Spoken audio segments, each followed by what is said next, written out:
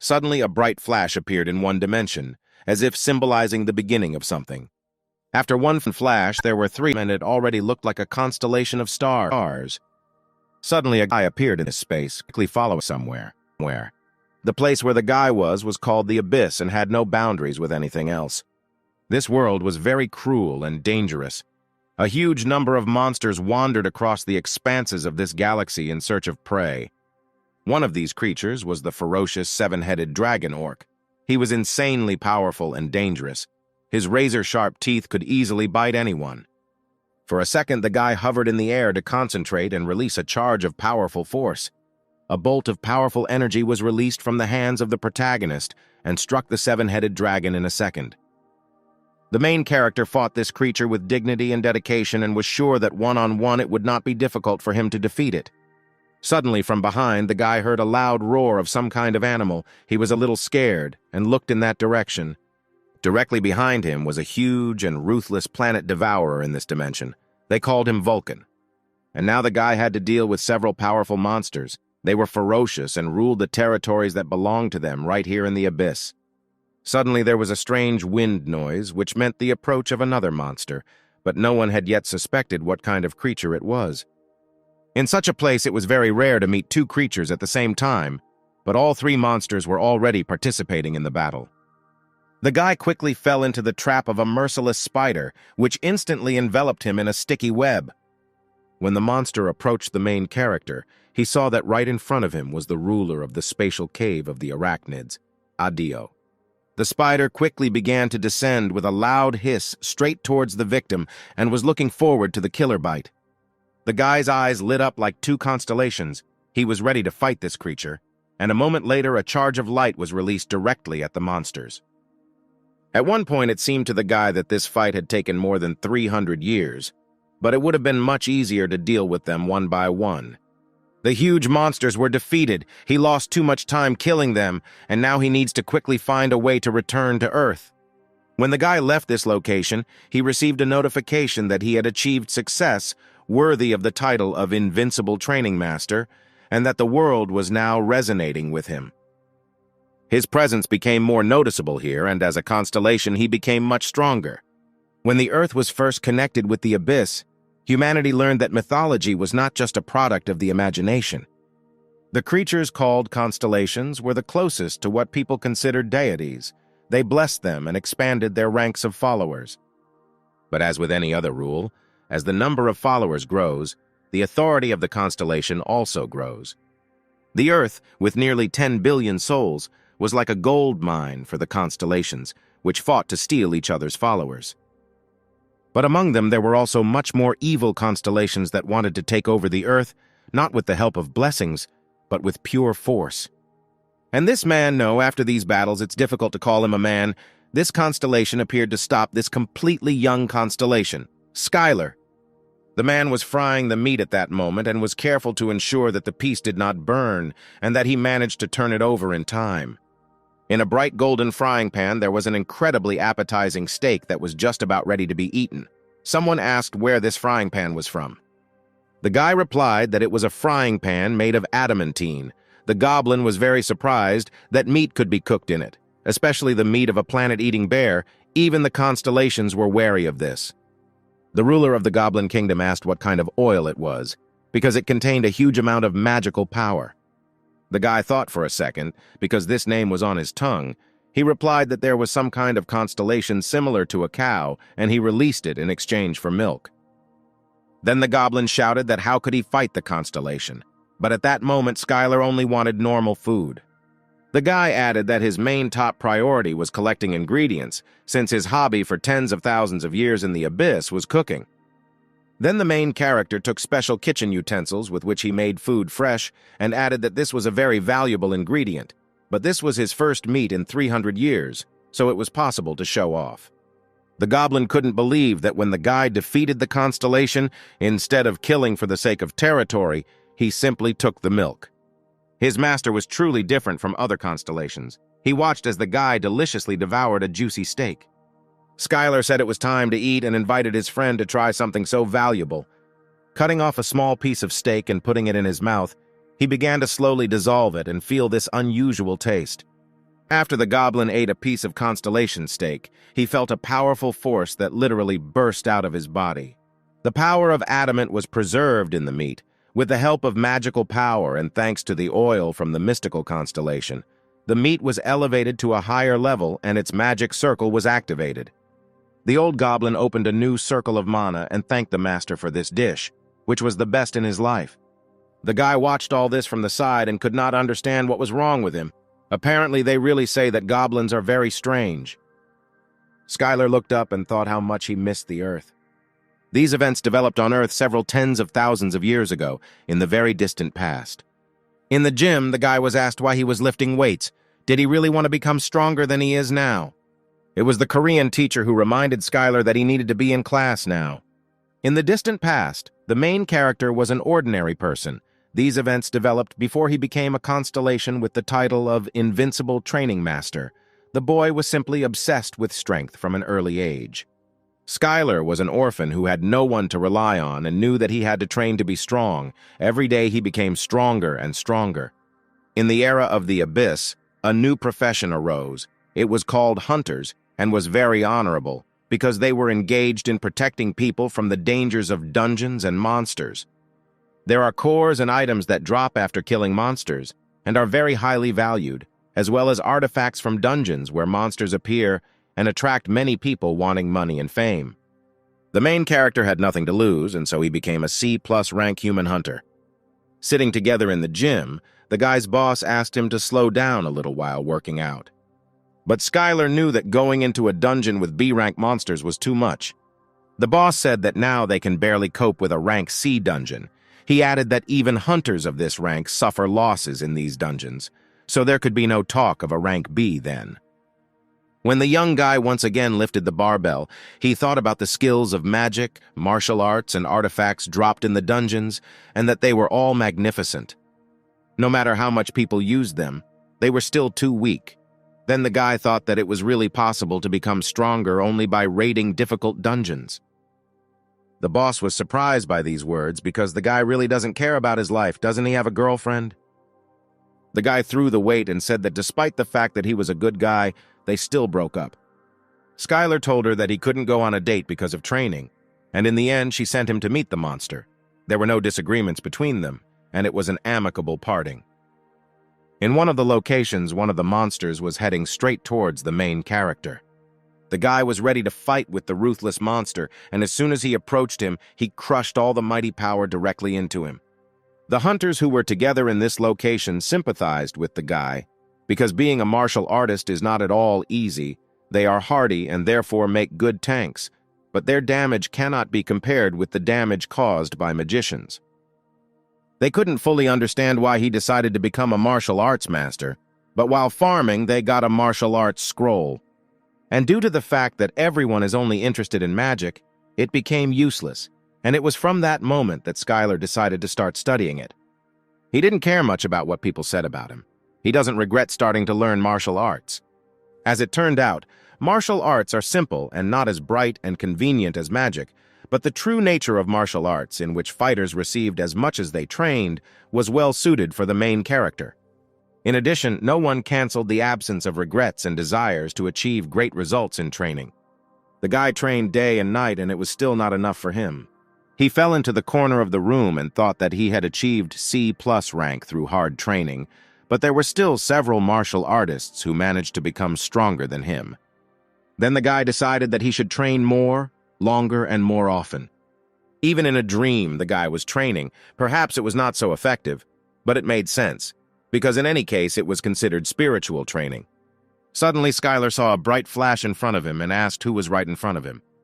When the light dissipated a little, he saw the constellation of the abyss of the great magician, and the virtuous goddess of the scales appeared before him between the two scales. She asked the guy to calm down because they had little time left, and she got straight to the point. The main character could never have expected that the girl would offer him to make a deal with her. She said that people who meet the constellation always ask a lot of questions, but the guy quickly interrupted her and replied that he agreed to the deal. The great magician asked the guy in surprise how he could agree so quickly, and didn't even want to ask anything about it. Then the main character asked only one question. whether he could gain power by making a deal with her. The great magician replied that maybe this was enough for Skylar. The guy asked why she chose him because there are many hunters who have higher ratings and more fame. In response to this, the girl recalled that she is the virtuous goddess of Libra and she has the ability to see the future.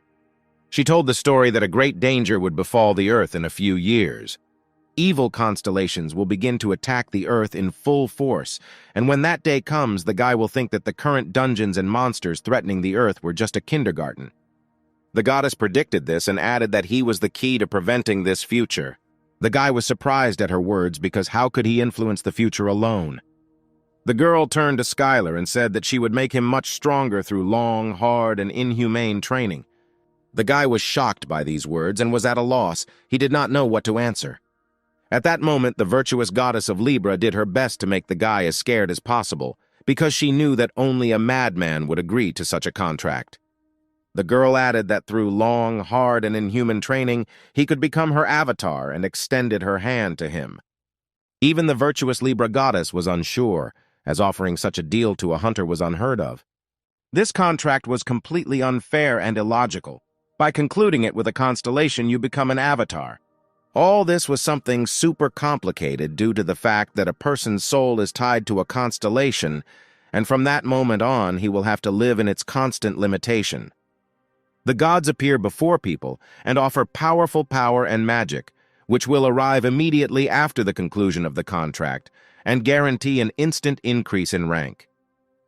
Constellations are very impatient, and there is a lot of fighting to get an avatar, and this is a well-known fact among hunters. The guy was happy when he heard that some kind of training was coming.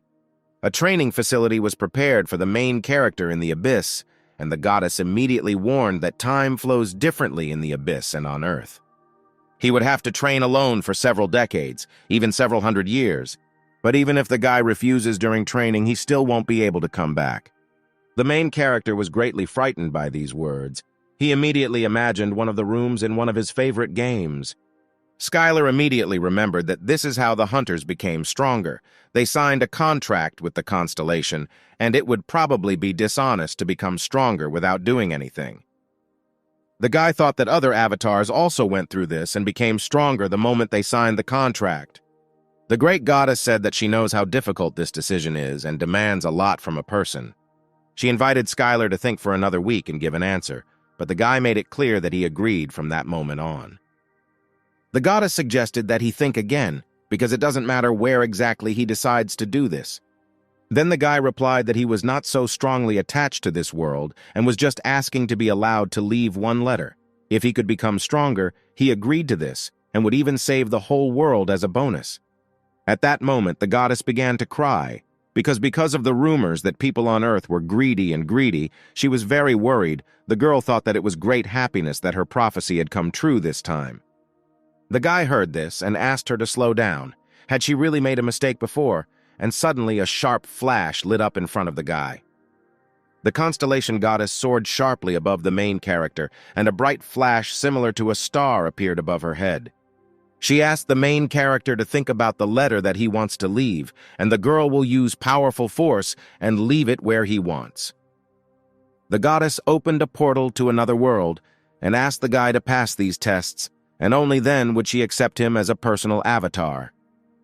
The main character had never seen such miracles before and slowly approached the portal, trying to touch it with his hand. The portal seemed somehow liquid and soft, and as soon as Skylar touched it, the portal, like a black hole, sucked him inside. After that, the portal immediately closed, and in the room where the guy constantly conducted unbridled training, there was a letter signed for everyone. A few moments later, the guy found himself in another world, where the concentration of magic was at a completely different level. There was an abyss right in front of him. It looked like an ordinary dungeon. Scientists on Earth assumed that the dungeon was a breakaway part of the abyss.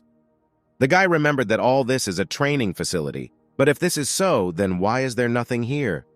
The main character looked at his hands and realized that from now on he could start training right here and began to perform martial arts training. At this time, the supreme magicians were watching him. The girl was sure that this time she interrupted the vision in time. The other gods watched the main character train mercilessly and added that he really looked like an excellent candidate for an avatar.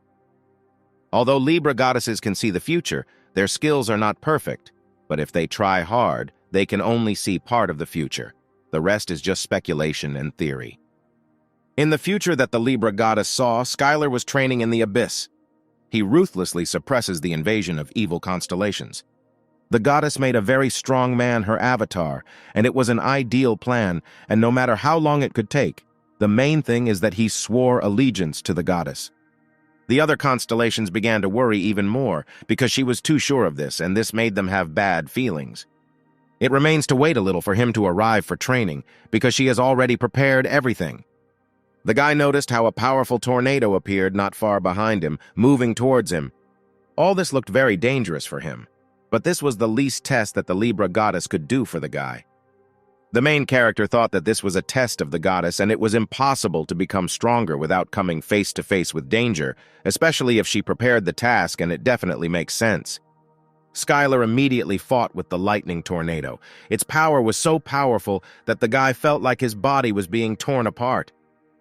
But the guy was persistent and said that he had to pass this test, and as soon as he thought about it, a strong whirlwind lifted him sharply into the air. The voice from the tornado said that you can only become stronger by overcoming pain and difficulties because this is God's plan.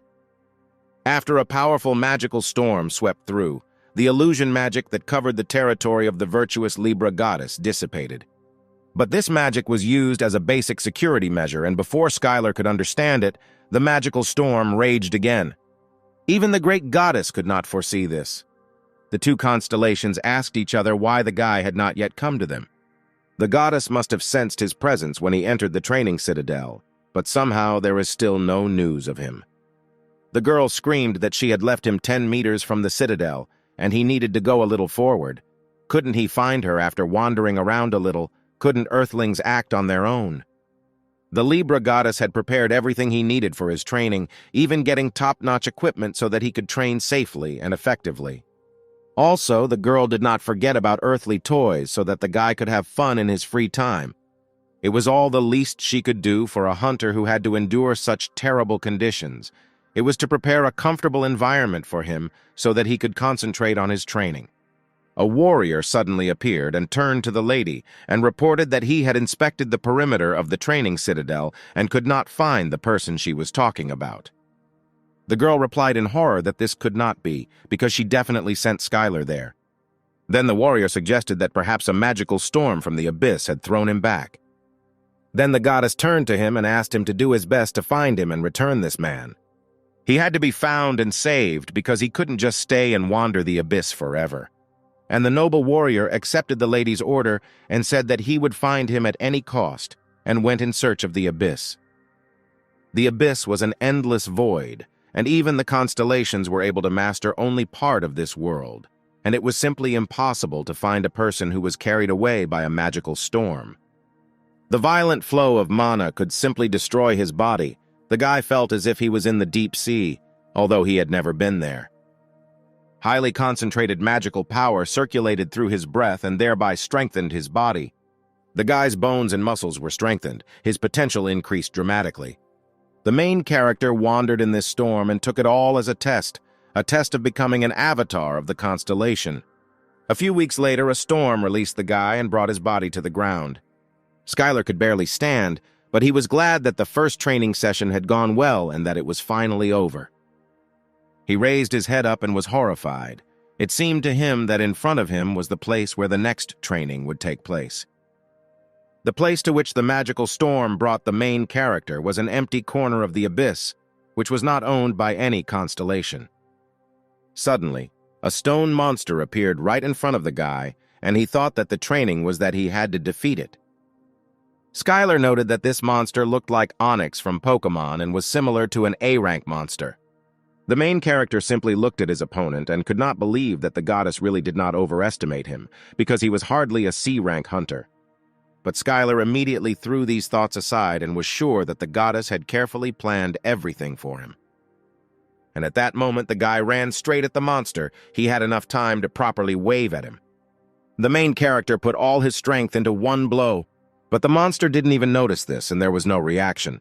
The guy couldn't even scratch him. Suddenly, the stone monster uttered a terrible cry that should have frightened the main character. But this didn't stop the guy in any way, and he was going to smash him into rubble and would train until he could take him down. One day, the main character received this book as a bonus in an auction. It was about a divine space art with a D-rank skill. Two guys talked about how martial arts were not popular. Moreover, they were also hard and no one needed this book. Then one of the guys decided to simply sell it. He said that no normal person would buy it. Skylar sat next to him and asked if he could buy this book, because he had always been interested in studying martial arts. The man easily sold this book and said that the guy had strange taste for his age and warned him not to rely only on this skill. Everyone knew that it takes a lot of time to cultivate strength. Even if you think that this skill will make someone stronger, it is better to learn something else. If mana is the vital part of a magician, then Kai is an integral part of a martial artist's abilities. This damage varied depending on the amount of ki achieved, and so it was natural that the divine space art that slowly cultivated ki would be unpopular. But Skylar was completely different. He had many opportunities to learn other martial arts. He really liked space arts. The guy massaged the stone monster non-stop, because in the divine space art there is no special way to cultivate Kai. However, instead, ki permeates every movement from a fist to a milky kick and returns back to the body. By repeating this process, a tiny amount of ki accumulates inside, but each kick and blow slowly increases the protagonist's ki. If this training is repeated endlessly, then in the end he will become a master of martial arts, of course. This was all about theory, but not everyone is capable of such training. The guy thought that he did not have any talents, but in fact he was deeply mistaken because he has the talent to endure fatigue and make endless efforts. This is why he was able to withstand 100 years of repeating the same skill. Thanks to this, he learned a B+ rank skill, the Fist of Internal Destruction technique, and then a new level of divine space art. The young man had reached the level of an advanced martial artist and was now a B-rank hunter. Then the guy remembered one hunter who was able to become an A-rank martial artist. He was a hunter from China, the only martial artist to achieve A rank. The young guy became a martial arts expert, or in other words, approximately at the level of a six-circle magician. The girl asked with great surprise whether he was going to apply for a higher rank, and immediately received a positive answer. The guy planned to become the first S-rank martial artist. The main character was not very inspired by this thought, because he will be able to reach the level of this guy at this rate, only in 1,000 years. At that moment, the stone monster looked at Skylar. The guy asked him why he was looking at him like that, because there was a fair fight between them. The stone snake didn't just ignore him. After the guy had cultivated ki for decades, it could no longer ignore the damage it was receiving. At this moment, the snake could not hold back her tears, because the guy forcibly chose her as a mannequin when she was just doing normal daily activities. At one point, the guy felt a little lost and decided to go somewhere because it was a training ground, so now he can go wherever he wants. Suddenly, the stone snake landed the young man directly on his head and moved forward. The main character thought this idea was fun, because simply walking through the abyss was an incredibly boring task. At one point, the guy heard a sound that he heard 100 years ago when he first fell into the abyss. These were the sounds of a magical storm. The guy regarded this as a gift from the goddess, which would lead him to the second test. But the dragon had a different opinion and believed that the man would simply die.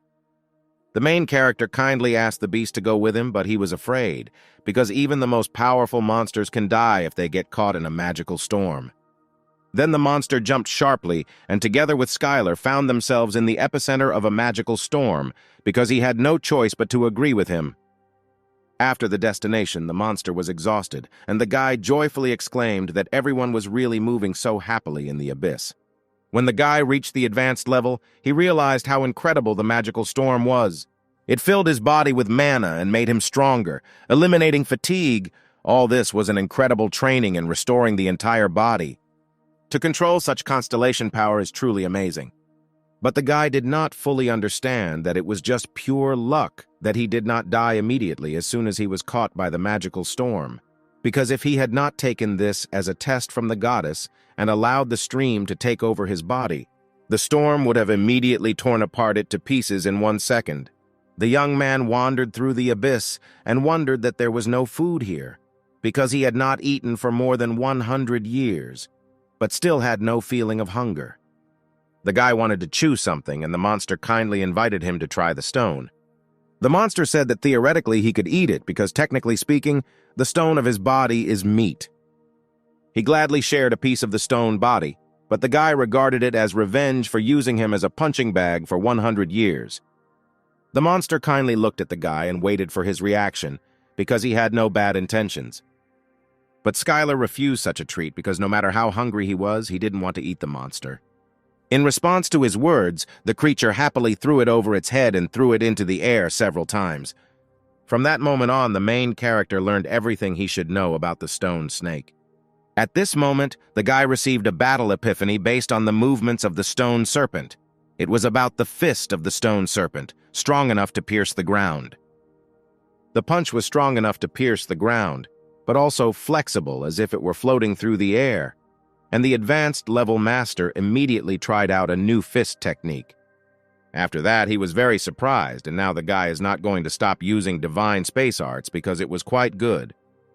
After this, the main character began to understand much more, having received a new level of martial arts and looked forward to the next training. The guy stood on the edge of a cliff and talked about where the next training would be. Having seen the photo, the guy decided that the next training would be underwater and ran down. He also ordered his friend to stay on land, as the stone could drown. The guy elegantly entered the water and, taking in as much air as possible, dived straight to the bottom. But this was no ordinary water, and a poisonous one that immediately entered his body, and the charge of ki that he received from the divine cosmic arts began to deplete. Sea monsters began to attack the guy, and if his strength runs out, his life will be in danger. But with each attack, his body got used to the poison and his resistance increased. On the shore of the poisonous ocean, like a faithful dog, the monster was waiting for its owner. He saw something happening inside the water. It was Skylar, who with a powerful leap from the water found himself directly on land. The guy said that the ocean of the abyss was very dangerous, and that at the bottom he saw something shining and he should get it. Skylar didn't know how he would swim through the poisonous ocean, but if this was all a test from the goddess, then there must be a way. Then the guy began to think about what he should do and how to act in this situation. He then decided that with the help of the divine cosmic art, he would accumulate enough Kai power to swim across the poisonous ocean. But the guy couldn't imagine that all this would take a lot of time. He was of course glad that he was getting stronger, but he didn't understand why this process was so long and he had been stuck here for 200 years. Then the young man saw his friend eating a lot of stones and asked how tasty it was. He also needed to eat something, but thanks to his mother he was not hungry, but living without food was difficult since everything seemed very gray. When the main character was wandering along the shore, he saw a monster from the poisonous ocean in the distance. The guy's eyes lit up when he saw this fish in front of him. All that remained was to cook it correctly. The main character decided that in order to eat normally, he should have cooked it first. Then the guy went to get some supplies and with great force began to knock something out of the rock. He managed to create his first kitchen utensils, and for the first time it turned out pretty well. The guy found a large stone slab and put the fish on it and began to cut it. But as soon as his knife cut the head, the stone accessories melted. The main character was confused and did not understand how to prepare it further. The brilliant ideas were much faster than him, and he thought that maybe he should eat it raw, just like sashimi. The stone friend could not stand such thoughts and took something out of his jaw and offered to use it for the guy. Skylar held adamantine in his hands. It was a treasure among treasures, highly valued among stone-type monsters. The guy really liked this material because it didn't melt when it came into contact with this liquid, and you can make a cutting board from such things. The young man was happy about this because now, by training in the abyss, he will be able to make any kitchen utensil. At that moment, the main character remembered the words of the boss, who kept shouting at him that a person should have a hobby, and now he finally understood what the boss was trying to tell him. Now, if a guy can improve his cooking skills after receiving kitchen utensils, he will be able to kill 2 birds with 1 stone, as he will be able to cook food that will help him in his training. Skylar finally cooked a fish steak and immediately began to taste it, even though he only lived once. On Earth, the main character was not picky about food and adhered to a strict diet. Many of his friends asked what was for dinner today, but upon hearing the answer, they immediately said that they ate elsewhere. After the guy finished eating a steak made from poisonous fish, he felt some kind of burning inside his body. Green, poisonous smoke came out of all his orifices. Even though the guy absorbed all the poison, he was successfully eliminated with the help of the divine space art Kai. At one point, Skylar realized that the poisonous meat had increased his ki and his tongue was simply slightly numb. The guy came to the conclusion that poison was one of the ways of energy, because until he was poisoned, he could convert it into Kai. Then the main character decided that it was time to start the hunt, and he was ready to eat each of them. Thus, several centuries passed. The guy pulled out poisonous fish over and over again and swallowed them with pleasure, during which time Skylar's mind and body changed greatly. During this time, the deadly poison had been successfully eliminated many times with the help of the divine space art Kai, and his body now had maximum resistance to the poison. After the main character gained resistance to countless poisons, he received an A-rank skill, perfect immunity to poison. The poison no longer affected him, and moreover he himself could release and use poison. Thanks to this, his skill reached the level of an expert. The guy reasoned that he had gained complete resistance to poisons and reached the level of expert, and could not even dream of this on Earth and should already be a rank A hunter. But even A-rank hunters are considered strategic weapons, and this will still not be enough to save the Earth from disaster, and the main character proceeded to the next stage, namely to continue to train hard. This was the end of his journey with the stone monster. He thanked his friend for everything and said that the further path of the protagonist would be too dangerous. The guy added that his further path lies through the water, and since he is a stone type, he definitely won't get through, and ordered to return home. Due to his resistance to poisons, the ocean was no longer considered a threat for the guy. And now the cruel sea monsters had no choice but to flee from the hunter. From that moment, Skylar became the emperor of this ocean. When the guy was wandering around the ocean, he noticed a source of magical power, which he saw on the first day, and now he will finally be able to look at it up close. But this was not a source at all, but a portal to the place of the next training, as the young man had previously thought. The closer he got, the more the thought of what the next training would be like enveloped him. When the main character got to the next location, all of his Kai gates were automatically activated, and the power completely overwhelmed his entire body, and he received automatic protection from attacks. The body of people who had reached the expert level could independently prepare for battle when it sensed hostility. But even people who are not martial arts experts should be able to sense it upon arriving in this territory. The main character came face to face with an unquenchable thirst for blood that could only be found in a high-level dungeon. Any attribute of a constellation is the laws established on their territory. One of the monsters asked the guy what race he was, and when he heard that the guy was a human, he decided that most likely he was here for the first time. Then the monster offered to explain something, to which the main character was very surprised and thanked him for such kindness. The creature took a huge sword in his hand and shouted that newcomers should be cut off their heads so that they would know that this land was ruled by the Lord of Blood and Battles. Skylar heard about the Lord of Blood and Battles and decided that this training ground had a rather harsh theme.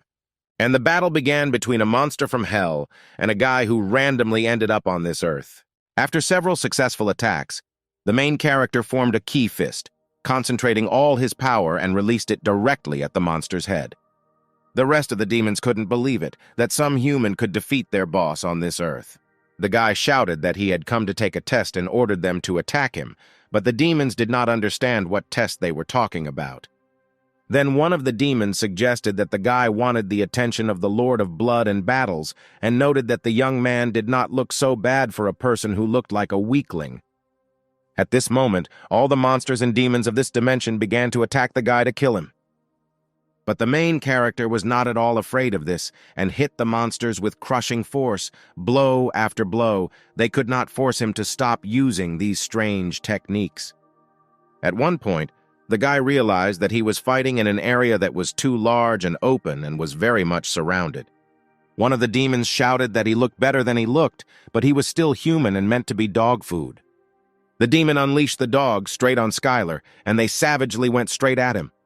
The guy was in the territory under the rule of this constellation, where the main attribute was the second law of nature, which was that a person should always be ready to defend. In the territory controlled by the Lord of Blood and Battles, there was only one rule. All his avatars would endlessly fight each other, and the guy decided to find an advantageous position and win. After walking a short distance, he came across an abandoned building and decided to go inside. The guy immediately knocked down the door and immediately asked forgiveness from the unknown owner of the building, but he was going to borrow this house for a while. But the young man was met by a rather kind monster who greeted him and offered to try the newly prepared soup. But it turned out that Skylar walked through the doors of the restaurant, and he was shocked that even in such places they exist. The guy felt embarrassed about the broken door and asked if he had something to eat. Otherwise, he hadn't eaten anything normal for a long time. Unexpectedly, the monster immediately poured a poisonous vat of stew right on the protagonist's face. Skylar found himself on the floor, and the satisfied monster stood nearby and asked how well the soup was prepared. But unexpectedly for the monster, the guy got up, because there is no longer any poison that can harm him, and he is able to freely control it. The guy quickly stood up and said that there was a good eatery here. The monster could not understand who was in front of him. At that moment, other demons appeared at the door of the restaurant and were able to find him. They had one goal and a thirst for killing this man.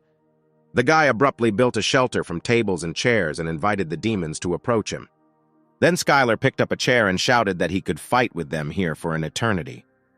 The guy fought monsters and demons for several hours using only a chair, and thanks to this, he acquired a new skill using chairs as weapons.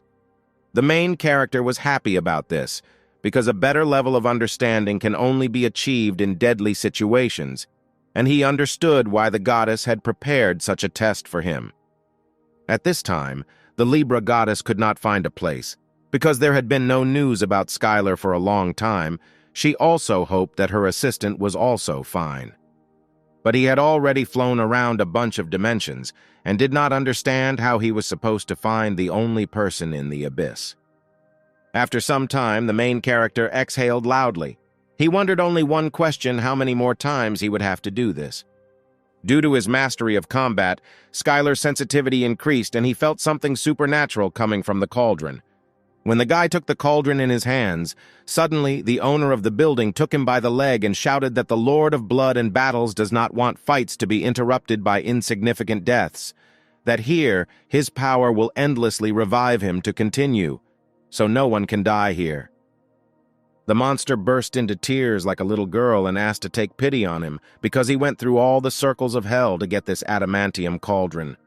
But the main character ordered him to shut up because he believed that he got it by beating other creatures. The guy added that the point is that now the winner takes all. The adamantium cauldron and this restaurant now belong to Skylar. The young man picked up a huge stone plate because in one story about martial arts he learned that a retired martial artist owned a small classic eatery. The guy came here only to look for a suitable place for battles, but suddenly acquired an eatery that inspired him. The main character proudly left the building, because now it was no longer an ordinary eatery, but a place called a taste factory. The amazed monster screamed for the guy not to even think about it because it was all his, but Skylar no longer cared. He offered him an excellent bet. If he wants to take the restaurant back, then let him defeat him, because the rules work here that way. When the guy entered the kitchen, he was surprised at what frequency the demon chef was holding this place. Right on the table in front of the guy were all the ingredients, dishes, and even a special place.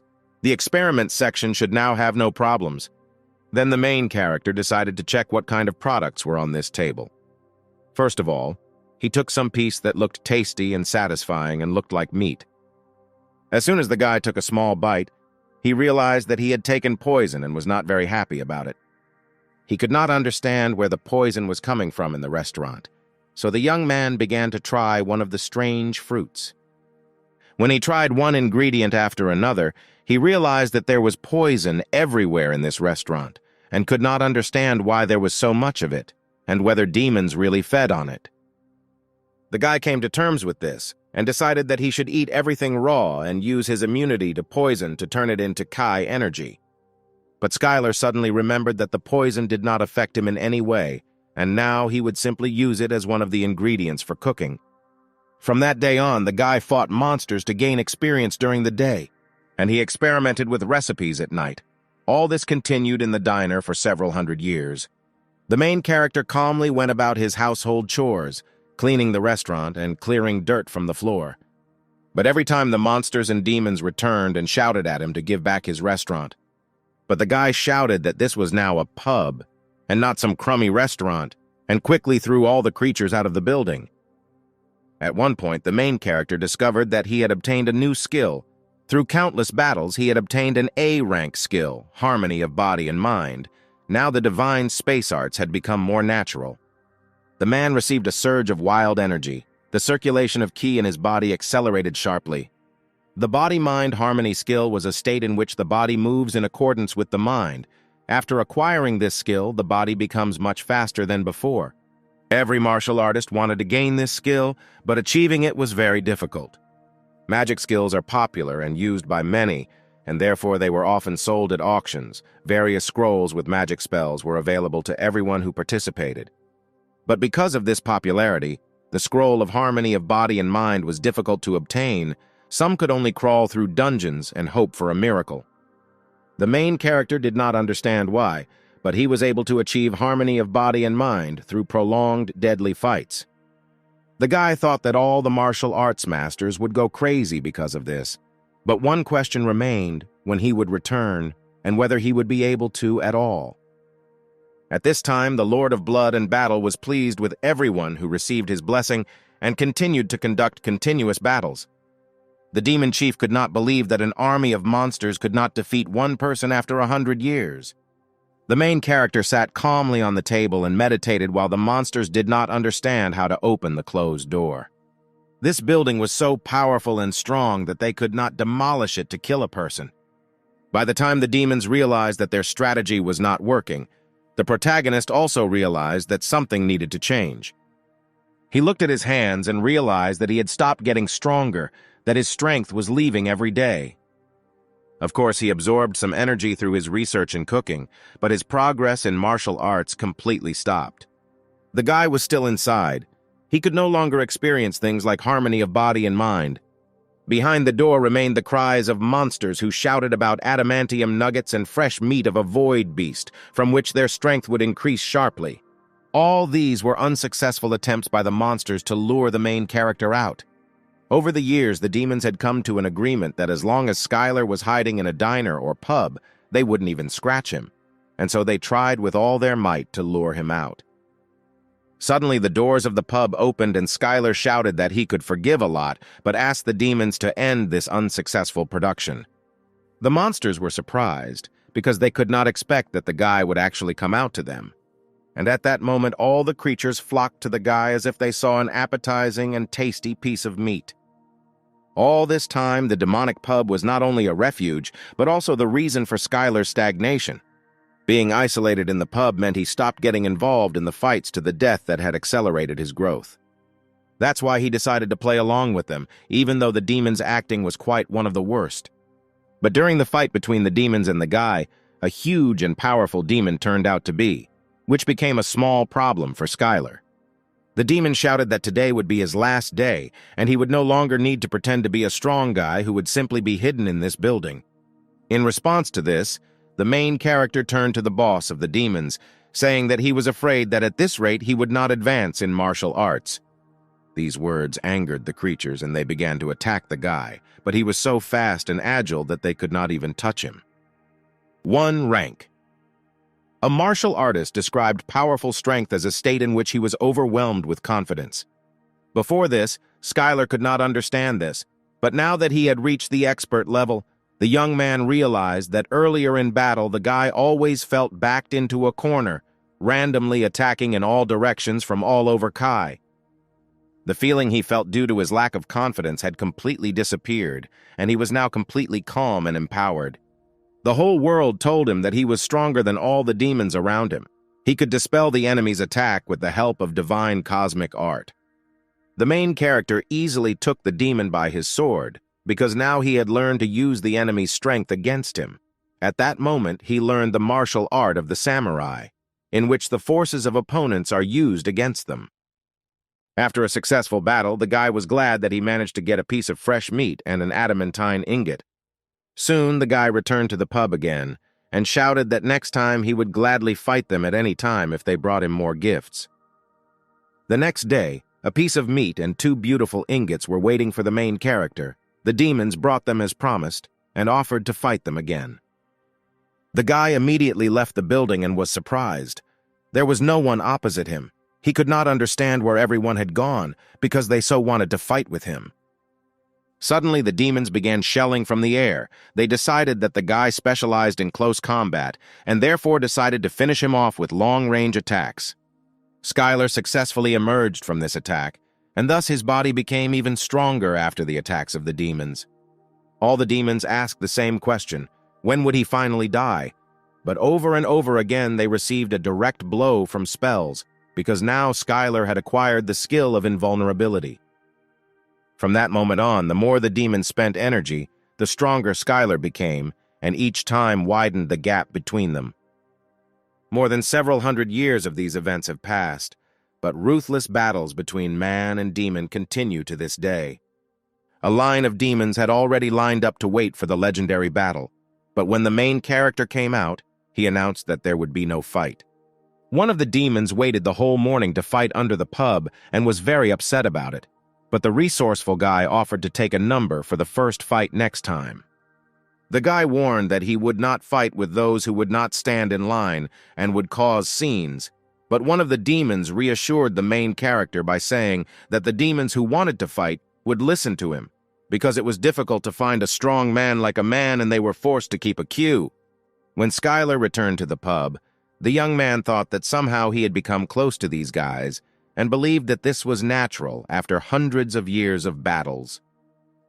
The boy held in front of him a hunter card. It was a magical item received upon first registration in the association, and when the owner fills it with magical key, it shows the owner's statistics. The guy had forgotten about this card a long time ago, and after a while he decided to take it out and look at the result of his long training. When the boy took the card, he was shocked because he received so many skills that on Earth he could only dream about it. But one of the last skills seriously interested Skylar. He did not know what it was and what this skill gave. It was a worldwide resonance. The guy couldn't believe his eyes because this skill was D rank when he first learned it. He had never seen rank rise so quickly, but this was all due to training in the Abyss, which had already taken several centuries and even more than 1,000 years. One of the A-rank skills was perfect immunity to poisons, the ability to freely control poisons and gain Kai when absorbing it. The second skill was harmony of body and mind, the ability to use the body the way the owner wants it. The third skill meant the ability to redirect the opponent's power back, even if it is greater than the main character. The fourth skill was invulnerability, when the skin became harder than steel and it was able to block most attacks. The guy knew about all the abilities that he received, but then he noticed the consistency card. It was one of the skills that he heard about back on Earth. The idea behind this skill was that hunters use mana or Kai as a source of power. When using the skill and when the quality of this source drops, it will result in loss of effectiveness or unsuccessful use of the skill. However, if the owner has an unimaginably large amount of pure Ki, he will achieve legendary level, creating the illusion of 3 colors during Ki meditation.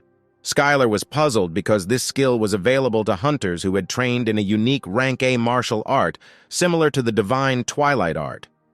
But the guy didn't know that although the divine space art is weak in growth rate, it allows you to create Kai stronger than any other martial art, and Skylar has been training this art for more than 1,000 years. A martial arts specialist card meant that a person had the ideal physique to learn martial arts. This primarily meant that they had a high affinity with Ki, and most people with this skill received it at birth. The guy suggested that this might be due to the magical storm because he never had any innate talents. Skylar was grateful to the goddess for this, because she really had planned everything and made the magical storm the first part of the training, but the girl still did not know where it was. Through countless battles, his understanding of martial arts had almost reached perfection, and he could flawlessly copy any martial arts at a glance. It was believed that it was difficult to master even one martial art in a lifetime, and this skill would allow him to use various techniques depending on the situation. This skill was really strong, but in the end the guy saw one of the abilities that didn't even have a rank. It was a world resonance, where the world resonates with the main character because he is close to reaching the peak of existence. But the guy did not understand a single word and thought that perhaps the hunter's card was broken. But at that moment, Skylar had no idea that this was the thing for which the whole earth will go crazy. While the guy carefully studied the hunter's cards, he prepared a whole vat of luxurious soup. At this moment, the demons reasoned that Skylar was a strong opponent and could not understand how he could be so strong. One of them competed with him for 500 years, but he was still stronger. The guy turned to the losers and offered to try one of the delicious dishes of this establishment. The monsters gladly tried what the main character had prepared with the condition that after eating, they would defeat this person. Skylar practiced cooking continuously, making changes to the menu, and each time it became tastier and tastier. But sometimes the demons didn't like the food, and they weren't going to eat it, because even pigs wouldn't eat it. The main character accidentally poisoned the demon and decided that next time it would be better not to add this ingredient to the soup anymore. Suddenly, someone's voice shouted that a warrior was coming for battle. He was not a prisoner who could be tortured like that. A huge demon walked towards the guy and refused to play his games and asked the man to fight him. As soon as the demon approached a meter, he immediately received a powerful blow from his fist right in the chest and jumped back several meters. The guy could not understand what he didn't like about his food and forbade him to enter here even after he was resurrected. After that, Skylar smiled and apologized for this situation and told the demons not to be shy about trying the food. The demons liked the young guy's food so much that they offered to serve this dish to their master, the Lord of Blood and Battles. The young man was greatly flattered by this and was glad that they liked everything so much. Demons were really different from people. They thought that this food was very tasty, and those who ate to their fullest did not come to the pub for more than a month. After spending so much time in the kitchen, the guy received the skill of beginner abyss cooking. The main character continued to train diligently and intensively every day, and he really was not mistaken, because his skills did not improve at all. He could no longer cultivate ki. It felt as if his body was blocked because he was too full. His growth was stopped. The guy thought about the fact that his main martial artist was only an expert, and despite the fact that he wants to become stronger, he no longer had a role model, since there was no longer a martial artist stronger than him. The guy had to destroy this wall, and there was only one way to become stronger. This was a battle with a new enemy. With an enemy that is many times stronger than these weak demons, the guy needs to fight with someone who is stronger even than him. Suddenly, someone knocked on the door of the pub and asked the owner to come out. When the guy opened the door, he kindly invited me to try the excellent meat that he had prepared this morning. The main character kindly invited the guest to sit down at any free place, while he brought the meat without rice. Skylar was a little wary, because in front of him was a completely new demon. He looked at its statistics while showing the table. The demon said that he had heard a lot about him and was eager to see his skills. Skylar knew that this guest was very strong and much stronger than him. He possessed enormous magical power that was strong even for the demonic race. And at that moment, the main character realized that a new stage for training was beginning. The guy kindly served the guest and brought him the dish of the day, meat without rice. The demon began to slowly taste the main character's food. It was clear from him that he was much stronger than the guy. When the demon finished eating, he thanked him for the food and added that he had heard that the owner of this place likes to collect valuable minerals. At that moment, he took out a huge adamantine ingot, which was of an unprecedented size. The guy held this ingot in his hands and did not know what to say. He believed that the demon had paid him too much and offered him another portion of rice, but the demon refused, saying that one was enough and everything was delicious. The demon turned to the man saying that his name is Varigoth. He is the first avatar of the Lord of Blood and Battles, and the one to whom he gave the bloody axe, and he has an offer from his master. The guy was very surprised by this and clarified what kind of proposal he was talking about. Then the demon added that all this time the Master Lord of Blood and Battles had been watching him, and now he wants the guy to become his avatar. Varigoth was sure that Skylar would accept the offer, but despite the fact that he is a wanderer from the outside world, the guy is not crazy enough to go against the will of the constellation. The main character cautiously asked for forgiveness, but he simply cannot accept the demon's offer. Varagoth was furious because the guy refused his master's offer.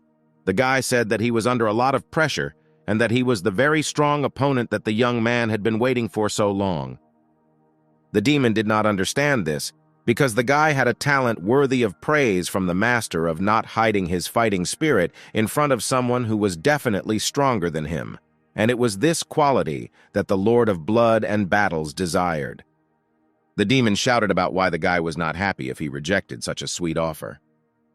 Then the demon suggested that perhaps the guy was already an avatar of another constellation, but he did not feel the presence of the constellation in him at all. The main character replied that he was not an avatar yet, but had already promised the constellation that he would become one when he passed her test. The creature tried to find out because perhaps the guy had been deceived, but the main character was persistent and did not understand what the demon was trying to achieve, because if he wants to fight, he will be ready for it with joy. The demon asked the guy not to rush and listen to him because what he was talking about did not add up in his head. Constellations enter into a contract with an avatar because of their desire.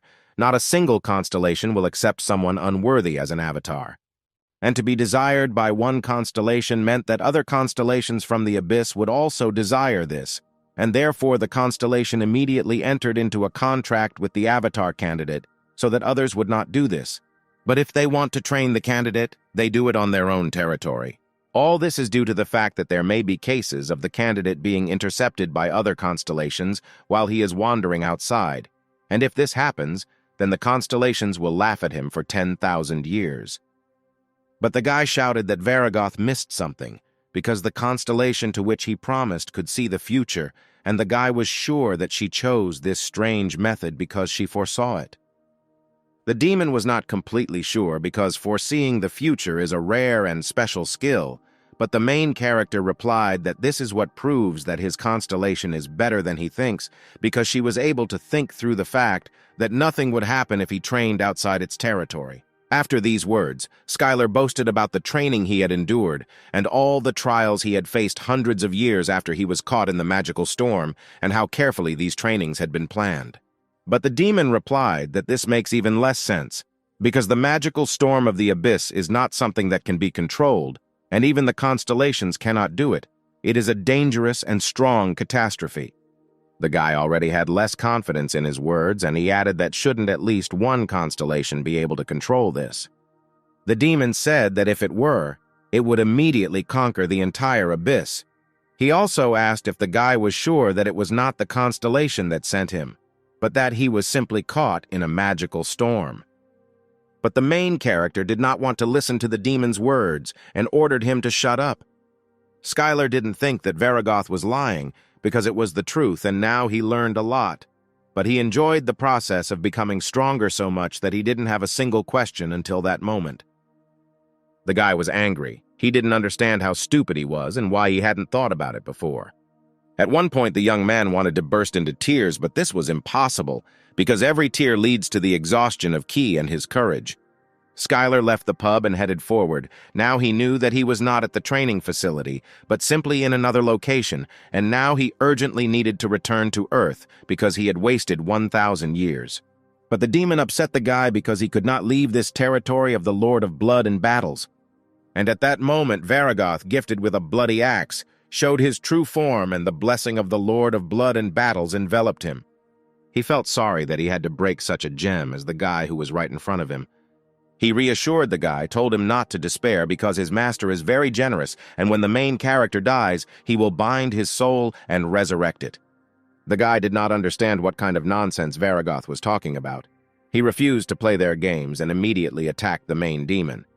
The demon noticed that the guy had a special walking technique and he did not feel any magic, and his movements were much faster than teleportation magic. The main character demonstrated a divine space art movement technique using Kai, and it was called the moonwalk. The demon replied that his master was interested in him for a reason, but he did not intend to continue this any longer and ordered him to prepare to serve his master. Varagoth used bloody baptism. It was condensed mana, and to use such an amount of mana you need to be very strong, and even the invulnerability skill did not make it possible to hold out under it for a long time. The demon shouted that now the end had come for man and the Lord of Blood and Battles was waiting for him. A shower of crimson mana melted and destroyed everything it touched. This technique showed in all its glory the difference between the strength of Varagoth and the strength of a human magician. But thanks to the skill of harmony of body and mind, the protagonist's senses became sharper, his ki consumption significantly decreased, and the effectiveness of the martial art he used increased. The divine cosmic art unceremoniously warned him, and it was because Skylar was in great danger. When faced with a crisis situation, when the enemy was much stronger than the guy, his mind was very calm, and the discomfort of wasting time due to misunderstanding had already disappeared.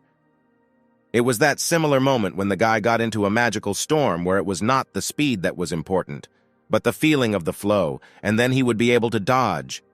The degree of proficiency in martial arts was increased, and the guy received an S-rank skill, incredible speed, a technique that allowed him to move in the blink of an eye to the desired place. Varagoth could not believe his eyes because the guy completely dodged the bloody baptism. Until this moment, he thought that martial arts were studied only by weaklings and expressed great respect for the man. In the Abyss, magic skills are the most popular, they cost mana, and magic users can take an unlimited amount of mana from outside. On the other hand, martial arts expend the user's inner strength. Compared to magic, martial arts have a limit.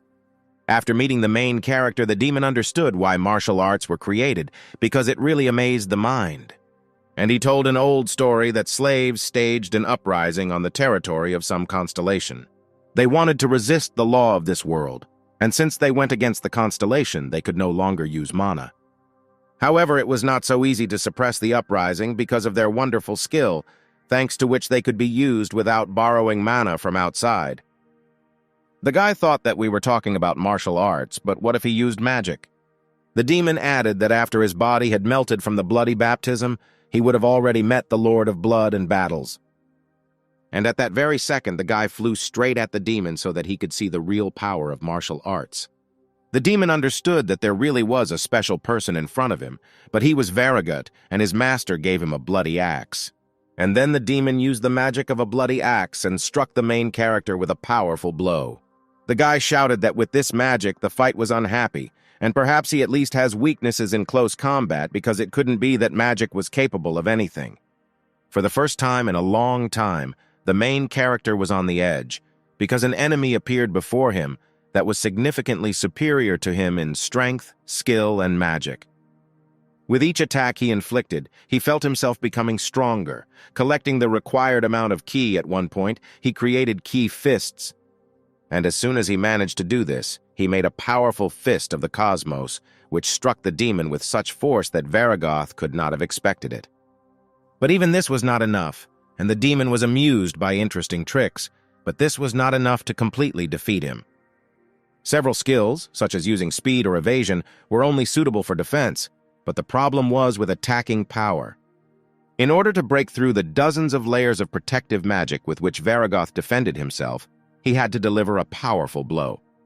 Then the main character thought that Ki's fist was the result of ki compression, but such compression was unlikely to be enough, but he decided to try anyway.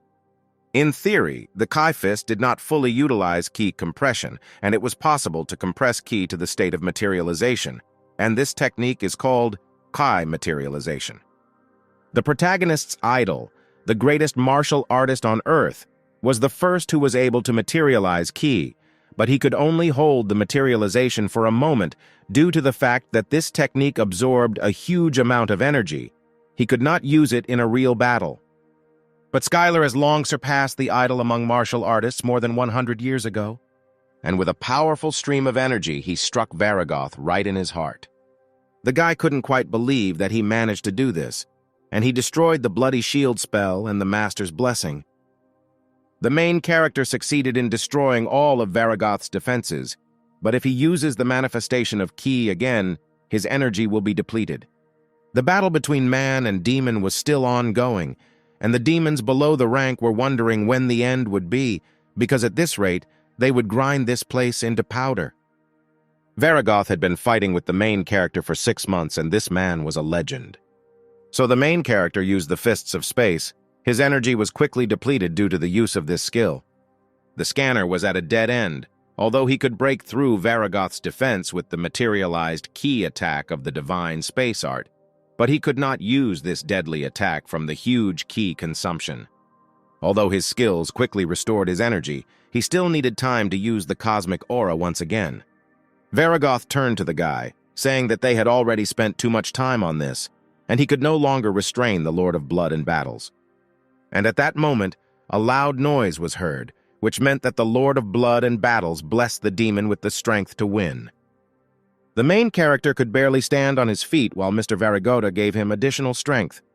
Skylar understood that he was in great danger and knew why the demon had decreased in size. He did this to increase his speed, to be more mobile and sharp, so that the main character could not keep up with his fast and lightning-fast attacks. The fight between the demon and the guy continued. The main character repelled one attack after another, continuing to accumulate energy and try to defend more than attack. The demon's attacks were so strong that at one point Skylar's invulnerability was broken and he needed time to restore it. He understood that if he lost concentration, he would die immediately and there was no way he could relax and stop. From the moment he entered the abyss, the main character never used all his energy completely. After all, in the abyss where the environment is full of dangerous enemies and creatures, using all the power was equivalent to suicide, and there was no way to completely use it up.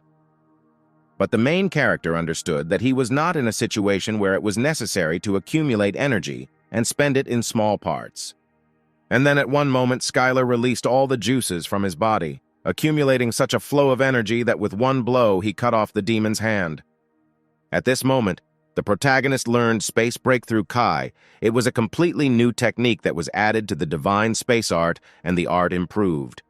Varagoth felt that even after such a crushing blow, no matter how, he had to defeat this man. After all, if he does not end this, then Skylar will become even stronger and more powerful to such an extent that he will no longer be able to bring him even the slightest damage. Considering the fact that they were in the territory under the control of the Lord of Blood and Battles, the demon could not lose this battle. Varagoth could not just stand by and watch as a new constellation was born in the territory of his great master. Suddenly, the demon saw a bright light that began to slowly blind him. He wondered where it came from. As soon as he opened his eyes, he saw that Skylar was standing in front of him, hundreds of times larger than him. At that moment, the main character realized what it meant to drain all the energy from Kai.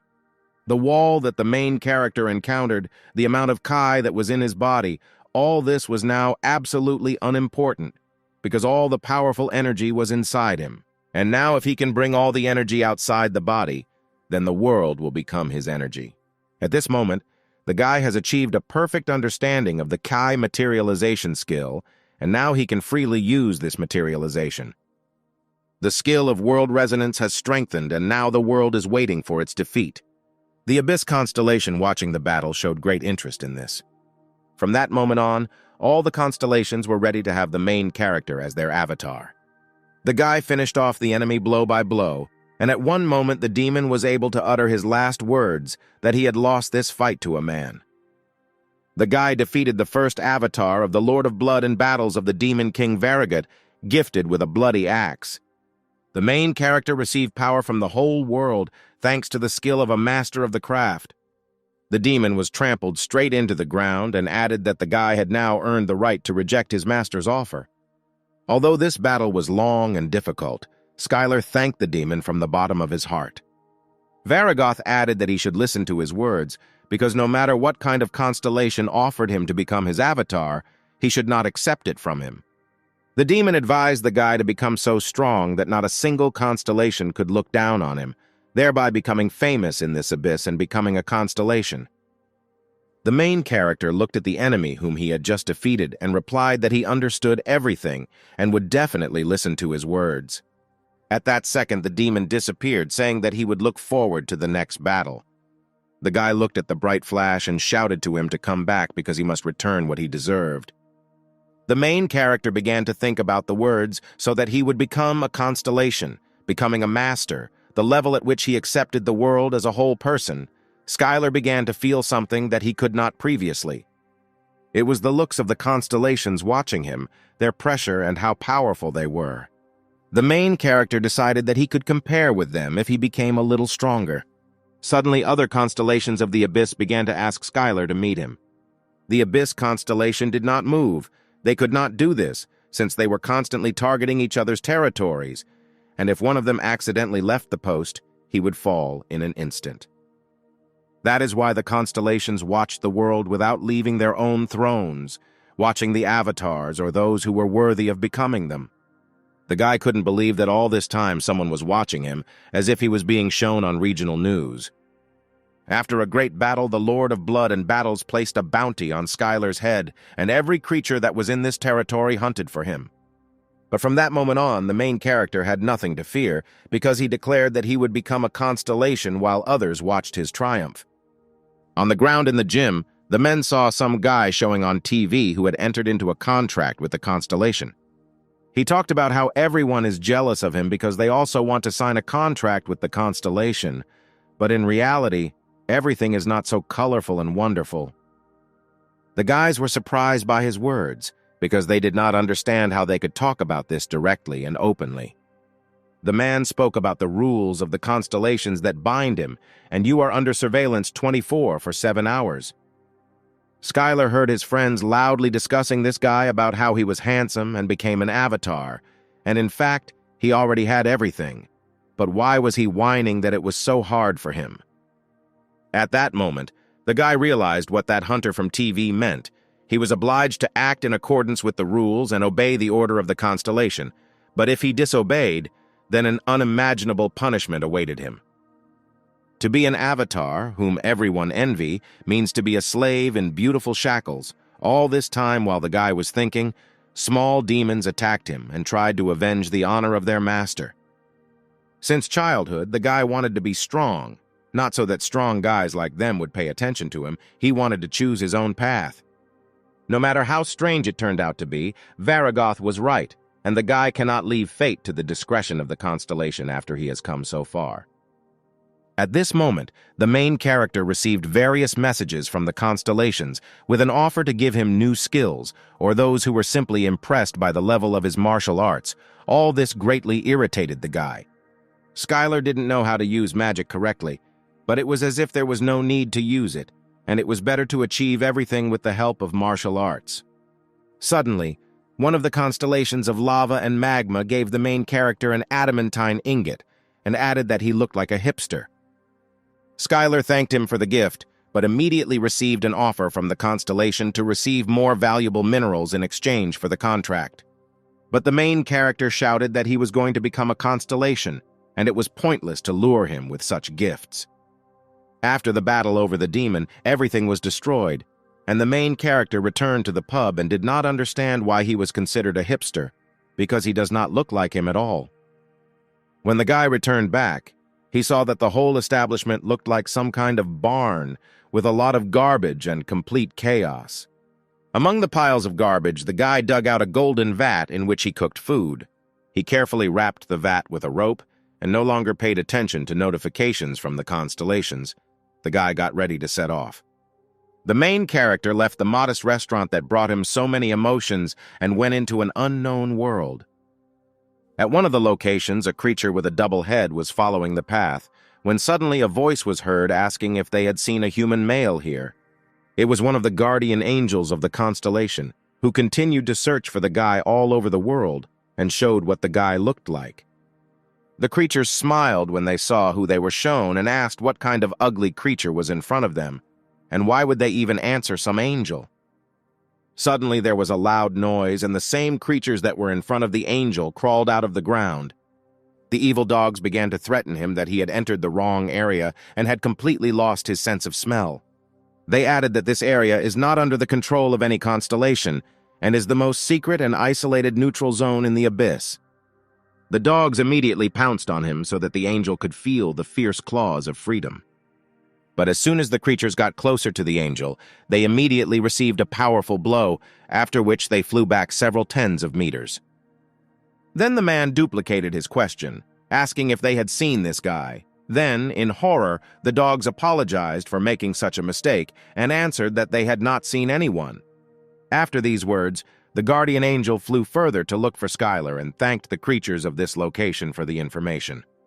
The virtuous angel of the goddess of Libra continued to look for man all over the planet. He talked with races capable of speaking. He endlessly asked if anyone had seen Skylar.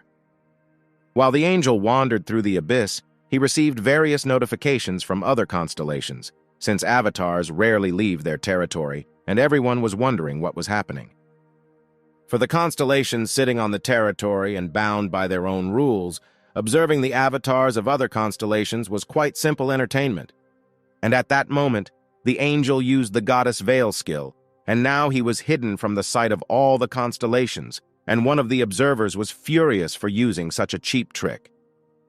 And the constellations continued to send different notifications.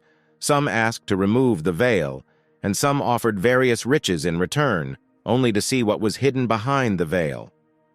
The virtuous goddess of Libra sent this particular angel on this impossible mission because he will conscientiously complete it without giving in to temptations from other constellations, even if he himself considers this mission impossible.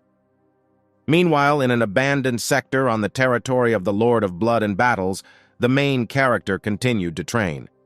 Now, thanks to the master degree, the divine space art has been refined, and now the amount of ki does not matter, and the skill of a martial artist has allowed him to use all martial arts perfectly.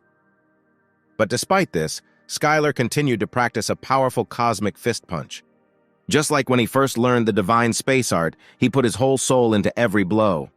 Unexpectedly, the guy received a notification that since he continued to live as the power befits him, his essence has increased greatly.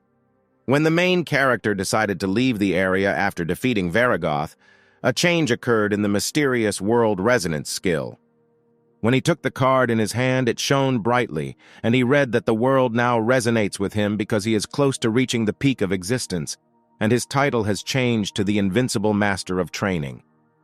At this moment, Skylar realized that when he reached the master level in the divine cosmic art, he had refined all the skills to the level of flawlessness. And now, in order to become stronger and gain constellation status, he needed to obtain the divine space art master degree.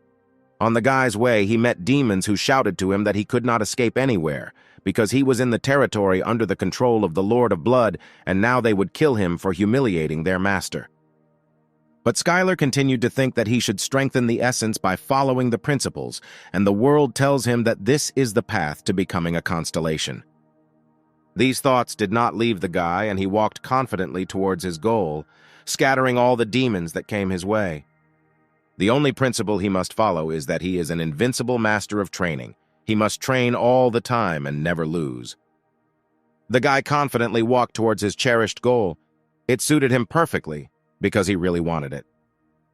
The main character continued to train and left the corner of the abyss, in which the gaze of the constellations could not reach him, and each time he became stronger and stronger. This was the whole strength of the essence. In the battle with Varagoth, the main character acquired 2 new skills related to his essence power. One of these skills was a good giant fighter. His power grew when he entered into battle with a strong opponent.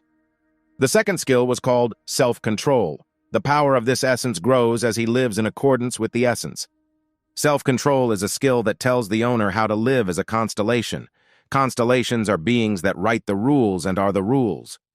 What if the Ophiuchus of plague and darkness used a healing spell? Or if the Lord of Blood and Battle tried to resolve everything peacefully, the power of their existence would weaken, and their strength would be significantly reduced. In order for the main character to use this skill, he must fight someone who is stronger than him, but there is no way he could lose to him even once. It all sounded really complicated, and he liked that it was time to get serious, and at that moment, a bright flash, like a star, lit up in the sky. Skylar thought that this was another monster, and it looked like it was really huge. The star fell straight into the ground, and the guy hoped that this time it would be much stronger than him. Suddenly, a huge silhouette of a terrible monster appeared from underground, flew up, and was ready to attack Skylar. The main character could not believe his eyes. He could not have expected that this creature would appear here at that very second. In front of him was his old friend Onyx, who had been looking for the guy all this time and finally found him. The guy joyfully threw himself into the arms of his old friend, during which time he grew significantly and was much larger than usual. Suddenly, a whole company of people like him appeared behind Onyx. It was his family. The creature warned the guy that it was unsafe to be here and wanted him to run away from here. Suddenly, a ferocious roar was heard and the ground underfoot split into two parts. Skylar's old friend Onyx and his family were city-sized monsters, but this monster that had just appeared was on a completely different level. The guy saw a supergiant monster that had never appeared on Earth before. It could be classified as the highest rank. The whole world should be on full alert when it appeared. The main character felt that the monster emitted too much magical power, that goosebumps ran across his skin, and that he was definitely stronger than Varagoth.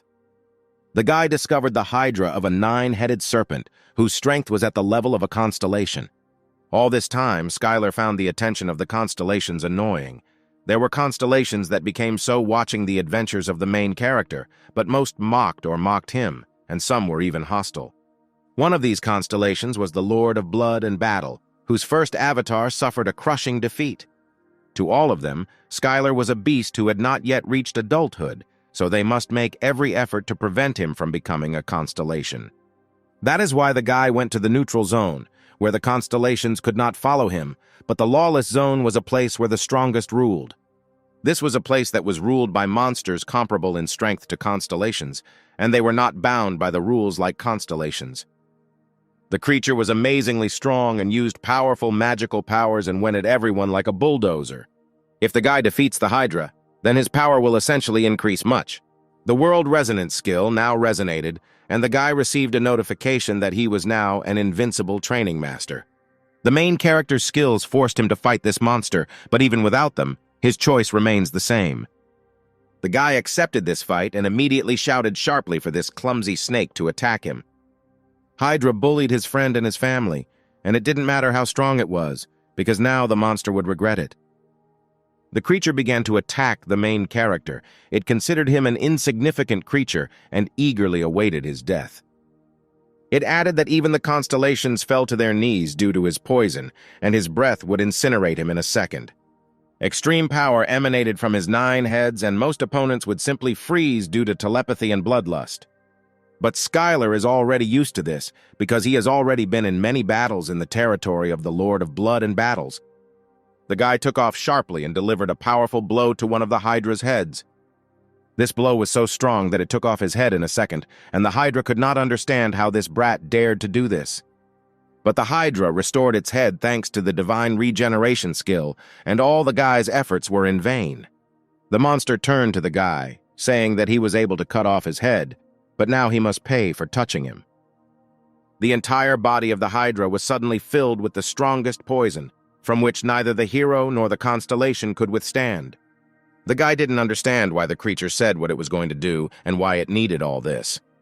But in front of him was a monster that even the constellations of the entire abyss feared. They could not do anything even if they knew what would happen next, and only the 9-headed Hydra announced the fate of the enemy. The enemy has no choice but to accept the fate that the Hydra prophesied for him. When the monster filled the entire atmosphere with the strongest poison, a bright flash appeared inside this vapor. In the distance, the Hydra saw a guy who managed to cope with this poison and survive. The monster could not understand how he stopped their poison. At that moment, the guy felt as if his head was going to explode because of this telepathic scream, and if he did not have perfect immunity to poisons, he could have suffered. But these feelings were not the same as when fighting Varagoth.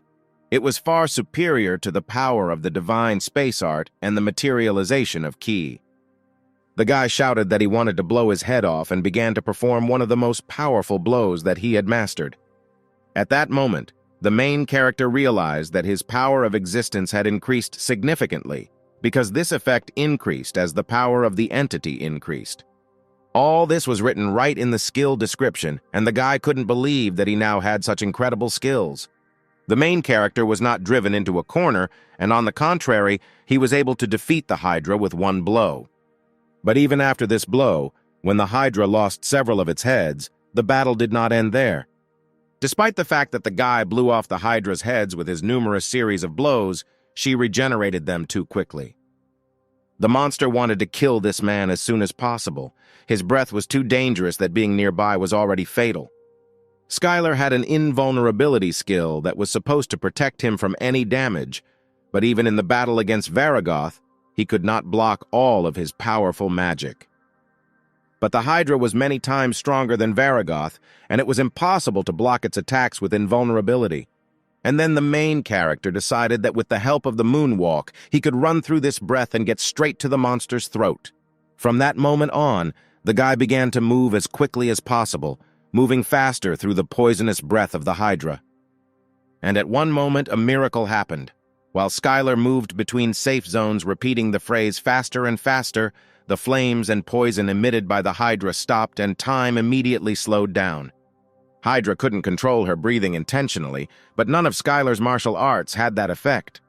And finally, the main character realized that all this was happening for the same reason that his attacks were much stronger than they should have been with his level of martial arts and skills. The power of the essence is not the same as enhancing magic or martial arts. It is the power that allows you to change reality. In accordance with his imagination and desire, he received an epiphany on how to use the power of the entity because it was a power that could change reality. Now the guy is able to control this as he wishes.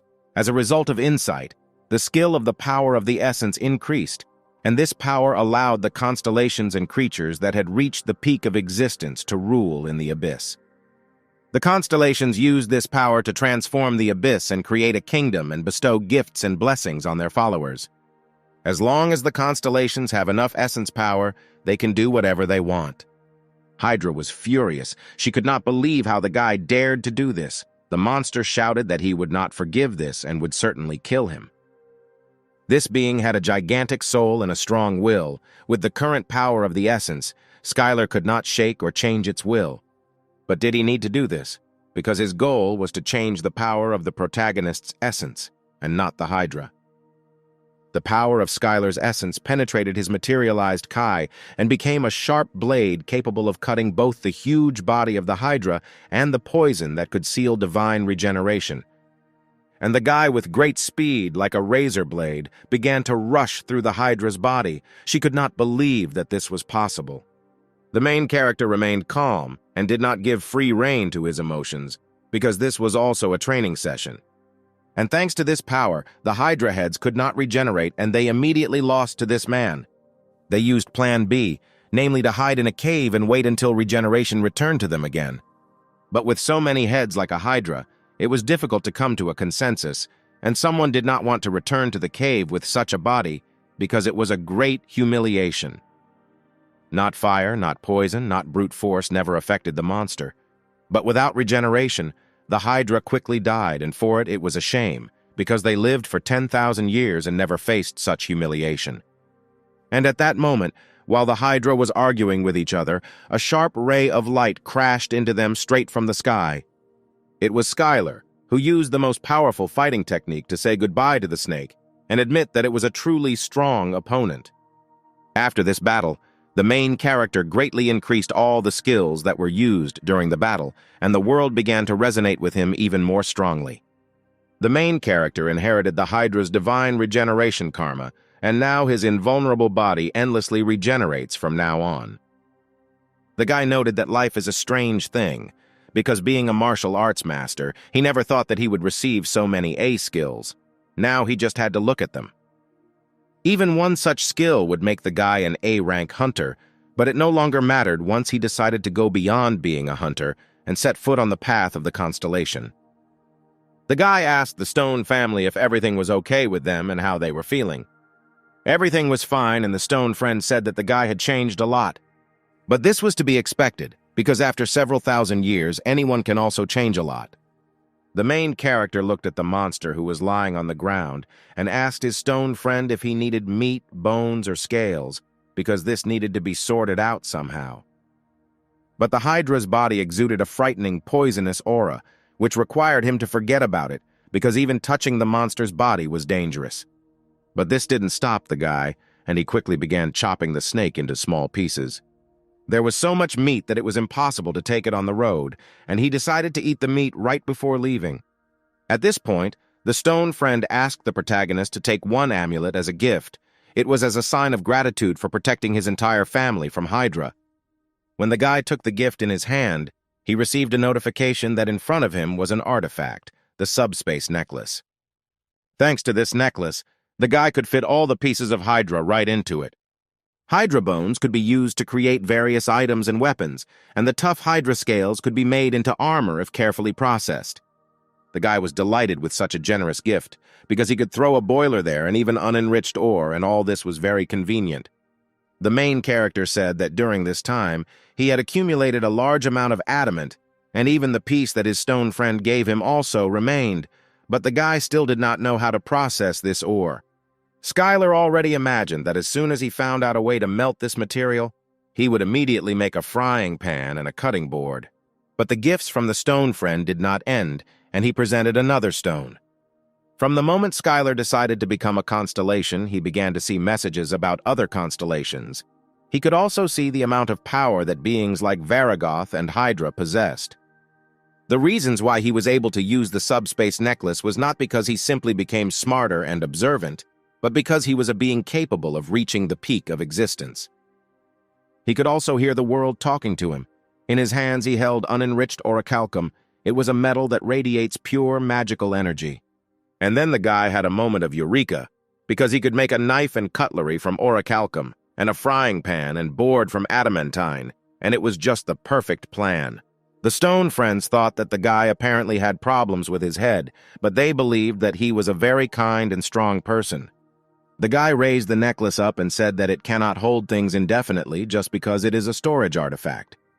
The main character decided that there was nothing to be done about it and he could just eat what was left. Skylar was a generous guy and said he would be happy to share the food with a friend. He had studied cooking for thousands of years while he was the owner of a demonic pub, and his cooking skill was quite high. But even so, these ingredients were not so easy to handle. This was the meat of a powerful being who survived after refusing to become the avatar of the constellations, and in front of him was an ingredient that did not exist in the territory of the Lord of Blood and Battles.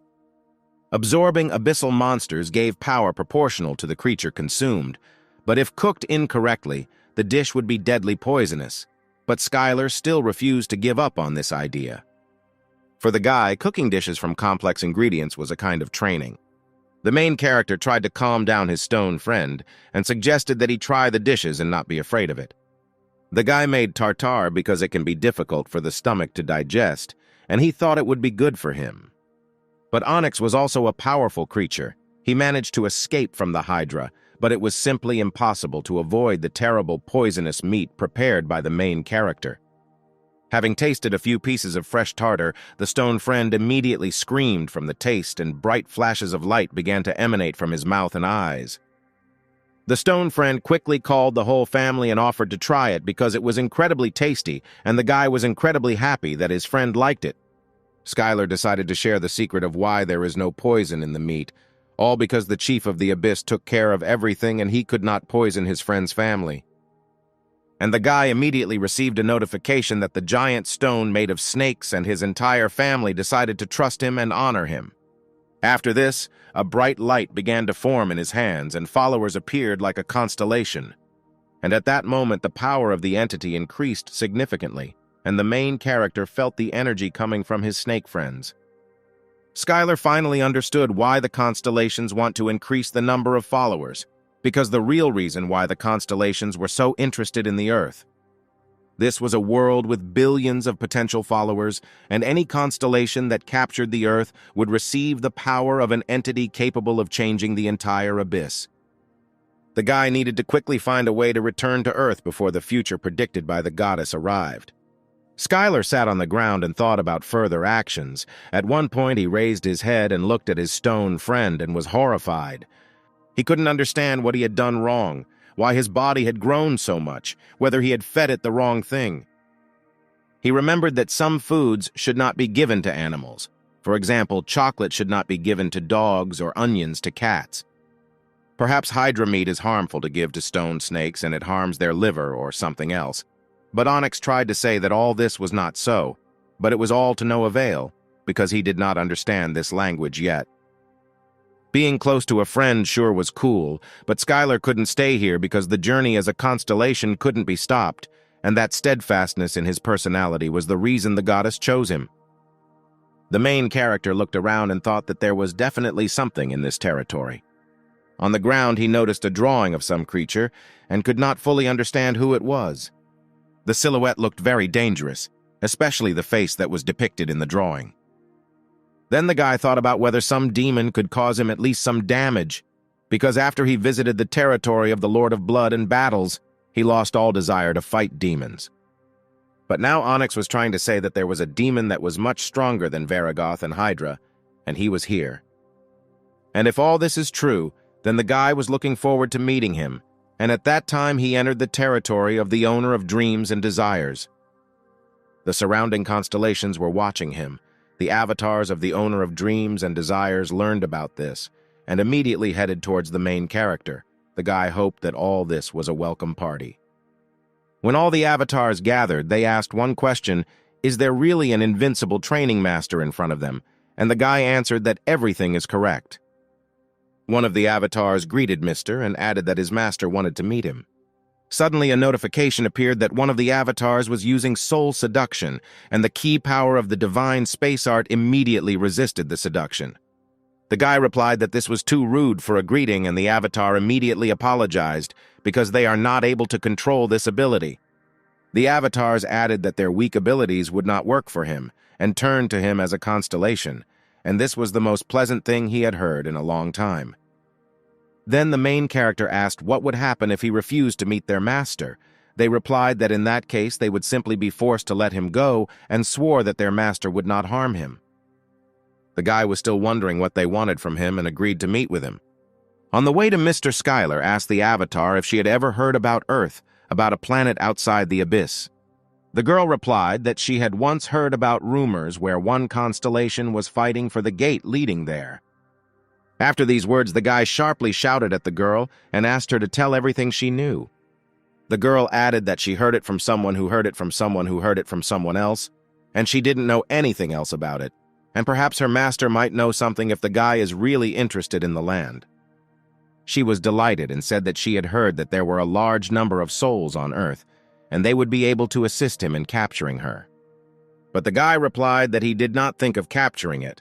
He planned to stop the seizure of the Earth by other constellations.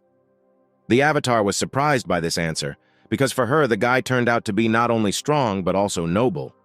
The guy knew that they are called nightmares, but they seem to be good and sociable demons. Even if they cannot control their seduction skill, they do not seem dangerous. Suddenly a demon appeared in front of the main character, who began shouting for him to give up all his wishes. He asked to be released. He knew that the guy was going to be eaten and asked to share with him too, because these were sweet and pure desires. When the guy passed by this demon, he continued to talk about desires for endless training and strength, and that he could not miss it. The main character asked what it was just now, but heard in response that they are nightmarish creatures that are weak to the desires of other people. Schuyler said that it turns out that they live off the desires of others, but he does not have a strong desire for desires, and he will be fine without a loved one, and he does not need good food or a comfortable place to sleep. The demon could no longer endure this pure and unshakable desire to train. It attracted her so much, and the taste of it was very sweet. The girl promised that she would keep all her desires under control, and the guy had nothing to fear. She asked him to trust her, because she is one of the most beloved avatars of the owner of dreams and desires. After some time, they reached the chamber of the owner of dreams and desires, and they will finally see the master as soon as he goes inside. The guy asked if she would go with him, but the avatar was not a significant figure and could not take part in their conversation. The main character said that he was not a constellation, and since the girl told about everything here, he wanted her to go with him to the end. This greatly touched the avatar, because Schuyler was the first to treat her so well. When the main character followed her, he thought that perhaps it would be more dangerous than he thought, and that he would have to use this avatar as a human shield. He was sure that the constellation would never want to lose its own dear avatar.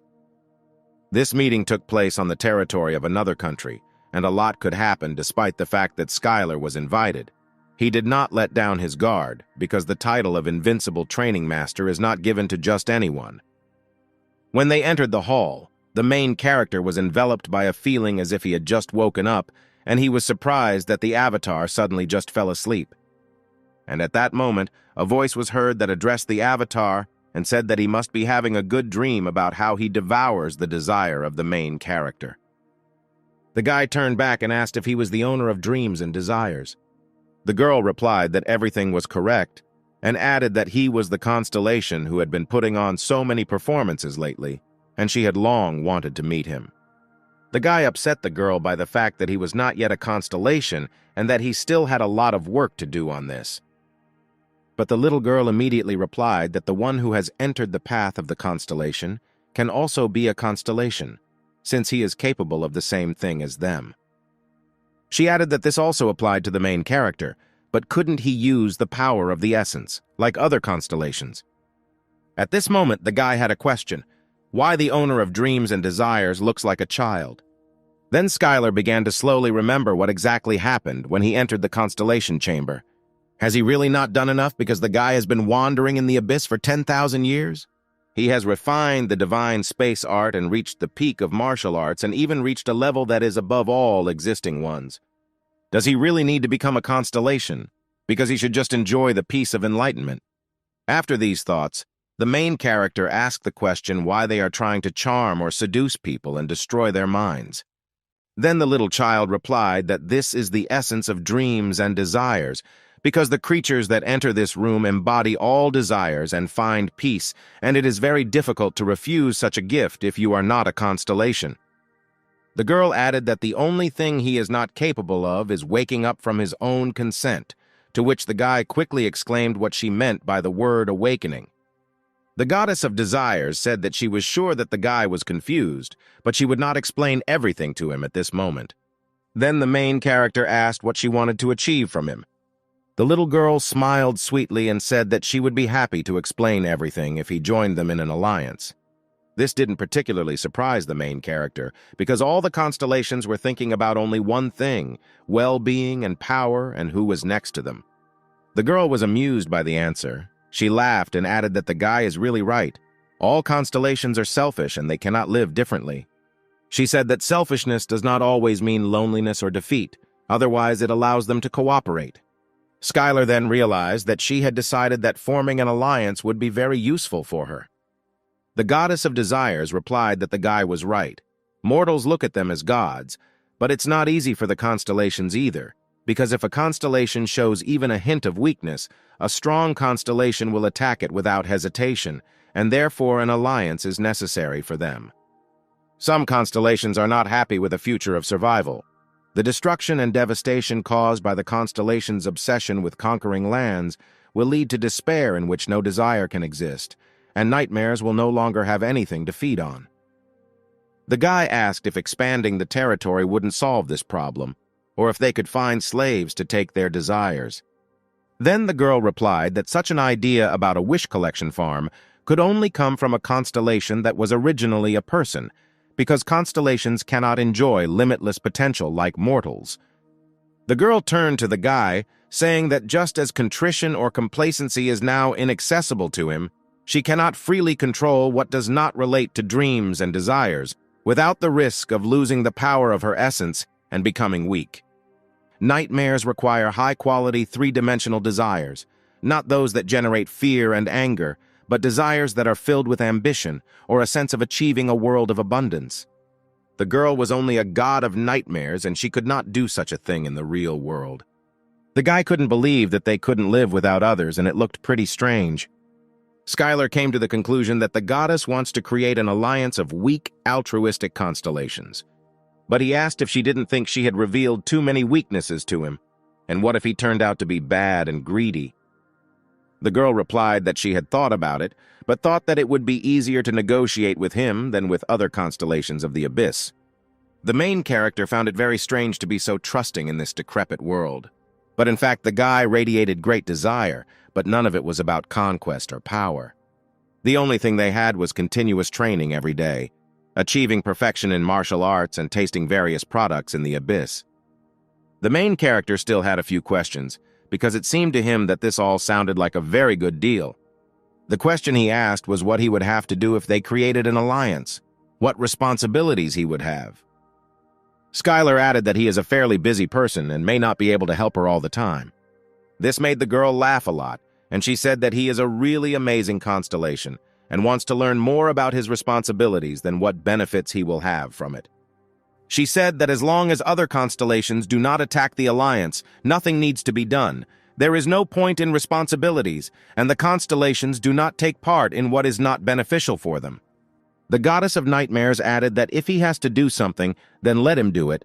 The battle between the constellations drags on for so long that sometimes it becomes very boring. It doesn't matter where Skylar is, because they will always have time to come to each other's aid. After these words, the guy agreed to the deal and they both shook hands. He added that he is a newcomer who has just begun the path of becoming a constellation and is sure that the abyss is full of dangerous and feigned constellations, and the main character really thought correctly. After all, being in an alliance seemed safer than trying to cope with everything alone, and he thought that he could get help in returning to Earth. At that moment, the guy saw the name of the alliance, and it sounded like an alliance of small constellations.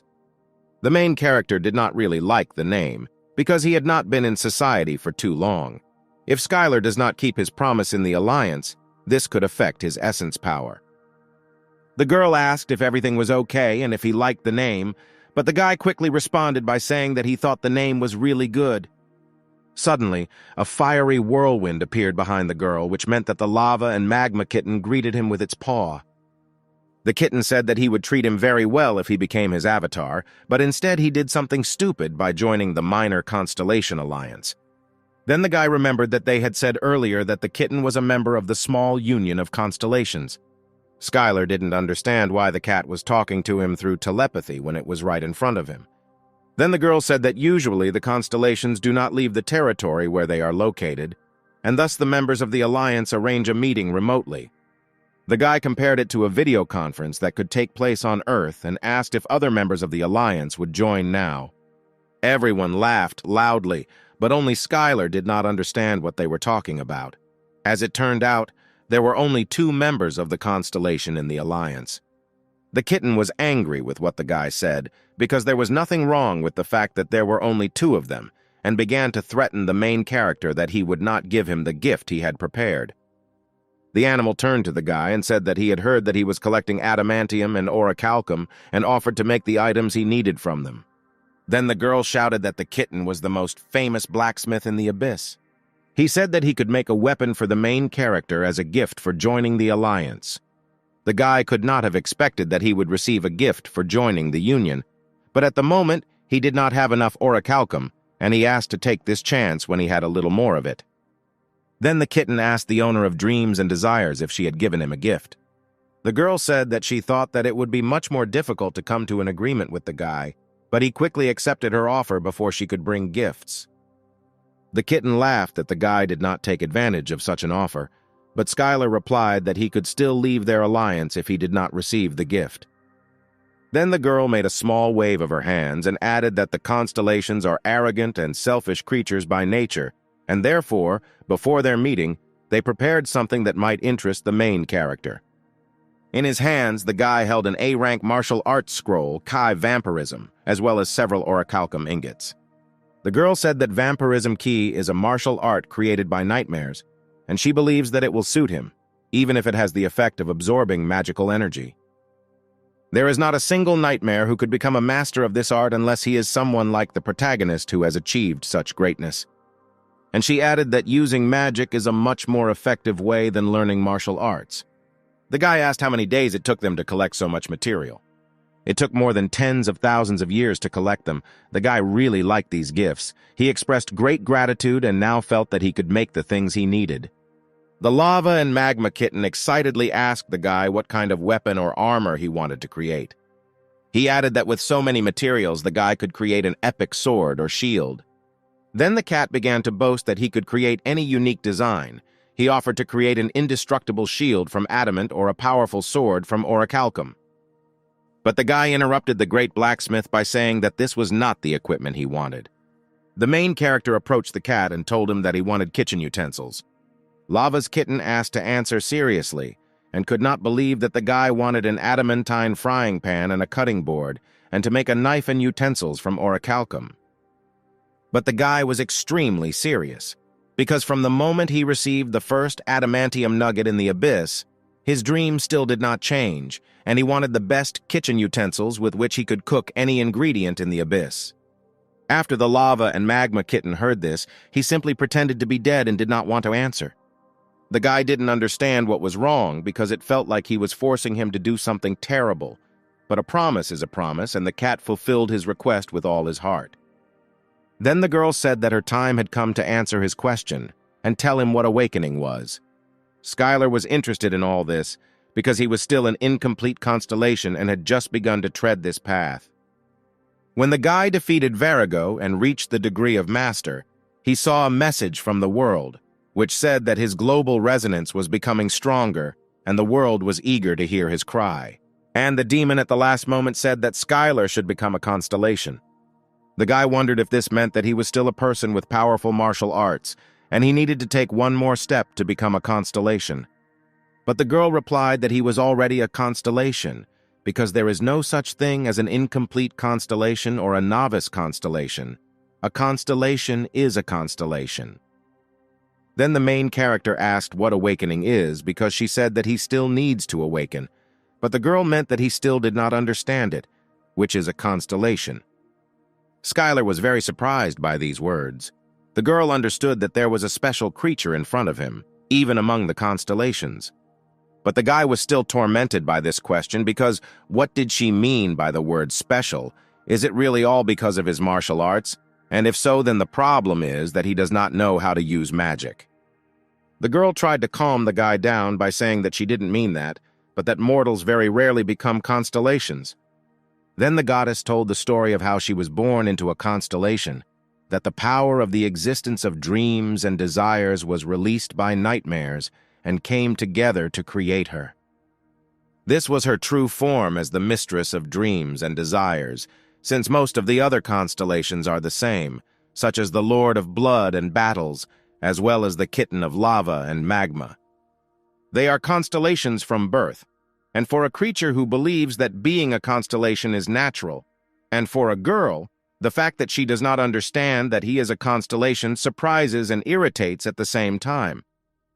The goddess of desires simply asked the guy to adopt the fact that he is a constellation, and that's all.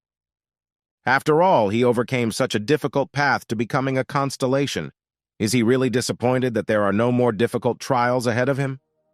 And at that moment, the guy recognized the girl's words and said that he was a constellation, and suddenly a bright flash of light enveloped the main character. The global resonance was activated. The whole world accepted his cry. As a constellation, an invincible training master, he can use the power of the constellation. The world asked to see how a new star opens its eyes in the dark depths of the abyss. While the new star was being reborn, a bloody battle took place in one of the dimensions of the abyss. One of the avatars tried to defeat the monster, but its attacks were too useless to defeat it. But unexpectedly, he saw a notification that the invincible training master was watching their battle. And after that, the invincible training master granted him a blessing, thanks to which he was able to defeat the ruthless monster. The avatar was happy about this and swore that he would never disappoint him. Meanwhile, Skylar watched the battle. Using a small amount of the essence's power, he gave a great blessing and even sent several messages. But the girl asked what he was doing with someone else's avatar, because he was now in an alliance, and if it were an avatar of another constellation, he would have problems and warned the main character to be careful next time. This puzzled the guy because now if he wants to do something, he will have to think carefully first. Avatars are the most important factor for the existence of a constellation. Any impact on other people's avatars can be regarded as a provocation. Skylar could now get an answer to any question just by thinking about it. The guy thought about the fact that before he didn't even realize that he was already a constellation and continued to rush from side to side, trying to become the strongest. Despite the fact that the main character was lost and wandering through the abyss, he accepted this as training for the goddess, and even believed that the magical storm was a convenient way to travel, as well as a training tool. He really didn't think about anything, even if he did. He considered it an incredible learning experience, but the little girl reminded him not to forget that the gaze of the constellation is distant and incredible. She added that if a guy has an avatar, he can try to concentrate on it, but the main character did not have an avatar yet. Skylar became interested in where his friend was now, and he decided to spy on him and made sure that everything was okay with him now. The dream goddess said that he can also expand the range of vision using the power of the essence, and he can also accumulate more power of the essence than the limit allows, so there is no need to save it. Based on this constellation, they can use personal avatars to explore the abyss, the so-called scout avatars, or watch through the eyes of allied avatars. In this way, it was possible to share vision between the alliance. And since they were all in the same alliance, they could share each other's eyes. And the girl added that there are places that not everyone can see. These are places where nightmares are hidden, and she can hide certain areas if she does not want them to be seen. The guy was very interested in what the goddess of nightmares was really hiding. She gave an example that to greet the guy, she sent one of the best warriors to him, who had great self-control. Otherwise, it is difficult for nightmares to control their own desires. Then the guy remembered their first meeting and seemed to guess what she was talking about. The main character had no more questions and thanked the girl for all the explanations. The girl was glad to meet the constellation, sincerely expressing gratitude. The goddess also warned that since Skylar became a constellation quite recently, he should clash less with others. Despite the fact that he fights well, in the fight between constellations, the one with more avatars and the greater power of the essence has an advantage. The guy remembered that he had the last most important question that he wanted to ask the goddess, whether she knew anything about the Earth. The girl slowly began to remember, and it seems she once heard about it, that this is a planet that is outside the abyss. Many strong constellations are waiting for the portal to open there due to the fact that there are a large number of souls on Earth that are very rare in the abyss. Skylar admitted that he only asked this question because he came here from Earth. He thought that everything was not so bad because thanks to the girl's explanation, he finally understood that the constellations that arrived on Earth were only looking closely at each other, but did not collide. This is because they will only weaken if they fight, and some cunning constellation could simply take control of the souls and defeat the constellations that are fighting. And so instead of just fighting, they decided to increase the number of their followers. The goddess said that the guy was really lucky, because when the portal opened, there were relatively good constellations nearby. The girl added that evil and cruel constellations will not come to a common agreement and will simply try to seize power by force even when they have something to lose, but that is their nature. The little girl was sure that he was nervous about leaving his home planet with a constellation that had come from nowhere. She added that it would also be nice to have followers in their constellation alliance who are the souls of the Earth. Suddenly the guy waved his hands up and with a sharp movement cut off the long braids and made the appearance the same as before. The reason why the guy's hair grew so suddenly was that he became a constellation and the changes in his essence were reflected in his appearance. The girl asked if he had made the decision to return to Earth no matter what and not forget about his mortal origin. The guy replied that this is not the case at all, it's just that long hair greatly interferes with training. At the end of the meeting, the goddess decided to give him advice since he plans to return to Earth. She said that if the portal to Earth is open and the nearest constellations are watching him, she didn't think it would be a good idea to openly reveal that he was a constellation. After all, even good constellations are hostile against him. Even if these are constellations capable of fighting for the Earth, they are much stronger than them, and no matter how good the constellation is, they will not turn a blind eye to the fact that they could lose the soul they owned. The goddess asked to hide the fact that he is a constellation and not to use the power of the essence, because then the constellations will not take their eyes off him if they find out that he has returned back to Earth. She suggested mingling with the ordinary inhabitants of the Earth and after that quietly and carefully acquiring followers. They will become souls that accept the essence of the main character, and so the constellations on Earth will discover the loss too late. The guy thought very seriously because he had never thought about becoming an actor or star. The girl objected because really becoming a hero destroying monsters is not enough. The guy replied that they are called hunters, and if you think about it, famous hunters also have fans, just like he had an idol, whom he previously perceived as a fellow hunter. Skylar said that there is a constellation on Earth that knows about him. The goddess thought that perhaps it would be nice to add him to them. This would not interfere with increasing the strength of their alliance. The girls became interested in who the guy was talking about and found out whether he could be trusted and how he knew about him. Then Skylar tried to tell the story of how he fell into the abyss after meeting the goddess of the scales as briefly as possible and as simply as possible. No matter how the guy tried to embellish this story, it did not help, and the girl considered this story bad. The goddess of fear said that she had heard about this constellation. Then the guy shouted that he guessed that even in the abyss, the ability to see the future is not so common, although it seems that this is not so, but she could have a plan. The girl replied that she had heard that she was a constellation that constantly makes a mockery of her own actions by misunderstanding the prophecy. She added that predicting the future is very difficult, and what is the point of prophecies if you cannot benefit from it? And she did not fully understand whether this constellation would somehow help their alliance. Considering the fact that she tried to stop the evil constellations, most likely she is collaborating with others, and this will not be enough to join their alliance. Then the kitten said that despite the fact that she seems so stupid, she can share her visions and they can help her interrupt them. And then they asked the training master to ask the guy to join their alliance since he was returning to Earth. They were sure that she would help them, but were worried about how she would react to the fact that the main character had already become a constellation. The guy needed to find a way to contact her, and he asked if his friends knew where she could be. But he could not get an exact answer because no one suspected or knew her name and, moreover, where she was. Skylar awakened as a constellation and joined a formidable alliance, but he was no closer to returning to Earth. The guy felt that he must personally find her because she is a key figure, because the more creatures know about her, the closer he is to the Earth. On the way back to the constellation, one demon flew up and said that she would be happy to accompany him through the owner's territory. She asked if he planned to return back to Earth, but the guy firmly answered that he still had important things to do here. Lava Kitten was currently making his equipment, and the guy should stay here until he was finished. The girl replied that she remembered those valuable minerals that the main character had been collecting for so long, and was absolutely sure that if the great blacksmith Kitten made it, then this equipment would become legendary.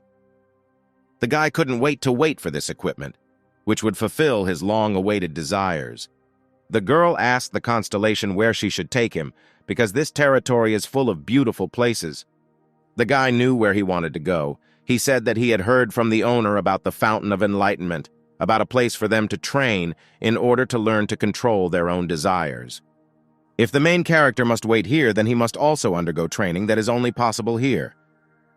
The girl laughed loudly because these were the words of a real training master. The demon told a story that in the old days many nightmares used this place, but since the owner was born, it has become forbidden. This was because it was incredibly dangerous here, and many had heard about how most of the nightmares went crazy during training. Then the guy picked up the Well of Enlightenment. The essence of the training was to drink water from the well.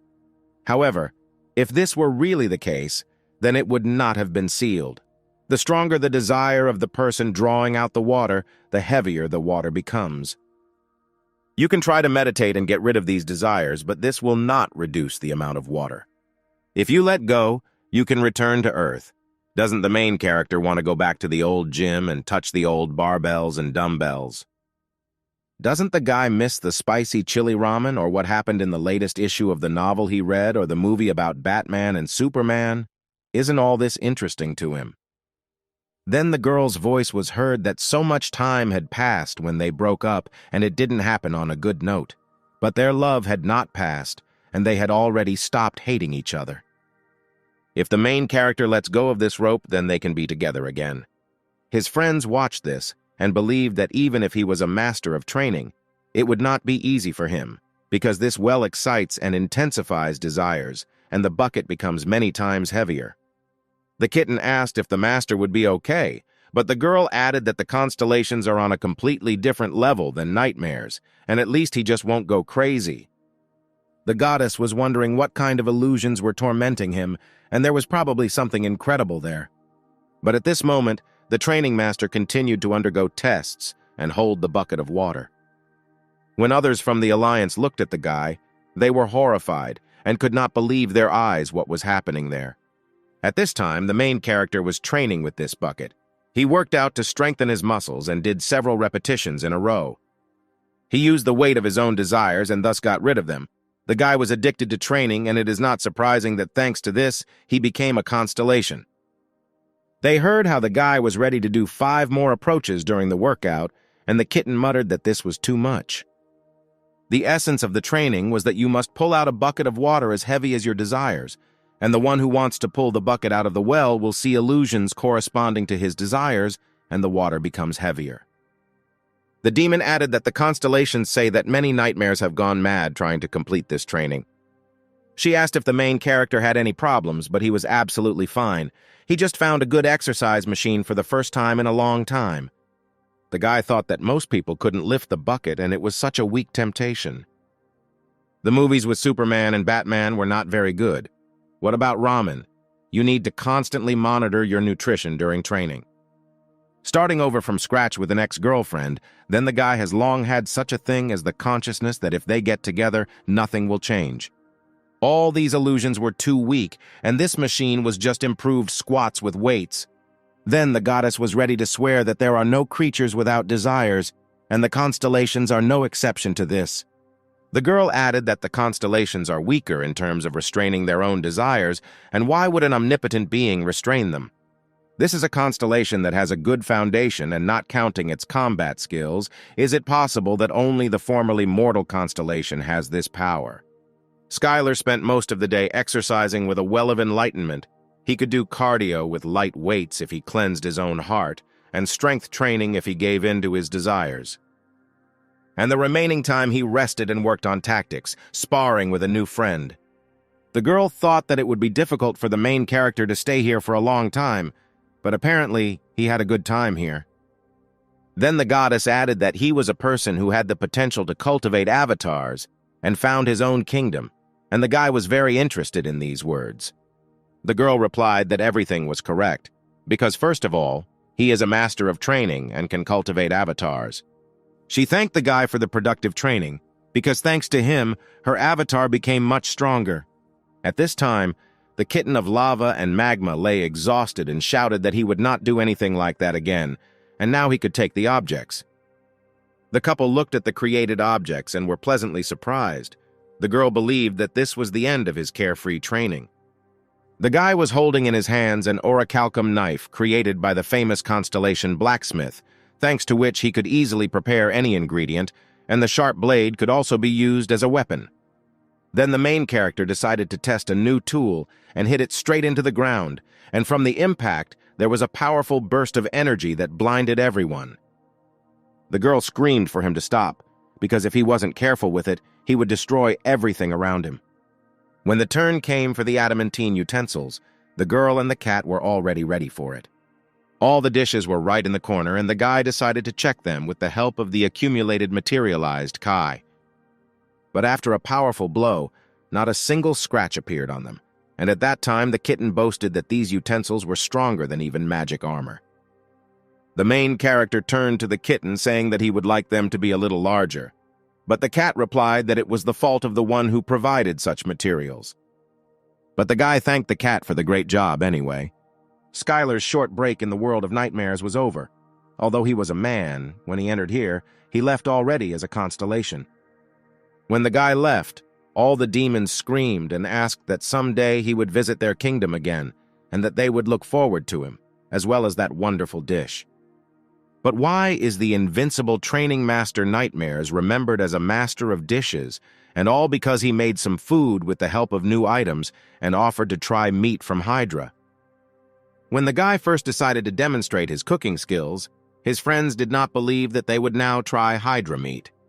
The main character suggested calling another nightmare because he had so much meat that he made as much as he could, and it was incredibly difficult to do it in portions like in a cafe. The hostess shouted that she could run away if she thought that she could not eat it, because hydro meat contained a deadly poison, and there was no need to expose the body to such danger. But when the girl tried this dish, she was incredibly happy. Because it was incredibly tasty, she felt how every spoon of the dish warmed her. And at that moment, every nightmare wanted to try this dish.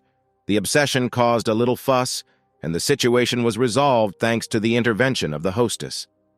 The guy could practice cooking, increase the power of the essence, but he was a little uncomfortable, because in the end, because of him, the hostess's avatars made this ugly scene. The main character thought that apparently managing a kingdom is not so easy. At that moment, the guy entered the territory of the Ophiuchus of plague and darkness. He realized that this territory really suited him. Then the guy decided to use a little of the power of the essence, so that this gloomy guy would not stress him out, and hid the essence from the whole world and immediately disappeared from the visibility of the constellations. As soon as he did this, he realized that the world had become so quiet and calm and could not believe that he was being overwhelmed by a stream of messages from the constellation because he could not do something so simple. And at that moment, the Ophiuchus of plague and darkness ordered all avatars to find an invincible training master, and when they find him, not to fight alone if they cannot defeat him for anything. Suddenly, the main character met a skeleton who turned to him and said that he had entered his master's territory and such impudence would not go unpunished. But his master was generous, and he offered to become his master's avatar. If the guy joins him, he will forget about this disrespect and recognize him as a valuable subordinate. Then the skeleton turned again to the training master and said that if he refused this offer, then his master would come and deal with him. But the guy only heard the smell of rot around, and he asked this owner to appear right in front of him.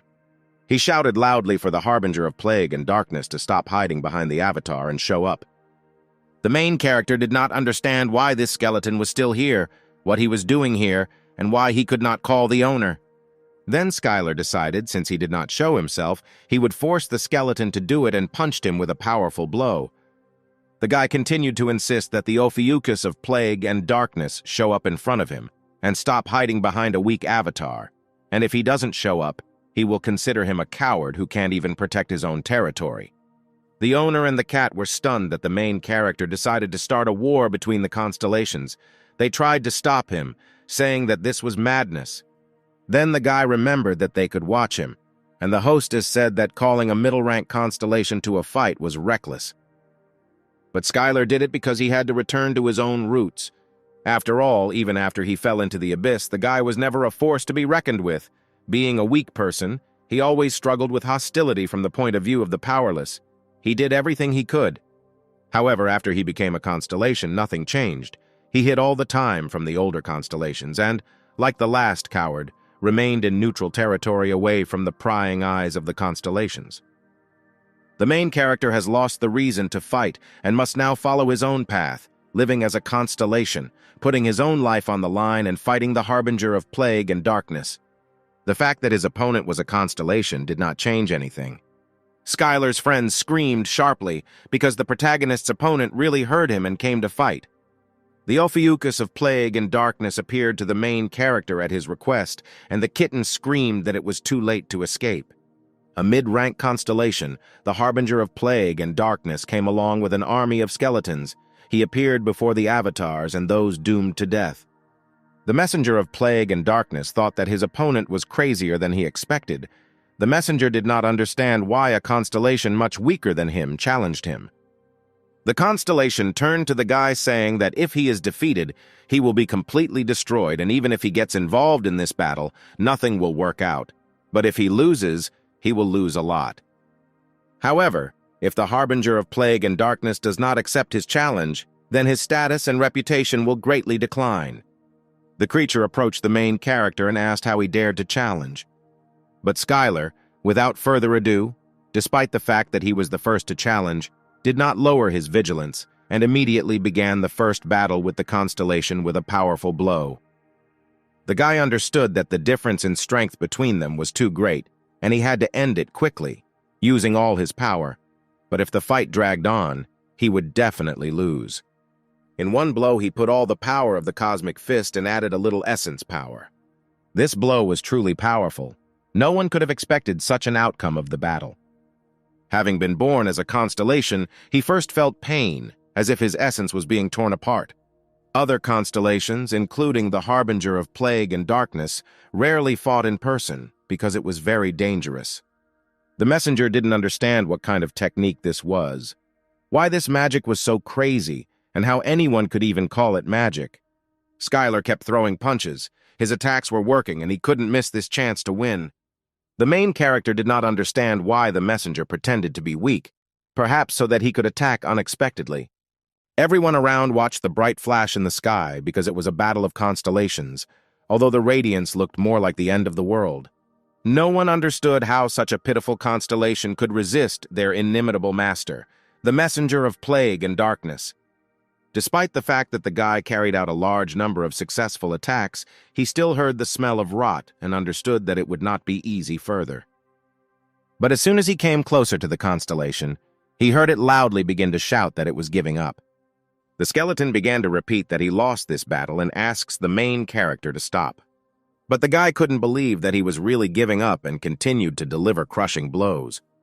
And then the constellation swore that his territory and all his avatars, he would give everything to him and swear by his own life. Skylar's partners were very surprised by this. They could not have expected such an outcome of the battles. The kitten joined the conversation and said that he was really giving up, because the constellations cannot lie about the oath of their own lives, but the main character did not understand what he meant and why the constellation should give up. Then the guy decided to end it and finish the fight. The messenger of plague and darkness swore his own life and submitted to him. Several skills were activated, and the main character's power increased incredibly, and he realized that from that moment on, he could continue to fight. After all, his martial arts work even on constellations. And at that moment, the guy began to see and feel rivers of pus and buildings made of rotten tumors, a kingdom of plague and darkness. He felt every avatar, his new kingdom and new avatars were waiting for a new king. But the guy wasn't very inspired by this, and he said that he was giving the kingdom back and asked him not to thank him, because he didn't need his kingdom, because the fight with him was enough. The herald of plague and darkness was confused as he looked at Skylar walking off into the distance. Battles between constellations are very dangerous, both sides take risks, and the winner takes absolutely everything from the loser. This is to prevent a future threat from the loser, as completely erasing the loser's existence was common. But he spared his life and left his kingdom with the avatars. Although he was glad about this, there was a feeling of loss. The kitten turned to Skylar and considered that leaving the kingdom and avatars was a big mistake. But the main character didn't care, because he wouldn't be able to control it anyway. Thanks to his training with the nightmare, he learned a new technique that allowed him to get so close to the enemy that he could not use magic and not give him a chance to use the power of the essence and then defeat him. And at that moment, the guy realized how strong he was now, because he could fight with a constellation even much stronger than him. And the main character began to visit various territories, and the feeling of fear of the new enemy completely went away. One of these told the main character that he could not be defeated so easily as a rotten weakling, and asked the guy to get ready to face his entire kingdom. Right in front of him was a mid-level constellation, the one who turns back time. At that moment, the skill of the good giant fighter and martial artist were activated, which Skylar hoped for, and vowed to defeat him with all his power.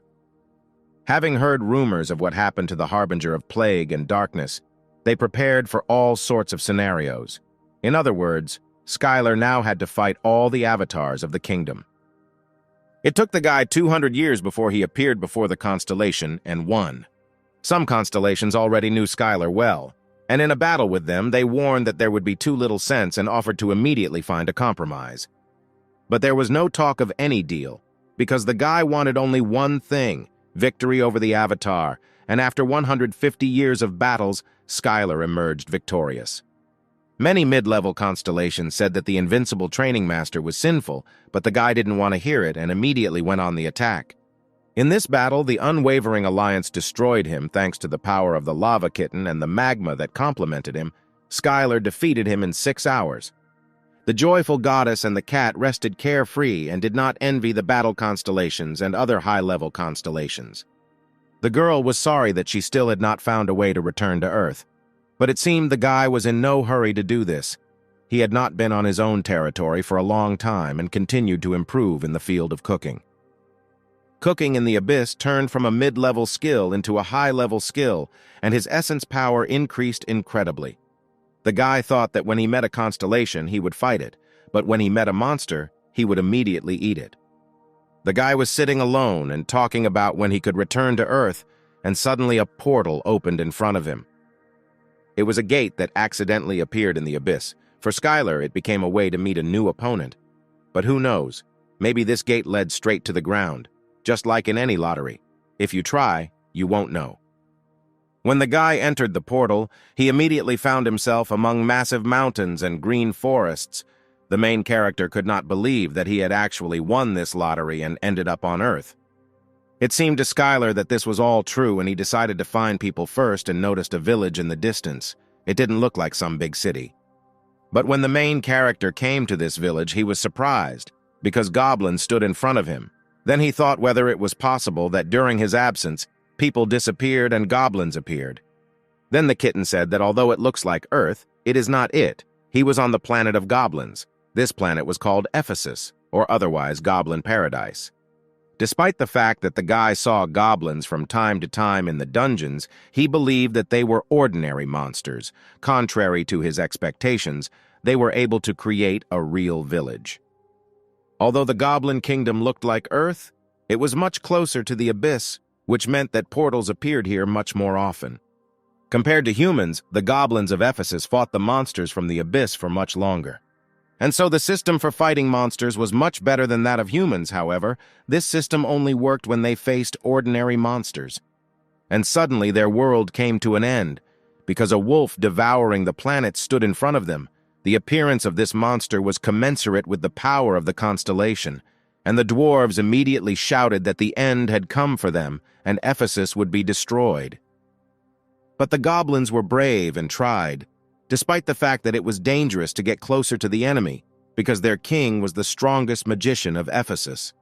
And the brave goblin king, who was sitting on a tame dragon, rushed straight towards the formidable enemy, and if he did not fight him, then how could he look his own people in the eyes? The goblin was not a coward, and he would never run away from his own duty. It was Odaigon, the king of the goblins and the strongest magician of Ephesus. He shouted that even if this was the end for the hilt, the goblin would at least leave a scar on it that the beast would never forget. But suddenly, a bright blue flash appeared above the beast. Odaigon could not understand who it was and where this light came from. Skylar surprised everyone with his spectacular appearance. He only had one chance, because in terms of combat power, this wolf is comparable to a mid-level constellation, but was not a constellation, since its existence is not focused on one thing. He had the opportunity to stop him right now at this second, and he used everything he had. And indeed, the attack was so powerful and strong that the planet-devouring wolf was immediately defeated. The main character was glad that, fortunately for him, everything went according to plan. Several skills were activated, and his essence power was significantly increased. Skylar always felt a sense of crisis when faced with constellations and monsters comparable to him. Powerful creatures that mortals dare not confront have an incredibly low pain threshold. The kitten said that such strong creatures have practically no experience in fighting opponents equal to them, and he praised the guy for using such a strategy. The main character thanked the cat and said that if he had withstood his last attack a little longer or had been prepared in advance, this battle would have lasted for several centuries. At that moment, the main character saw surprised goblins in front of him, who stood and looked at him in surprise. The guy hoped that they would not attack him, especially after they saw this battle. Then one of the goblins got significantly closer to Skylar, and this made the guy panic a little. But the goblin fell to his knees in front of him and said that when the other constellations were busy and did nothing, he was the only one who came here and helped his people. He bowed low to him and said that he was now his god and his master. From this second, the Goblin King Odaigon swears allegiance to him, and all the goblins who were there bowed their heads before the main character.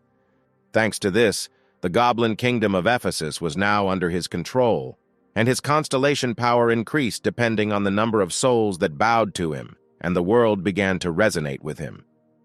The power of the constellation was increased, the power of the constellation awakened, and the guy gained the skill of constellation of the territory belonging to the invincible god, and now he has become a middle-rank constellation.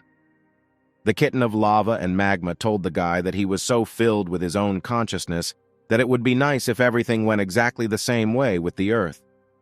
But the guy didn't think that people would be so simple, because the Earth is different from this planet, where there are only a few hundred goblins. After all, if Skylar defeats a huge monster on Earth, he will simply become famous.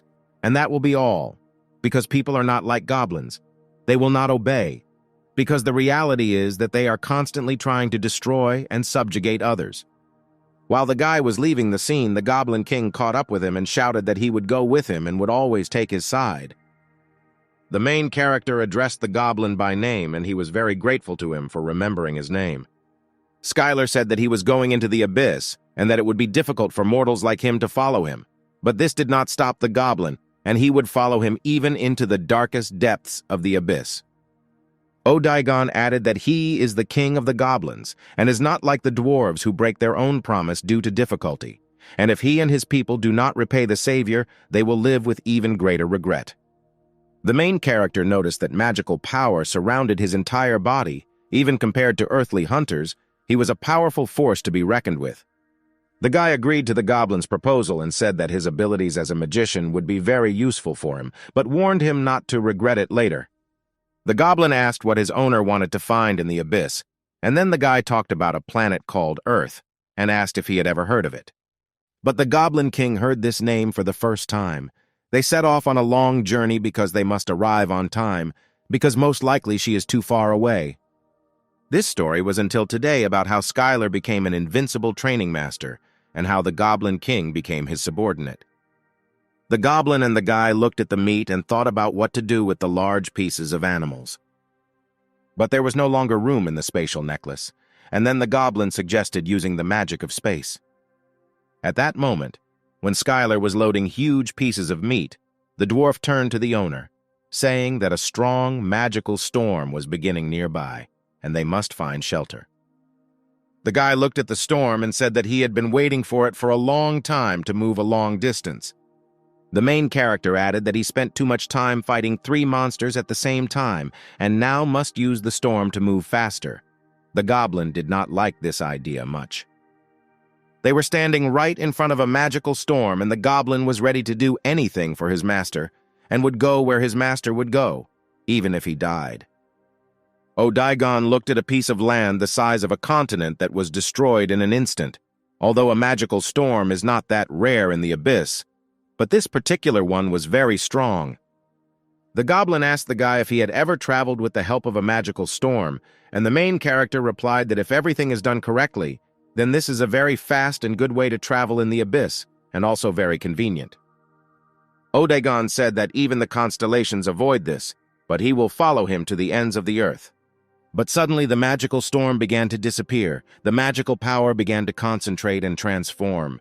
Since the size of this magical storm was too large, it would produce a lot of byproducts and disappear. But the guy did not understand what byproducts the goblin was talking about. Odaigon then revealed that many places in the abyss are actually byproducts of a magical storm, and that this magical storm will leave the dungeon. A dungeon is a part of the abyss that has special rules, and some dungeons are connected to other places. Monsters of the abyss appear exactly there, and if you don't deal with them, they will simply wipe everything off the face of the earth. One of these appeared in Nevada, USA, in the Mojave Desert. This dungeon is called the Mirror Illusion of Chaos, and had an entry limit of about 10 people. There were 2 weeks and 11 hours left before new monsters would come out, and people had no information which monsters would appear again. It was the sacred right of people to name things, but since when did they have a dungeon with monsters and constellations? According to the Federal Dungeon Analysis Department, this dungeon was a C rank. Fortunately, this dungeon rank was quite popular. If this dungeon rank is popular, then B rank hunters will appear and the danger will be significantly reduced, and the rewards here were quite large. It was at this moment that a team of hunters named Gangster received permission to enter the portal and were already on their way. A team of hunters called Gangster was recently created by the son of the founder of the Parker Foundation. It was the most controversial team. Since magic and the monsters of the abyss entered the earth, people's lives have changed a lot. The core of monsters with magical powers has become the most environmentally friendly way to obtain energy on Earth, and thanks to the connection of the Earth with the abyss, humanity has received a new environmentally friendly way to obtain energy.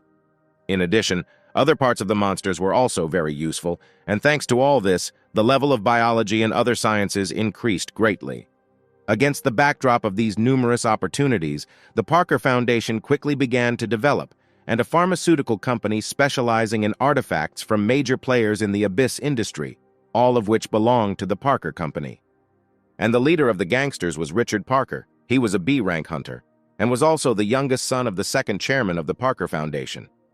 When his team arrived, they immediately began an attack on the dungeon called Mirror Illusion of Chaos. The young people began to check the list of participants and said that they saw that there were 8 people on his team, but only 10 could enter this dungeon. One of the list of participants had an E+ rank, which meant that he was only a beginner. But the guy was too confident of victory and said that he had 7 C-rank hunters in him, and with such a B-rank hunter it shouldn't be a problem. No one was against this, and they continued on their way.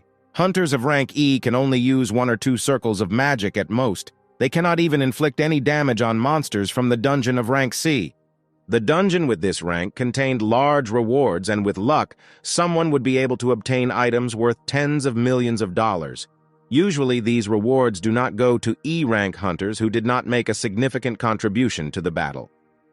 After the final roll call, permission to enter the Mirror Illusion of Chaos was issued, and the team was warned to make final preparations.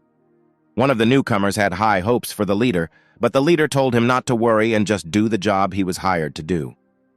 The guys thought that he must be a porter for the leader, and he just hired him for money. The newcomer would not receive a reward until they returned from the dungeon. And the whole squad, one by one, began to pass through this portal.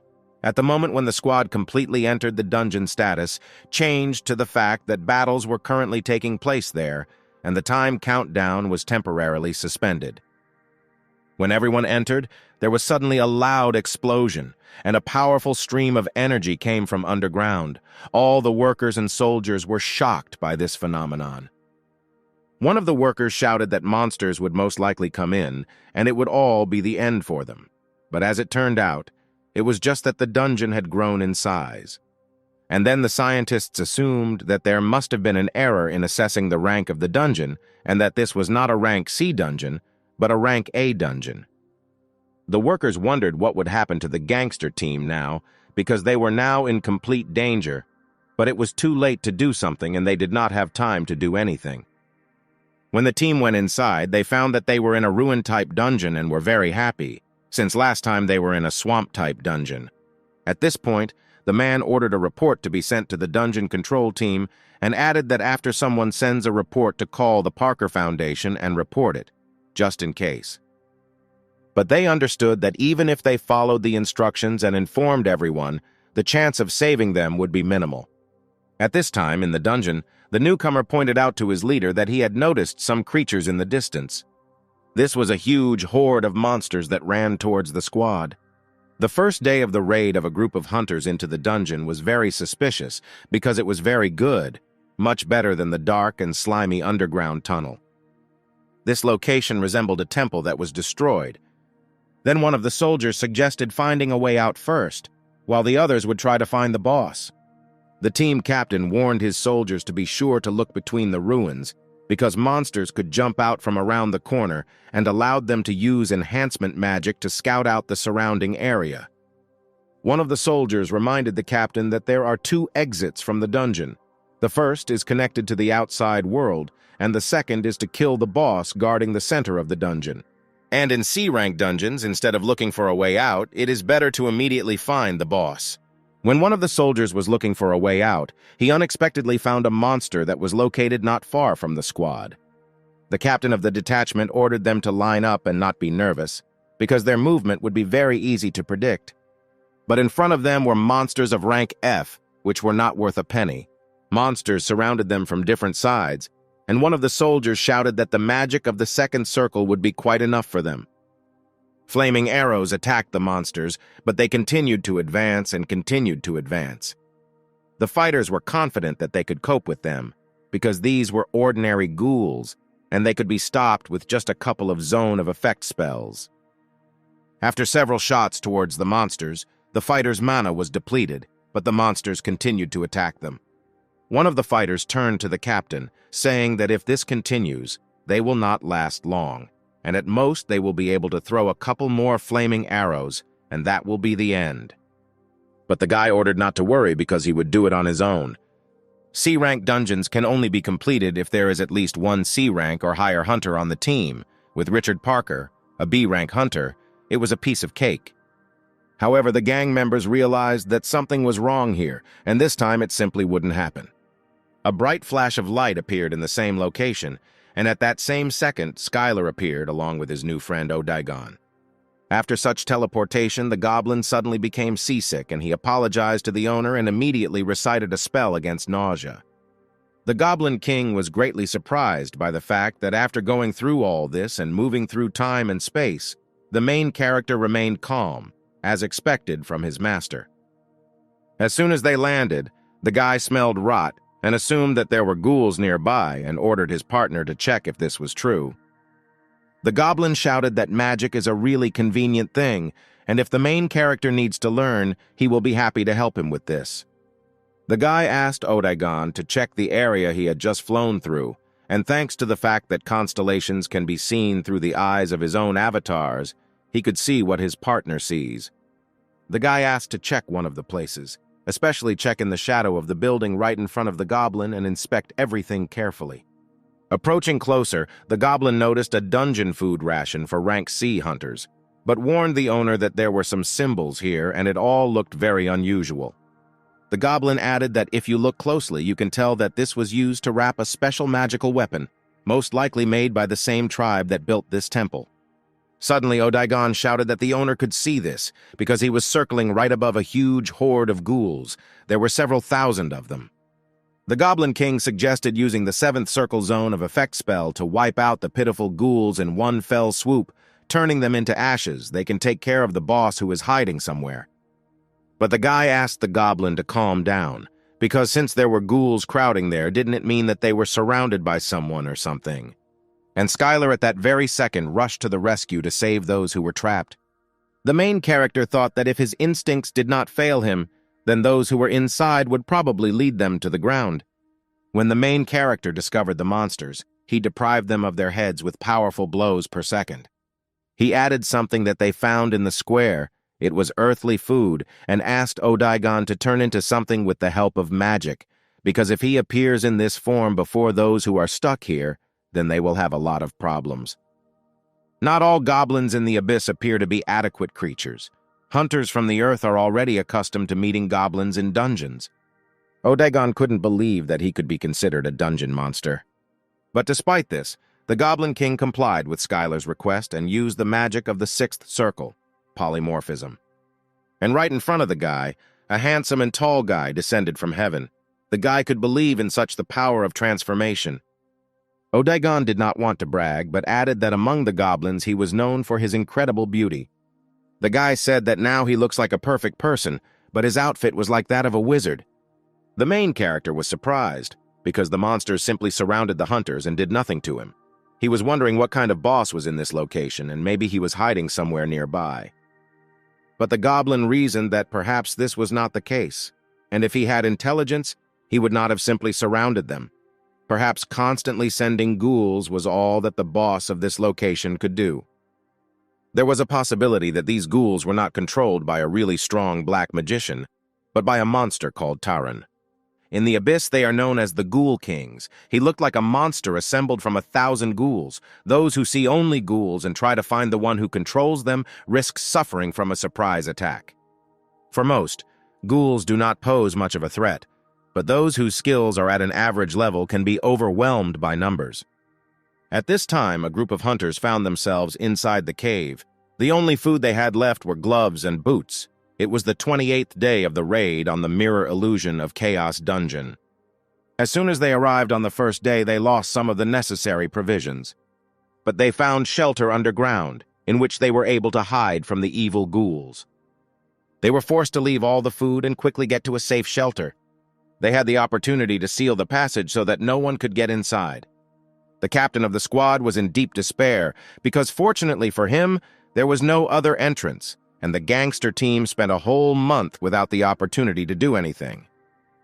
One of the soldiers turned to the guy with the lowest rank and noticed his very huge backpack on the back. The guy did not want to show what was in the backpack until his commander-in-chief gave the order to show all team members the contents of the bag. The commander allowed them to look and take what they needed, but in such a situation they still had little that could help. And no one could refuse such a generous offer from the captain. But from the large backpack, all they could find were several bottles in French, which were intended for skin care. Then one of the soldiers shouted that it was all because of the leader of the group, that they found themselves in such a situation, and now he should be held accountable for this misconduct. The second eldest gentleman refused to give any comments and said that they should do whatever they want to him because he will not take anyone's side.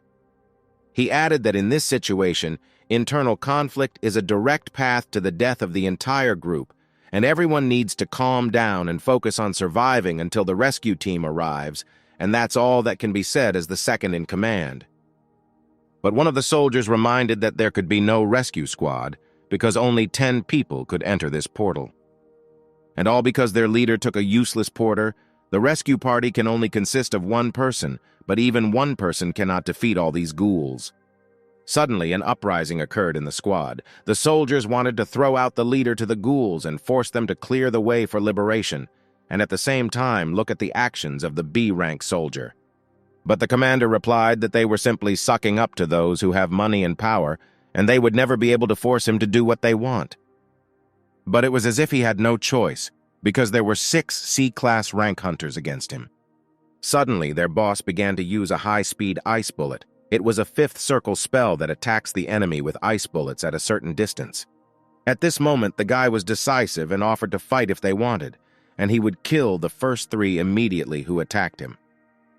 The guy asked his colleague why he still hadn't said anything, because they had said so much and were thinking such things about him. But the man replied that they wouldn't even listen to him if he said anything. He added that he still considers him a decent person, and it seems that after this he will be able to change. But the commander asked not to praise him, because until the very last moment he did not understand what was happening here.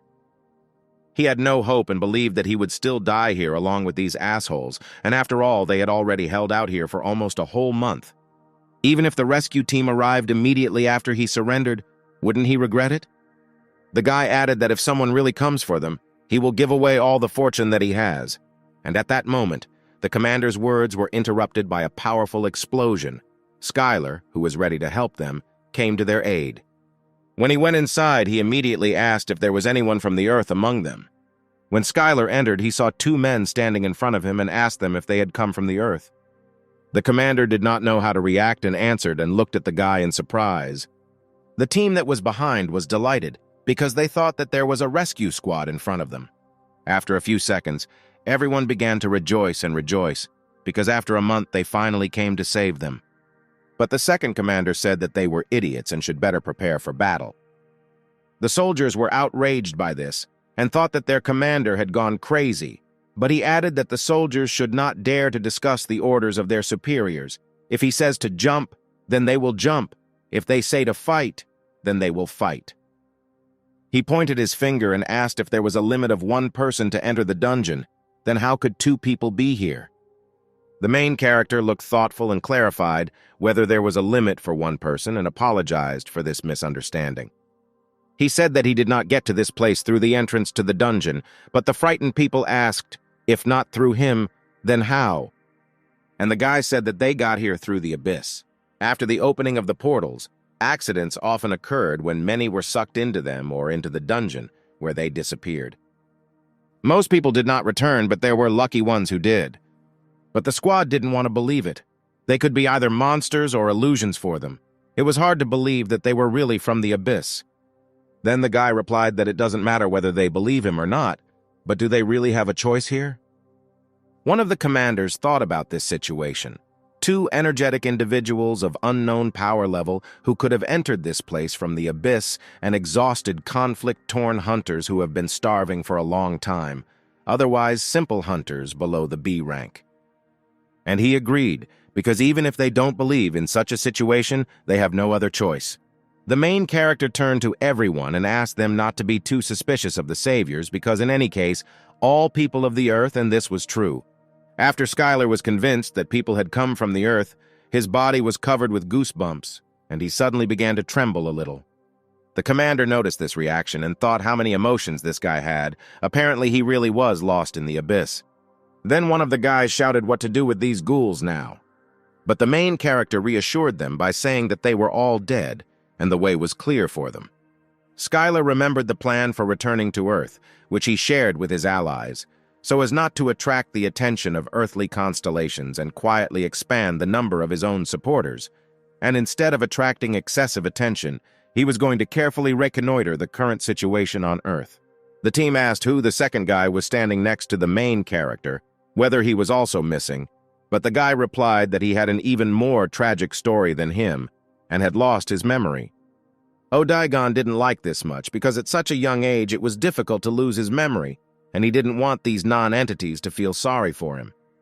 One of the commanders said that even if he was a magician, they could not defeat all the ghouls alone. Even if two people were incredibly strong, it was still impossible. But the guy added that he uses martial arts, and at that moment deathly silence fell and the eyes of all the soldiers looked only at the main character. The team began to whisper among themselves various questions, such as how he can use martial art, since this is the first time they have seen such a thing, and how long ago he fell into the abyss. Skylar decided to ask why they were staring at him so much, but it turned out that they had not seen the martial arts master for a very long time.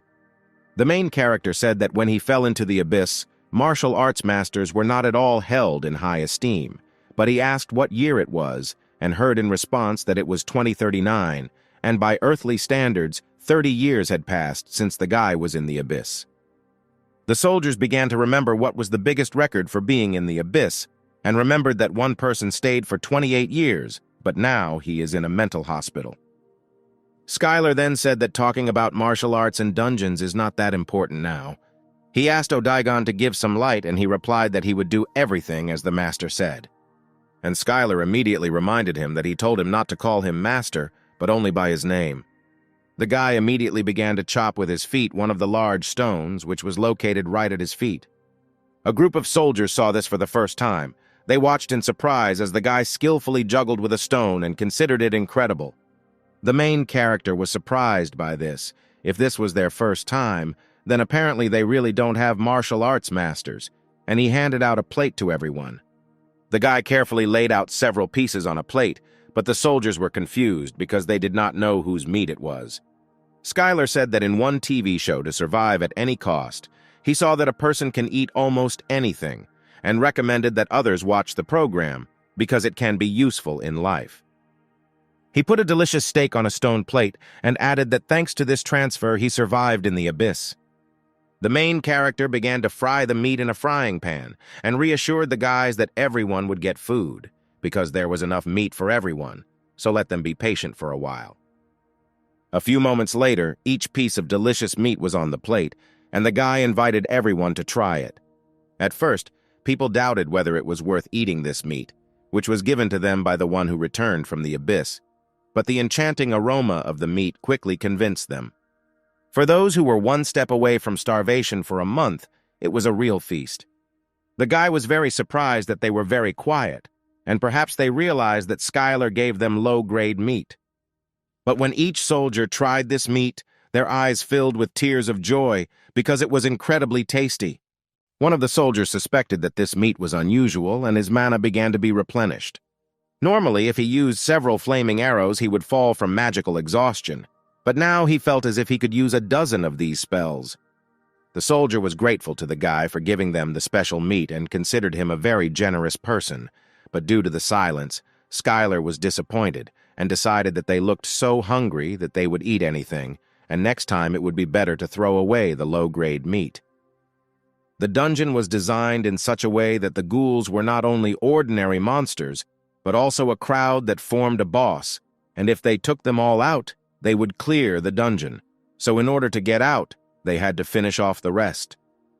The guy was asked how he knew all this, but he replied that it was all because he had seen enough of everything in the abyss. The situation became tense between the soldiers and the chief captain separated from the squad. Skylar suggested that while they were locked up, they had an internal conflict, and apparently they were trying to kill each other.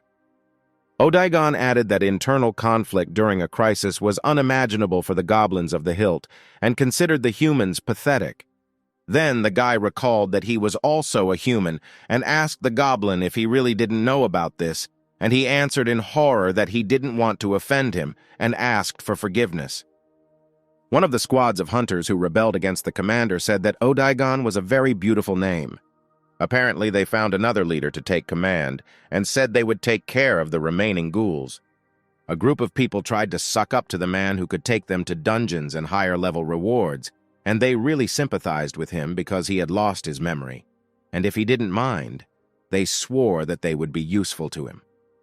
But Odaigon quickly became suspicious of their cunning plan and decided that he would allow them to do what they wanted because the master asked to talk with them carefully. Skylar asked what they were doing, and one of the commanders replied that it was difficult to find a strong hunter who could lead others into a high-ranking dungeon. The soldiers were very polite to the guy because he was their savior, and since he had been here for more than 30 years, he was also an elderly man, but the main character suggested taking into account only his earthly age of 28 years. Skylar knew that people were trying to show off their relationships in front of powerful hunters, but he was just wondering why they only bothered Odaigon. The guy asked, even though he was a strong magician, why they didn't approach him. But the commanders had mixed reactions and said that the reason was that he is a martial artist. Even among the martial arts masters, there was a rank A hunter. The guy did not understand why they were treated so poorly because every martial arts adept was incredibly strong. When the men found out that Skylar was talking about Master Lee, they grabbed their heads, and the guy didn't understand why they were reacting like that and what was wrong with his master. In 2009, just when the guy fell into the abyss, there were the same hunters who chose the path of martial arts, although it was believed that martial arts were inferior to magic, and most of these hunters went to China, the place of their greatest concentration. Although the martial artists were weaker, with the involvement of a large number of disciples, the revival of the martial arts era was possible, and there was also a living legend who had reached the A rank, which meant that the martial arts had a bright future. Or so they thought. Shocking news came out that Master Lee was involved in a rank manipulation scandal. In 2011, similar scandals came to light in various countries. Hunters bribed judges and changed ranks. C ranks became B ranks. B ranks became A ranks and built incredible heroes. Master Lee was also considered an A-rank hero in China, but in reality he was a B-rank hero and was a fake. The guy couldn't believe these words, because he even bought his photos and posters. How could he be fake?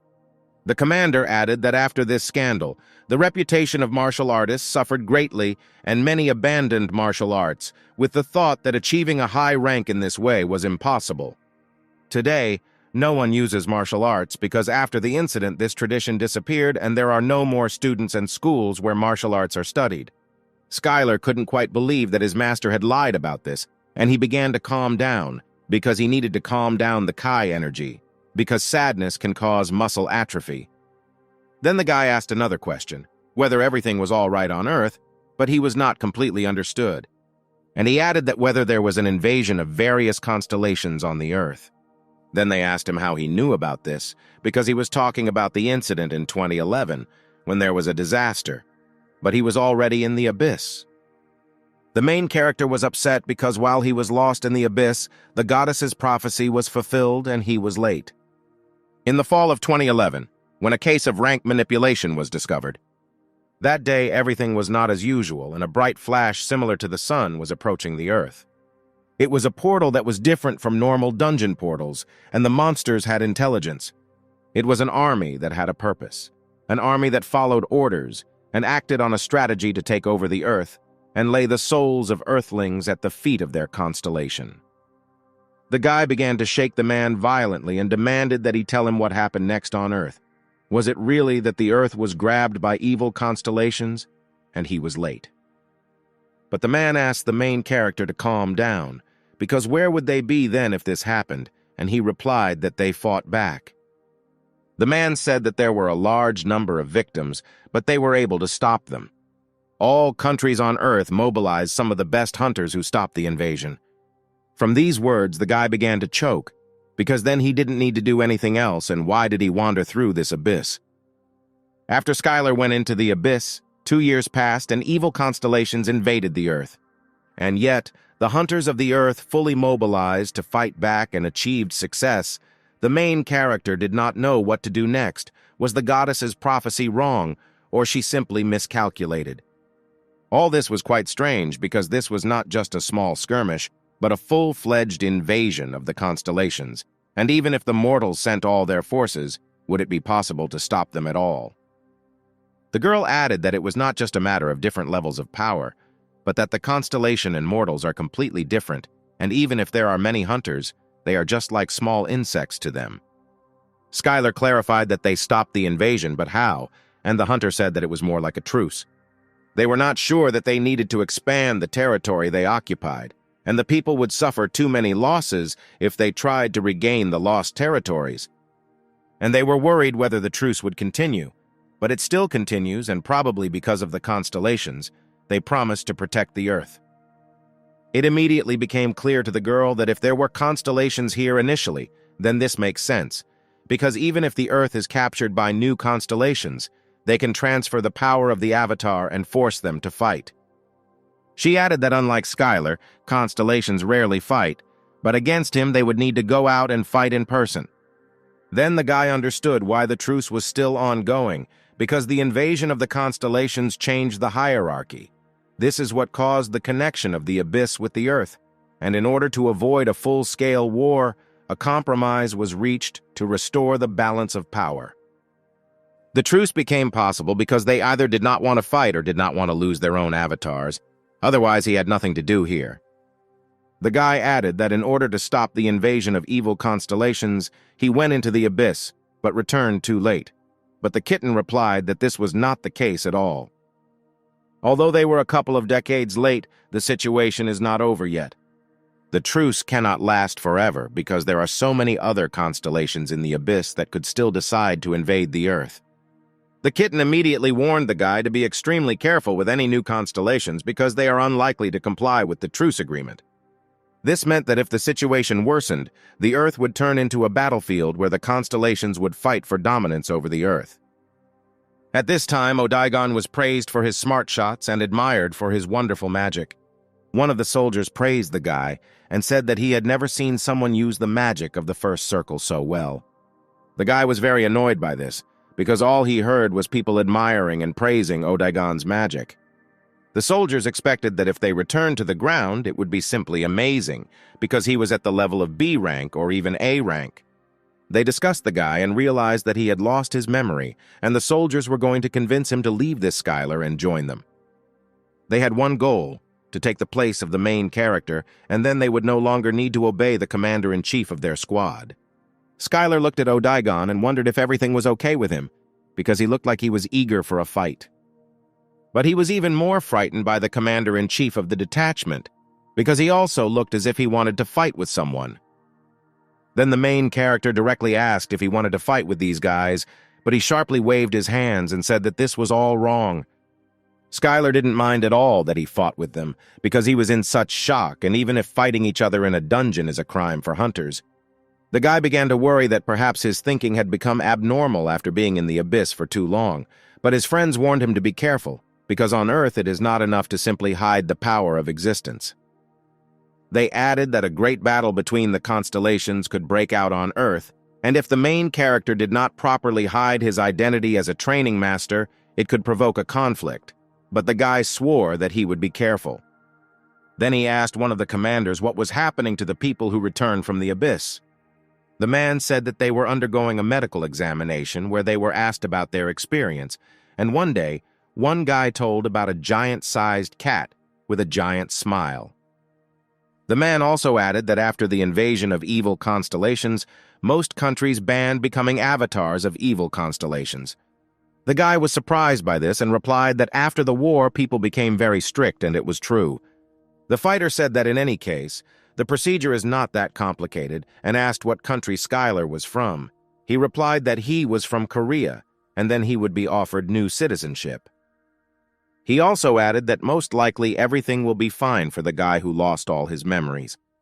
The main character turned to Odaigon and said that he had received enough information about the situation on Earth, and now he was also wondering what the skill level of the hunters was, and whether there was a way to find out. The cat suggested that there was a spell called Level Assessment, which showed the level and characteristics. This would be enough, and suggested using it on them. The kitten asked why he asked Odaigon to do this, but the guy replied that he could not use magic, but that was not the reason. Due to the fact that the guy was a constellation, he did not need to use magic in order to see the power level. For this, he would not need to use the entity's own power. Any constellation could easily do this. And at that moment, the main character used the Eye of Sauron and looked at the commander-in-chief of the detachment. The guy revealed the whole essence of Richard Parker. He saw his level, strength, agility, magical power, and intelligence. The kitten added that if he masters this ability, he will be able to see much more information, and he can also train this skill. Suddenly, the soldiers saw that the mirror illusion of Chaos Dungeon had been cleared, and it will soon close and the main character will finally head to Earth. The soldiers were very happy about this, because they would soon be home on their native land. The main character looked at the frying pan made of adamant, and saw that the kitten of lava and magma had done a good job, and it was much easier to cook complex dishes on it. Due to Skylar's use of the Eye of Sauron, his life force increased as he used this ability. At this time, a problem arose on the ground near the portal to the dungeon. Strange phenomena began to pass near it, and suddenly the dungeon turned out to be dangerous and unstable, and it was impossible for reporters to be able to pass here. People saw it and couldn't believe their eyes because there was an entrance to the dungeon, and this meant only one thing. It had been successfully cleared. A bright light formed, in which stood a team of hunters, as well as the main character and his partner. When Skylar appeared, the first thing he was surprised by was how bright it was here and how beautiful the earthly sky looked. In a group of hunters, a gangster managed to clear the dungeon of the mirror illusion of chaos in the Mojave Desert. The final rank of the dungeon became C rank, and the commander was furious because for him it seemed impossible since there were 1,000 ghouls there. The man said that he received help from a qualified magician, and that only F-rank monsters were not enough, and they knew this very well. The dungeon's prank was determined by the strength of the main boss. They looked at the test stats, and that's why it was rated C rather than F. In any case, the sheriff congratulated him on his safe return, and added that his father was very worried about him. Since the Earth didn't know about the Ghoul King Terran, they didn't know that they had completed an A-rank dungeon. The main character was holding a magazine in his hands, and he was wondering why the commander of Parker's group was a real celebrity, and why so many paparazzi showed up around him. At that moment, doctors entered the room and announced that Skylar, according to the results of his tests, was absolutely healthy. The girl was very surprised because she had never seen such a perfect body, as if God had given it to him. The guy replied that the only thing that could be done in the abyss was to train. The doctor added that he was also mentally stable, and he was really lucky. After all, 30 years have passed, and now he will have a hard time with rehabilitation, and if he wants to move to another country, they will be happy to help him. But the girl acted as if she didn't want him to stay in this country. On the contrary, several men asked Odaigon not to worry about the fact that he had lost his memory, and the American government was on his side, because America was the richest and most powerful country. Only high-ranking magicians received such treatment. With martial artists, things were completely different. But the guy was firm and replied that he would always be the same, and no matter how many offers he received, he would always follow Mr. Skylar. People tried to find out what happened to this guy in the abyss, that he was so devoted to the main character, but the guy did not reveal all the secrets and replied that he met him when Odaigon had already lost all his memories. People then began to speculate that perhaps it was because he was the first person Odaigon had met since losing his memories. They also approached Skylar and asked that if he ever seriously thought about moving to another country, they would help him with whatever he needed, but he replied that there is no better country for a hunter than America. At this time, a group of individuals were quietly talking to each other using a simple telepathy artifact. Odaigon suggested that he could easily get inside using magic and tell them what they were talking about. The guy agreed to this proposal and immediately heard them say that he will stay here even when he gets a green card, that now he says no, but he will soon understand that America is really better, and they still worry about it. They were also talking about a magician named Odaigon.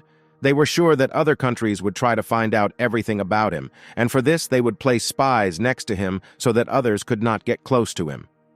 As soon as the guy heard that they would be spying on them, he asked Skylar if he could get rid of all the spies right now. But the main character asked him for an unheard situation, because he must understand what is happening here. There were several other procedures that a returnee must undergo in order to receive a green hunter card, and one of them was a test. The protagonist was asked to take one survey for 30 minutes and was warned to be careful that the electrodes did not fall while they were conducting the survey. When the guy started the test, he read the first question, which asked whether he had ever entered into a contract with a constellation of warriors of madness and blood. It was necessary to write a fragment in which this warrior was ridiculed.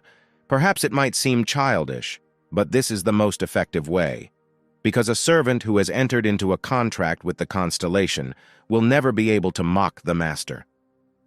This was the best way to determine if someone had made a contract with an evil constellation. They adopted this method after contact with the constellations. Next, the guy was asked to measure a certain amount of mana into the crystal ball as much as he could. After the main character began to measure the amount of mana, the ball turned yellow and immediately began to collapse, and the measurements ended there. The guy thought that in order to move around here more freely, it would be better for him to get a higher rank than 30 years ago, because he is probably a rank A hunter. The amount of mana contained in the measuring crystal ball was much higher than that of the average hunter. When hunters passed the exam, they filled the ball with their own mana to increase their rank. The crystal ball changed color to determine the total amount of mana. It was a little unusual for the main character to control his own strength, but it was not his fault that in the abyss he came across only strong men, and perhaps revealing himself with real strength was still a mistake. His partners watched him and didn't understand whether he did it on purpose or not, because you shouldn't attract too much attention. It could reveal his essence. The earth is not like an abyss. It had its own rules. In the abyss, he can find strong opponents at any time and fight with them as much as he wants. But on Earth, this happens under strict control. The opportunity to rise to rank A is given only to hunters of rank B. Rank C cannot jump over a step. In order to reach the rank of hero and become famous as planned, you need to grab every chance and increase your hunter rank to the maximum. The doctor turned to the guy and said that all the measurements had been taken and the results would be ready soon and he could wait in the hostel. Skylar really hoped that he would be given at least a B rank. As soon as they left the laboratory, the doctor immediately picked up the phone and made a call to one clan and said that he had called about a matter in which they were interested. When the guy began to look at the cards, he discovered that his friend was given a B rank. He was surprised at how well Odaigon hid his abilities. But when the main character opened his own card, he could not believe what he saw because he was awarded the rank C+, and his age was indicated as 57 years of life. He could not believe that in 30 years the average amount of mana of a hunter had increased so much, and at that moment the clan commander approached them from behind. Skylar asked why he came, but the guy reminded him that he said that he would definitely reward him for saving his life, because he returned after 30 years and must have nowhere to settle. And the guy offered to stay at his house and be there as long as he wanted. On the way home, Odaigon asked if he thought it was suspicious that the guy had suddenly become so polite to them.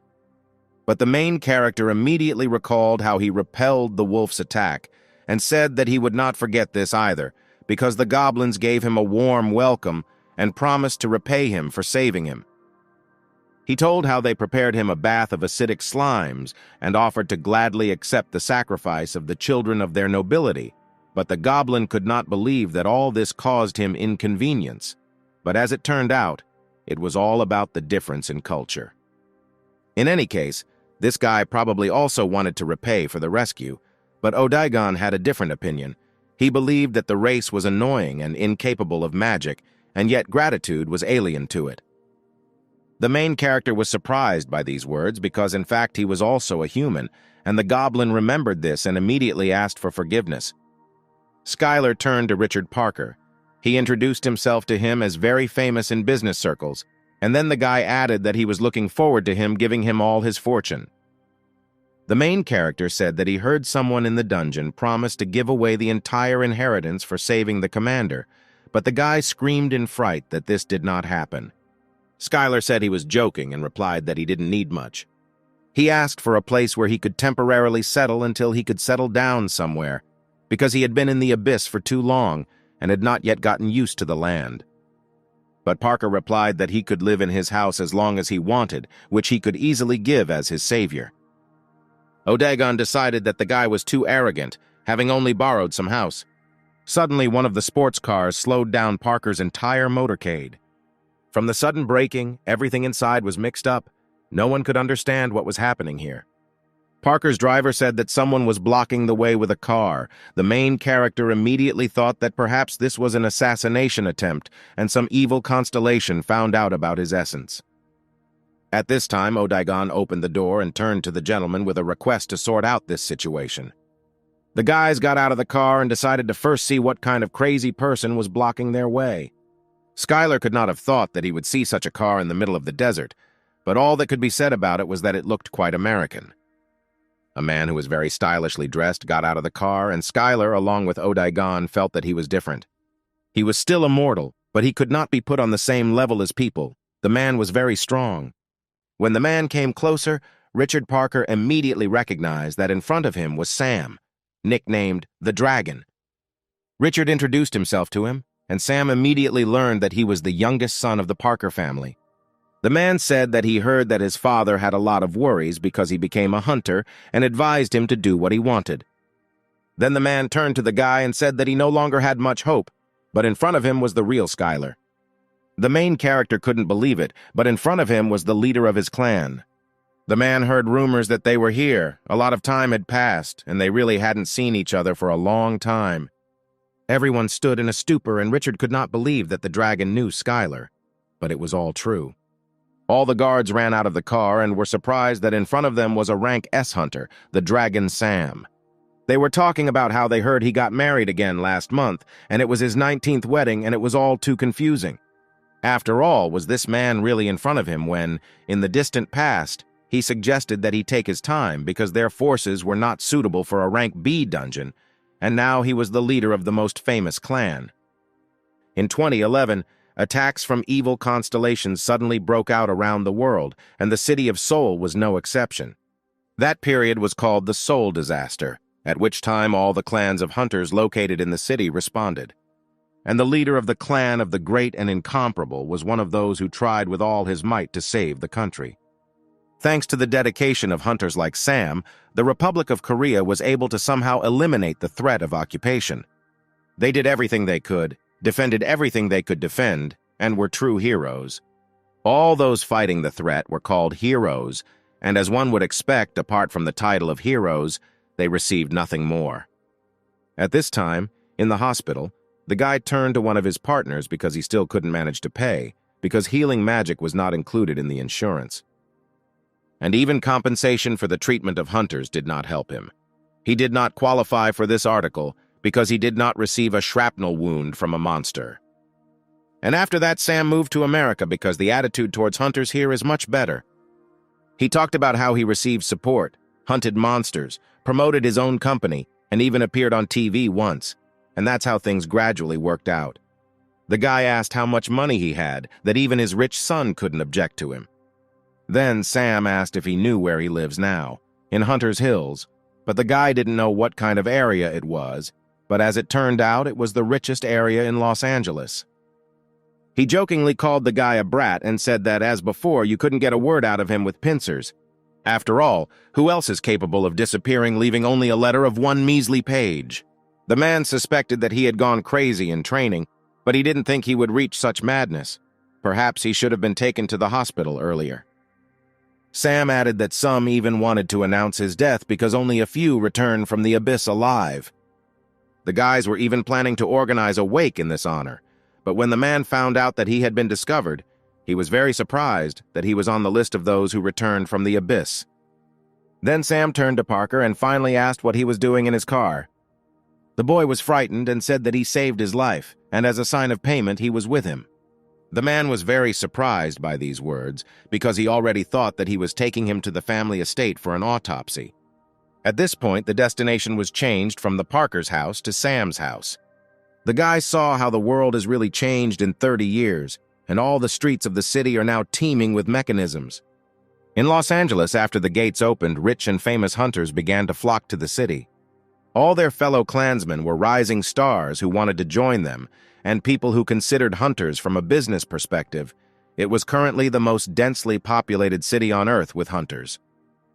Sam continued that from the moment he arrived in America, he asked to be informed about the latest news about who returned from the abyss, and threatened that if even one name was missed, he would leave for another country. It was funny to watch the FBI and CIA make a report with straight faces. Otherwise, he would have quickly changed his citizenship, and the government would have suffered huge losses. The main character looked out the window and said that he had a very cool house. And what kind of house was it the size of an Olympic stadium? But Parker interrupted the guy and said that these buildings are for hired workers and servants, and the real house of Sam the Dragon is located further. They immediately approached the real house, past fountains, palm trees, and beautiful parks. When the motorcade passed along the streets, the main character saw hunters who were standing in line for coupons. He didn't understand why these coupons were needed, because this was not a bank. But Sam replied that in order for them to see him at least once, they needed to get a coupon. But Skylar could not fully understand why they needed this and what it was all for, but these people came to ask for a chance. The guy asked what chance they were talking about, but the man said that they would still have time to discuss all this. When they went inside, they saw beautiful pandas. The guy couldn't believe that the pandas were in America. Had he really stolen them? But as it turned out, it was a gift from the Chinese government. They then begged on their knees for him to come and send it to him. The main character asked what was bothering the Chinese government that they made such a generous gift. Then the man remembered that the guy was in the abyss and knew nothing, and then he urgently gathered all the secretaries in one place. He ordered the best teachers in politics, economics, culture, and other sciences to be selected for him to teach Skylar everything. At this time, Parker's driver said that at the moment there was a great chance to meet the dragon, and that some people had been waiting for months to see it. But the guy continued that their last name was clearly not Parker, and why on earth should he beg for this chance? Besides, he had the feeling that next to him he was aging by a year every minute. At this time, one of the secretaries asked whether there were too many teachers and too much information, and whether he could find out the true reason for this commotion.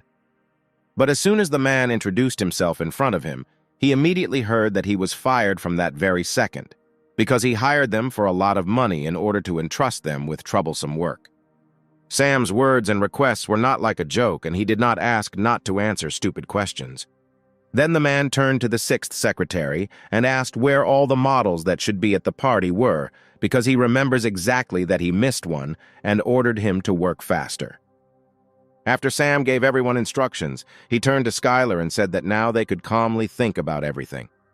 The guy couldn't believe that the man had changed so much in such a period of time, because such situations were not a reason for dismissal. But the man objected, saying that he did not know how much he was paying them, and quickly ordered the seventh secretary to come to him. When the secretary approached, he said that in 2 weeks he received about $230,000. But the main character still could not understand how the size of the salary is related to dismissal on the spot. Then Sam replied that when he hired them, he clearly warned that he paid the highest salary, but in return, one mistake and the employee was fired, and they all knew about it. But Skylar was very disappointed with this approach, and then Sam decided to leave the seventh secretary. The guy turned to Sam and asked why he wouldn't become a role model, as befits a real leader of the clan. In one of the audiences, a Stanford University teacher who specialized in the science of artifacts and caves spoke to the main character. She also had experience as a manager of 2 rank B and 1 rank A hunters. These words really surprised the guy, and he decided to surprise her in return, and told her that in high school he once lifted a barbell of 500 kilograms in total. The teacher decided to briefly explain what happened over 30 years. And 30 minutes later, the guy screamed loudly in the audience. He couldn't believe that evil constellations had occupied China, North Korea, Europe, and Latin America. South Korea was not captured, as it was one of the countries that resolved the situation relatively quickly. But after that, many Korean hunters went abroad, because many found America especially beneficial. Also, clan leader Sam also moved here at that time. His leader was so kind, what did he have to go through? This was the kind of man who was abandoned by women every day and who discouraged him from going to the B-rank dungeon. But suddenly he became the Dragon Sam, an S-rank hunter with a lot of money, who married 19 times at the age of 70. The Lava and Magma Kitten said that everything worked out perfectly, and that this hunter could become an excellent avatar. Really, this person cannot be trusted. You could trust him. Then Skylar went to Sam and told him everything about how he suddenly went into the abyss to prevent the end of the world, and while he was stomping around there for a couple of decades, he suddenly became a constellation, and whether he wanted to come under his wing and become an avatar. The man was very surprised by the guy's words, and he replied that he didn't indulge in drugs. The Kitten of Lava and Magma said that there is no need to do this, and he can and will understand everything if everything is explained to him in detail. But something still haunted the guy. The leader did not give up for 30 years, trying to find him. The guy decided that he was the one who could be trusted, because there was training equipment here like a gym in the backyard, and the guy didn't want to just get involved into the affairs of the constellations. When the guy came to the gym, he said that it was more like a concert hall, and that he must have invited various pop stars to parties here, but Sam replied that there was a cooler place for that. The Kitten of Lava and Magma exclaimed in surprise, because it was the magic of the wrong side of the world, but the guy did not understand why he was so surprised, because it was not complex magic. The kitten said that this is rather a very popular magic among the constellations, and that mortals do not know how to use it correctly. Sam said that even if you get injured in the wrong side of the world, they will not be reflected in reality. Roughly speaking, this is magic. Something like super advanced virtual reality technology. But this constellation was used to train their own avatars, but the kitten said that most often the constellations use it as a playground to relieve boredom. The guy asked if the magic of the underside of the world had taught the constellation, but Sam exclaimed that this magic was known to many, and the constellation had nothing to do with it. But if you think carefully, there was a possibility that the constellation initially gave this technique to someone, all this as some kind of evil plan. Skylar said that with such training equipment to prepare for war, all the hunters on the planet would be fully armed, but the man did not understand what kind of war he was talking about. He replied that all these devices are only for sports training. Then the main character exclaimed that they really use this magic to play football. Then the man snapped his fingers and said that this was all a thing of the past, and now he would demonstrate everything. Now at the forefront of the entertainment business, the most popular area is hunting sport. It was about a competition in which 6 hunters gather in a team to measure their strength with the opposing team. At this time, there was also the extermination of monsters, temporary attacks, mortal combat, etc. The rules were endless. When one team successfully kills the weekly boss, it is awarded 5 points for victory. All this looked very interesting, and the main character entered the underbelly of the world. The main character had to limit the power because the seamy side of the world could be destroyed. He thought that since the magic was created by people, it would not be able to fully correspond to a being of the constellation level. Then the guy's strength, agility, and health were greatly limited, and he immediately felt as if a bunch of weights were hung on him. In a battle with limited power on the wrong side, the constellation increases its own real power. It all looked like a real workout, and he was even a little happy about it. The Lava and Magma Kitten suggested that this is a great chance, because other constellations cannot see Skylar in the dungeon and the underbelly of the world, and therefore he can make full use of all his abilities. The kitten meant for the main character to reveal his own essence to the leader and make him an avatar. But the guy didn't want to do this, because he had a great life, and he didn't want to drag him into it again. The main character believed that he was not suitable for the role of a leader who controls avatars, because he was more accustomed to playing the role of a fighter and participating in battles. But the kitten added that in competition with other constellations, there will definitely come a time when he will need avatars, because it is not in the spirit of the constellation to personally engage in battle. Sam asked why the guy became like a pillar, because half an hour ago he looked completely different. Skylar believed that thanks to the wrong side of the world, training for a hunter seemed to take place in reality. But the man reproached the guy, saying that this was not training at all. Everything that happened there was only about sports and the most popular sport in the world. Skylar asked if hunters didn't train in the dungeon and just fight each other, but Sam replied that that was what competitive sports were all about. The main character asked why people like to watch it so much as if it were football or baseball.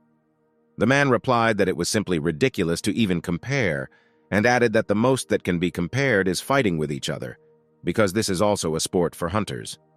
The strongest hunter is chosen through one-on-one fights, and once you watch this, the rest of the sporting battles will begin to seem incredibly boring to you. But no matter how much Sam hoped to surprise the guy with this whole story did not excite Skylar's blood. He was confused and worried that the land was now in danger. The guy spent all his time training and was afraid to find out that he was already late. He was constantly overcome by anxiety while he was trying to find his way back to Earth. But in general, the hunters of the Earth became sports stars, and Skylar did not understand then what time they were catching monsters. Then the kitten added that this world and fighting with each other is quite common for the constellations and for the god of training, who does not take avatars under his wing. This may be new, but for the constellations with an army of avatars, it looks like an indirect war. The kitten suggested that this could be due to the spread. The main character thought that in this case they shared this deliberately in order to find candidates for avatars, and Sam added that recently there were many among the hunters who had never even cleared the dungeon. The guy didn't fully understand then why they became hunters, but there was only one answer, just for the sake of money and fame. All one had to do was choose a sport that a person liked, and having succeeded as an athlete, he was able to earn money that he would not be able to spend in his entire life, and the line in front of the house was just waiting to get this chance. After Sam finished, he asked what happened to the guy during this entire period. What fly bit him that he fell into the abyss during training, or that he was deceived?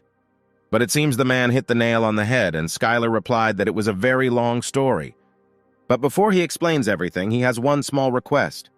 The guy asked to increase the power of the backside because his strength is too limited, and this is very disturbing. But the man didn't believe it because this room is aimed at rank A hunters and asked what rank the guy had. Skylar replied that he had a C+ rank, and he did not have the opportunity to fully demonstrate his combat skills because he simply broke the internal energy measuring device, and even that was not enough. Sam couldn't fully understand why he was assigned a rank C+ anyway, because it couldn't be that someone paid for it. It seemed to the man that the guy had become much stronger, since he was uncomfortable being here and everything was exactly like that. Sam again asked the guy to tell why he went into the abyss, and if this is a long story, then let the main character tell it more simply. But in simple terms, Skylar went there with only one mission. Everything was to protect the Earth. The man could not believe these words. Had he really wandered through the abyss and become a constellation, and now he had returned to protect the Earth? Sam was very surprised. Then it turns out that he is older than him in age, but all this was unimportant. Then the man yelled at the guy because it was hard to believe, because many people who returned from the abyss lost their minds. But since Sam couldn't believe the words of the main character, Skylar, he decided to demonstrate all this with his own power. That's why the guy asked to remove the restriction, and he didn't care about the others at all, but he wanted to share it with him. The man then took off his jacket and replied that no matter how strong he became, he had never encountered an S-rank hunter before. Sam said that he had crossed paths with various opponents many times, and with his last breath, he received an A+ rank skill and increased the level through death. The guy laughed because the man loved fantasy novels so much that he eventually became one of the main characters. Then Sam flew into the air and shouted that the little brat was not far away, and that it was not for a fan of battle stories to talk about this, and immediately offered to fight once. The man asked the guy if he had ever heard of artifacts in the form of tattoos. Suddenly Sam began to fire magic projectiles and shouted to the guy that he could now dodge this. But the main character did not see the danger in this, and did not see the point in dodging at all, and released a powerful stream of energy from his hand. This blow surprised the man, and as the first champion in a one-on-one battle at one time, he realized that the opponent in the ring must be forced to focus on defense, attack first, and not allow him to catch his breath. Sam activated the magic of the sixth circle, which was called the Path of Lava, and turned to Skylar and asked when he even learned this type of magic. But in response to this blow, the guy activated the Kai protective barrier and easily stopped the powerful lava shot. When the man saw this, he shouted whether it was because of this skill that false rumors began to spread in China. The main character did not understand what he was talking about and added that there was a viral fake video with a similar skill to his. The guy was very surprised by this. He could not even guess that they even managed to fake something like this. It greatly amazed him. Unfortunately, his barrier has consumed quite a lot of energy, and at this rate it will soon be empty, and apparently there's no way around it, since he has limited strength here. The guy had to control all his power so as not to destroy the reverse world, and this was a very big headache, because a lot of time had passed since he fought like a real person. And then Skylar decided to show his absolute maximum and concentrated all his power into one magic ball. This ball was so fast that Sam did not even have time to use fast teleportation, and his magic was destroyed, and after being hit he received great damage. He was shocked that it was cancelled even before activation, and how a guy could use these skills so quickly. But Sam didn't give up on this. He had no choice but to strengthen his own body with magic. But the guy literally found himself next to the man in a second, and quickly used several techniques. Sam had a lot of hope when he tried to switch to close combat against someone who uses martial arts. His friend admitted that he was quickly confused because he usually never dealt with martial artists, and recognized the guy as very assertive. Sam asked the guy how martial arts levels work and how he reached the highest level in martial arts. The main character replied that it doesn't quite work like that, because at the moment he has the highest level, and if you step a little further in development, you can go beyond the boundaries of a mortal. And at that moment, the man realized that in front of him was a real constellation. Sam replied that he couldn't imagine how ridiculous it sounded, but it sounded ridiculous that Skylar's friend, honest and with kind eyes, had changed for the worse. And the men began to argue which of them had become more successful, and then Sam asked what he needed from him. Skylar began by saying that he wanted to ask him for help, and then proceeded to explain the current situation in detail. Although the constellations have agreed to a truce, the treaty is only temporary, and new constellations can emerge from the abyss at any time. And those constellations that have concluded a truce may be plotting to seize the Earth right behind them. As for the rest of the constellations, they already had many servants on Earth, and in general there are a lot of them. But on the other hand, the guy has to start everything from scratch, so he is now at a disadvantage. In these words, the man heard that the guy was not going to ask for his help. After all, he lived his own life, and that's why Skylar didn't want to get him into trouble. The man couldn't believe that the youngest of the clan had been defending the Earth by fighting in the abyss for 10,000 years, and he was just trying to be cool just because he was older. Sam loudly slammed his fist on the floor and shouted that why the hell was he worried about him, because it was he who should worry and not the other way around, and who could help the main character if not his old friend.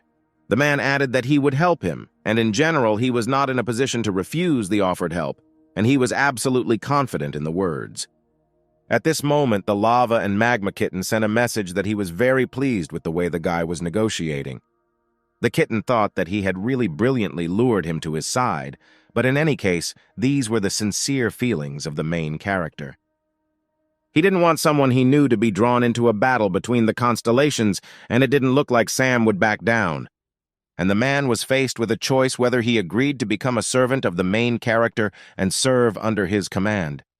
The man did not think for a long time and decided to obey someone younger and let it be as it will, and at that moment he became a servant of the invincible avatar of training, and his soul was tied to the constellation, and if it disobeys the orders of the constellation, it could be subject to severe punishment. The young people had a delicious breakfast in one cozy establishment, and Sam still could not believe that he would agree to an agreement with the constellation. After all, concluding a deal with a constellation was tantamount to selling his soul. He was interested in everything. If he concluded this agreement, he would be able to keep an eye on the main character and his clan whenever he wanted, but if it would be very stressful, then the guy could simply not do it. Skylar's plan was to first hide the fact that he was a constellation, since it would be a very big problem if he was discovered. Sam thought about this, because it seemed that the constellation needed to hide its own power. The guy said that in any case, he is going to continue to increase the number of servants while hiding the fact that he is a constellation, and he will need them when he collides with other constellations. The man replied that he could be trusted. Then Skylar asked if he could defeat the great demon one-on-one. But Sam clarified that the guy didn't fight with him in the abyss, because hunters always act together, and it's completely pointless to try to defeat the monster one-on-one. There was some uncertainty in the man's words, and the main character thought for a second that he might lose. Sam added that whether it was the world of the underbelly or a one-on-one battle, a solo or team game, he was absolutely sure that he was not afraid of any of it, and he wanted to not care if he had to fight against the constellations or anyone else. But the guy knew very well that magic, which is often used in sports called the magic of the wrong side, constellations were also often used, and it was very strange that people participating in hunter competitions used this magic. The whole reason was that this magic is very widespread and is associated with the fact that the constellations fight in a similar way, when the servants of the constellations are sent to the underbelly to fight each other. There was a very good chance that the constellations intended to make hunter competitions like one-on-one battles so popular that it would be easier for them to choose servants based on their strength. The guy thought, maybe this is too much for such complex speculations after all. Do the constellations really look at such nonsense? But everything was true, and the kitten of lava and magma added that one should not underestimate the boredom of the constellations. After all, even now most of the constellations are fighting each other in the carriage out of boredom.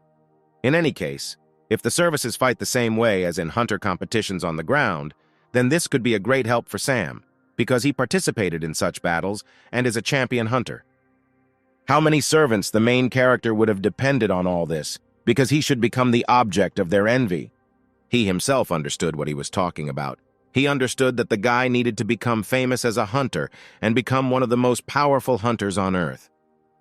Everything is always very interesting with such hunters.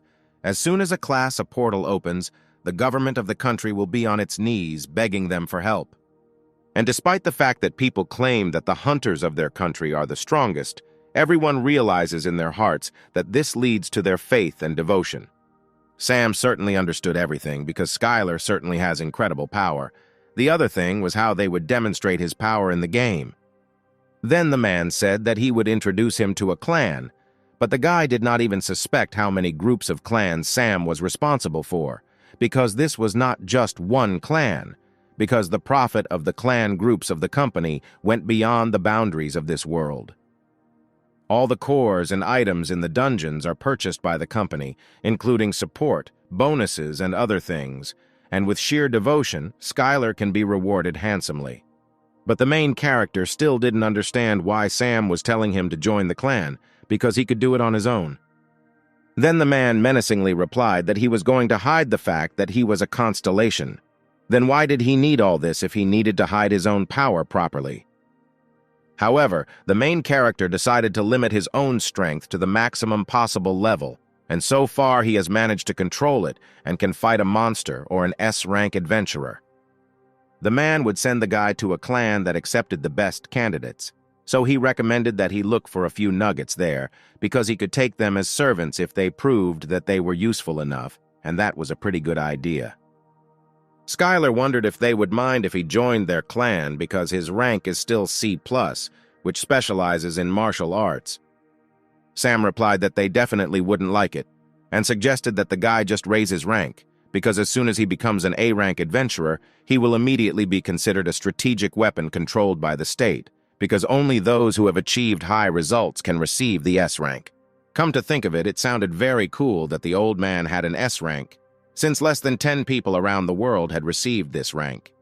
He shouted that it was enough to sit, and it was time to do everything they could, and immediately went to the qualifying round for the competition. The guy clarified which qualifying round Sam was talking about, but he added that the main character cannot even imagine how many hunters want to take part in this competition, because he needs to go through the qualifying round and win in order to be accepted as a professional in the league. The next preliminary round will be in exactly a week, and during this time the guy can get used to it a little. The guy didn't understand what he needed to get used to and what to do.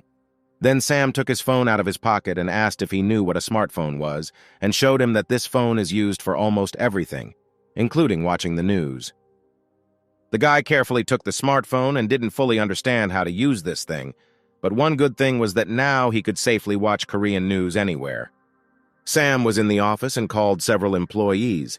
He asked the hunting department to immediately bring him equipment for evaluation, because he needed to re-evaluate someone. Then he thought that they would need another reliable manager, but when he looked at these guys, he realized that they were not suitable for him at all. The man asked what his daughter was doing now and began to list that she was not the 10th or even the 8th, but let them call him the 11th, who has the worst character. He ordered Laura to be brought here immediately, but he was not entirely sure that she would show sympathy for Skylar, because he was also difficult to deal with. At this time in training, the man could not believe that he had lost control of the magic of the third circle. Laura turned to him saying that he had a lot of mana, and this did not mean that he could cope with high-level magic, and he should have first studied the magic of the first circle more carefully. The guy then shouted that he was a C-plus class hunter and had already received an offer from the rest of the close-ups, and how could she force him to repeatedly practice magic in just the first circle? When Laura was returning from the training class, she turned to one man and said that the guy did not deserve training, and that the girl no longer wanted to train with him, and ordered that they take care of him from now on themselves. When the manager entered the classroom, he immediately began kicking him, because this stupid idiot didn't even know who she was, because she was not just an ordinary manager. Miss Laura was a Class B hunter and a renowned Class A manager. She is the person who turns worthless rookies into diamonds in any clan. He didn't say anything because she didn't like it when her identity was revealed, but he had just let his own boss down and didn't realize what an idiot he was. One fine day, there was a big stir at the stadium where the competitive fights were taking place. When Skylar approached this place, he was surprised that this qualifying round would really take place here. Some hunters came in luxury cars. They enjoyed great popularity and fame. This did not surprise the main character because then and now, the habits of hunters did not change, but in order to get into the professional league, you had to become the winner of this tournament. One of his representatives also said that this is a qualifying round for the league of rank C, but many hunters of rank D or E will also take part in it, and in any case, there will be a chance after this, and you need to take it as a new experience. At this time, Odaigon was so engrossed in playing games on his smartphone that he didn't even pay attention to what people around him were talking about. The guy shouted to stop playing these games and the competition would start soon. The main character didn't understand how he could play these games all day long. Were they really that addictive? When Skylar came to the recreation area at the stadium, he saw that there were journalists and cameramen around, and it seemed to him that this was all a way of recruiting for the clan. One of these journalists was scratching his head and did not understand what kind of incredible hunter had to appear in the qualifying round to be sent out so early in the morning. At that moment, the operator approached him and completely agreed with his words and offered to wait until the majority dropped out. It seemed to him that he had seen this journalist somewhere, but as it turned out, he was a scout from the Gambit clan. The man hoped that this time the damn appraiser did not fool him and told him the whole truth. After all, then they said on the phone that it would be just a bomb, because the guy even ground the measuring device into powder. The journalist had been studying the protagonist's dossier for a long time. He learned that the guy went into the abyss for 30 years, and everything was fine with his head, and all the tests were checked and no deviations were found. The men decided that if he lived 30 years ago, it was understandable why he used martial arts and suggested sending someone to recruit him. At the beginning, the journalist could not believe that it was possible to break the measuring device, and no one could pay them to talk about this nonsense. There was no way they could just ignore it, because the money had already been received, and it was unlikely that they would have contacted them if this guy was useless. The boss ordered the worker to personally check everything, and if his mana was in excess, then try to offer him to master magic. But the guy didn't understand how he should force him to master magic, but that was his concern, because the journalist receives a salary for this. The qualifying round for Skylar began, and he was invited to enter the center of the stadium. When the guy entered the wrong side of the world, he needed to limit his strength, because otherwise the wrong side of the world could simply collapse. But the main character should have limited much more power, because in Sam's house, this thing was level A. Skylar successfully entered the underworld. He limited strength, agility, and endurance. The guy could also use melee ki, but with limitations. This did not stop the main character because the more difficult the situation was, the higher he rose, and it sounded logical. One bald guy at the stadium asked Skylar what this crazy guy was muttering to himself, but the guy replied that he thought it was a good experience. The man was inspired by this when he saw his new opponent and decided to immediately leave him soft-boiled. The referee shouted that they would be instantly disqualified for fighting without giving a signal. The rules were already known to everyone, but he reminded that they could use any skills without restrictions. Also, if they want to give up or are no longer able to fight, the fight will be stopped. There were not as many people in the stands as we wanted, but there was still a live broadcast from the qualifying match of this competition. For viewers of the broadcast, this was very interesting, because they had not seen a martial arts user for a long time. In their eyes, Skylar was no different from a living fossil. The journalists carefully read his file and decided that he was worth a look, but when they read that he was a martial arts user, they couldn't believe that they still existed and had already forgotten the last time they saw them. For the first time, the bald fighter met a person who has martial arts skills. He decided that as soon as the battle began, he would immediately increase the distance and use the magic of the second circle, and after that he would release enhanced magic projectiles. As soon as the referee announced the signal to start the fight, one fighter immediately flew into the air, and for a second it seemed to him that he was much faster than his opponent. But it only seemed to the man because Skylar's fist was already a few centimeters from his face. Everyone who watched the broadcast and was in the stadium was very shocked because after a few seconds the referee gave the signal to start the fight. It was already over. Skylar was too surprised by this because he did not believe that the fight ended so quickly and that the opponent was too weak. The referee stood on the podium to announce the winner as the second fighter was carried away on a stretcher. The journalist could not believe that the guy managed to deal with his opponent so easily, and he immediately reported this by phone. Over the phone, the boss heard that the appraiser was right, and they had found a simply amazing diamond that would immediately become their driving force. He still couldn't believe that there was a treasure to be found among martial arts users, and even though it was difficult to expand its boundaries, they wouldn't hesitate to try and recruit the guy. And the journalist decided that he would achieve success at any cost if he did not want to lose this job. While Skylar was resting in the waiting area, other fighters were performing at the stadium. At one point, a journalist entered the room. He turned to the hunter and asked him to ask a few questions, but the guy immediately realized that in front of him was a clan scout. The journalist was flattered that the guy immediately realized that there was a clan scout in front of him, and he replied that the guy was fundamentally different from the current hunters. The man added that although the guy already knew, the current hunters in the past are no match, because in a real battle they cannot be called hunters. Skylar replied that he also thinks so, but it seems to him that everything is not so bad, and there is absolutely no difference where to train if the strength in the end is the same. The man carefully asked if the guy knew why he was here.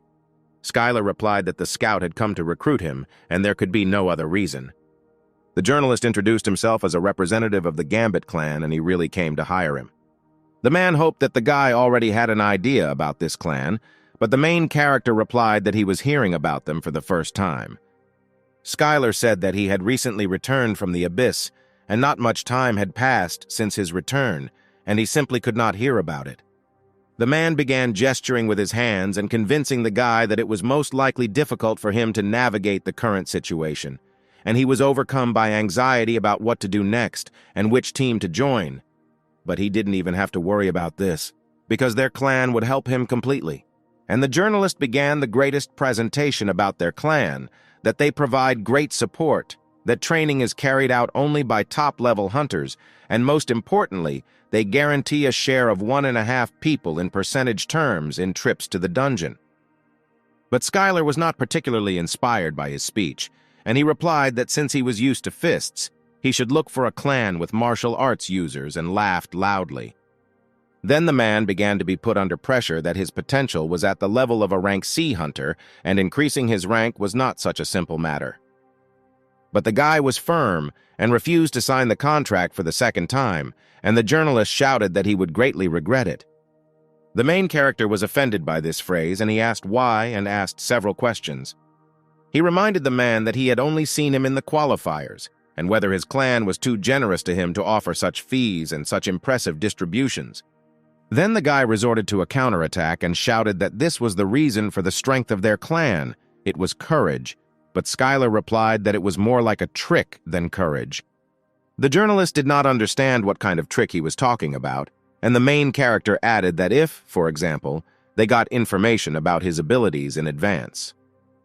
After all, the guy was aware that this was often done in the past, when clans kept newcomer hunters by bribing the appraiser. At that moment, there was a knock on the door and told Skylar to get ready for the next fight. The journalist wished him good luck and said that he would support him in the next fight. The main character was at a loss what to do in this situation, but he gathered his will into a fist and decided that first he should show what rank B is capable of.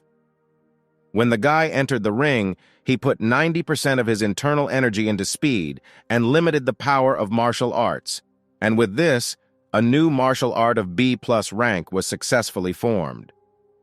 The system asked Skylar to name the new technique, and since it is incredibly fast as light, he decided to call it the Light Dispersion Mastery. The main character's strength was constantly growing, but the speed was too slow, and there were few ways to fix it. But the Lava and Magma Kitten thought it was nonsense, and said that a good solution would be to recruit avatars and prepare a constellation temple or increase the number of believers. The idea was simply brilliant, but first the guy needed to deal with the qualifiers and then continue the main mission. Before the fight began, Skylar became curious and decided to check his power level and saw that he was close to C rank and was specialized in close combat. But he didn't fully understand why an opponent who specialized in close combat would hold a bow in his hands. As soon as the referee counted 3 seconds before the start of the fight, the enemy immediately took his bow and arrows and began to make the first attack. But the guy hardly had time to shoot an arrow from his bow. Skylar was already near him and with a powerful push pierced him right into the body. The man did not believe where such speed came from and decided that things would not go any further and decided to go straight to close combat. He unleashed the full power of his blows with numerous fists, which were aimed directly towards the main character. But the guy dodged these blows without any problems, using a well-honed fighting technique. All the people in the stands jumped up and shouted that this technique was a martial arts user's steps, but such close combat with Gregory was very dangerous. Skylar immediately launched a counterattack and with a strong blow threw his opponent back several tens of meters. The operators could not believe it. They photographed this fight and were completely surprised by this monster. No one could understand where this hunter came from, because it was not for nothing that they said about him that he returned from the abyss. And from that moment it became clear why no one saw this martial arts user. The journalist immediately understood that he could not miss this chance and he must sign a contract with him by any means. Otherwise, he would not be able to explain anything to his clan. The spectators were impressed that the guy finished all the fights with one blow, but since these were qualifiers of rank C, there was nothing surprising here.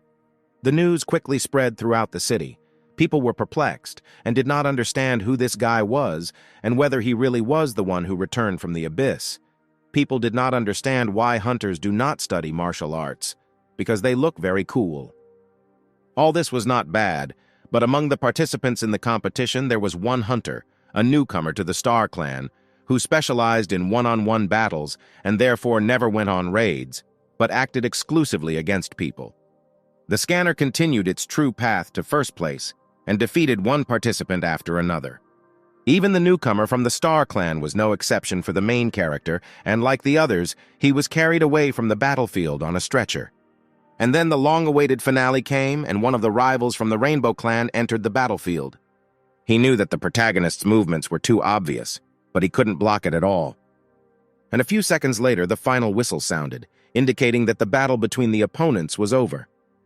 The referee loudly shouted that among them there was the winner of the qualifying round of rank C, and it was Skylar. The spectators in the stands couldn't believe that the martial arts user had won the finals. But only the main character knows that in the abyss alone, he practiced fighting for about 10,000 years, and his level allows him to determine the enemy's tactics only by his breathing. All the hunters seemed like a mere trifle to Skylar.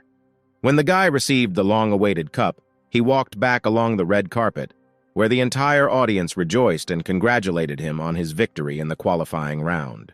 Despite the fact that it was a victory in qualifying rank C, the victory over all participants was a significant event, because in the eyes of the constellations, Skylar began to look like a real treasure. After these events, the constellations had already appeared on Skylar, and the kitten of lava and magma said that this is why he advised him to hide his power. The warrior, shrouded in madness and blood, warned the kitten so that the constellation, which does not have an earthly agreement, should not interfere in matters. But the kitten replied that the contract for the avatar has nothing to do with the agreement, so he can do whatever he wants. But the warrior warned him that he could attack a constellation that does not have an agreement at any time. The kitten did not agree with the warrior's words, and a skirmish between the constellations began between them. Despite the fact that it was only an exchange of messages, the pressure was simply deadly, and the kitten answered the warrior with such confidence, because no one knew where his territory was. The warrior warned the cat that he would never forget about this, and at one moment he would wash himself with the blood of his avatars. At that moment, the guy added that he had no intention of concluding a contract with such a loser like this warrior and ordered him to get lost. The constellation could not stand such impudence and replied that all arrogant mortals would face inevitable punishment. The guy shouted back so that the constellation should not be proud of the fact that she managed to cheat death. It cannot even create a riot in front of other constellations and still continues to be called a warrior shrouded in madness and blood. Other constellations admired the words of the main character and noted that the guy is very confident in what he says. The main character added that he does not know what concerns the rest of the mortals, but at one point he will enter into battle with him, because Skylar has never seen any particular need to stand on ceremony. At this moment, the lava and magma kitten was greatly impressed by the mortal's response and handed over 10 soul fragments to him. The rest of the constellations were in shock. The main character was very surprised by this, but this was only part of the kitten's strategy, and he asked to accept them. Soul fragments among the constellations act as currency, and now the kitten specifically gave them to Skylar in order to provoke other constellations. The guy needed money if he didn't want to be looked down on. Until that moment, he only cared about power, and he didn't even think about money. At this time, in one building in the city, one of the employees turned to Sam. He apologized and said that at the moment, an additional investigation was underway to catch the appraiser. Sam couldn't figure out what clan this brat came from, and his ward suggested that the Gambit clan might be involved. Despite the fact that the Gambit clan, although considered an influential clan, it could not be compared with the Dragon clan, because the Dragon clan was vested with the powers of the government at that time. The Gambit clan was just a newcomer that was just beginning to gain strength. The man did not understand what they were up to, because they all knew that in their current situation, it was dangerous to deal with him, and they still agreed to such a provocation. At that moment, the secretary knocked on the door and said that the results of the qualifying round were known and that the winner was Hunter Skylar. The man turned to the boss and said that he would immediately call the appraiser to assign a new rank, and if problems arise, he would take full responsibility for it. Skylar's ability was measured and the man gave it a clear rank of B. The boss shouted that he was really blind because there was at least a B+, but the man replied that this rank was also worthy of admiration.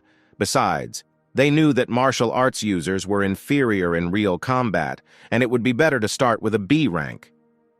The man was ready to attack the appraiser, but Skylar stopped him in time and asked him to stop. He quietly whispered to him that he should be careful, because the constellations were starting to show interest in him, and there was nothing wrong with moving slowly.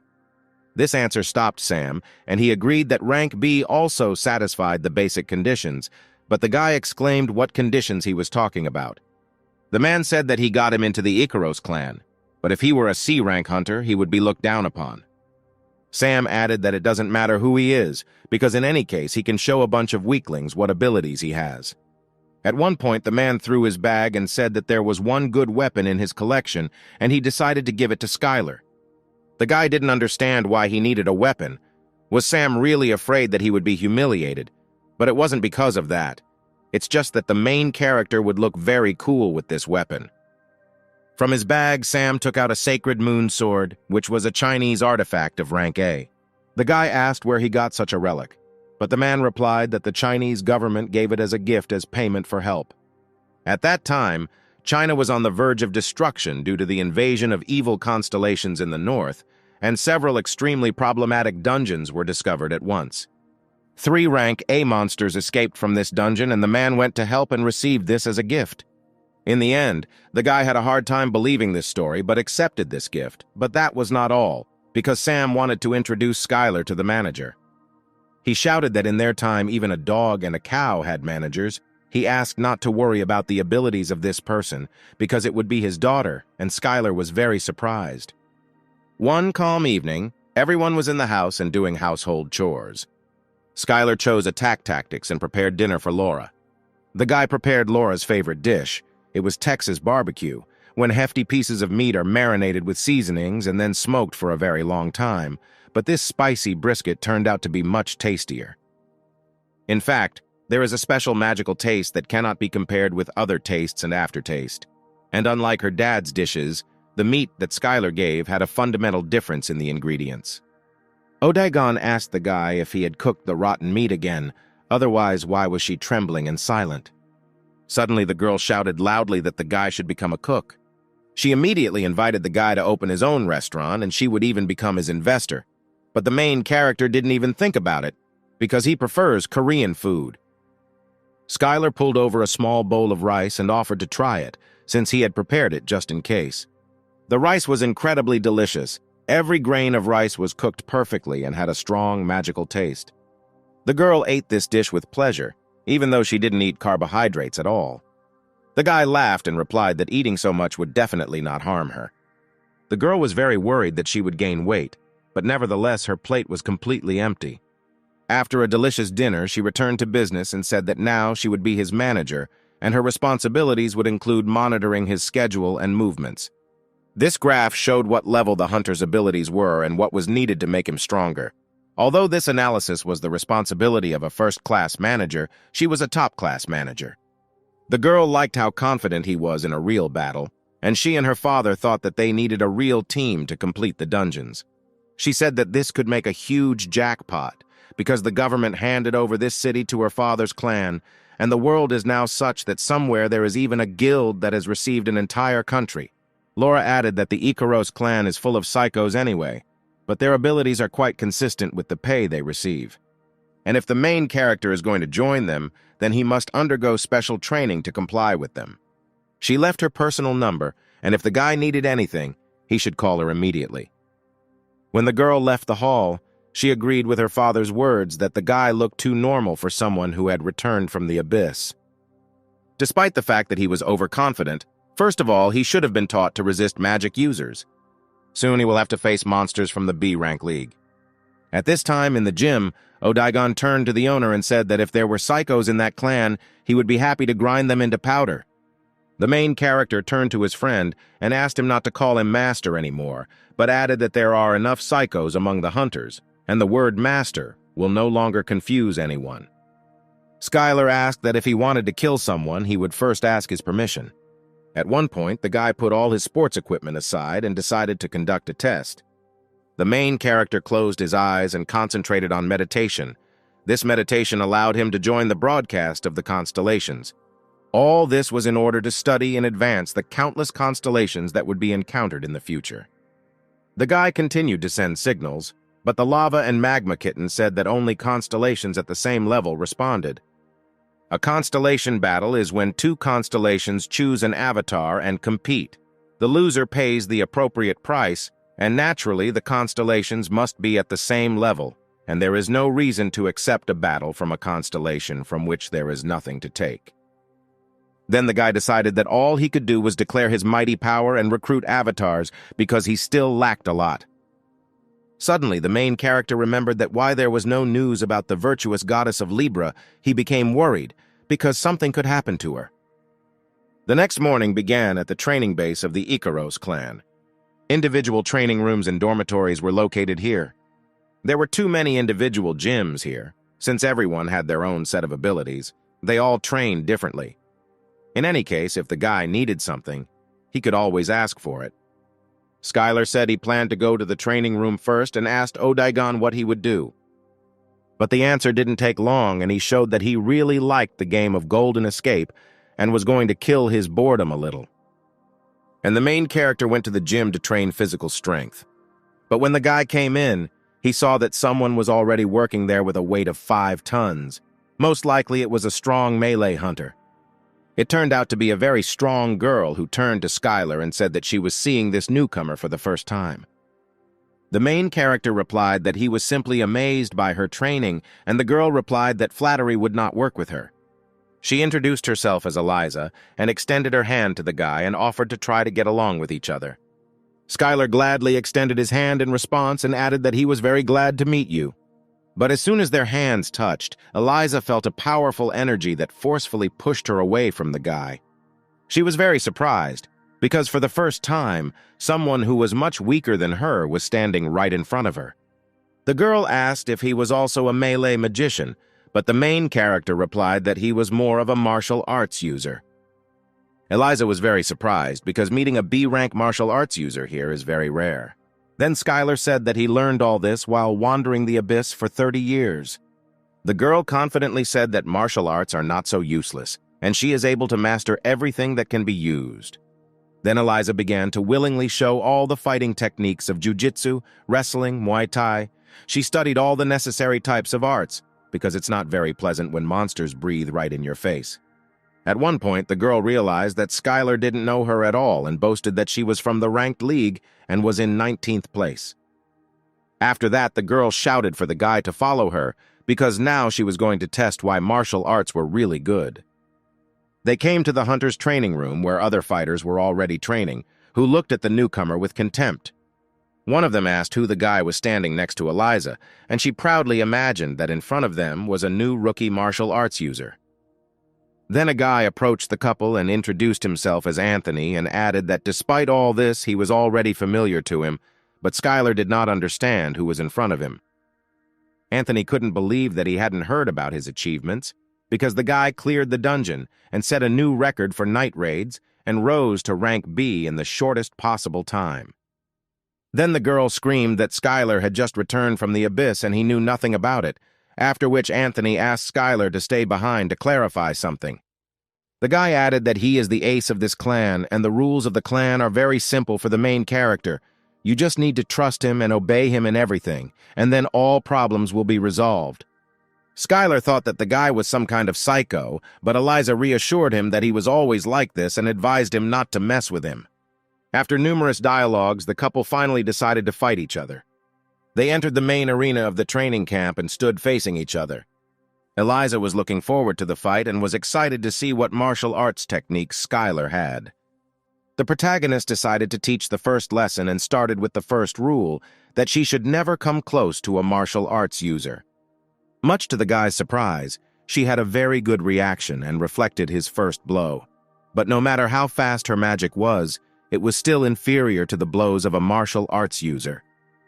The girl was not going to sit back in defense and immediately launched a powerful attack and made a sharp blow of magical power. The blow was really fast and powerful. The guy was surprised that she performed a pretty good attack speed for a magic user, and it would be good to recruit her into avatars. And at that second, Skylar delivered his favorite technique called the Milky Blow, which knocked the girl off balance. Eliza could only use protective magic, but as soon as she thought about it, Skylar had already punched her right in the stomach, despite the fact that the protective circle of magic was activated. The girl couldn't believe it, because she was sure that she had activated magic, but the fact was that the guy used a different force to strike, which was significantly different from strengthening the muscles of magic. Eliza did not want to admit such a resounding defeat, and taking the guy by surprise, she suddenly shouted that she was not finished yet. But Skylar was ready for this, and easily repelled her blow. He wondered if now she felt what martial arts were. After these demonstrations and abilities, the guy could recruit her to become an avatar, but something told him that it would take several stages. But despite all this, the girl was not enough, and every time she tried to attack the main character in order to hit him at least a little. But each time the next attempt was a failure, and she again lay in the training camp ring. Once again, the girl stood up and told the guy that he was really different from all the others, and suggested that he try it one last time. Skylar replied that she had chosen the wrong opponent and she would not be able to fight until victory. The main character liked such persistence from the girl, and he happily accepted her attempts to attack. A few minutes later, the girl turned to the guy and suggested finishing this workout for today. But Skylar had already gotten the hang of it and asked if the girl was showing weak character, because now the most interesting things would begin, and suggested doing a full-fledged training session one more time. After the training, the girl turned to the guy and said that she had not been so tired in sparring for a long time, but Skylar added that this training was not enough for him and asked what she now thinks about martial arts. The girl was persistent and replied that she would put him on his shoulder blades with her own strength and would continue to train until she became stronger. The guy didn't quite understand her answer because with the help of martial arts she could remove all unnecessary flaws, but for Eliza it was a matter of pride. Pride was not to allow her to learn from the enemy, because from now on Skylar is her enemy, of course. When they meet, they will greet each other, but she will never accept help from the guy. Eliza turned around and said goodbye to the guy, saying that she needed to go about her business. The Magma and Lava Kitten said that the guy should take better care of his opponents, but Skylar did not accept these words, because he could not lose to her on purpose. The next day, in the training room inside the imagination, Skylar was one of the first to wait for all his partners. Among all the hunters, Parker came to training, which greatly surprised the main character. This was too suspicious because the guy joined Ikaros, and this was too strange a circumstance because doesn't his family really have their own plan? One of the men asked if everything was assembled here. It was the clan mentor, hunter of rank A, Ernest. The man introduced himself as the mentor of the Ikaros clan and greeted the new faces and added that he hoped that among them someone would become a worthy hunter. Ernest asked those present what the most important weapon of a hunter against monsters is, and Skylar immediately answered that it was a man. And this was an absolutely correct answer, because unshakable faith in one's own strengths, nothing would have happened without it. And thanks to this faith, with which anyone can become stronger, Skylar also lasted for many years in the abyss. The protagonist's partners laughed at his answer because for them it was considered a great delusion. But the teacher made it clear that the main character's answer was correct, and then one of the students shouted that last time he said something completely different. Odaigon believed that a strong creature capable of helping him would be the hunter's main weapon. Parker thought seriously but soon answered that it was teamwork. And this was also the correct answer because a hunter's weapon that can repel monsters is not magic or an item, but the most powerful weapon is unity, because even an S-rank hunter will not go into a dungeon alone. The mentor added that even if he is awakened or has a high rank, people by nature are weaker than monsters and no one knows what can happen in the dungeon, so one should be prepared for anything. Suddenly, the teacher drew lots and announced that today there would be pair training. Bright rays of light connected the students with each other, and they saw with whom they would have to train today, and the main character thought that it was good that Odaigon was next to him.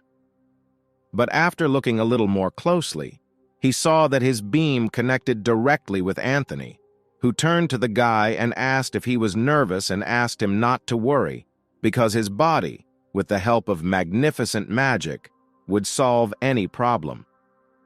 Skylar could not understand one thing, why he, as a constellation, should be paired with this eccentric. After each of the pairs confirmed their readiness for training, the teacher began it with the art of illusion of the highest level. A wyvern formed right behind him, which was the strongest monster designated for rank B and higher. This monster made all the students hold fear and look at the wild beast with horror. The teacher noticed that the newcomers did not even hesitate, and he came to the conclusion that the chairman would not recommend just anyone to this clan. A few seconds later, the teacher gave the task for the students to evade the attacks of the wild monster. One of the couples was very terrified, and their tactics did not coincide with each other's opinions. Anthony decided that despite the wide radius of his breath, his magic would allow him to evade and used third-level acceleration. Skylar noticed this and decided that since they were connected by magic, he would be dragged along with him, and it looked very arrogant. The main character did not think for a long time and then accepted his own magic, which was many times stronger than his partner. Thanks to the actions of the main character, they successfully dodged the powerful attack of the wyvern. The teachers took notice and believed that the pair were superior to magic in terms of speed and evasion, and that this guy was the most outstanding martial arts user he had ever seen. The power of Skylar's skills was incredible. Regardless of rank, such a hunter was strong even in real combat, and the man understood why the chairman liked him so much. At this moment, Anthony shouted what the main character was doing and why he was not following his actions, but in response he heard that the guy was too slow for this training. The guy continued to shout that the newcomer should listen to him and continued to remind him of this. The teacher's first task ended, and he ordered everyone who could not pass the first stage to leave the site. All participants were expecting a second attack, because it could come from anywhere, and only Skylar suspected that a monster would now attack them from below. Literally in 1/100th of a second, the guy jumped out of the air with a sharp jump, grabbing his partner, who would obviously have already been late. Suddenly, an ancient sand monster in the form of a worm, a stone eater, appeared from underground. Such monsters hide in the ground and, having caught the vibration, immediately attack and devour the prey. They are a terrible predator that lives in dungeons, rank B and above. Other hunters began to shout that the rock eaters immediately after the wyvern were too tough a test, and that such a thing could not be found even in a B-rank dungeon. But the trainer was persistent and shouted that if they could not react even to this, then they had no right to be called hunters, and instead of grumbling, they would rather focus on training. Suddenly, Skylar heard a question directed at him. He immediately turned around to see who was asking it. Ahead was a hunter of rank B. Morris, he asked how the guy guessed that the monster would come out from below. Skylar replied that he heard a sound. The guy wondered if it was all martial arts. The main character offered to help Morris since he was so interested in this, but the coach immediately shouted for the guys to get ready for the next stage. So the clan's training continued. The next thing was dodging the three of them, training in resisting magic, and restraining comrades who fell under the influence of illusion magic. Each of the hunters was very exhausted, and then the coach shouted that the warm-up was over and they could rest a little before they went to clear the dungeon. Skylar couldn't believe that they would actually go into the dungeon, but Morris replied that in their time, the dungeon could be simulated in the underbelly of the world. The main character pretended to be surprised and asked what kind of sport it was for hunters. Morris replied that everything was true and said that since the guy returned from the abyss, he must have seen a lot of things and asked which team he supported. Then the main character remembered and named his favorite baseball team, and Morris laughed hard in response, because this was the first time he had heard of such a thing, because for him, a sport was considered where there was a team of 6 hunters. Skylar remembered that baseball and football had completely lost popularity, and among team sports, hunting took first place. The rest of the sport existed only nominally. At one point, the guy decided to study the personality of his new opponent and saw that he was also a melee fighter and was much stronger than the main character thought. Morris turned to the main character and asked if his new friend could really teach him martial arts, because in their time, few hunters would agree to share their own knowledge. Skylar thought it was useless, because even if he taught him, the guy wouldn't achieve anything without effort, because out of 100 people, about 1 achieves success, and he suggested Odegan go have something to drink. The guy added that, in addition, it would take at least 100 years to master the highest category, which was too slow for Morris. When the guy caught up with the main character, he talked about how he was a fan of martial arts as a child. Skylar asked why he didn't study them then, but Morris replied that in his time, almost all of the first-generation martial arts users had retired and there was nowhere to study. Then the main character came up with the idea to teach the guy and become his personal mentor, and maybe after that the prestige of martial arts will rise to a higher level. Sometime later in the training room, Skylar continued to whip Morris in the face so that he could feel the flow in his own body. He asked the guy to hold a pose and asked if magic users really don't use mana to strengthen their own body, but Morris replied that this is not done through the body, but using their own mana. They attract magic from the outside, Then the main character figured out how it works, but it was still a little difficult for him, because he could simply start the circulation of his own mana. The guy reassured Morris by saying that in any case he should not rush, and even if he could not control her, he could restrain her, although this could lead to rupture of blood vessels and internal organs. As a result, Morris decided to trust Skylar and mana cultivation occurred, which meant manifesting martial arts using mana, and the higher the user's understanding, the lower the chance of failure. The main character decided to take a risk using this chance, but fortunately for him everything worked out. Morris's mana consumption was simply enormous, but this was the best way for a magic user to master martial arts, and there was nothing wrong with such a large consumption, because the main thing was that the blow should turn out as it should. A few seconds later, Maurice received the skill of a blow of shrouded mana, and Skylar's plan really worked, and everything worked out for him. The guy's sensations were completely different than from a simple blow. This was all great. The use of mana in martial arts was cool, and it was good that Morris had mastered the technique, but his skill level was too low. A short time later, in the indoor training room, the coach announced that the break was over and that the participants get ready for the next training session. When everyone had gathered, he briefly explained what training awaited them. The rules were that 6 would form one group and enter the dungeon, and their task would be to clear it quickly and safely. Each of the participants wanted to succeed in this training and be sure to enter the first team. Morris said that in their clan, only the first team participates in real battles, and if you show your skills well in training, you can easily get there. The guy replied that unfortunately he is not a member of the first team, he is not assigned to it, but quite often participates in real battles. Skylar added that he sees nothing wrong and there is no need to be ashamed of one's own weakness, because all this can be compensated for with great effort. Then the trainer snapped his fingers and said that he was starting to form groups and ordered to find members of his own group and start training. Odagon noticed that he did not intersect with Skylar in any way, and for him it was a mystery whether this was done intentionally or not. The main character saw that Eliza held her head and said that this cleansing group was doomed to failure. He replied that with such an expression on her face, she greatly offended him. Her team included Skylar, who had recently returned from the Abyss, a newcomer hunter, Richard Parker, a guy who completely lacked team spirit under the name Anthony. A weasel and the only adequate person, the girl had never been pushed out of the first team, but this time she had to worry about it. Morris inquired that no one was against Anthony going to take the leadership position. Skylar added that if he liked to point things out that way, then he was absolutely fine with it. The guy asked Eliza how his abilities were, and she replied that he liked long-range fighting, but he also excels in close combat.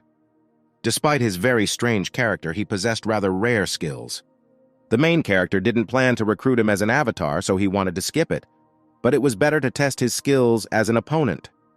The more Skylar used his vision to study his opponent's personality, the greater his strength. But at this time, Anthony was running around the field, waving his arms and shouting for everyone to just trust him, because in front of them was a real captain, and Skylar thought that there was a natural psycho on his team. The strength used by a hunter can be honed through certain training, and Anthony had 2 skills, mind protection and narcissism. Apparently both skills were aimed at maintaining mental control. Suddenly, Javier joined the conversation, saying that he was looking for friends and asked to take care of him. But everyone reacted sharply negatively to him and asked him to just leave here and not even hope to join them. Skylar could not understand this reaction from his partners, and Eliza said that this guy only knows money and divides people according to profit. Javier said that he was not so bad, because everyone knows the principle of mutual concessions and others simply cannot accept it. But if you get something, you have to pay an equal price. Morris did not want to listen to this and reminded him that when he was in the first team, Javier built a good guy, and when the guy dropped to the second, he immediately threw him on the blacklist. Despite the fact that the guy was in rank B, he was a truly valuable doctor who could heal anyone at the right time. He asked to team up with him, and then Javier would help during training. But Skylar did not need this at all because he was already good in battle and Javier could only wave his arms. He warned the main character that the guy could help him just once because he still uses magic, because when he really needs it, his services will cost twice as much. And at that moment, Javier left.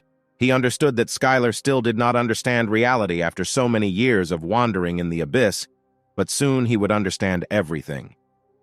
When the team found themselves in the Crossroads test dungeon, they had not even heard of this name.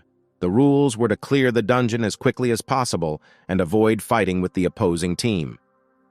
There were enough provisions for essential goods for 2 weeks, and Eliza offered to divide them among everyone and carry them. But Anthony did not agree with this, because his body should be focused on magic and there should be no baggage on it. The guy didn't want to listen to anyone and moved forward. He was not afraid that he might be attacked because his body could cope with any such trifle. But the girl was a master of close combat, and she could not allow the guy to walk in front of her because Anthony was much inferior to her in this fighting technique. The man added that he was better than her in any case, and that there was nothing to be ashamed of, and the mere possibility of comparison with him made her a great hunter. The guy insisted on his own and went forward and ordered the others to be behind him. But Morris interrupted the guy and said that his words had already been ignored, and one of them simply went forward. Ahead of them was a stone chameleon, which was very dangerous for the rank of this dungeon. Anthony screamed for Skylar to stop, and he would cover him with powerful magic of anger and chaos. The monster was very smart, and thanks to its unique properties of blending into the landscape, everyone lost sight of it except Skylar. Thanks to his powerful acceleration skill, in a second, he found himself right in front of the chameleon and made a crushing blow. In his hands was the sacred moon sword, which was the national treasure of China. The main character upgraded the subspace necklace he received from Onyx and attached it to his belt, and thanks to this, he could get the item he needed at any time. When Anthony approached Skylar, he shouted that this monster was his, because he was the first to discover it. But the guy replied that shouldn't he save his strength to meet a stronger monster since he is such a master. This turned out to be perfect logic for the guy, and he asked to be given the opportunity to catch him with his own hands when he showed up. The whole team went straight for Skylar deep into the dungeon. Along the way, the guy met several of the same stone chameleons, which he successfully dealt with alone. The whole team was taken by surprise because the main character dealt with them alone so quickly that they only had time to reach them. At one point, Anthony realized that his body had powerful strength, and there was no way it would lose. He approached Skylar and said that the guy was determined and offered to show him the ability of his own body. And at that very second, the two of them rushed off somewhere, and their team was left behind and did not understand what they could do. Eliza thought that in this regard only Anthony worried her, but who would have thought that there would be 2 psychos on the team? At these moments, all the actions of the participants in the operations room were observed by the coach and the team. They talked about whether they were going to keep Anthony in the first team. After all, if you look at all this objectively, then the guy has outstanding all-round developed abilities, but he greatly lacks a sense of team spirit, and with his participation, the team game will simply collapse. The man noted that his progress had slowed down significantly. It was clear that he had no desire to give all his best in training, but his transfer to the second team could have the opposite effect. The man asked to observe him a little more, and later he would personally make a decision if there were no changes. Then the guy turned to Ernest and told him to look carefully at the screen. They noticed how the guys began to get along with each other. They turned to each other and did everything together. The guys carried out joint attacks, and because of cooperation, they were ready to give up several kills. They actively helped each other and covered each other on both sides. The teacher carefully watched all their actions and could not believe his eyes, because what was happening on the screen was called teamwork. Eliza couldn't have thought that with such a team, the cleanup would go like clockwork, and everything was carried out cleanly, and as a team. Anthony agreed with her, and added that Skylar in his heart thought it was a great idea to trust him with the rear. After several hours of wandering around the dungeon, the girl suggested taking a break, because they still needed to restore mana. Morris offered to stand guard, but was immediately interrupted by Skylar. Everyone stopped abruptly, and the guy shouted that the enemy had surrounded them and that they should prepare for battle. Suddenly, Anthony shouted for everyone to move, because didn't they hear that the enemy was approaching, and Eliza couldn't believe that he started listening to others. The guy got to the main character and told him to look at him carefully, because now he will show him what he is really capable of. Anthony added that Skylar should not be discouraged. Of course he is fighting hard, but there is still a long way to go. And at that very second, the main character dealt a crushing blow to the monster. Anthony said that he could easily dodge, but Skylar insisted that this monster was not familiar to him, because in front of them was a stone gargoyle. The stone gargoyle was a demonic-looking chameleon monster with enormous strength and endurance.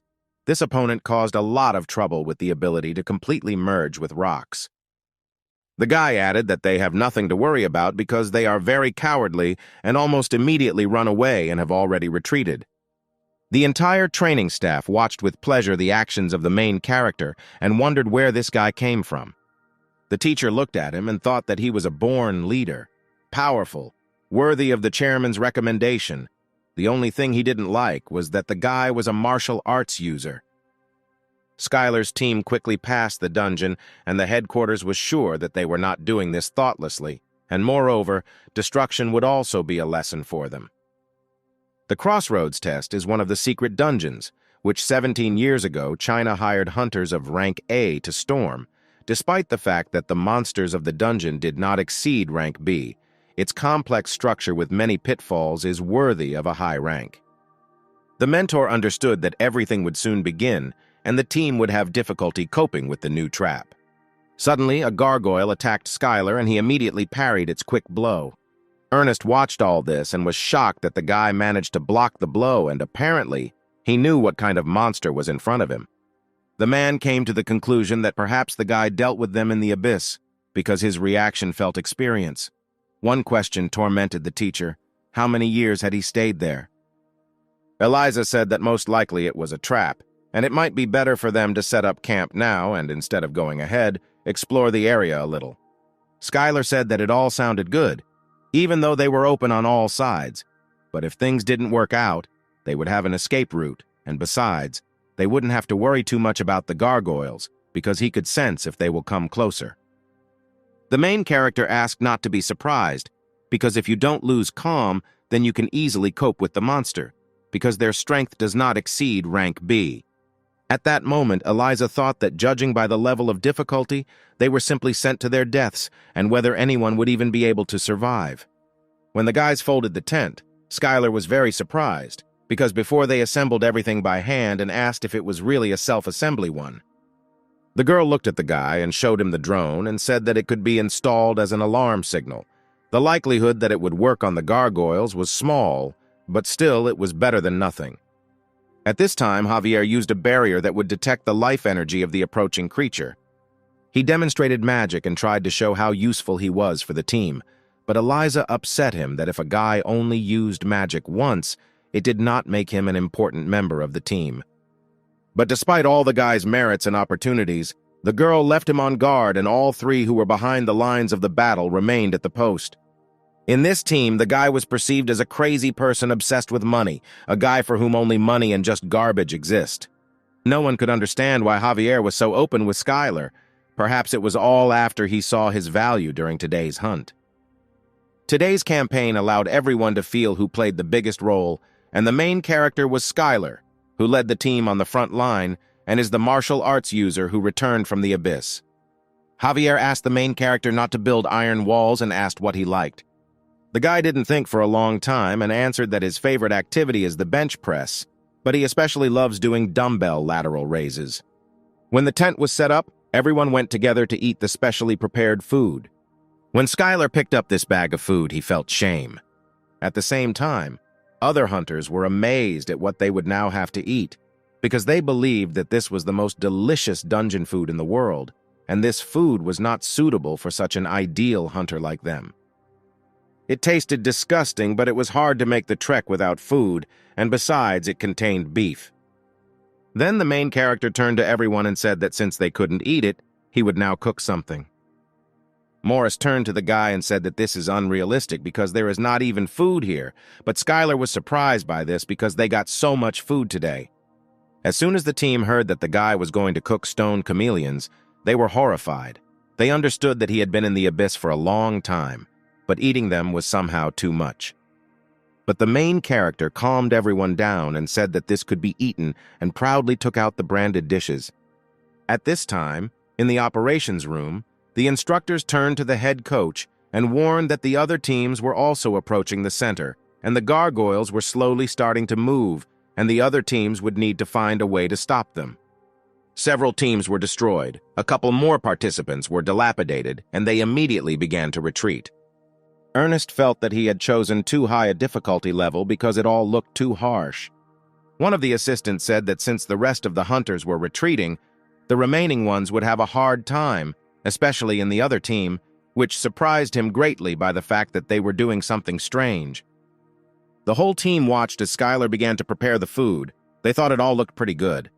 The participants got closer to the homemade cauldron and began to guess that risotto or paella was waiting for them, but then they came to the conclusion that in Asia, rice is the main dish. A few seconds later, Skylar invited everyone to try his signature dish.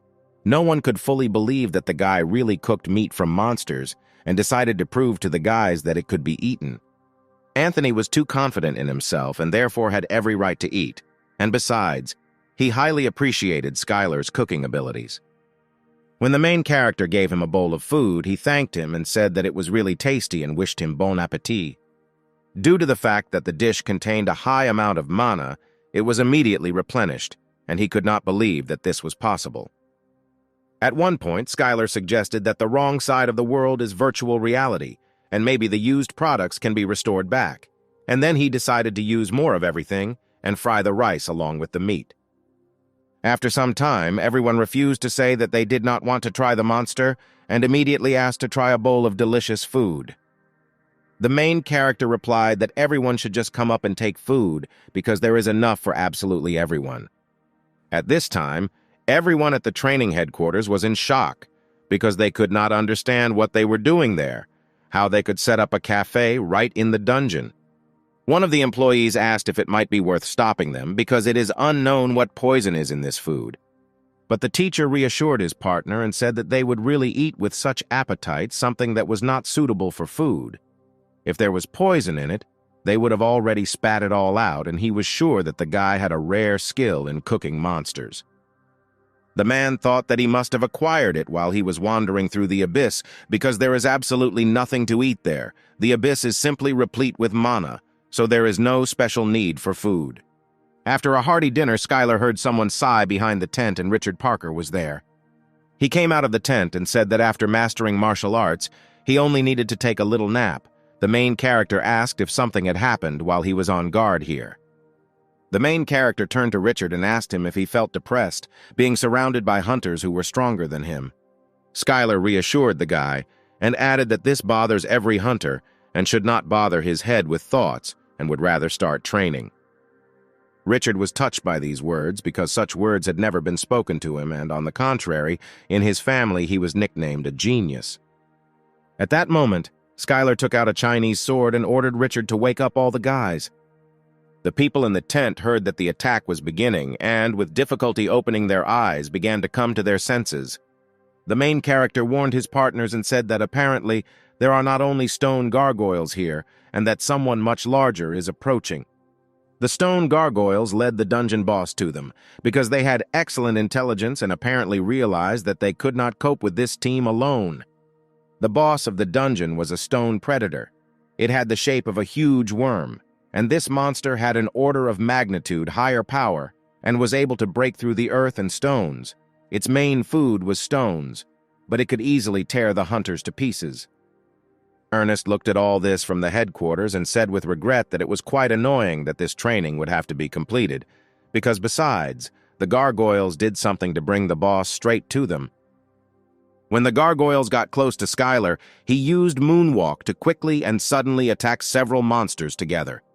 Richard Parker did not want to stand aside and also began to use the magic of ice bombs when suddenly the scanner screamed that something would burst out from below. The main character barely saved Richard Parker, and when they landed on the ground, he screamed in horror that there really was onyx in front of him. All his partners shouted at Skylar to get out of there immediately, because the boss of the dungeon was in front of him. But he didn't think about it, but fought with this monster. At one point, the main character thought about whether it was worth catching him without using the aura of the sword, since he was still a rank B hunter. But then he thought that the energy of the sword would also work in this matter. A few seconds later, the powerful blows of the sword cut the monster's stone flesh. The team couldn't believe that these were the abilities of a B-rank hunter.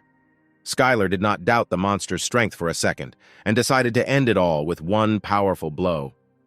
When the main headquarters observed all this, they could not believe that Skylar was far from some uncut diamond. But he could already be called reaching the perfect limit of a hunter, and they could not understand how the chairman brought him to them. A few hours later, the chairman of the main headquarters came to visit Sam right in his office. The men were not very surprised by his visit and asked how he thought about the boy's abilities. The teacher said that he had recruited a rank A hunter. The man added that in the future this could cause some difficulties with the government, since they did not report the A-rank hunter.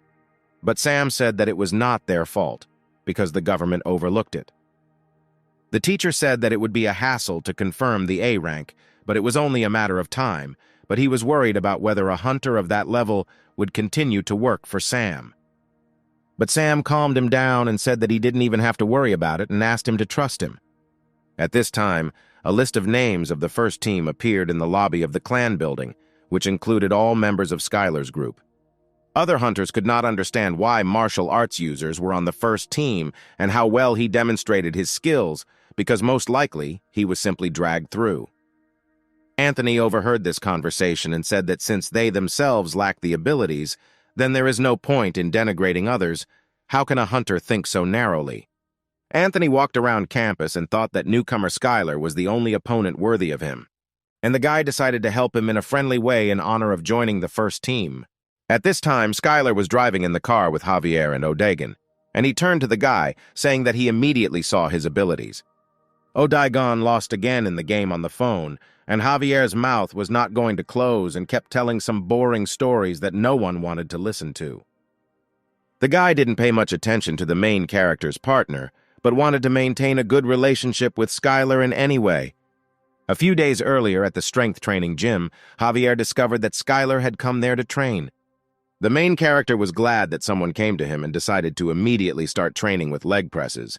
But that's not what Javier came for. But the guy was already doing the bench press and yelling at Skylar to stop training him. Then Skylar shouted that he understood what he wanted and suggested doing deadlifts and starting with 30 sets to warm up. Between breaks and approaches, Javier found a moment and asked if the main character wanted to take a ride around the city with him. After all, he had returned from the abyss not so long ago. But the guy didn't care at all and thought only about training. In the end, the guy agreed, and now Javier was talking about this city of hunters, where there is literally everything connected with them. He talked about the fact that they are considered aces of the Icaros clan, which meant that wherever they go, they will be received with joy.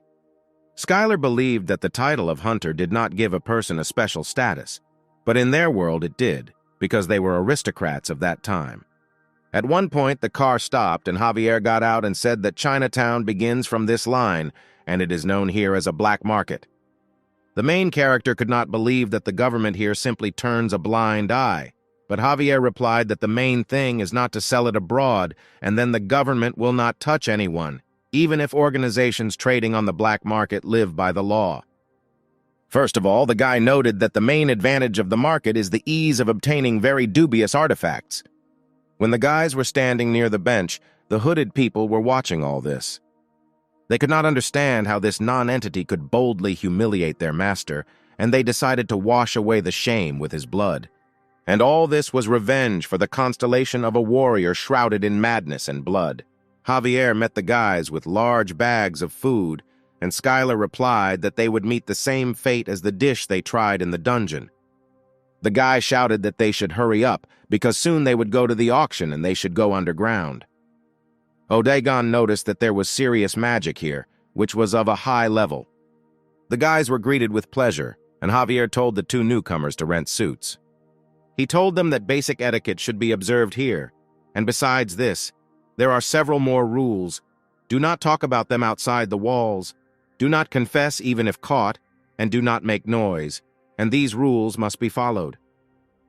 The guys entered a luxurious hall, which was made entirely of marble.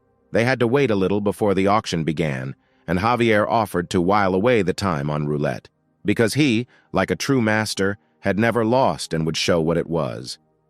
One of the guards saw that 3 from the Icaros clan had arrived, and immediately reported this to his superiors.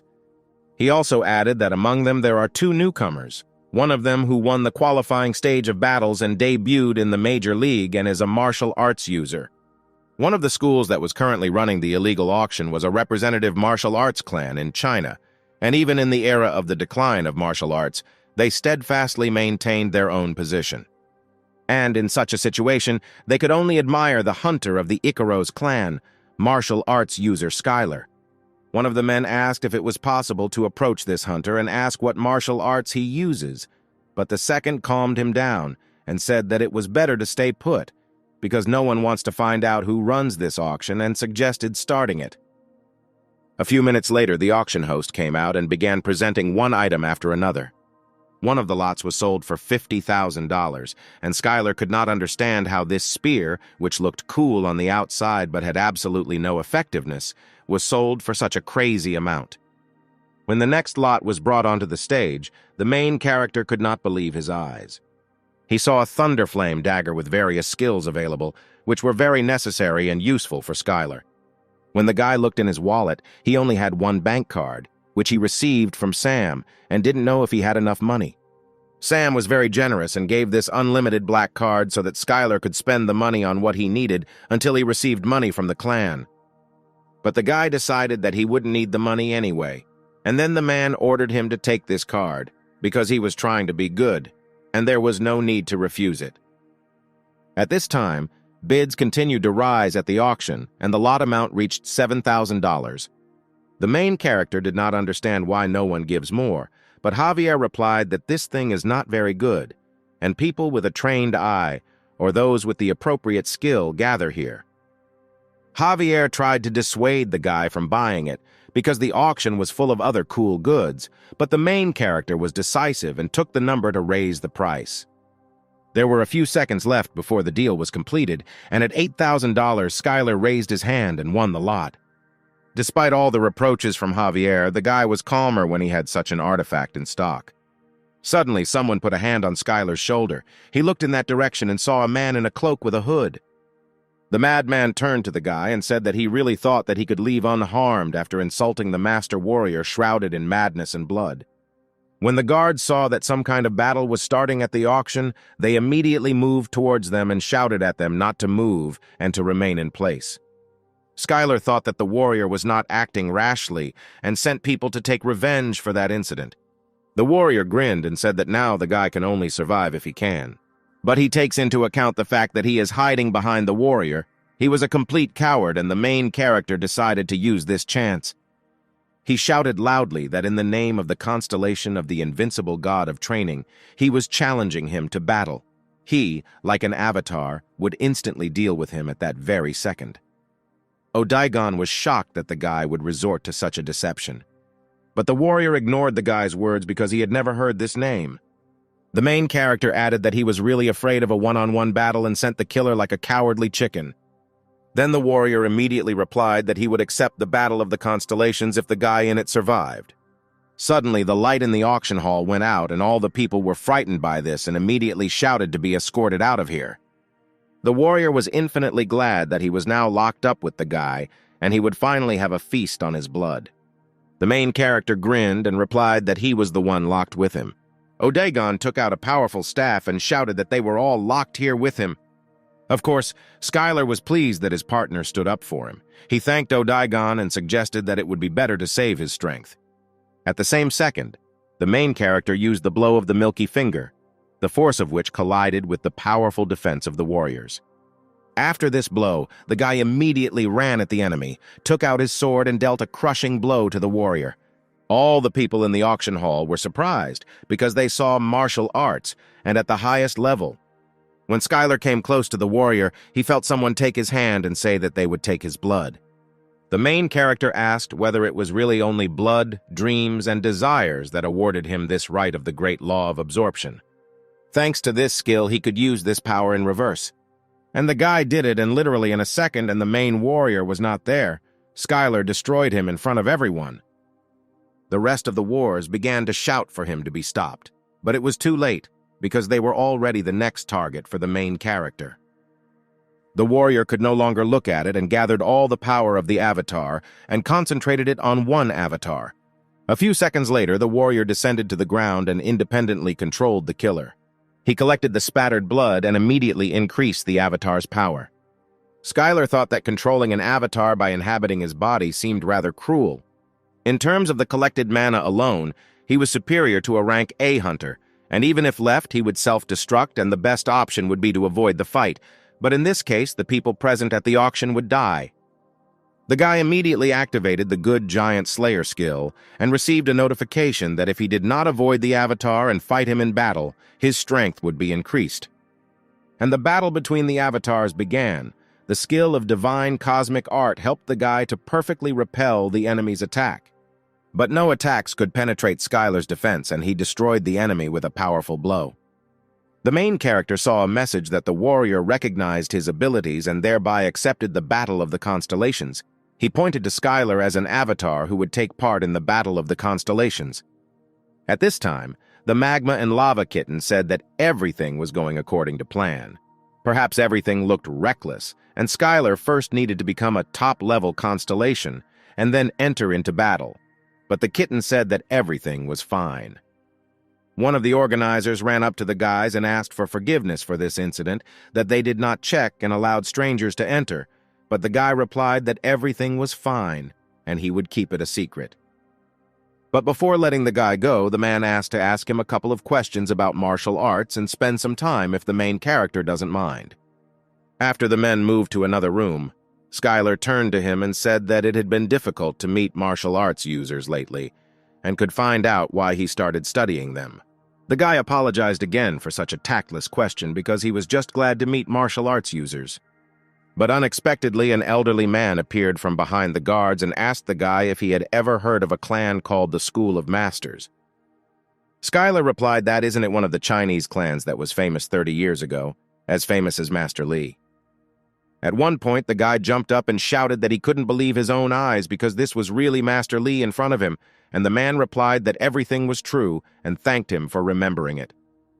The main character didn't think for a long time and immediately tearfully asked the master for an autograph. The guy was surprised by this, that he really couldn't ask for an autograph from his childhood idol. But it wasn't like that, and he could take as much as he wanted.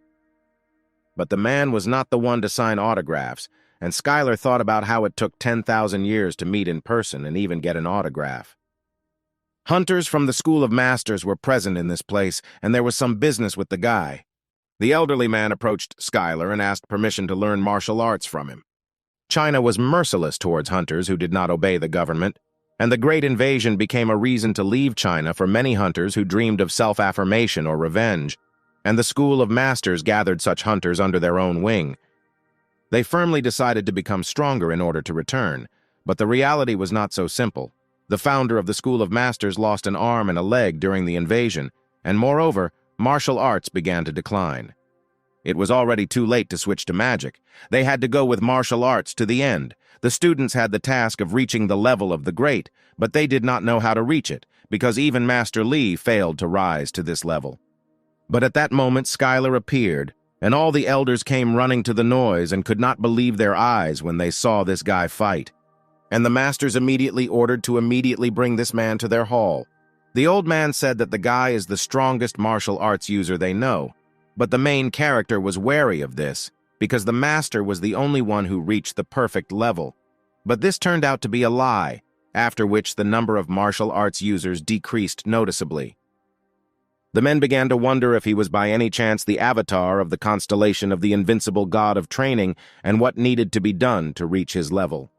Lava and Magma Kitten told the guy that he would help them and guide them personally and that someone like a training god was quite closely related to martial arts. The guy replied that he could help them, and immediately faith in the god of training increased and his strength was greatly increased. The main character became interested in whether other constellations really receive power in the same way. It was quite invigorating, but he knew nothing about it. And then the Magma Kitten replied that this road begins with the first step. The old man added that they are asking not only to train them, but in return for this, they promise unconditional loyalty. The words of the old man greatly alarmed the guy. It was too unexpected a proposal for him, and he replied that he would think about it and give an answer later. The masters replied that they would wait for an answer from Mr. Schuyler and said goodbye to him. The next day, the guy came to Sam because he wanted to find out if he managed to settle down in the Icaros clan. The main character replied that everything is fine, and there are quite a lot of strange guys there. Schuyler decided to ask Sam if he remembered a clan called the School of Masters. The man replied that perhaps it was that ancient Chinese clan of martial arts users. They were defeated during the first wave of the Great Invasion, when all of China was on edge, and later Master Li falsified the rank and was defeated in the second wave, and most likely the falsification of the rank was the work of the government, because the master would not have agreed to this.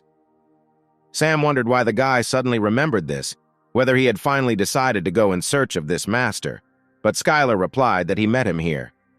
The man said that there was no news about him, and he decided that the master had either dissolved the clan or died, and he had been in the city all this time, but the guy replied that for the owner of this city, his knowledge was not very good. Sam then pointed to the large stack of reports he receives every day, where he tackles America's big political issues and reports on other major issues and pressing city issues. The man told how the day before yesterday he had dinner with the American president and even went to the sauna together, but the guy had a hard time believing it. Sam advised the main character to use the master if he needed it, and if not, then just drive him away. The guy also said that he had agreed with the warrior about the battle, but Sam said that since he was his only avatar, he was not ready yet. The guy said that it's okay because no one knows that he is a constellation and therefore will personally take part in this battle, to which the man thought that in front of him was a cunning and calculating asshole. The next day at the Game of Stars, the god of training accepted an application for a battle of constellations from a warrior. The type of competition must be fair, because all the constellations guarantee the fairness of this battle, and the god of training proposed a one-on-one duel, and the avatar whom God will send will be Schuyler. The warrior happily announced the battle to the other constellations, and the watching constellations exploded with joyful shouts. The warrior set up a bloody fortress for this battle, and if Schuyler defeats him, he can receive it. This was the land of the orcs, so vile that the guy didn't even want to get it. But the lava and magma kitten admired the high cost of the land, and only a constellation of at least a high level could possess this territory. But in response to such good possession, the main character had absolutely nothing to deliver, and he decided to deliver everything he had to match this scale.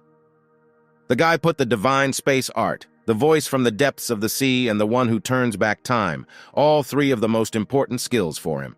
The two constellations came to an agreement, and the agreement was successfully drawn up, and if one of the parties loses, its influence will weaken significantly.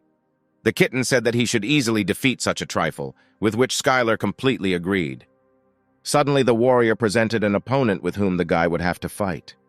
His name was Akarat. He was a berserker and had high magical defense. With powerful regeneration, he would be good even in close combat. He was surprised that the god of training turned out to be stronger than he expected and crushed other constellations. But they were all weaklings, and besides, his avatar, although he fought well, barely exceeded level 300, and he would never defeat Akarat. The warrior ordered the avatar to destroy the guy, take his life and trample his corpse. He will show all the constellations watching the battle his strength and power. At this time, the harbinger of the plague was resting in a swamp pool and reasoning that he was simply in despair when he was defeated by the god of training. But everything turned out to be not so bad, because the guy turned out to be quite generous since he did not take his avatar away and did not start demand land. And at that moment, the messenger saw a message that if the god of training was defeated, he would become the avatar of a warrior shrouded in madness and blood. The messenger turned to Schuyler and said that this is not how it works, and if he decided to fight, then he should have called him too, because he could lend him several avatars. But the guy was least interested in these avatars. Moreover, they even frightened him a little, and he would not be able to borrow them. The constellation realized that he would only find more problems if he became subordinate to this monster. The battle between the avatars has begun, and it will continue until one of the parties admits defeat or dies. The berserker began to attack mercilessly, attack after attack. He did not give the slightest chance for the guy to start counterattacking. The avatar was very surprised that the guy was able to dodge all of his blows and still remained on his feet. As soon as the berserker began to approach the main character again, he, using the skill of divine space art, reflected the magic of Akarat. All the constellations who watched this ruthless battle admired the skill of the protagonist and complimented this scene. But Akarat was a very strong warrior and quickly restored his health by using Scarlet Resurrection. At one point, the guy realized that the more he wounds him, the stronger he becomes, and if we compare him with a hunter, then he has an S rank, although given the complexity of the situation, perhaps even higher. The berserker used a 6th-level magic skill and collided with the protagonist's milky finger. Their blows were equal and no one could properly hit the enemy. Then Skylar decided to apply the great law of absorption with the help of this skill. He began to absorb Akarat's mana, and at that moment all the constellations began to say that this plan was too reckless, and the warrior laughed and added that he would die from an overdose of power. But at one moment something went wrong, and now Skylar could not let go of his hands from the berserker's body. But it only seemed to Akarat, because the main character suddenly absorbed all the warrior's mana and gained the skill of blood mineralization. Skylar thought that this was a very questionable skill, because when the blood boils, the mineralization process starts and he loses his mind, but his combat skill is rapidly increasing. The berserker turned to the guy and said that if he was going to kill him, then let him finish him off, because he is a great warrior soldier and will never admit defeat. The guy didn't know what to do with this, because the fight could only end after he finished him off. Then all the constellations agreed with Skylar's words and accepted the fact that the battle was over and offered to finish it with dignity. In the end, the warrior declared defeat, and the battle of the constellations was over. All the constellations began to praise the courage and sent soul stones as gifts. One from the constellation paid respect to his battle, and another offered to become his avatar. Skylar received a notification that the bloody fortress that the warrior had built came into his possession, and since he survived the first battle of the constellations, he was included in the ranking of earthly constellations. The main character was surprised when he saw the ranking of constellations and did not understand that he was currently in 127th place. The guy saw a notice that the virtuous goddess of Libra was inviting him to her own domain, and he was happy because it meant she was still alive. And so negotiations began between the Association of Medium and Small-Sized Constellations on the topic of how to deal with the goddess. The Magma and Lava Kitten asked to speak and said that he warns to be careful with stupid constellations. The Mistress of Dreams and Desires said that she completely agrees with this, because clearly the goddess lacks intelligence. The girl added that you should be very careful, because the absence of evil intentions does not mean that she does not pose a threat. And if everyone suffers losses from the connection with the goddess, then it is better to forget about the alliance. But the guy thought that there was a very high probability that the goddess would guess about his true nature, and it was worth trying to lure her away, at least for the sake of the future. The main character said that he was included in the rating of constellations and whether they both knew anything about it, and then the kitten suggested asking the goddess about it, and the owner confirmed the cat's words. And the guy immediately went to the goddess's possession, and he did not fully understand why his partners did this. When he arrived at the place, he didn't understand where all the avatars and subordinates had gone. The kitten thought that it might be a trap, and the owner suggested that the goddess's affairs were going well. Skylar suggested not to rush to conclusions, because the absence of subordinates does not at all indicate a deplorable situation, and there is a high probability that they may simply be busy with something. When the guy entered the center of the hall, he saw the goddess standing in front of him, and he did not know what was best to say at this meeting. But at that moment the goddess began to shout that the main character would forgive her and that she should send him straight to the tower. The girl was upset that she didn't drop him off right at the training tower, but Skylar reassured her and said that everything was fine and that this was a long time in the past. The goddess asked if the invincible god of training knew about this visit here, and the guy decided that she thought that he was an avatar of this god. He replied that God was very generous and courteous, so he gladly allowed him to meet her. But in fact, there was another reason for his visit, because his master wants to cooperate with the goddess of Libra. The girl began to argue that the god of training had recently arrived on Earth from the distant edges of the abyss, and perhaps that's why he suggested something like this. The guy was surprised by this train of thought and asked what she meant. Then the girl said that she was very burned out. Once she was a strong constellation among the constellations of a high and highest level, and even other constellations, wanting to know their own future, bowed their heads before her and sacrificed untold wealth, and each time significantly increased the strength of her influence. But this story is already in the past, and now the goddess has difficulty maintaining the level of the lower constellation. It all became due to the fact that she kept losing in the battle of the constellations, but this is a terrible thing, and even strong constellations can lose their level in the blink of an eye after a couple of losses.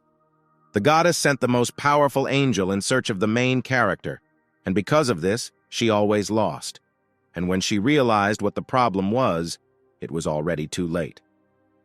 But Skylar said that his master still prefers those he can trust with a strong constellation. The goddess was touched, and at the same time felt jealous, and asked if this constellation had any traits that she did not like, for example, a bad character or strange habits. The guy said that his master is an ideal constellation. He is grateful and protects the avatar, and is also impeccable in battle. The goddess didn't mind, but she didn't know what the god of training really needed from her, and was very worried because she might suddenly disappoint him, and besides, her ability to foresee the future was now greatly weakened. Skylar reassured her and said that it did not matter, because his master wanted her to give instructions regarding the participation of constellations in the battle, and moreover, although she was weakened, she still has the ability to see into the future. The girl rose from her knees and said that in this case she would gratefully accept his offer. The constellations have been arguing over the Earth since the first passage opened on this planet, and about 10 billion souls became a real treasure that could not be obtained anywhere else. However, the dispute between the constellations could not be resolved so easily in the end. Under the leadership of the strong constellations at the origins, new rules were introduced, and since the strongest constellations took an oath, putting their own existence at stake, the rules, incredible power, and they should never be broken. In other words, this rating distributes the locations of constellations on Earth. The guy asked if the constellation that took first place would really become the owner, but the girl replied that the first place was still empty. This is not the only condition, but other constellations are also not very knowledgeable, and one can only assume that for this, you need to have incredible power of influence. But the goddess also could not know who was in second place, but she could guess who it could be, the master of laziness and silence. This constellation is powerful and evil, which captured the northern lands of China, and the guy could only think about how many battles he needed to win in order to rise to second place. Then the guy asked where the goddess was, and she replied that she was at 198, and Skylar added that the rating is not that important. Finally, the girl decided to share her own rules with him.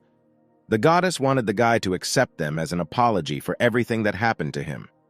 And the girl touched the main character, and he immediately received the legal capacity of a goddess and learned the skill of predicting the future. When the guy was returning back, he asked what his colleagues from the Alliance thought about the goddess. They thought that she was not so bad, as the constellation goddess had existed since the stock, and besides, she has the gift of seeing into the future, so she is more trustworthy than they thought, and most likely she is too stupid, so not will be capable of betrayal or trickery. The kitten said that he believed that the goddess did not like the unsurpassed god of training at all, to which Skylar was very surprised.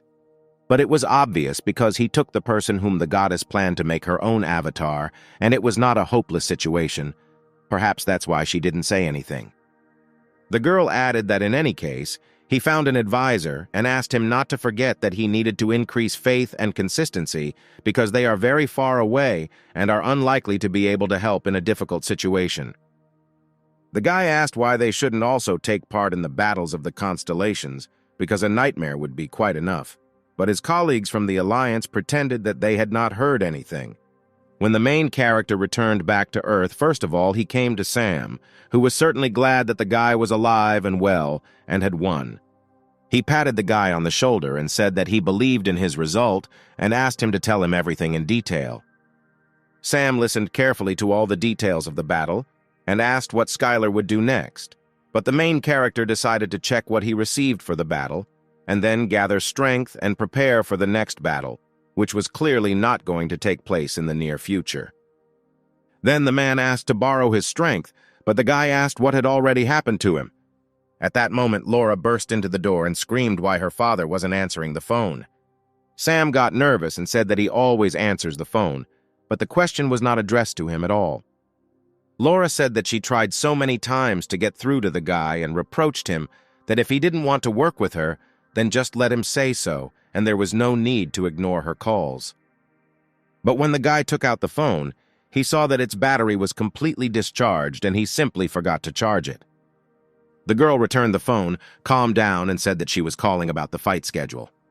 She added that he passed the qualifying competitions and was now included in the main roster.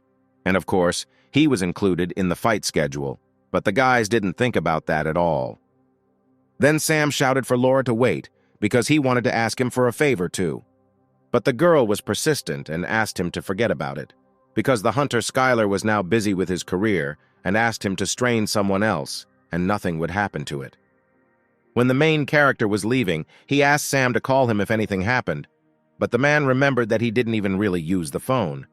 That evening, Laura and Skylar arrived at the port where a luxury cruise ship was docked. All the servants happily greeted Laura. The main character was surprised by the size. He was brought here just to have dinner.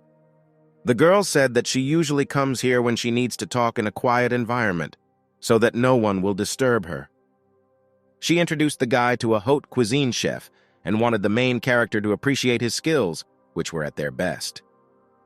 But at that moment, Skylar spied the dormant skills of an ordinary person, and his power of influence increased, because the more he improves his vision of the constellation, the greater his power becomes. When the guy carefully studied all his skills, he was pleasantly surprised by the one she invited. The girl laughed and asked if he had ever heard of him. The main character added that he realized this when he looked at his posture and energy. The girl was surprised, and she thought that he had used martial arts here too, but that was not the case at all, and the guy added that it was just intuition. When several dishes were brought to the table, Skylar happily began to try one after another in order to taste them and come up with a new recipe for his own pancakes. The guy was surprised why she didn't eat this food because everything was very tasty and the proportions were perfect and the taste was excellent.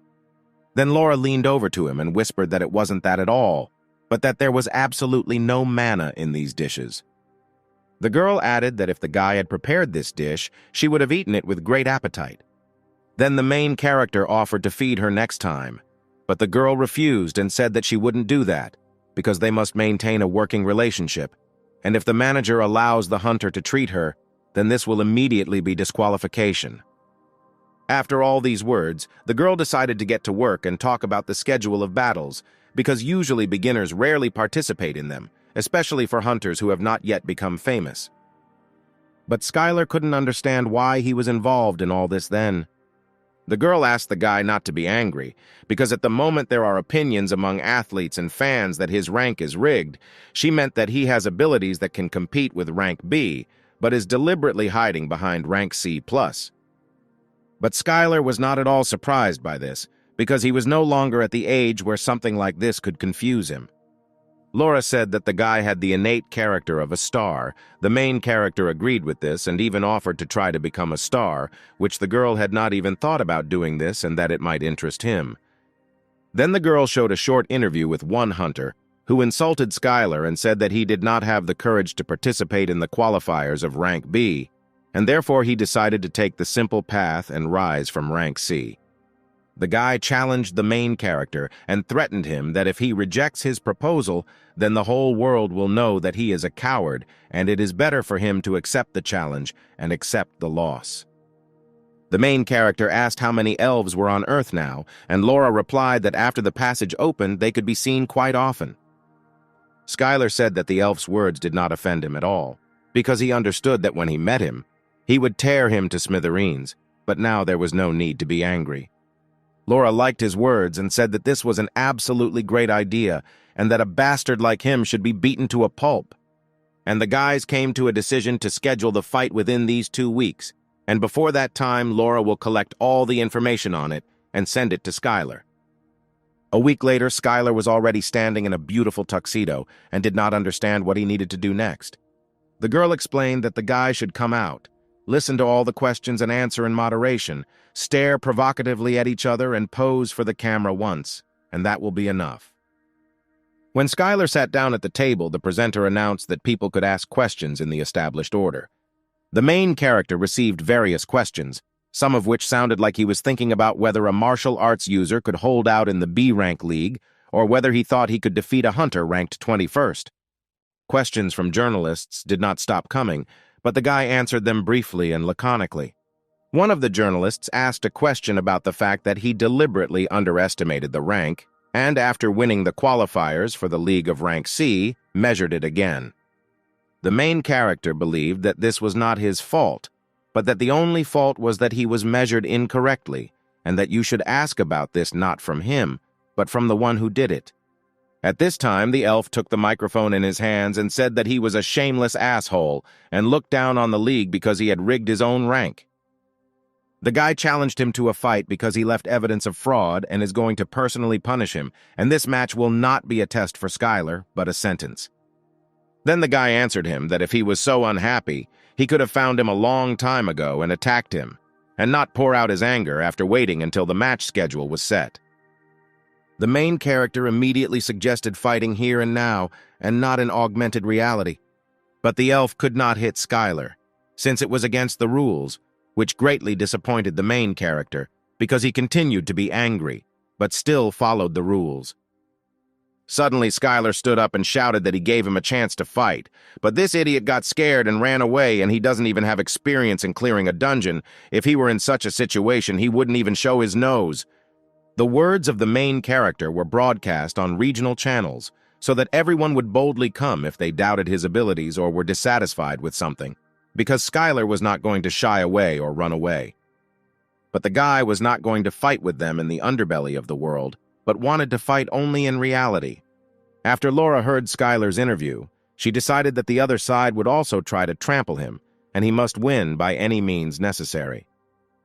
They hastily began to look for someone who could help them in this situation, who could put up an equal fight and be at least like a level 21 fighter who would be faster and more agile.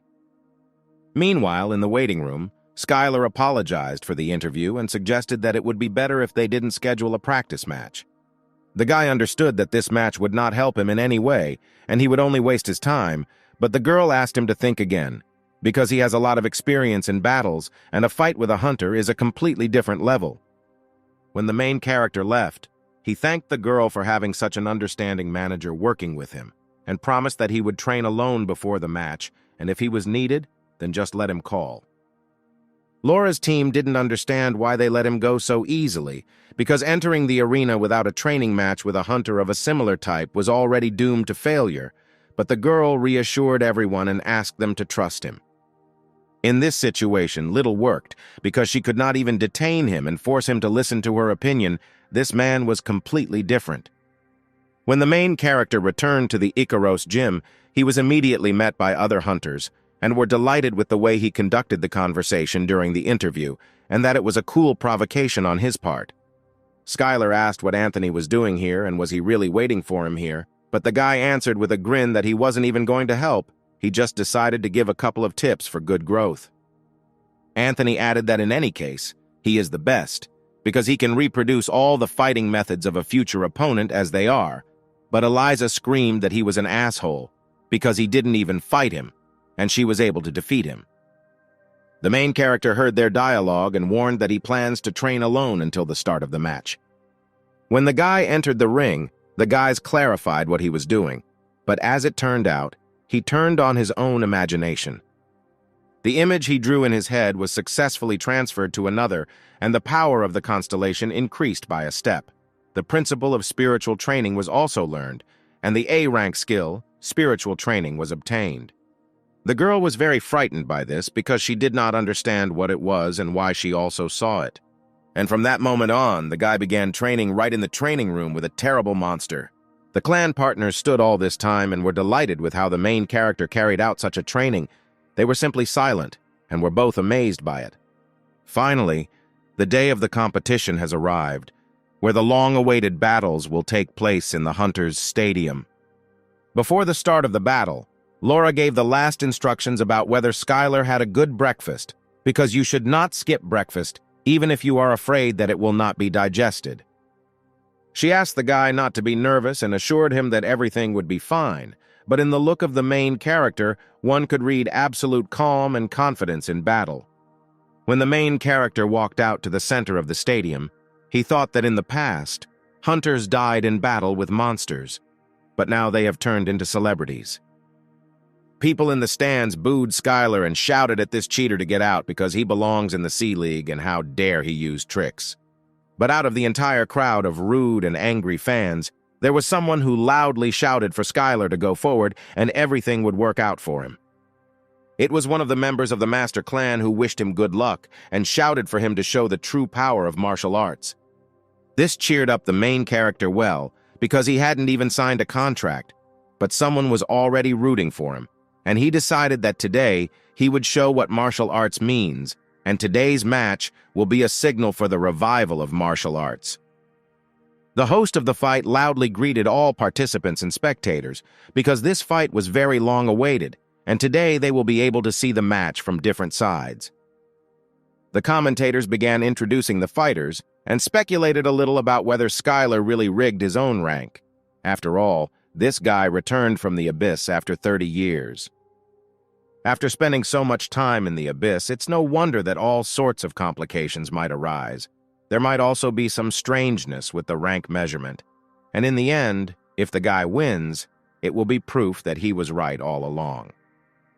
The presenters greeted the guy because for the first time in a long time, a martial arts user was entering the arena and everyone was looking forward to it.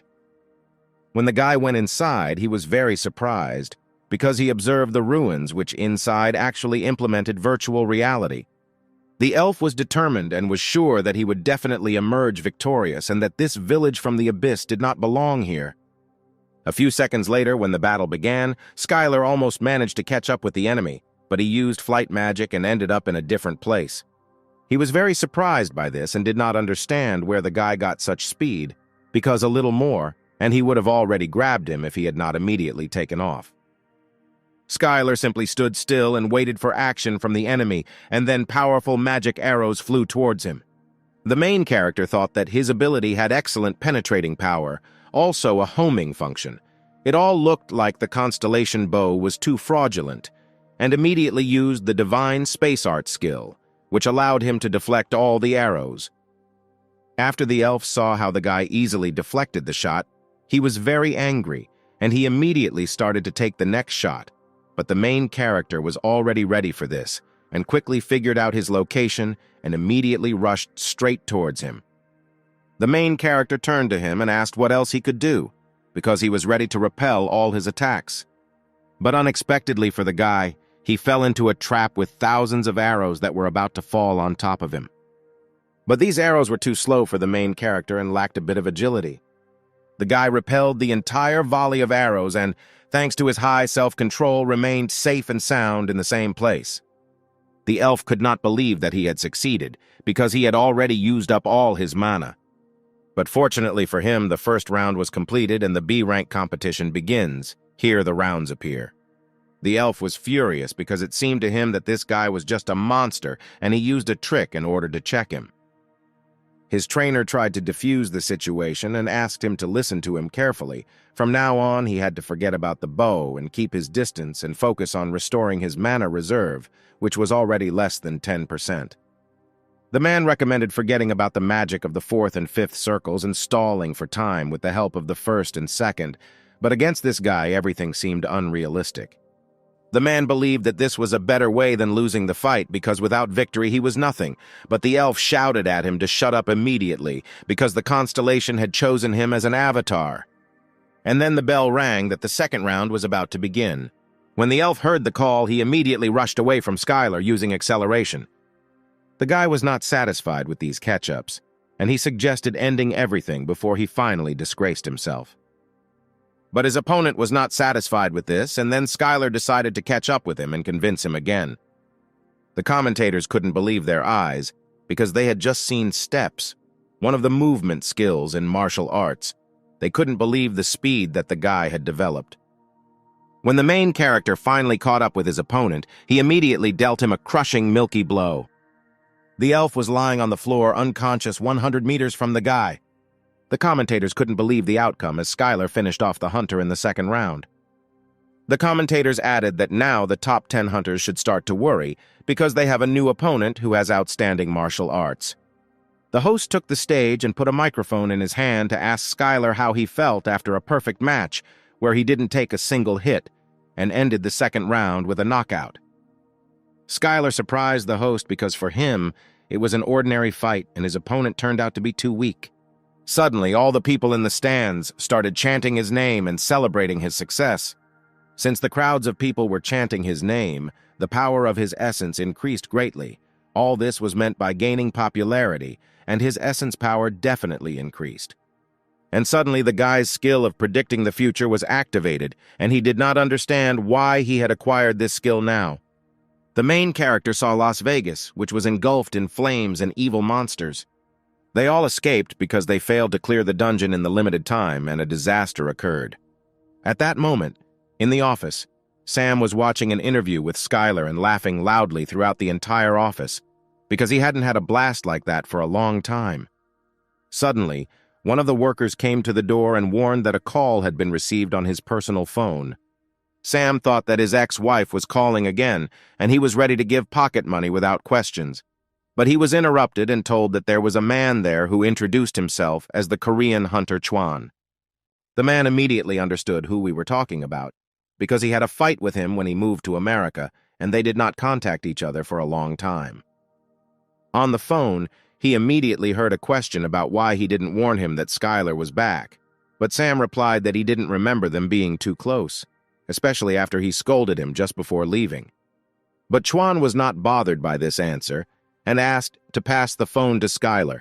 But Sam said that he was not here, and next time he should call him personally on the phone. Sam was waiting for an apology for what the man said to him when he left for America, and then he could help him contact Skylar. But the man did not want to apologize for anything, and then Sam replied that from that moment on he was on his black list. When the guy and Laura went to Sam, the girl reasoned that he could not deprive her of her rights as a manager, even if she could not determine the client's ability. She should have trusted Skylar more. The guy asked the girl what chances she gave him of winning, and her answer beat him, because she gave 9 to 1 for losing. On the way, the main character was met by students of the School of Masters. They immediately fell to their knees and asked him to teach them martial arts. Skylar didn't understand, because they had a teacher and why they needed him, and then they told the story. The events took place in the main residence of the Master's School. The students honed their fighting techniques and recorded every movement that the Master showed. But as soon as they made just one mistake in a word, the Master immediately scolded them and said that they were shameless people who didn't even know the basics. At that moment, they realized that they wanted to learn martial arts, but the elders' training was too outdated and they begged Skylar to teach them. For the main character, this was a chance to solve their problem and at the same time increase his faith and his own authority, and he immediately agreed. The guy replied that he, as an avatar of the invincible god of training, would teach them martial arts, and those who would become followers of the god of training. The students were very happy with this answer because they loved martial arts.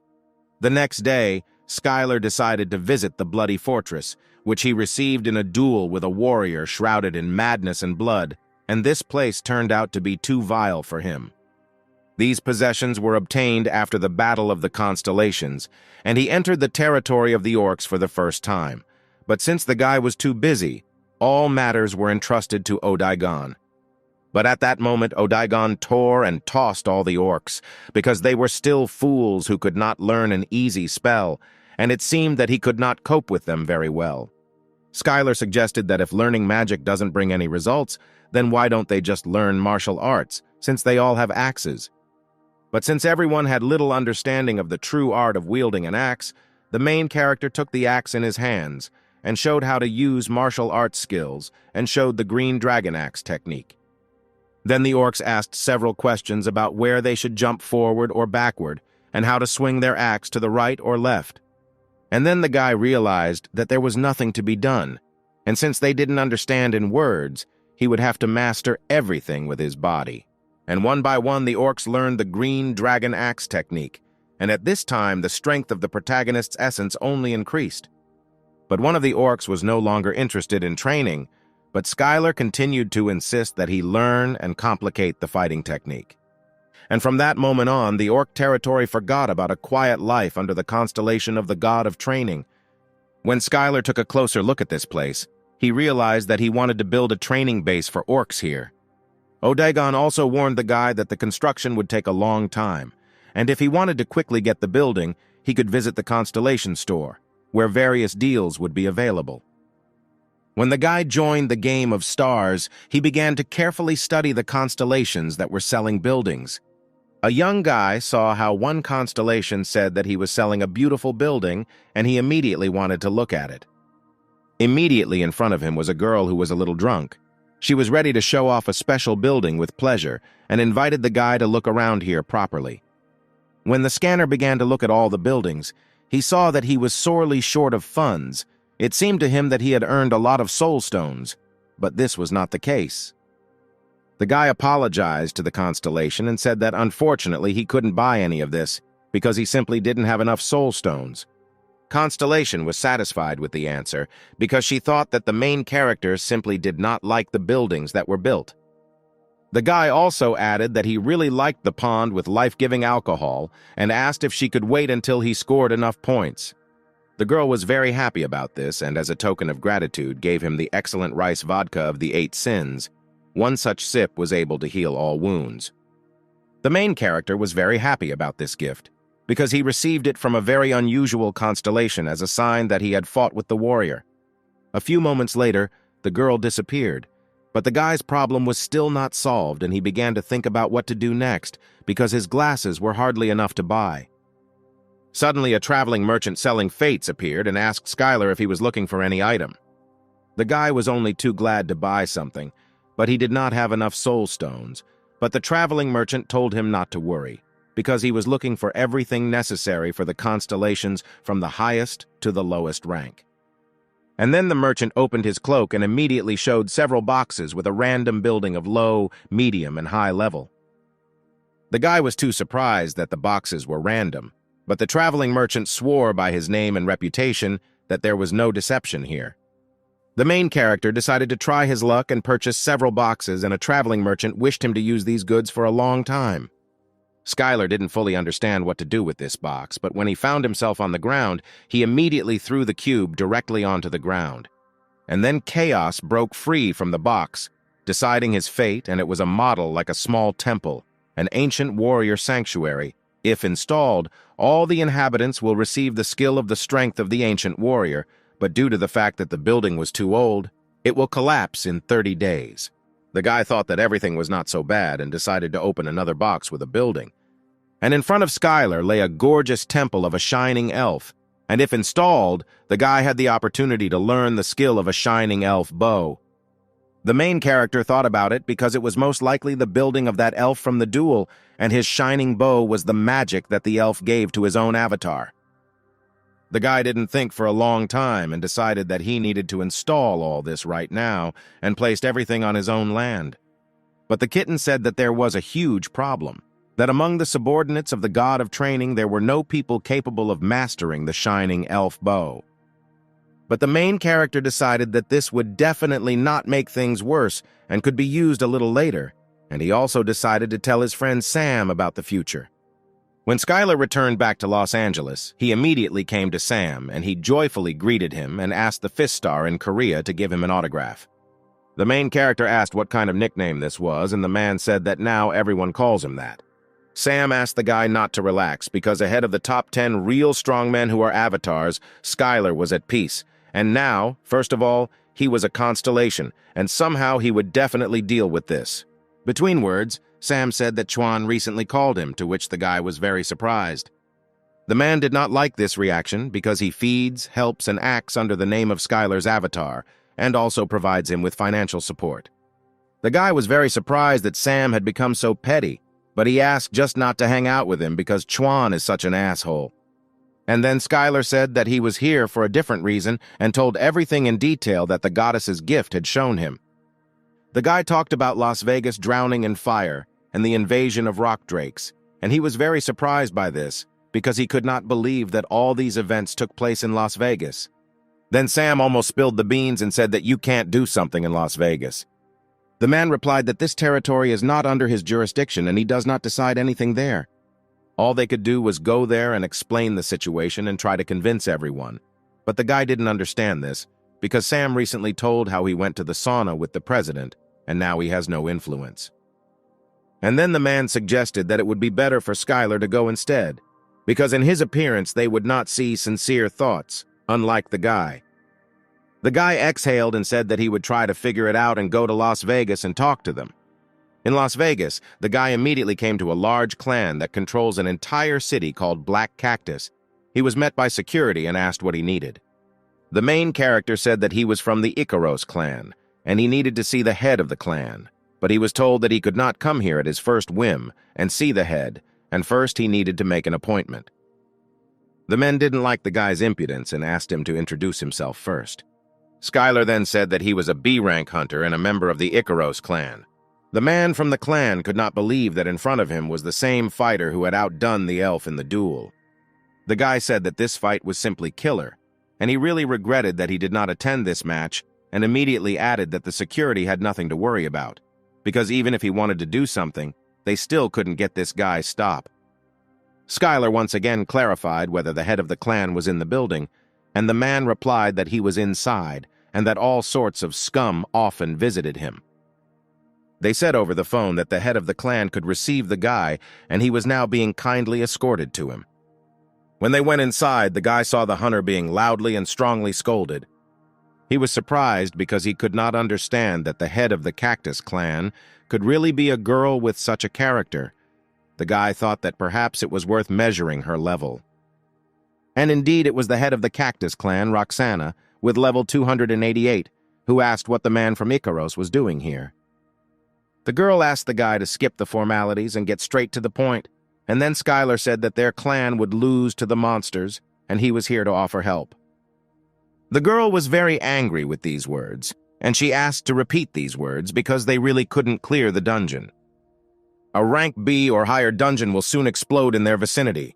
If the dungeon is not cleared in a timely manner, then hordes of monsters will pour out of it, and the freed monsters were nothing more than a natural disaster for human society. Roxana asked if the guy had found out about the appearance of a dungeon that they didn't know about, and the guy added that he used the latest magic from the dragon industry. The Icaros clan did not intend to destroy the dungeon and ignore the clan located in this city.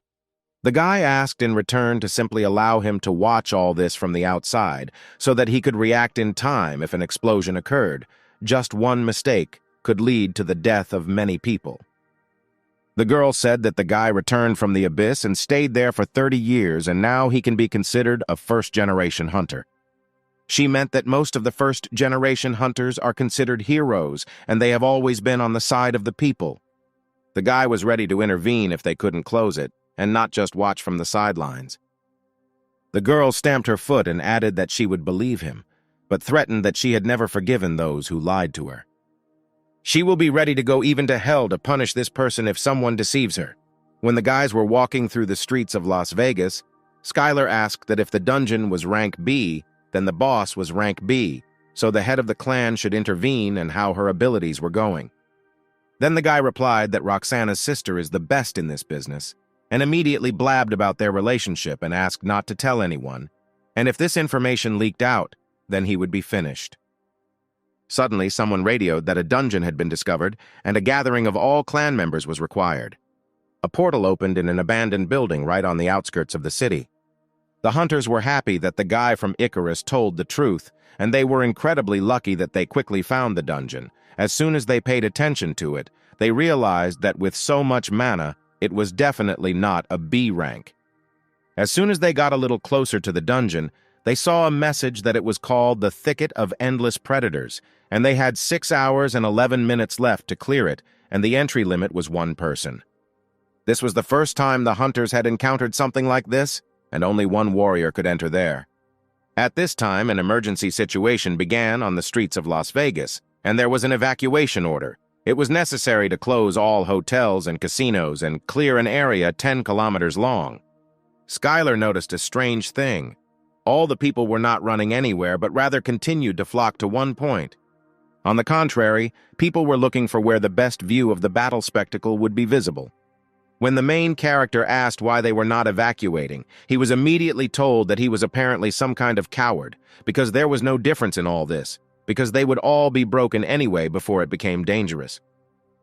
The lava and magma kitten, when he saw this, irritably advised him to leave all these idiots, but the guy could not let them die so easily. Then Skylar could not stand it, and again approached this couple and ordered them to quickly get out of here. People rushed away from this eccentric in horror and fulfilled his request at that very second. Then Roxanne intervened, who announced through a megaphone that if they did not want to evacuate, they would kill them before the monsters. The guy was surprised that there were too many people here who stayed just to stare. But this was a common occurrence, because many in this city were fascinated by hunting monsters. It was all due to the fact that during this time people were too accustomed to dungeons, because in the old days everyone stood on their ears in order to quickly escape. Suddenly a loud sound was heard from underground, and the walls began to shake. There was a frantic vibration around, and it all came from the underground. Roxanne immediately yelled for them to turn the screen and send drones to check the monsters so as not to miss anyone, and also activate the thermal imaging system. Monsters began to rush out of the building. 5 red poisonous raptors were discovered and rose to the surface. Much to the surprise of the clan, there were much more monsters than they thought, and they could not find the main boss. The lizard mage used an artifact of a thicket subject to erosion, and until the lizard mage is caught, no one will be able to get out of this thicket. And at that moment, the entire city was shrouded in hard bars through which it was impossible to break through. Not a single car could drive into these features, and it was all because of the monster. The head of the clan decided that they could not do anything with people, and everyone who did not have time to evacuate would die. At that moment, Skylar approached and asked if his help was needed, because it seemed that because of the barrier, their headquarters had noticeably decreased. But the girl replied that without an agreement between the clans, everything could end in a lawsuit, and recommended that he go somewhere safe. The guy turned to the main character and said that it was quite annoying, because he wanted to see his martial arts.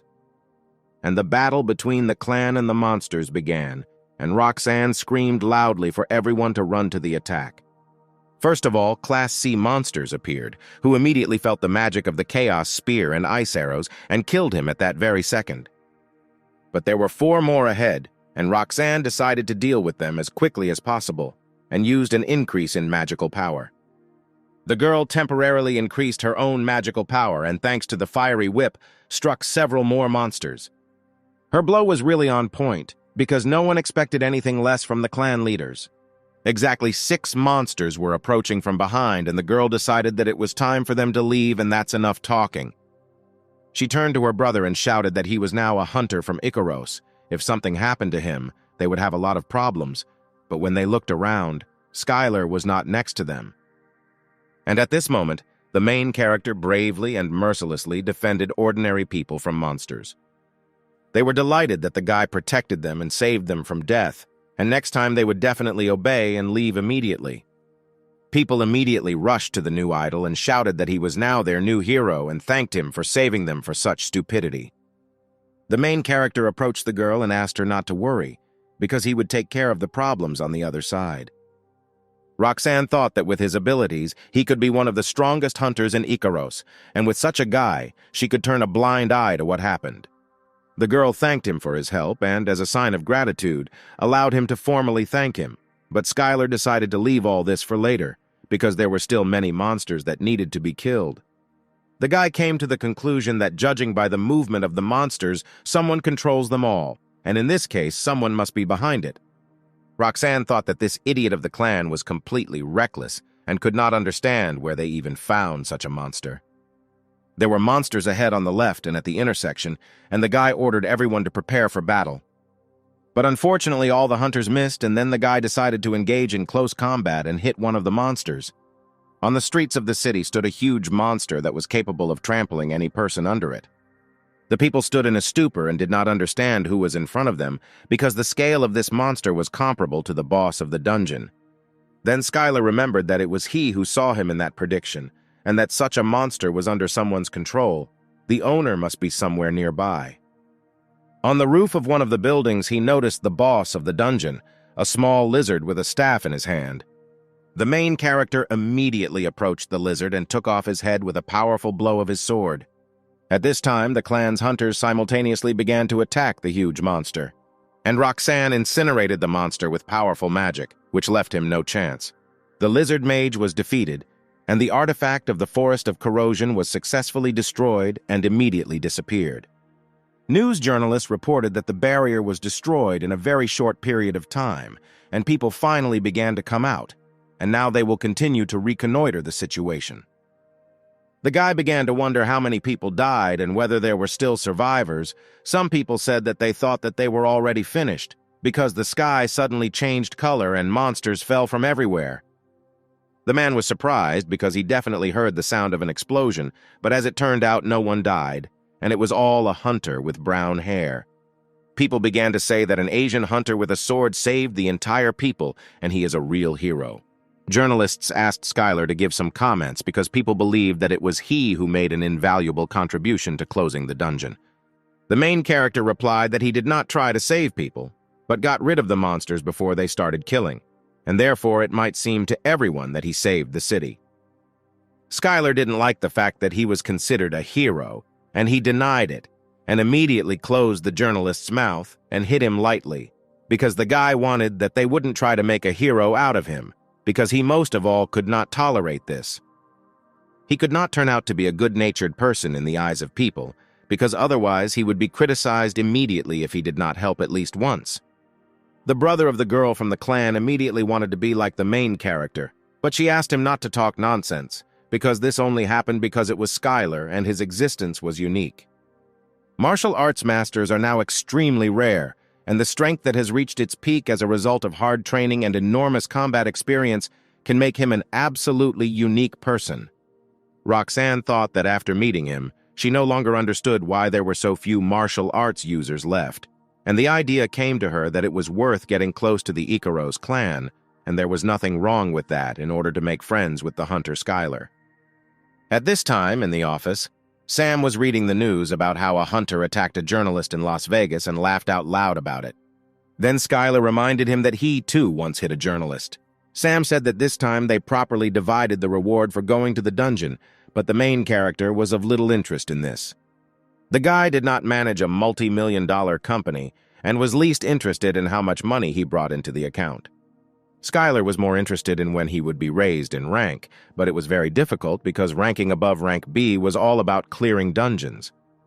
Then the guy decided to leave the office and go teach martial arts to several guys. Sam thought that he was training the hunters of the Ikaros clan and considered him a good guy. The guy led the students directly to the training field, which was controlled by the Ikaros clan, and asked them not to worry about anything here. To the guys, all this equipment looked super cool. Before that, they had only trained in dilapidated gyms. Skylar said that from now on they can train here as much as they want and use this center to its fullest. Unexpectedly, among the guys there was a girl who introduced herself as Iris and represented the young hunters from the School of Masters. But as it turned out, she was the daughter of one of the most famous masters in China and was the best among all the students at the school. The guy was very embarrassed because he could not expect such a person to come here. The girl apologized and said that she didn't want to embarrass him and asked when they would train. First of all, the main character began exercises with squats with a barbell and decided that since everyone here is hunters, this should not be difficult for them. Then one of the students asked when people use one of the advanced techniques and pointed his finger at the cool, modern simulators. But the guy had no plans to take them there, and they lifted weights for several hours because they hoped that they would finally be able to work out on modern machines. The next exercise began with a squat, and they had to feel their own strength of internal energy and muscle strength. Due to the fact that the guy had the title of training avatar, his subordinates received an additional bonus during training and became stronger at a rapid pace. Little did they know that the training they were going through was an amazing opportunity for them, because no constellation would suit them as well as Skylar. The guys trained like madmen, and had no mercy for the body and trained like no martial artist. But everything that the coach did not tell them was ordinary training. After several exercises, All the students quickly became exhausted and could no longer practice further, and then the main character approached them and said that they could move on to the main training, and they were done with the warm-up. The next training was held in the training room of the other world of Ikaros. For martial arts training, there is no better way to use the terrain of the area. Suddenly, the students found themselves knee-deep in a swamp, and it was simply impossible to move here. In the distance, they saw the silhouette of some kind of doll. This silhouette seemed familiar to them, because there was something similar in the hall too. But suddenly, this doll flew at them at breakneck speed and delivered several powerful blows from its knee. The goal of this workout was to fight against a dummy, because first, they trained their muscles in the gym, and now they have to pass this step in order to move on to the next workout. The main character left the arena and said that if any of them cope with this guy, then let them come out and tell him about it. The students had no choice but to simply defeat him, and they immediately attacked him with the whole team. Meanwhile, in the Ikaros clan's recreation room, the guys sat and discussed Skylar's excellent work in Las Vegas.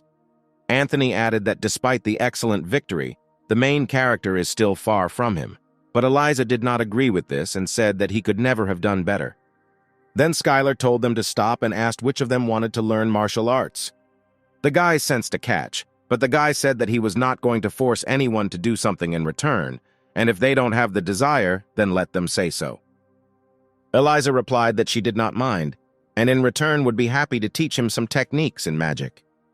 The protagonist's entire alliance was not against him learning something new, and everyone agreed that it was a great idea. When Skylar accepted their offer, they immediately began recommending their own magic. Eliza offered to study defensive magic, and Anthony suggested long-range magic. But when the guys heard that the guy wanted to study healing magic, they were a little shocked. But judging by their reaction, the main character realized that none of them knew how to use it. Realizing that no one here would help him, the guy left them. He thought that it would be a good idea to ask the constellation goddess for some training lessons, because she probably has some healing skills. At this time, in the territory of the goddess constellation, the girl was sitting at the table and dozing slightly. The guy turned to her and asked her to teach him healing magic. The girl was very happy with this proposal. It seemed to her that the training avatar could not teach him this and agreed with pleasure. And at that moment, the virtuous goddess of Libra began to grant the main character divine healing of the fifth circle. The main character was surprised because it is not so easy to immediately master such A-rank power. The girl apologized because at the moment she did not have much strength to give him more powerful power. The goddess continued to feel a sense of guilt because she was the one who had to teach him everything and immediately began to look for something else. But the guy reassured her and said that everything was fine and thought that next time it would be better not to ask her for help. The next day, there was a large meeting in the main hall of Icarus where the head trainer gathered all the hunters in one place. Unexpectedly, an endless tower dungeon was created. The hunters could not believe their own eyes because it seemed to them real madness. But for the main character, it was not so famous because he heard about it for the first time. A couple of decades ago, a dungeon appeared of such complexity that it broke an infinite number of hunters, and if monsters of rank F lived on the first floor, then as they ascended, their strength increased, and it was a dungeon of rank A, which subsequently simply exploded because not a single hunter was able to clear it to end. The head coach announced that in this training, the winner will be the one who gets ahead of his opponents and reaches the highest floor. And he immediately warned that this dungeon is much more complex than its original. When the trainers left, the hunters immediately began to think about how they would defend the dungeon, and perhaps it was worth forming groups. As it turned out, this dungeon had too terrible a reputation because there were reasons why no one could completely clear the dungeon. No one even went there as a team. There was talk that this was due to the fact that the more people, the higher the complexity of the floor. For a second, the guy began to admire this dungeon because it looked amazing, but the kitten of lava and magma asked him not to admire such things. The main character suggested that in any case, you need to go in a group, and despite the fact that the difficulty would increase, he believed that if the team cleared it, they would gain an advantage in battle. Anthony was sure that no one would want to join teams and everything would be as he said. But Eliza gladly agreed to try her luck in the team, and as soon as Anthony saw this, he screamed loudly, but still joined them. Suddenly in the crowd, Skylar noticed a girl who was wearing student clothes and looked like a schoolgirl or student. When he looked at her through the entity, he saw that she was currently a servant of the constellation, and he could not see her completely. The girl noticed that the guy was carefully examining the stranger and added that judging by her clothes, she was made of ivy, to which the guy was very surprised. Then Lisa told what she meant because lately there have been a lot of private schools that teach awakened ones. Among them, one of the most popular is Ivy. At this point, Anthony said that he saw no need to hide it because he also graduated from an Ivy school, although no one asked him about it. When the guys were talking, they attracted the attention of the girl and she quickly approached them. But as it turned out, the girl did not speak any English and they began to communicate using a special skill. The guy did not tell her that thanks to the power of the constellations he understood her. Then he asked if she knew other languages, and the girl replied that she knew Russian. But because of the contract, she could not speak it and spoke a little more Korean. The guys from the clan stood aside and could not understand what language they were speaking, but nevertheless they looked very happy. When Skylar decided to ask what constellation the girl served, she could not tell him because of the contract with him. The main character said that they were currently forming a team and invited her to join them, to which the girl gladly agreed. The guy added that it would be inconvenient if they couldn't communicate with others and suggested switching to Korean, but the girl didn't know him very well. But thanks to the translation device, it was possible to communicate. Suddenly, Skylar's old partner overheard the conversation and said that if he doesn't go with them, then who else will? As it turned out, more people gathered than the main character had planned. At this time, on the territory of the Avatar training in the Blood Fortress, Odaigon continued to train the orcs. Skylar turned to him and said that he needed help with something, and the goblin gladly agreed. He was infinitely pleased because finally the owner needed him. He thought that the guy must have had a big crisis. As soon as Odaigon found out that they were going to go to the dungeon, he was very surprised by this. The guy saw the battle as Skylar fought with the big boss and he was next to him, and Odaigon suspected that everything would be like that. All his teammates took him for a cute boy, and no one saw what he did at the previous training session. Skylar introduced him to the team and said that he would be replacing another person in the squad and would serve as a healer. The goblin was very surprised that he would be a healer because he knew a little how this magic was used, but mainly did not specialize in it. Before the whole team decided to go into the dungeon, Skylar wanted to show them something and offered to take the books that he received from the owner of the training avatar as a gift. Everyone took a book and began to study it carefully because the gift from the constellation turned out to be too priceless for them. No one understood why he should teach them martial arts, as if he had nothing else to do in the world. As soon as everyone entered the first level, monsters immediately appeared, and the guy suggested keeping them under his own control and distracting them. And everyone immediately began to attack the monsters in order to move to the next floor as quickly as possible. When the main character looked at the schoolgirl, he saw that destruction was much easier for her than he thought, and she was not a mistake at all. Everything happened so quickly that some of the team members were even left without work and simply watched from the sidelines. On the second floor of the tower, a herd of wild boar monsters was waiting for the team, and everyone did not understand what this type of monster was doing here. Then Odaigon decided to demonstrate what he could do and used the great illusion of deception, which instantly destroyed the entire mind of the monsters. As soon as the boars saw the formidable demon in front of them, they immediately stopped and fell to the ground. Using this time, Skylar immediately rushed between them and destroyed each of them. But as it turned out, these monsters were Class B and had the status of special wild boars, which were not so easy to deal with. Unexpectedly for the main character, they slipped past him and headed straight towards his team, and the girls decided to stop them together. In order to activate the magic, Eliza needed a little time and decided to start with the initial sword technique. And after a few seconds, she finished off the merciless boar on her own. After the fight ended, the girls were pleasantly surprised that the martial arts had a very powerful ability and were so good that it was too easy to use. On the third floor, blue lizardmen were waiting for the team, which were cleared out after a few minutes. On the fourth floor, a Class B monster, an ice wyvern, was waiting for everyone. This scared some participants greatly, because how could an ice wyvern, which is a Class B monster, be only on the fourth floor? And at this time, the monster made a lightning attack, and no one had time to react and put up magical protection in time. The guys were very surprised why they did not receive any damage, but when they turned back, they saw Odagon using magic to heal them. The guy used an ancient magic circle, which was very different from what ordinary people use. Then Skylar shouted for everyone to quickly focus on the attack and immediately attack the wyvern at once.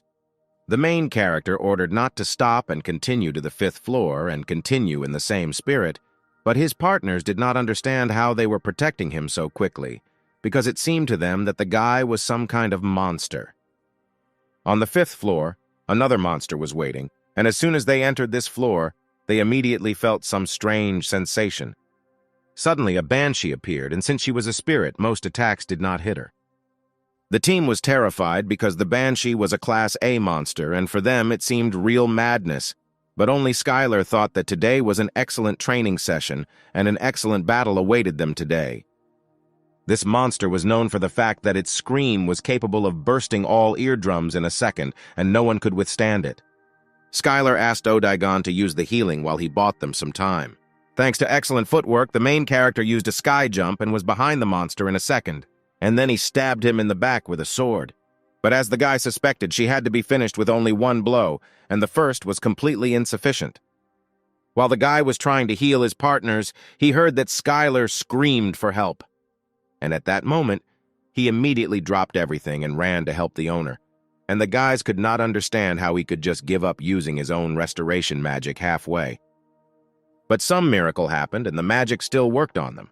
It was a shock to them that the guy could use such high-level restoration magic right on the move.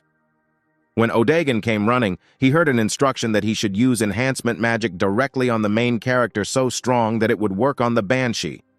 And the guy immediately used a blow from the spirit, a luminous sword and an illusory clone, and the main character's damage increased significantly.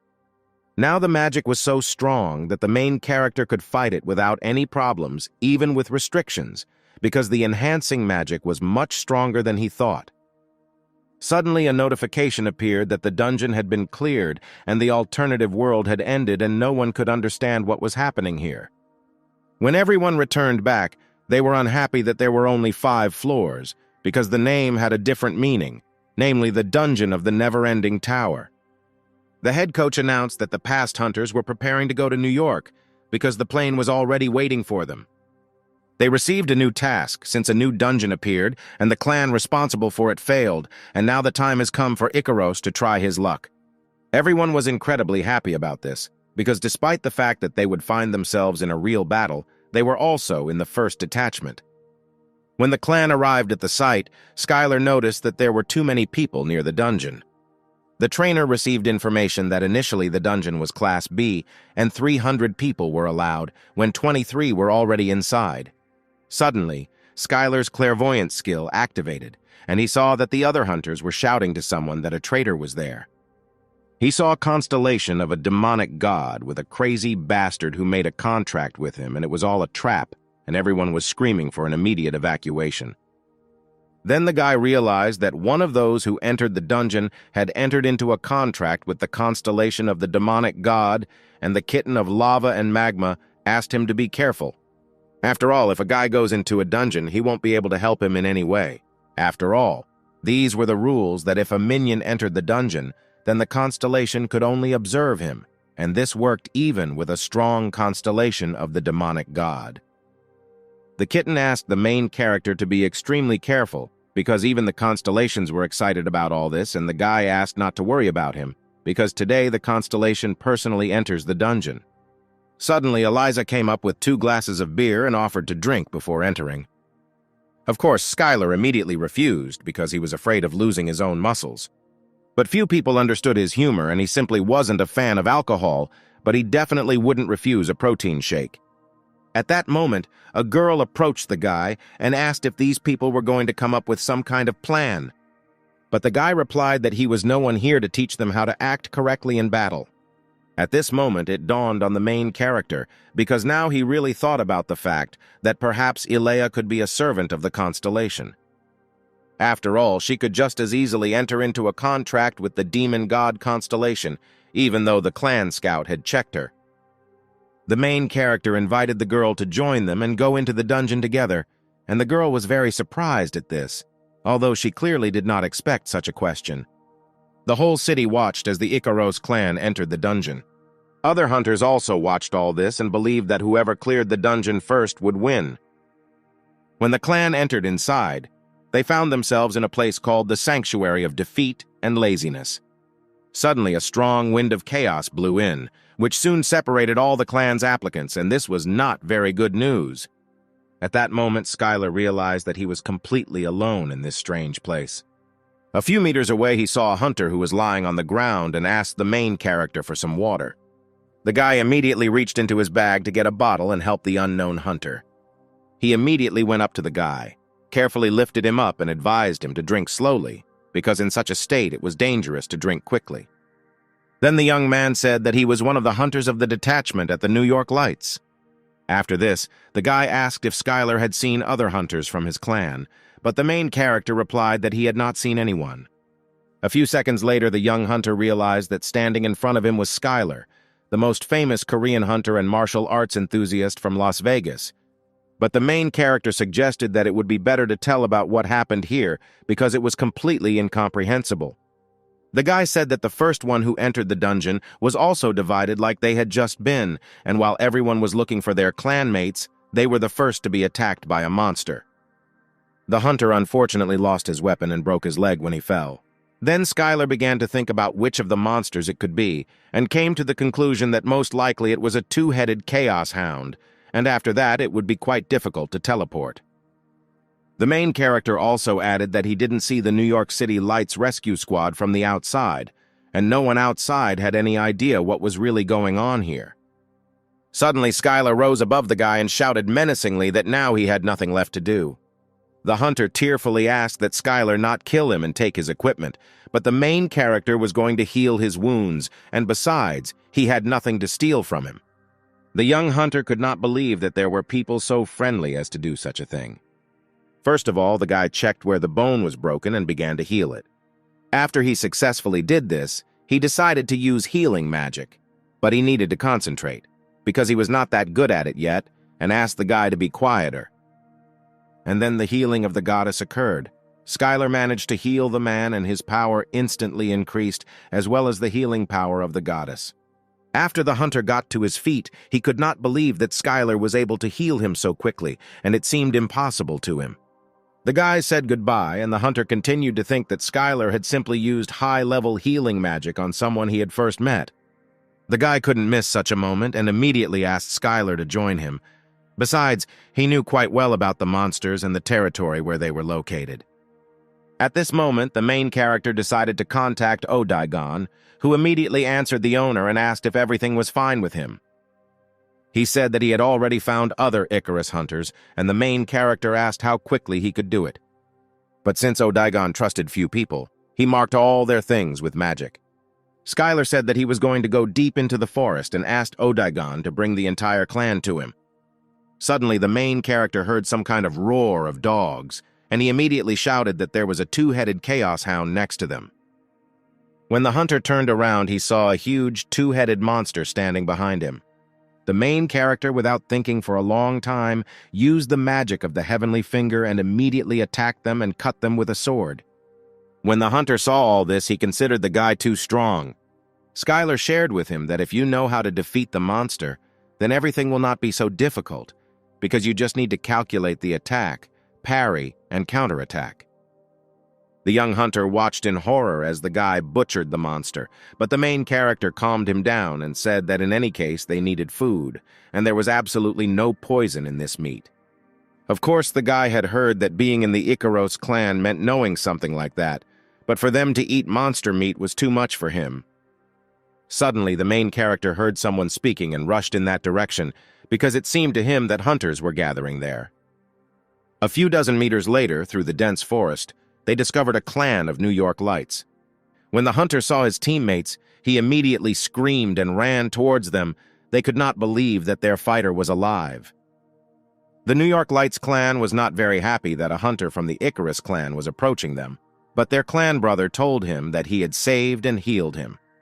The other hunters did not believe this, because for them it was some kind of nonsense that someone helped a hunter from another clan. At this moment, Skylar felt his existential power increase because someone bowed to him, but he could not understand who again this time. Right in front of the main character stood the same hunter who stood up for him and shouted that the guy used magic to heal him, although they were in no way related to each other and called his clan scum. The main character didn't like it. The hunter defended him so vehemently and asked him to just keep quiet. But the guy didn't stop doing this, and then the main character had no choice but to simply hit him and forcefully shut him up. Others from the clan did not understand where this crazy man came from and began to beat another hunter in front of everyone.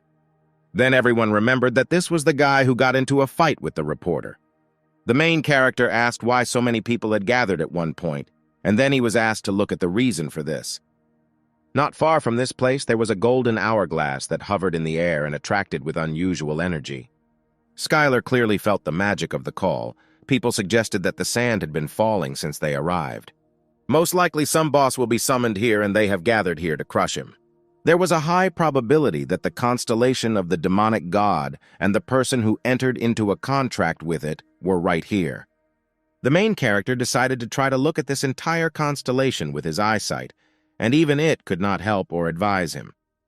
Then he decided that they would show who was who when the time came. The demonic god constellation that made a contract with the ambitious hunter was a traitor with a poisonous dagger and was called Eunice. This constellation was not very strong, but it is much stronger than all ordinary mortals. Eunice mistakenly thought that his master was one of the strongest in the abyss, and he wanted to make his master happy with him. As soon as the grains of sand in this hourglass ran out, a boss should appear, and then the main character would have a chance. The guy was greatly bothered by the martial artist and made him seriously nervous.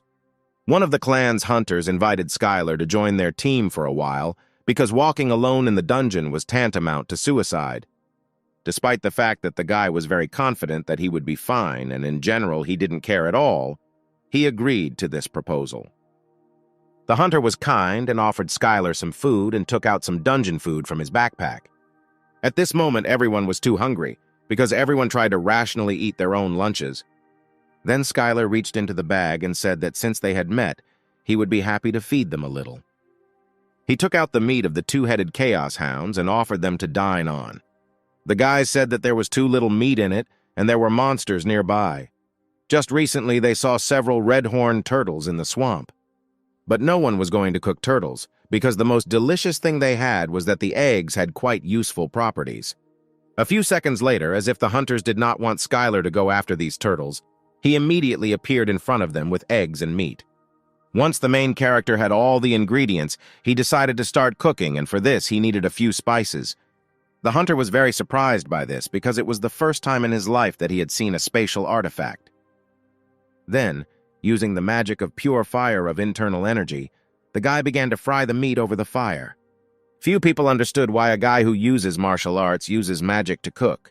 After some time, the main character prepared a delicious meal, which consisted of monster meat and turtle eggs and looked really appetizing.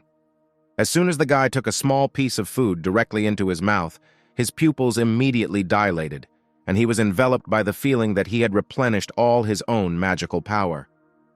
The hunter was very pleased with such tasty food and asked for more. Skylar could not resist such a compliment and gladly offered another plate. And at that moment, the main character fed the entire clan, and it was not the invention of the Icaros clan for preparing such dishes, but simply Skylar's usual hobby. After a delicious lunch, all clan members began to communicate with each other and discuss tactics for the next battle. Suddenly, one man approached the main character and introduced himself as the leader of the Ambidus clan and offered to unite with him into a clan, because the other guys didn't even have a person who would treat the fighters. The clans began to argue with each other because the ability to lie and represent their own clan was their main feature. Skylar suggested everyone to calm down because this was not a way out of the situation, and killing each other's clan was clearly not the best idea. Then Eunice approached the clan commander and suggested that they needed another hunter, since there were a bunch of other clans besides them. At that moment, the last grain of sand in the golden clock fell and time was up for all the clans. The clock suddenly rose in the air because the night of laziness and defeat should soon appear. All the fighters actively began to prepare for the battle and be in anticipation of what would happen next. A knight of laziness and defeat appeared from underground. He was majestic, and in his hands he held a huge sword. All the clan hunters were incredibly surprised by this appearance because they had never seen such a monster and did not know what to do with it. As soon as the knight rose above them, he immediately turned and asked who would be the first to pass his test. This knight was a servant of the constellation, and although the dungeon was called the Sanctuary of Sloth and Defeat, there was a possibility that it was a trap of the demonic god constellation. Although it took a huge amount of existential power to create a dungeon, only a strong constellation could do this. One of the clan leaders did not wait to see who would be the first to take the test and immediately used the magic of the fifth circle and sent all the fighters to attack. But the monster easily blew up the magic and didn't even move, and everyone thought it was an S-class monster. The monster added that only one person could take the test at a time and immediately chose him. He pointed at the hunter, but he was completely unprepared for this and used forced teleport. The magic was so strong that none of the hunters could withstand this test, and time after time the hunters lost. No one understood what this monster was actually testing, but fortunately everyone remained alive. When the guys were asked what happened to them, they answered that as soon as his sword touched them, they lost all their strength and could not move. This monster was much stronger than they all thought, because if you attack it, it will force you to pass its test, and it is better to try to find a way out. At that moment, Skylar shouted that he would go to him, and everyone was sharply surprised, because no one expected such persistence from the main character. One of the hunters whom he saved shouted that the guy should not do this because that hunter was just lucky, and he could die. When Skylar approached the monster, he immediately asked him if he was ready, and the guy confidently replied that he was. Then the knight took out a huge sword and announced that he was starting the test. As soon as the sword was pointed at the main character, the knight used the power of laziness restraint, and Skylar was immediately bound with chains. And the guy at that very second understood how the knight takes away the will to fight from others, because the hunters immediately want to rest, sleep, and just do nothing. These were the restrictions that are difficult for mere mortals to avoid. But Skylar was the constellation of the invincible training avatar, and his properties were completely opposite to this constellation, and there was no way he could lose. As soon as the main character began to think that he always wanted to become stronger than others, this gave him additional strength to get rid of this trap of chains, and he was freed. After this, the knight announced to the guy that he had successfully passed this test. He added that it is quite difficult to free oneself from laziness, and this test shows the desire of the subject to fight it. And since the main character passed this test, he will allow him to meet his master. And at this moment, the power that supported the sanctuary suddenly disappeared, and the dungeon would soon be closed. Skylar thought that everything couldn't happen so quickly because for him it was too simple and something was wrong here. Suddenly, the main character felt like dozens of two-headed monsters were rushing right at them, and it turned out that these monsters were also part of this test. The knight raised his sword into the air and shouted that he could already feel the presence of his master, because everything would not be as simple as they thought. A huge horde of monsters ran straight towards the place where all the clans were. The guy understood that they would soon be here, and he should protect all these people. But the other hunters did not feel this. They rejoiced and laughed, because now they could safely return back, and this was the long-awaited moment for them. The main character has activated a skill, thanks to which if he protects the weak, his existential strength will greatly increase. At this time, sensors noticed monsters several kilometers to the east. All drones were destroyed, and thermal sensors detected medium-sized monsters in the south. The hunters were very surprised because it seemed to them that they had already cleared the dungeon, but since this was a special dungeon, they had to hold out until it disappeared, and they immediately prepared magic for the battle. Suddenly, the main character shouted for all the hunters to gather in one place. The guy added that although this may provoke monsters, they are coming here anyway, and if everyone wants to live, he asked them to listen to him and gather everyone in one place. This was a very important part, because the guy had reached the peak level, and he didn't know what martial arts he could use at that level. And then he decided that he was sure of only one thing. He needed to attract all their attention. When the guy ran towards them, he began to use the techniques of the heavenly finger. He managed to defeat several monsters, but the rest were too fierce and immediately began to catch up with him. Other hunters could not understand what was going on there because they had never seen such trips to the dungeon in their lives. One of the guys shouted that they needed to help Skylar immediately and not just stand still. Since the monsters were in one place, it was decided to use magic in the area. But if they start using magic and don't stop, Skylar could die. But the guy shouted at them not to worry about it and continue attacking the monsters.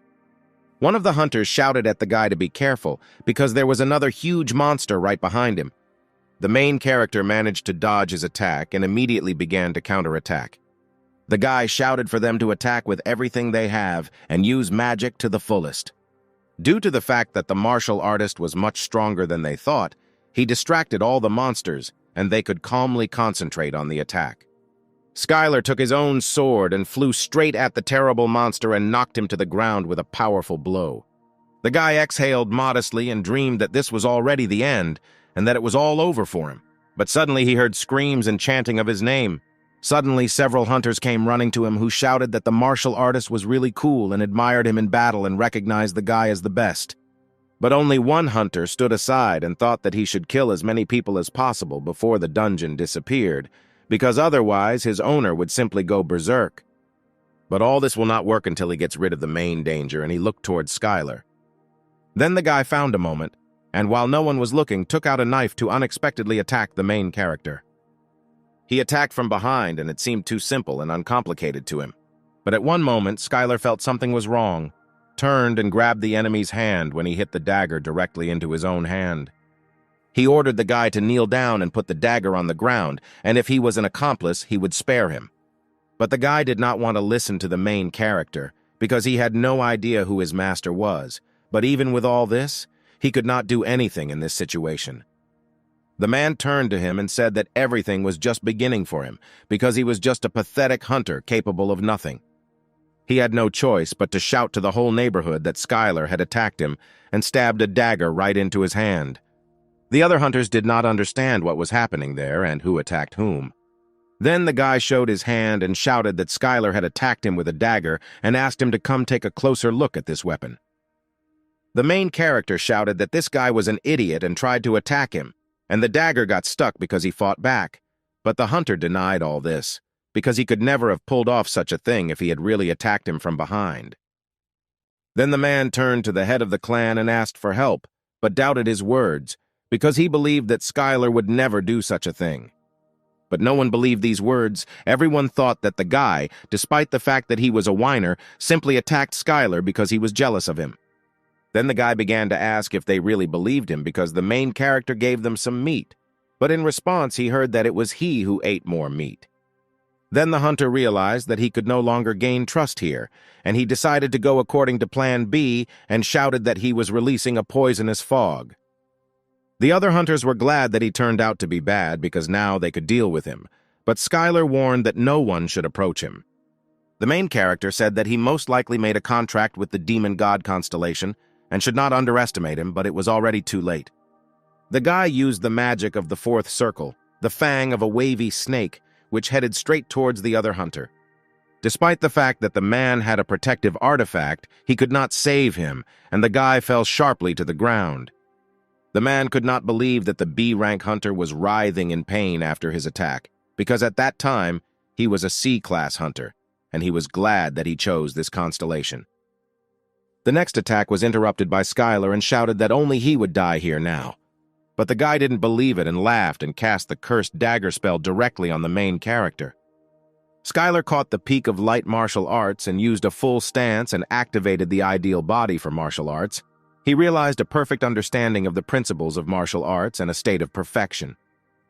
Thanks to the fact that the guy was able to combine all this together, he received the Master Sword technique and created a new martial art, and his strength increased significantly.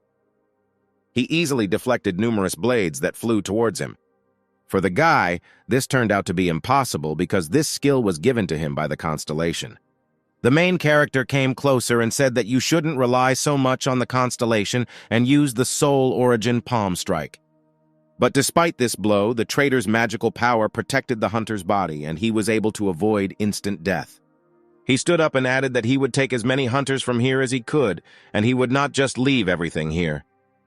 And immediately after these words, he cast a poisonous life force transfer cloud. Suddenly, from afar, Skylar heard the voice of Odaigon, who ran straight towards him with joyful cries. He began to wave his hand furiously and shouted that he was sorry that he was late, and now he would take care of everything. Odaigon carefully studied what the hunter used and cast a detoxification rain spell, and a huge rain cloud hung directly over the poisonous one. The guy couldn't believe that everything would end for him now, but unfortunately it all happened like that. The guys defeated him. The main character asked why they walked for so long, whether they had really met huge monsters, but Odaigon replied that that was not the point at all, because no one listened to him. Each of the clan replied that a doctor could not be a leader, and Eliza believed that she could lead the clan perfectly, because she is a melee fighter, and the third girl did not trust anyone at all. After these words, Odaigon tearfully asked that Skylar never leave him with them again. All the hunters successfully cleared the dungeon and walked to the place from where they came. And since the main character passed the sanctuary check, he was given a dungeon reward, which was given to the one who fulfilled certain conditions. This was not just compensation for survival, because this time Skylar was the only one who received it, and he chose the reward of the goddess of defeat and laziness and received the power of the said constellation. And then a beautiful girl appeared right in front of the guy. She turned to her successor and said that quite a lot of time had passed since the last awakening. The guy ended up in her dimension, and the girl asked not to be too surprised by this, and now she will teach him everything he should do as a servant of the constellation. But the main character interrupted her and said that he was already a constellation. The constellation thought that something was wrong with her ears because only mortals could enter the dungeon. Then she understood everything and screamed that it was all terrible, and why did he do it? But Skylar replied that it was all for the sake of deceiving other constellations. And the girl added that whatever the reason, the guy definitely had great ambitions, and for her he was a real charming constellation. Skylar wondered if this is how constellations usually find a successor and grant them powers, and wondered what kind of place this was all about. Then the girl replied that this place has too long a history, and a long time ago she acquired the strongest kingdom of the abyss. But despite her desire to lose and be lazy, she simply continued to win over and over again, which led to an increase in the work assigned to her. In the end, any person will get tired of victories and power, and after some time the girl got tired of it all and sealed herself.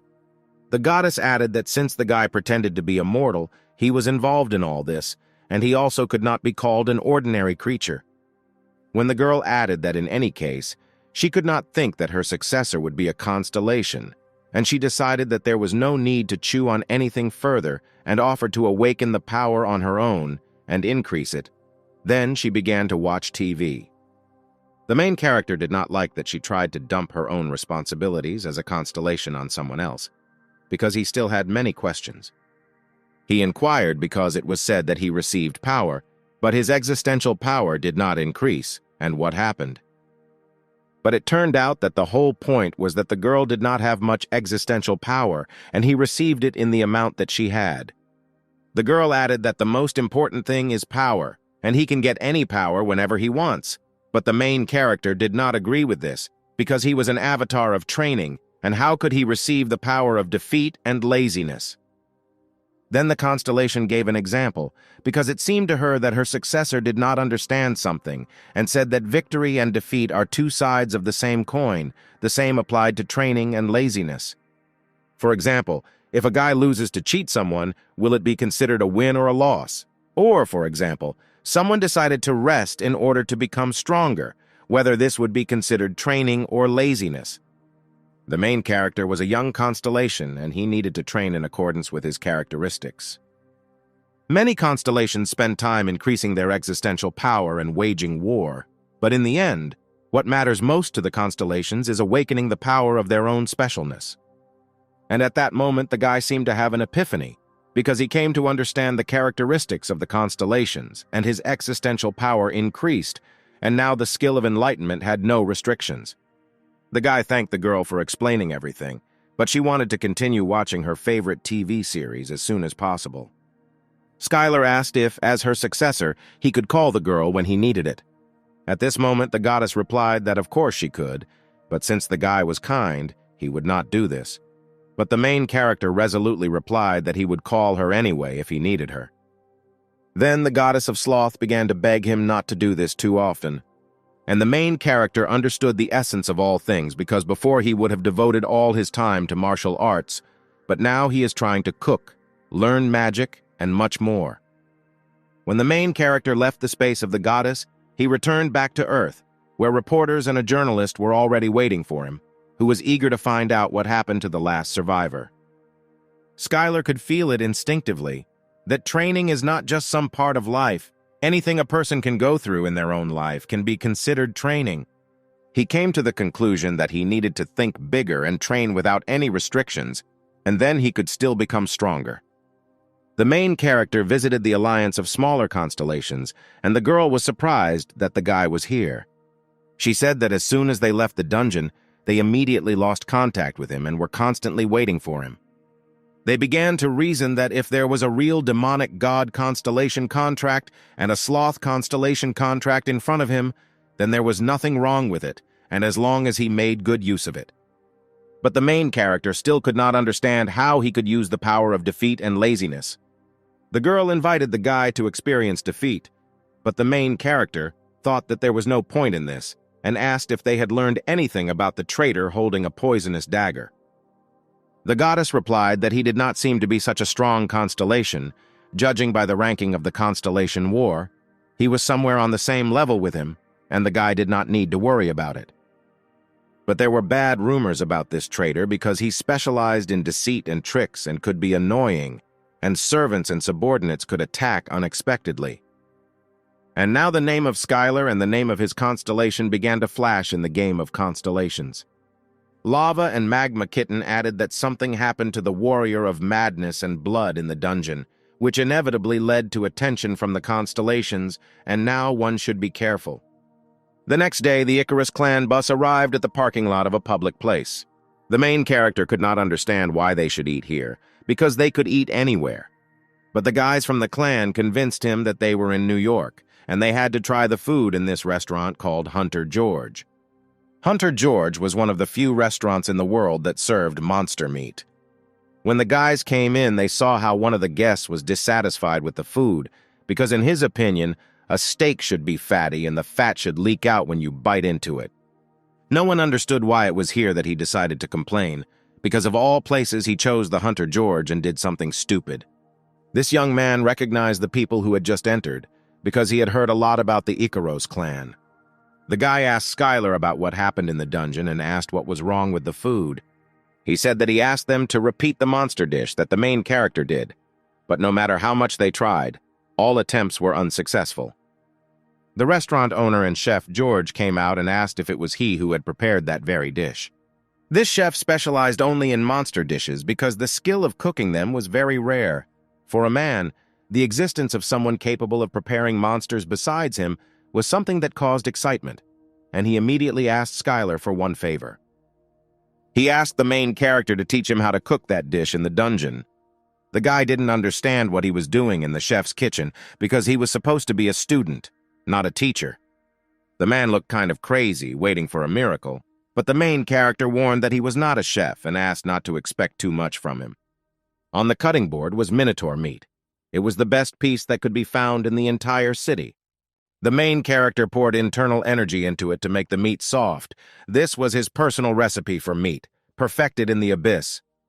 The man was surprised by this because they usually pour mana into him for hours, but Skylar added that the method is really similar, but he uses martial arts for cooking. Next, the main character took out a knife and began to cut the meat into perfectly even pieces at such a speed that they literally flew into the air. The main character used everything he needed in this kitchen, and for this he had no restrictions. To light the fire, the cook used magic to give the meat a unique smell. Skylar used the same, but used martial arts. After all this, he turned to the boss and showed that there was nothing like that here, and they completely agreed with him and added that he was simply excellent. When this dish was reserved to the guest, he shouted that this was exactly the taste that he felt again. Anthony added that this was a wonderful dish. The restaurant chef thanked Skylar for learning a lot from him. And as soon as the chef recognized his culinary skills, the existential power of the protagonist increased, and at that moment the guy realized what was happening. When the main character came to Sam, he told how it all happened, and he chuckled slightly. After all, he remembered how quite recently a guy ate a chicken breast with a chicken breast and did not understand how he became like that. The main character told what happened in the dungeon, that he was attacked by a servant of the constellation of the demonic god, but he was not so strong. The man found it difficult to talk to the guy because he answered him in 3 lines, which infuriated him wildly, but he added that in any case, he called him at the right time. And then President Thomas from the Dragon Artifact came through the door, and Sam kindly began to introduce them. Sam asked if the guy knew what the Dragon Artifact was doing, because he had obviously heard about what a monster core was.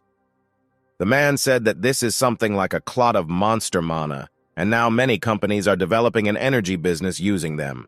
He added that now they are even creating artifacts from them, and one of the best companies in the field of creating artificial artifacts is a branch of the Dragon Artifact. The main character continued to not understand why he needed this acquaintance with a person, but Sam added that there is nothing wrong with acquaintance with people, and the production of artifacts always needs hunters to help with tests. The man added that he wanted to introduce them to each other in the hope of fruitful cooperation, and the guy quickly agreed with this, which even surprised Sam a little. When Skylar left with the president, the man was very happy about this because one day he would make him the president of the company. The main character asked what his role would be in improving their artifacts, but the president replied that research and development are important in this business. But due to the fact that quite a lot of people are interested in it, we must not forget about what is happening behind the scenes. And the help was to find a researcher. One of the researchers by the name of Ronald was outstanding in the field of artifacts. He managed to put the new magic of the third circle into an artificial artifact, which meant that he had all the superior current technology. The president added that their company tried to conclude a contract with this person, but unfortunately, they lost contact, and it seemed to him that another clan could get to him. Among them, the most suspicious was the production of myth artifacts, because the Parkers own it, and they are very authoritative in this field. The man wanted Skylar to penetrate the myth and take explorer Ronald out of there. Then the main character waved his hand and said that it wouldn't be too difficult and he'd be back soon. The man asked if he would go alone, and then the guy remembered that he had fighters who would benefit from taking advantage of this opportunity and training. That same night, near the Myth Research Center, Skylar and her team decided to begin the operation. The main character said that the goal of the training was to get inside and take the man. The guy couldn't take everyone, and he decided to take those who fit certain conditions, namely, he was confident in speed. 2 people raised their hands because they had no problems with speed, as well as with secrecy. The guy added that he was not forcing anyone, and they could stay, because he did not need loyalty, which would put their lives at risk. Then the girl replied that everything is fine because they do it because they want to. The other team members did not understand how they were going to slip through because the myth is the most impregnable and hoped for a smart plan. But at that moment, the alarm went off and the red lights came on. A voice behind the fence said that someone was on the other side, and the guy ordered to stop first. He decided to go into a trance and use telepathy to see what was on the other side of the fence. The guy saw several men who were shouting that they had signed a contract with the Master of Perverted Illusions. They urgently needed to run after him. The Master of Perverted Illusions was a strong, evil, divine constellation that took over Mexico, and the kitten added that in order to take over a country on Earth, it must be in the top 20 constellations. The guy decided to ask the goddess of laziness about this, because he is in 127th place, and it will be difficult to deal with him. At the moment, the goddess was having unbridled fun. She was eating chips and watching her favorite TV series for several days in a row. She turned around and reproachfully asked if he shouldn't call her once every 1,000 years, but the guy replied that he would call her as long as he needed and asked for information about the Master of Illusions.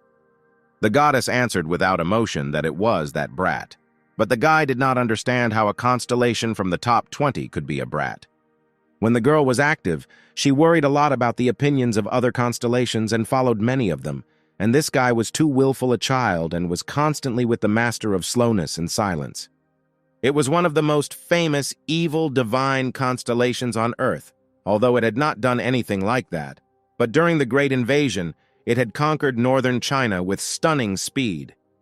The guy thought that the Master of Illusions must be quite strong if he was a subordinate of the Master of Slowness and Silence, and asked what about the Master of Silence.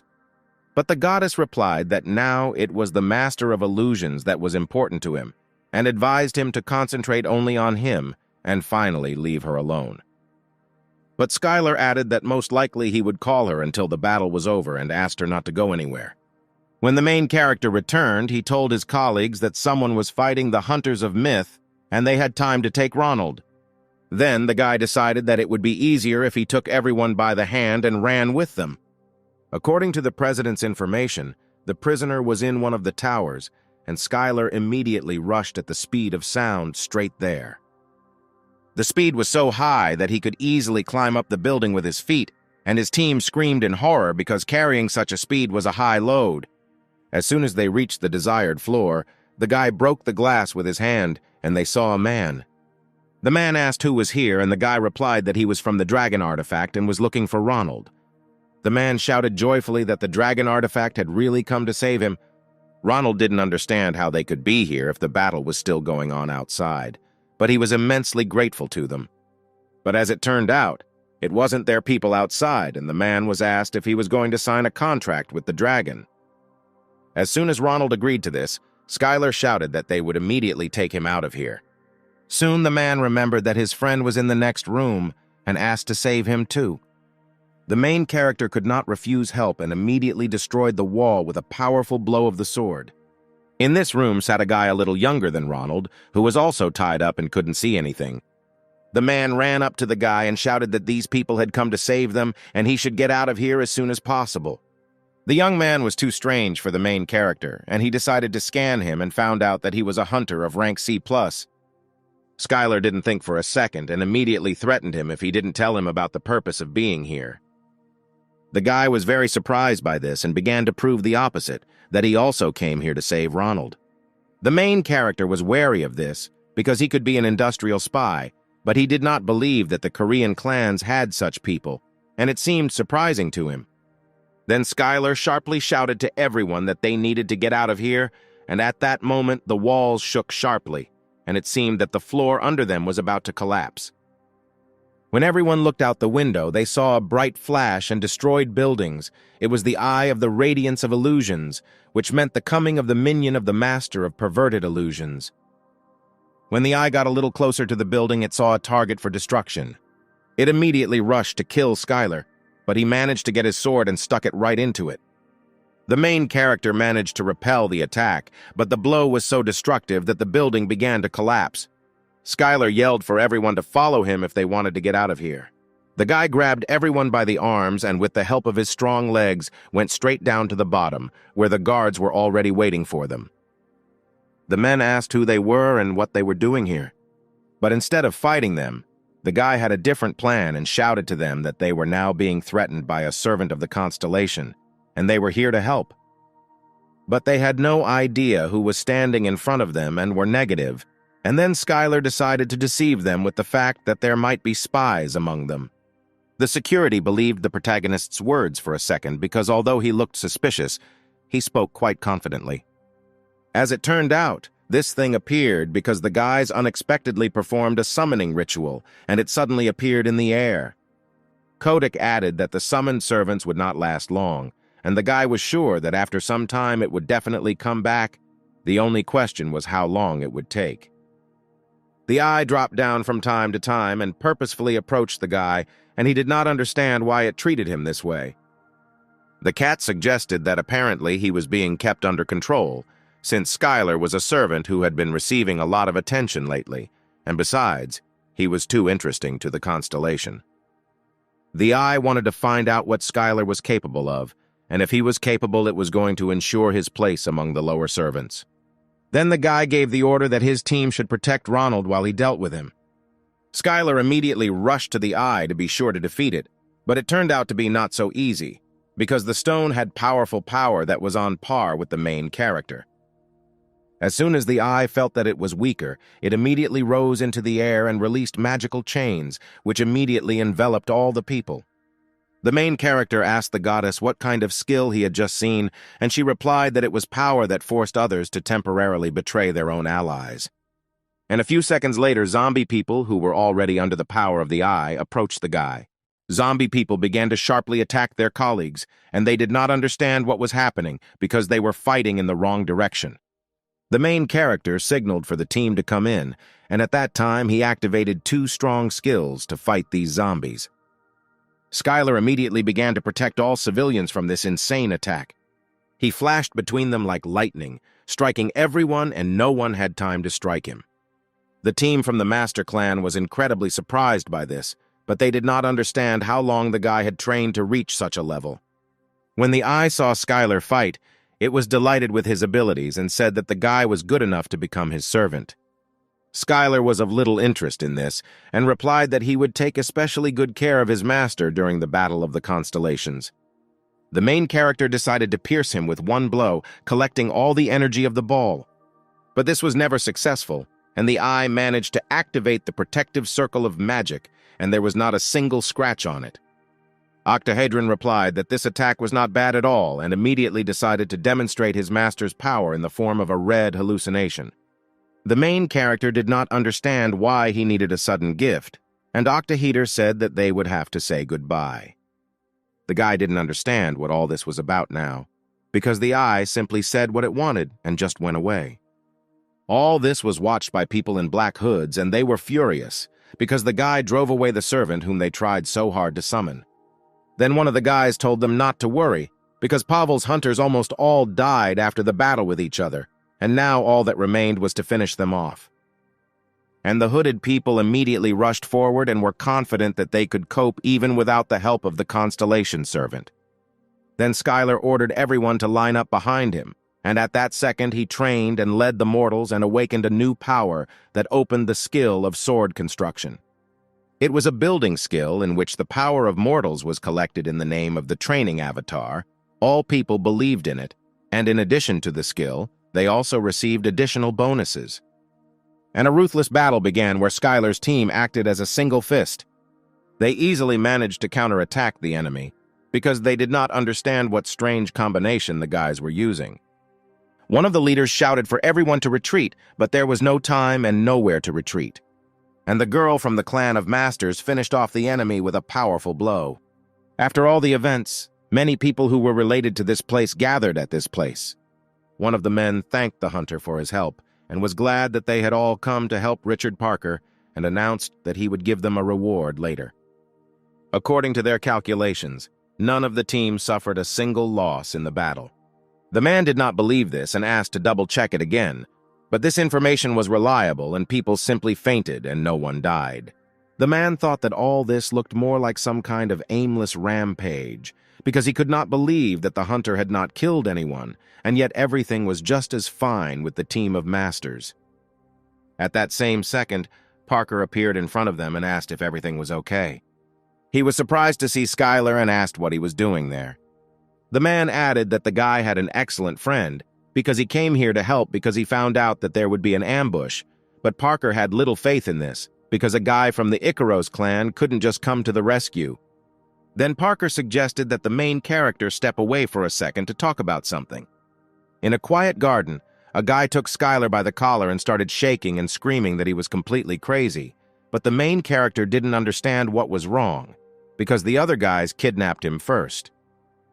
Skylar did not fully understand what the problem was, as if a war had broken out, but Parker replied that the whole point was that this task was entrusted to him by the chairman, but not by Sam, but by his father. Parker's father was a very influential man.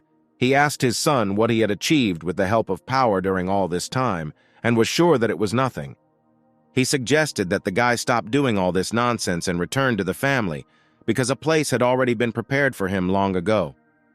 And his father warned him that this would be his last chance to reform. The main character asked why stay in a family where they think so poorly of you, but everything was not so simple. Then Skylar gave advice to Richard. If he cannot stand firmly on his own 2 feet, he will soon reach the limit of strength, and if he wants to break all ties with his own family and remain in the clan, then Sam will help him. Parker thought this was very funny, but the main character suggested that they think about it carefully, and now they are returning home. When Skylar's car drove away, the guy remained standing on the street and thinking about what to do next. The next morning, the director of the Dragon Artifact Company stood on the porch of the building. Suddenly, a car pulled up that turned out to be very familiar to him. When the limousine door opened, Ronald came out, and the president quickly and joyfully walked towards him. The man said that there was a disturbance due to the appearance of the constellation servants of the demon god. But Skylar replied that everything went smoothly, and his guys from the master team helped him a lot. Thomas was incredibly glad that everything happened this way, and suggested that everyone take a look around here in company. The guy gladly agreed to this proposal, and when he went inside, he saw where artifacts were being created, and it looked like some kind of forge. The kitten was looking forward to seeing the human blacksmiths, because he was an outstanding blacksmith who made Skylar's equipment.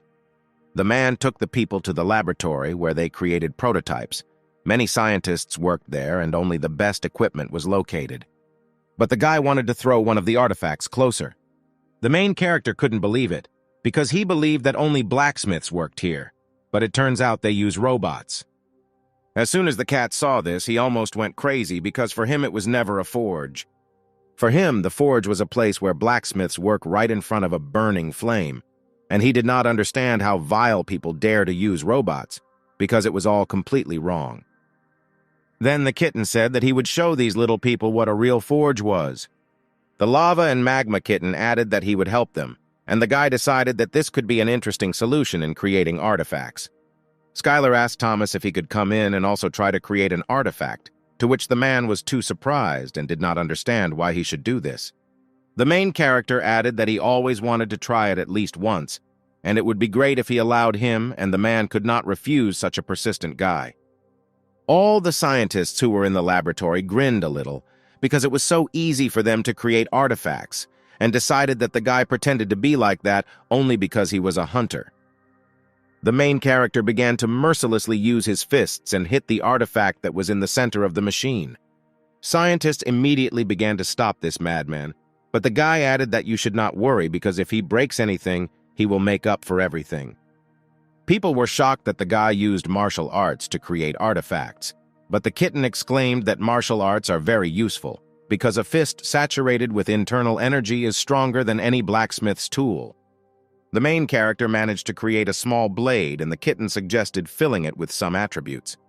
He suggested adding laser iron stones that have an ice attribute. For this, the guy needed to use martial arts with ice energy. And soon the guy managed to create a short blue ice sword that can be used with the Ice Energy Storm blessing skill. Thomas approached the guy and asked if he was doing this for the first time, but the main character waved his sword right in front of him and asked him not to be surprised and to first check its characteristics. But when the director took the ball in his hands and looked at it, he immediately realized that this did not need checking. Everything was already clear because the sword was simply incredible. The man handed the sword to the specialist and asked him to tell him everything after his assessment and to make it as detailed as possible. Suddenly, the man received a phone call and he replied that the guy was right in front of him and was inspecting the company. On the other end of the line was Sam, who asked the guy how he was doing and whether he was worried about the amount of money earned by their company. But the guy wasn't particularly impressed, and the man added that he received an invitation from Alex Parker. The main character was surprised that the chairman of the Parker Group needed it, but none of them really knew why. The guy suggested that perhaps he wants to take revenge on him for the incident with Ronald.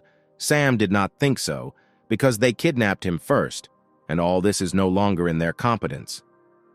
The next day in the Icarus clan, the guy left the campus in a chic, expensive suit and no longer looked the same as in everyday life.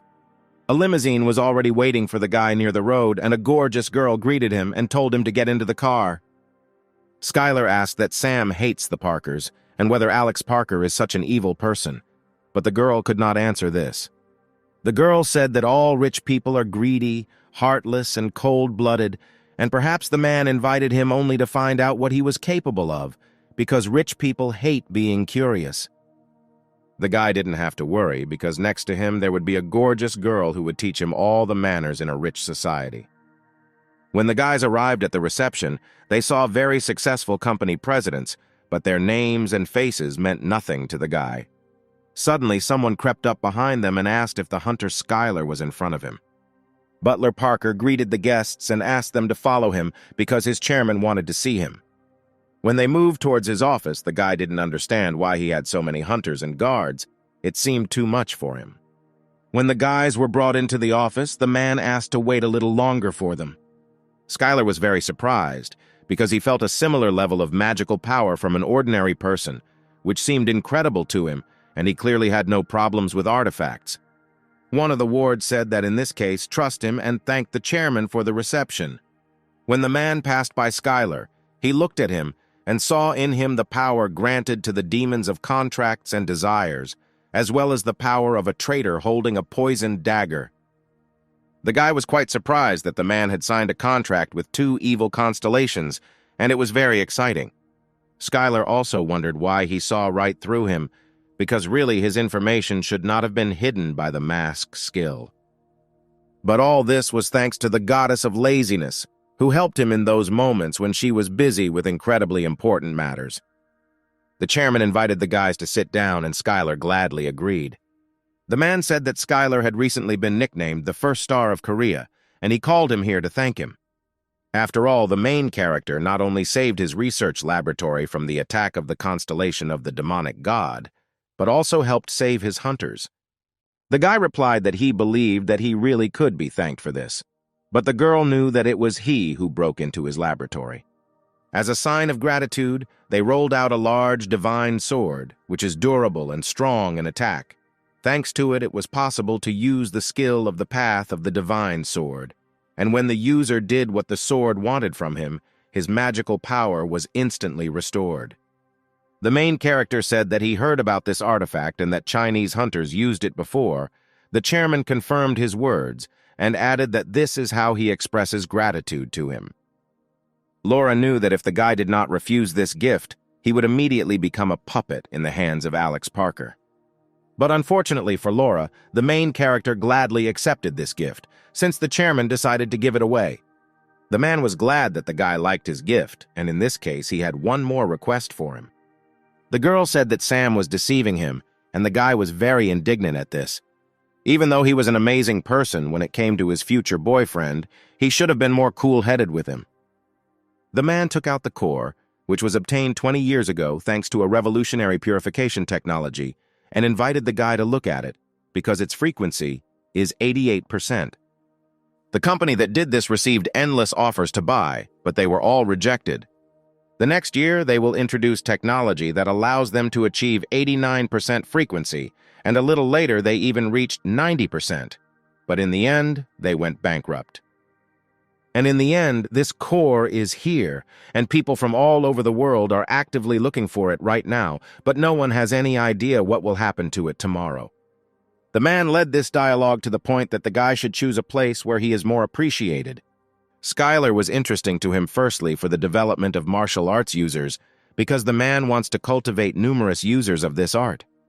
The chairman believed that martial arts were very useful, and one of the biggest advantages was that they could be used everywhere, and if he established a monopoly on them, he would definitely benefit greatly from it. There was less and less time left for conversations, and the chairman added that in any case, he hoped that the guy would think about everything carefully, because it would bring him unprecedented benefits, and Skylar replied that he would keep this in mind.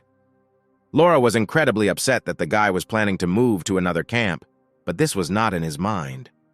The guy replied that if he had rejected his offer right to his face, then all the negotiations would have ended, and he needed to give him at least a drop of some hope. The girl was furious. Going to play games with such a person was very dangerous, but not for Skylar. Suddenly, the kitten began to urgently call the guy.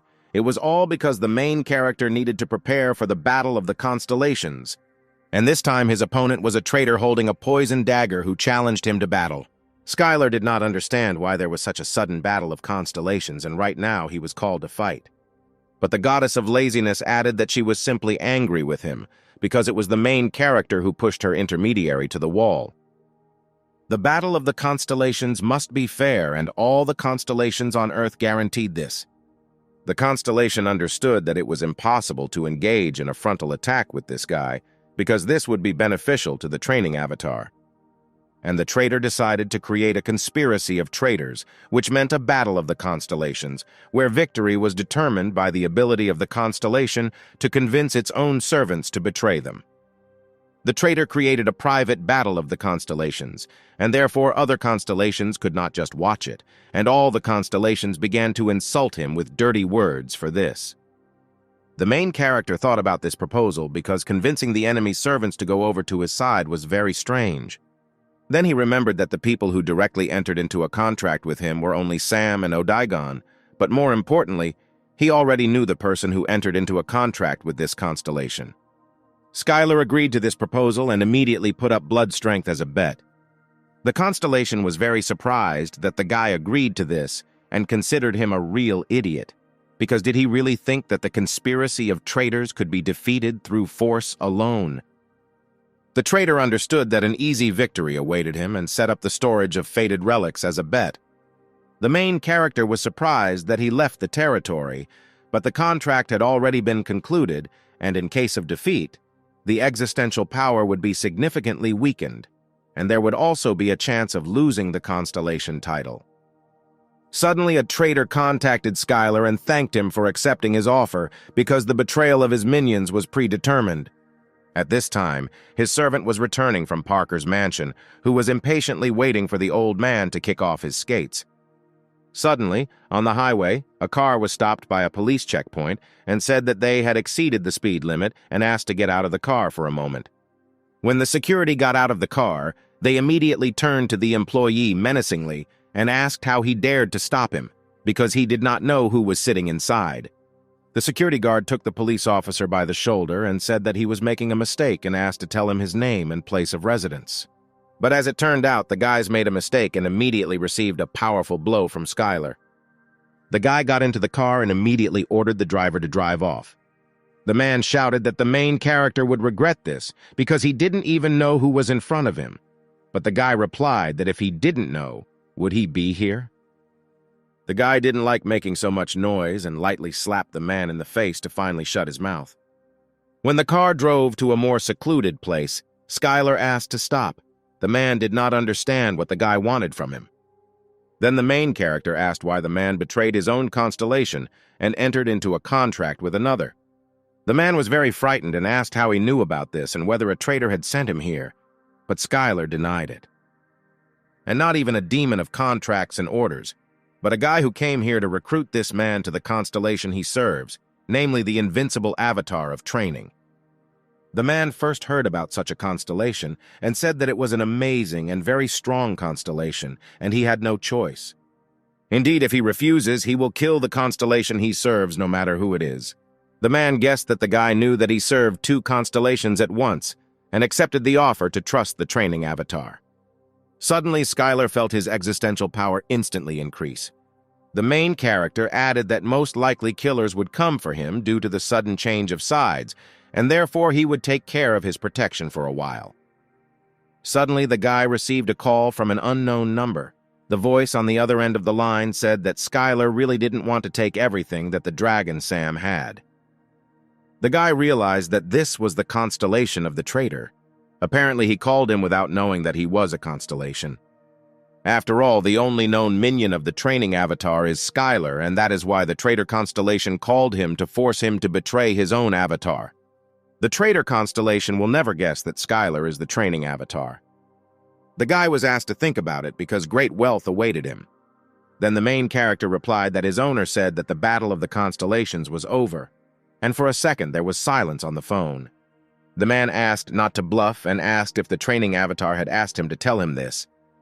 But according to the rules of the Battle of the Constellations, which all the constellations swore to abide by, the avatar of training won and declared victory, and the Battle of the Constellations was over. The traitor could not understand how quickly he managed to do all this and how he could lose everything. The main character immediately received a reward for the fight with the constellation, which went straight to him, and he decided to open it a little later. Skylar was surprised that the constellation was so weak, because after his victory, he only moved up 2 places and is now in 125th place. The traitor was indignant. He believed that this was impossible because the guy really found out who was who, otherwise it was impossible. But the guy decided not to reveal all the secrets and simply asked the constellation to get lost. Suddenly, Skylar noticed how orcs were working on this land, harvesting the harvest by the sweat of their brow, and he couldn't believe that it had once been a terrible fortress and Odaigon had really done a good job. When the orcs saw that Skylar was approaching them, they immediately ran up to him and joyfully began to greet him, because their master had finally returned to his homeland. They thanked the main character for the fact that now they could collect stalks of grain with one swing of the axe, and this was just a great training for them. The orcs were ready to work even harder to make even more land and collect much more grain, and at first they were not very trusting, but now they began to train so hard. The guy made them happy and said that they would increase the sowing and harvest even more crops, and all this would be training for them. But first Skylar decided to test this rice in cooking. Unexpectedly, one of the orcs turned to the main character with a request to raise animals in this area. They said that Odaigon once said that his race fattened and killed livestock for food, and they would like to try it too. Skylar figured that if they wanted chickens and cows and the like, this might be a good experience for them. The main character promised that he would get a couple and bring them to them. And for the orcs, the owner's kindness knew no bounds, and they once again swore allegiance to him. The guy was still worried about the chest. He was interested in what was inside, and the desire to look was great. When he removed the seal from the relic, he immediately saw a sacred object. It was a sacred necklace containing the power of light. The goddess of sloth said that the sacred object was created for the minions of the constellations, so that they could use their powers and similar artifacts, since they contain part of the existential power of the constellation. The girl added that the constellation does not think as much as it may seem, and it is likely that he simply stole it and was not noticed. Then the guy decided to take this necklace and do something with this territory, and take something for the orcs. Skylar decided that he would bring cattle from the ground, and immediately decided to check the soul stones, and it turned out that he had exactly 8,200 stones on his account.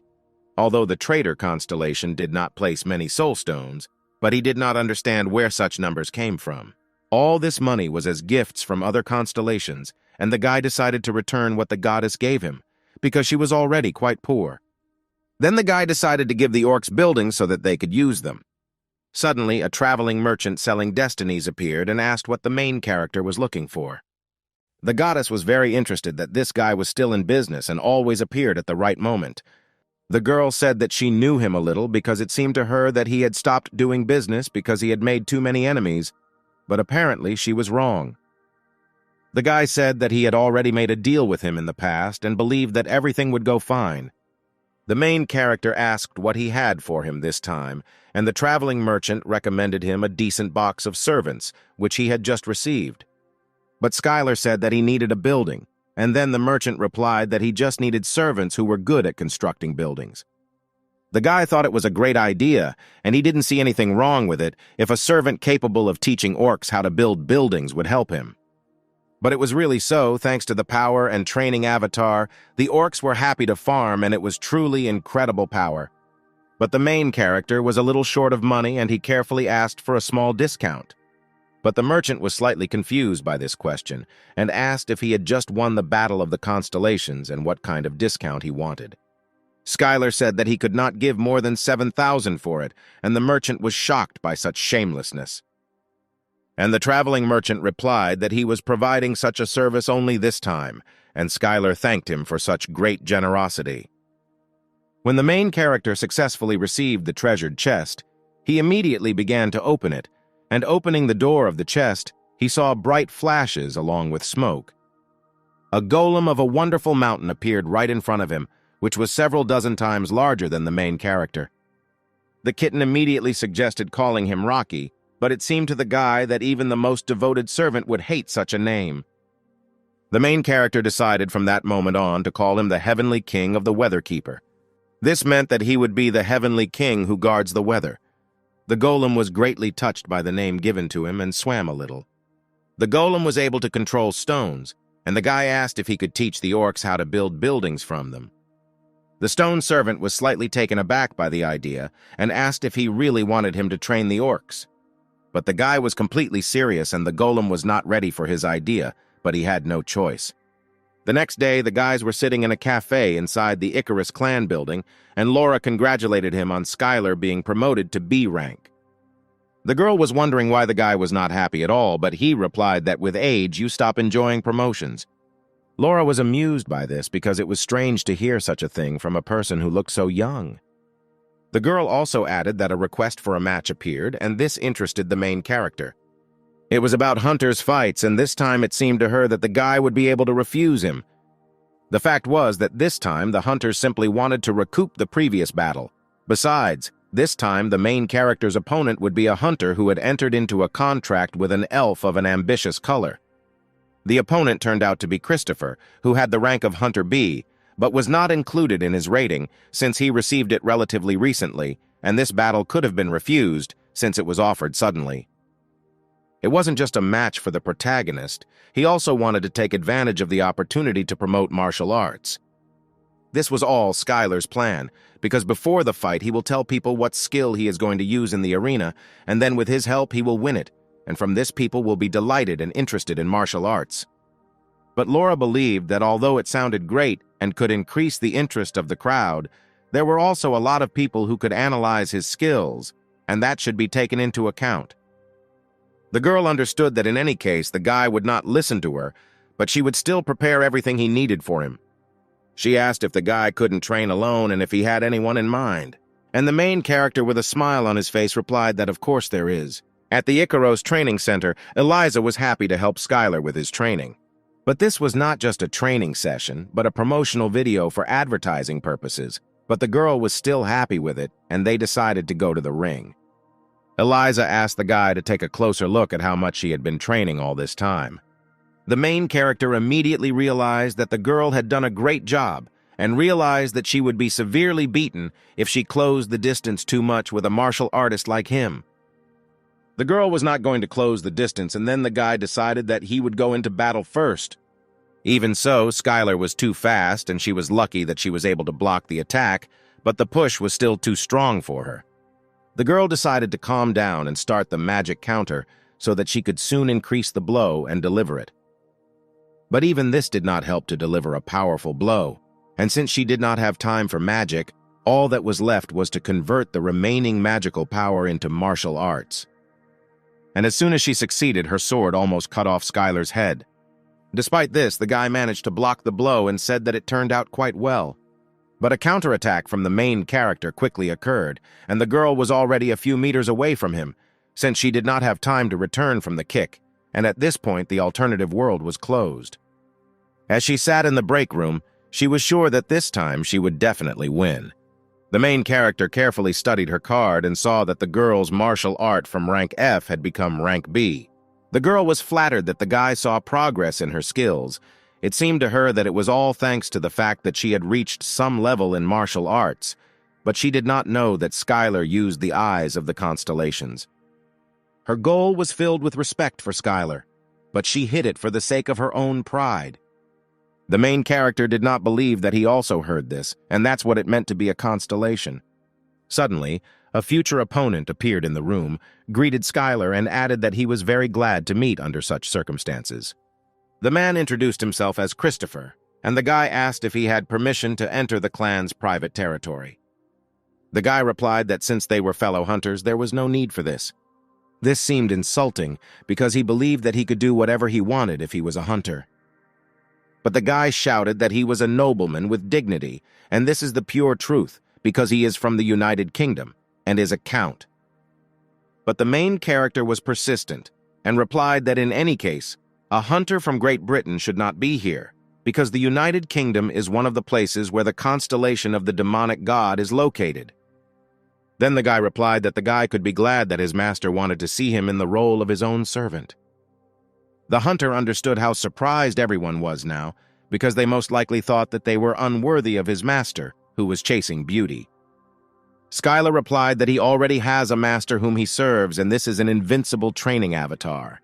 But this was completely unimportant to his master, and the guy didn't ask, because he was really asking him to betray his own constellation. But it was possible to have as many as 2 masters, of course, if no constellation was against it. But due to Skylar's previous battles, the constellation liked his fighting aesthetic and decided to go that far for it.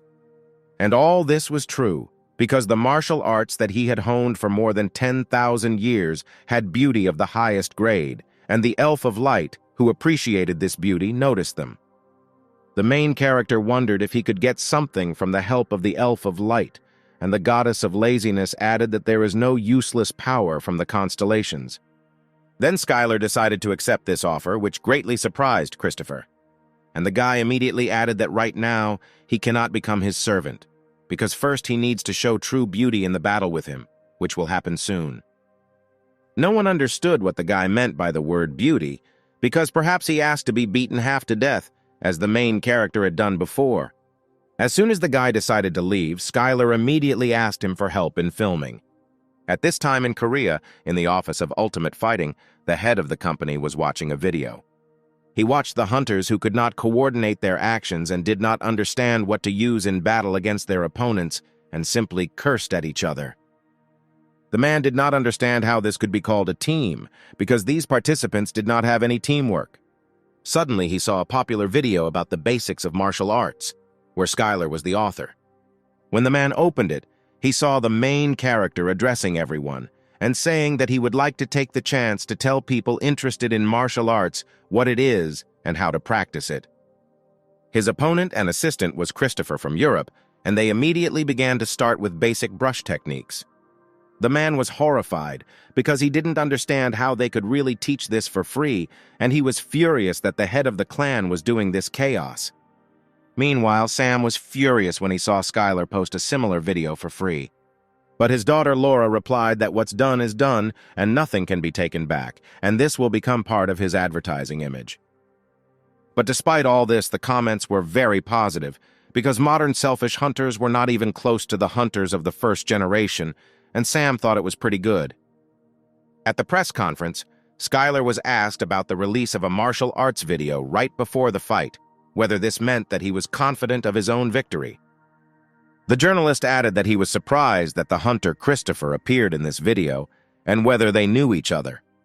The guy replied that Christopher was looking for him to help him with the video, but the guy completely disagreed with this statement and was slightly surprised by the main character's answer. The journalist also asked why Christopher chose Hunter Skylar as his opponent, because he had a huge choice. The guy was very confused by this question and did not know how to get away with it in this situation. Skylar then decided to take personal control of the situation and replied that he just wanted to learn from him. The whole hall was in shock, and no one could have expected such an outcome of events, and the journalists demanded a comment from the hunter Christopher. The problem was that Christopher could not answer anything because his constellation really wanted Skylar, and the guy wanted to start a fight with him as soon as possible. The next day, a huge crowd of spectators gathered at the hunter's battle arena, rejoicing and welcoming Skylar's main favorite. The guy couldn't understand why there were so many people there if this fight became known at the last minute, but the girl made him happy that he should be happy, because this speaks of his popularity. And at this crucial moment, the guy felt huge fluctuations in loyalty, and if he won, he would be able to maintain it. This was Skylar's advantage over the rest of the constellations, because he could receive devotion from mere mortals. Laura wished him good luck and asked him to do everything as usual, because in any case his opponent had no idea. When the main character entered the arena, he immediately saw Christopher, who was looking forward to the fight. At this time, in the stands, someone was discussing the video that Skylar had uploaded to the portal, and some even tried to repeat after him, and for them, it turned out to be too simple. The guys discussed various techniques and where they could use them to defeat various monsters. They didn't understand why the guy opened this to the entire public, but Skylar did it out of love for hunters and humanity. And finally, the judge gave the final count of 3 seconds and no one could relax, and everyone was focused only on the fight. Christopher waited impatiently for the main character to pass his test and began to use the power of the fragment of light. After all, he was given the power of the constellation and a powerful force that was difficult to fight. Suddenly, the guy began to be attacked by a whirlwind of bullets of light, which took the main character a little by surprise. Everyone in the stands admired the incredible attack from Christopher, because it was a completely new technique that proved that the guy was really strong. Skylar then decided to counterattack and immediately attacked Christopher in response. But this speed was not enough to hit the enemy, and now the hunter was on top, because this speed was not enough to try to strike. The problem was that Christopher borrowed the powers of his own constellation, and Skylar's powers were limited, and he fought this battle with interference. A few seconds later, the hunter said that now it was his turn. Powerful energy began to appear from numerous portals, which was directed at Skylar. The main character was wondering what kind of power the elf constellations had, and now he saw that it was quite complex and had a number of applications, and he was much better than a warrior. The guy suspected that there might be some small problems with him, but since it was not magic, but a borrowed existential power, the main character used the force to compensate for the power of the light bullets. Christopher was very impressed by such quick thinking in a dangerous situation, and he praised the guy for it. Then he decided to switch to close combat and see how well he would pass this test. And the hunters came into contact with each other in close combat, and Skylar understood that the constellation sword was very powerful, and he had plenty of such battles in the abyss. And thanks to experience and accumulated strength, the guy made a powerful blow right in Christopher's face, which instantly struck him down, and he fell to the ground. The hunter could not believe it, that his recovery speed could not keep up with him, and at that moment he realized how powerful martial arts were, and the elf of light added that it was beautiful. When the guy stood up, he noted that it was incredible, and he would never have thought that he would win so gracefully. The main character thanked him for these words and dealt the final crushing blow, but Christopher was not ready for this and asked the guy to stop because the battle was already over. When the guy got up, he immediately said that he didn't remember anything and didn't understand why his body hurt so much. But all this was expected for the main character. And then Christopher added that his master recognized the beauty of Skylar's fight, and he successfully passed this test. The people who gathered in the stands were delighted with this match, and the guy's existential power increased. At the end of the battle, the Elf of Light granted the guy the skill of the nobility of light, thanks to which he became stronger in using the power of light to protect his own beauty and dignity. Skylar was amazed by such generosity because he granted him an A-rank skill. The next morning, something strange happened in Sam's office. He called his daughter to talk because Korea had contacted them. The girl assumed that the Korean government asked to return Skylar to them, but that was not the case at all, but that they asked them for sparring. During the Great Hunter era, the countries decided to work closely with each other. America and Korea became so close that they even held international clan sparring matches. But all this was not so easy and simple, because they could not simply refuse their request, because there was another reason for this. Then the girl added that if there is a reason for this, then why not just take it and accept the offer? Because sparring is needed so that both sides can learn something from it. But Sam was very afraid that the guy would get too close to these people. Over the phone, Sam warned the guy not to get too close to them, and the main character understood everything and was even happy about it for a second because he hadn't gone to Korea for a long time, and it would be great if someone went with him. He began to ask his clan colleagues if they would like someone to keep him company, but Eliza immediately rejected his offer, saying that she was busy honing new skills. The second one really liked Korea, but this time he couldn't, and Anthony was out of the question, and for the main character it was very unexpected that no one was found. The guy was extremely dissatisfied that the main character didn't even ask him, but Anthony was ready and wasn't even going to refuse and, moreover, was ready to demonstrate the result of his training in martial arts. Then a new girl from the clan heard the conversation and asked to take her to Korea and give up on this annoying person. The guy thought that taking Leia was also a pretty good idea. Besides, she spoke a little Korean. On the plane, the girl asked because the sparring was supposed to take place in Jeju, but they were flying to Seoul, and the guy replied that he needed to go somewhere first. Upon arrival in Seoul, the guys visited the National Cemetery in Seoul. The main character really needed to meet someone here. He approached a large monument that was dedicated to the hunters who died during the invasion. The guy thought that most likely, if he had not gone into the wasteland, he still would not have saved them, but their death would forever remain a heavy burden on his heart. When he put the flowers down, he saw that someone had also come here because there was a bouquet of fresh flowers nearby. When Anthony turned around, he couldn't believe it, because in front of him was the first-generation rank a hunter, the Iron Blood Ice Emperor. When the man came a little closer, he saw Skylar and immediately recognized him.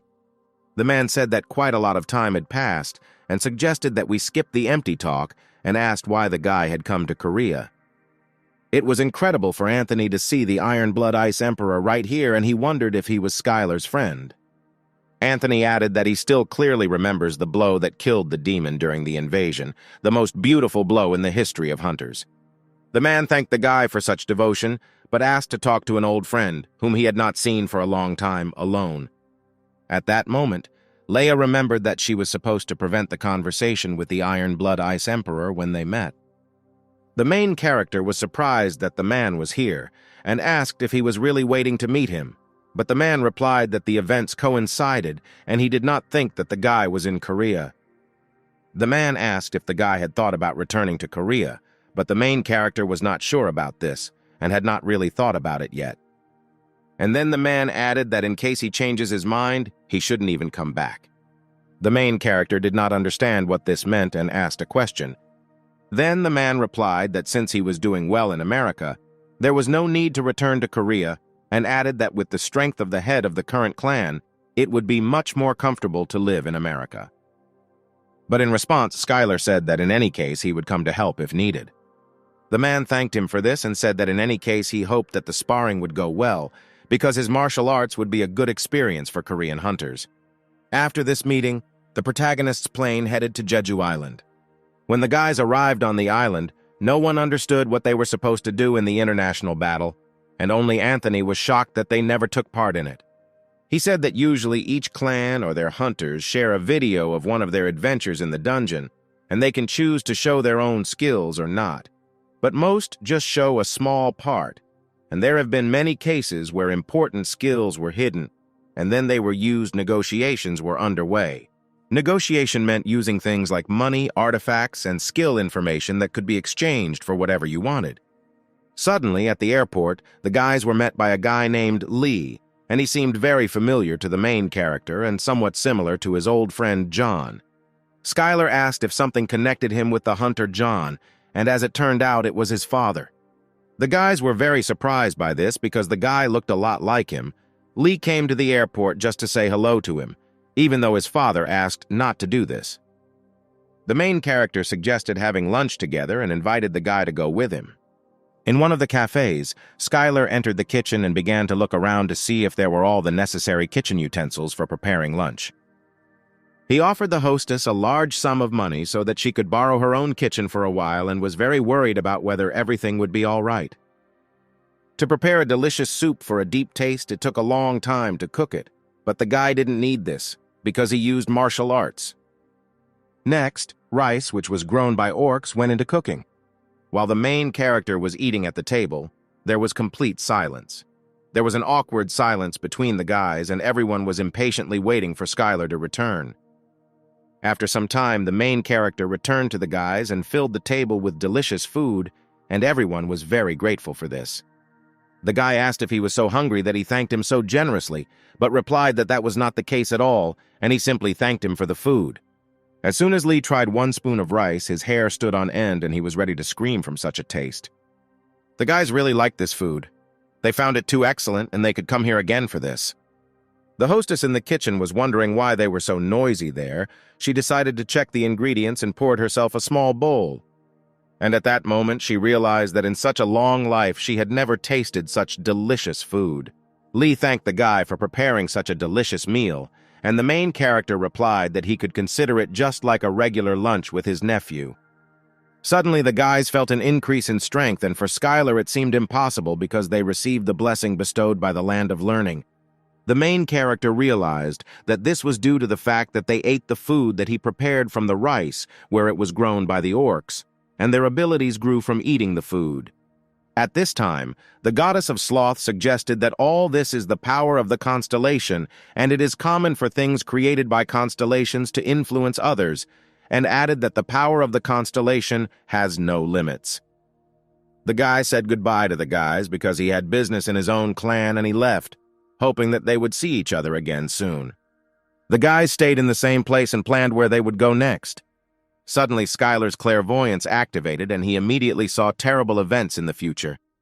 He saw an underwater dragon monster that would cause enormous damage to the coast of East Asia after breaking out from the sea dungeon.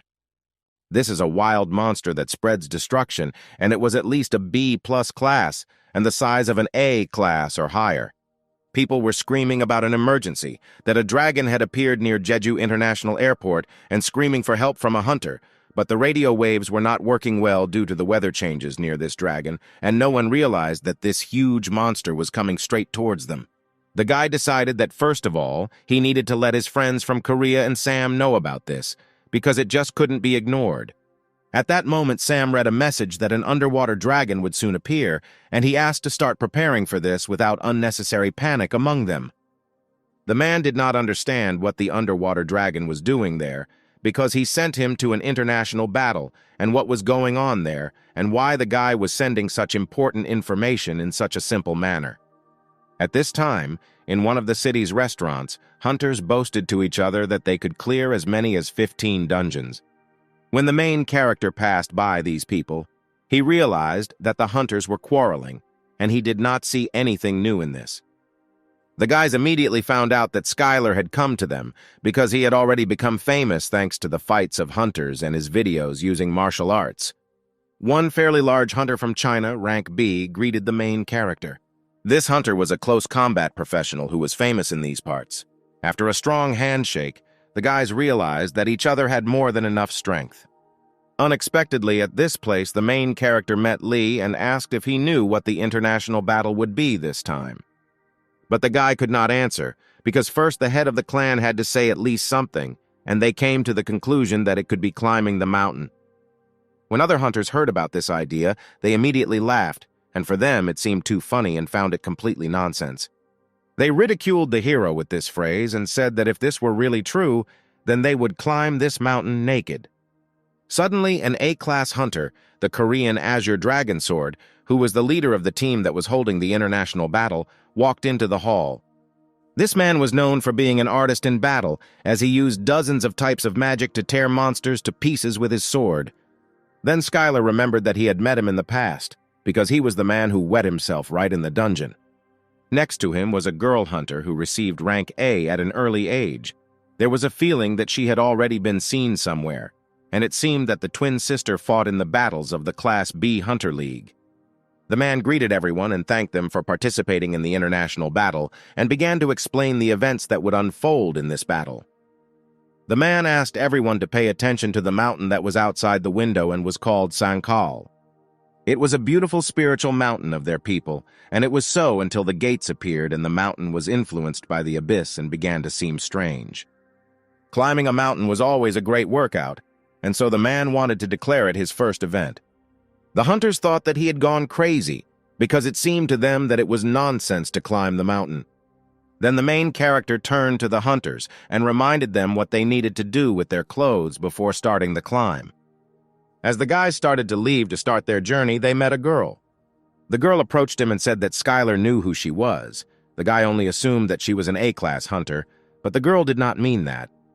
The girl was very surprised that the guy did not know who was in front of her.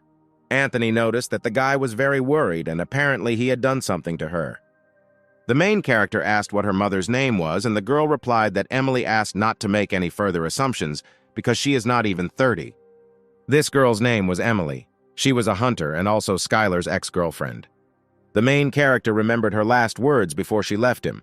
Because she was the first to confess her love to him, he continued to drink a chicken breast cocktail. It seemed to her that this was too much. He asked if it was she who left flowers on her grave, on the grave where he had also been recently. When she was little, her mother died, and it was very sad to hear about it.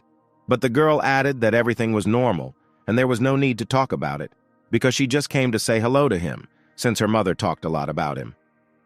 Anthony turned to the main character and said that of course he didn't really understand this situation, but it seems he was a little mistaken. The guy asked if Skylar was sure that she was definitely not his daughter. The main character was haunted by this thought, but he was absolutely sure that this was not his daughter, although he did not fully know what Emily was telling her about him. At this moment, the guys asked if Skylar would really be able to climb that mountain. If it was difficult, then they would rest. The entrance to this mountain reminded the guy of an abyss because he couldn't believe that it had turned into such a state. Skylar ordered everyone to stay alert and continue following him.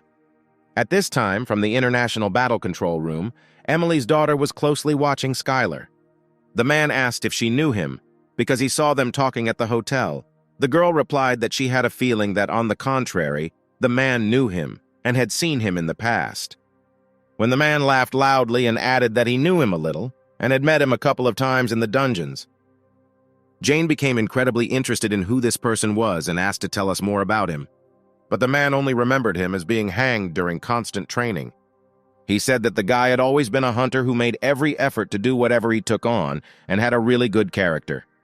Jane liked it because it was similar to what my mom was talking about.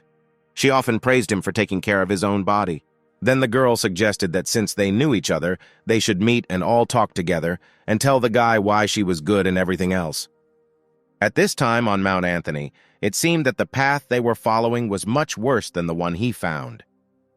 It seemed to the main character that she would really be better, and at that moment someone flew in the sky right above their heads, and it was flight magic, which was not a very good idea to use here.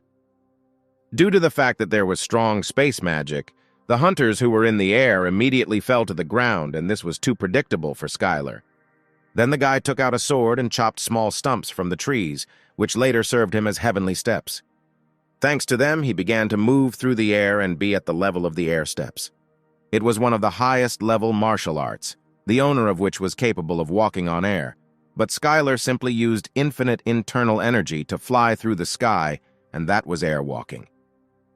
Thanks to this, he took off, grabbed the hunters, and gently landed them on the ground. He warned them that the competition was important and they should refrain from using flight magic in such unstable places. The guys were grateful to the guy for saving them and wondered if he was really using the air steps right now. Skylar replied that it was something else and asked not to say anything strange about it. The other guys thought it was impossible because they didn't believe that a guy could use aerial steps and that this was possible for a person who had reached a level incomprehensible to them. The hunter asked the guy to step aside and not interfere with them climbing the mountain. Then the guys turned around and said that they had arrived just in time.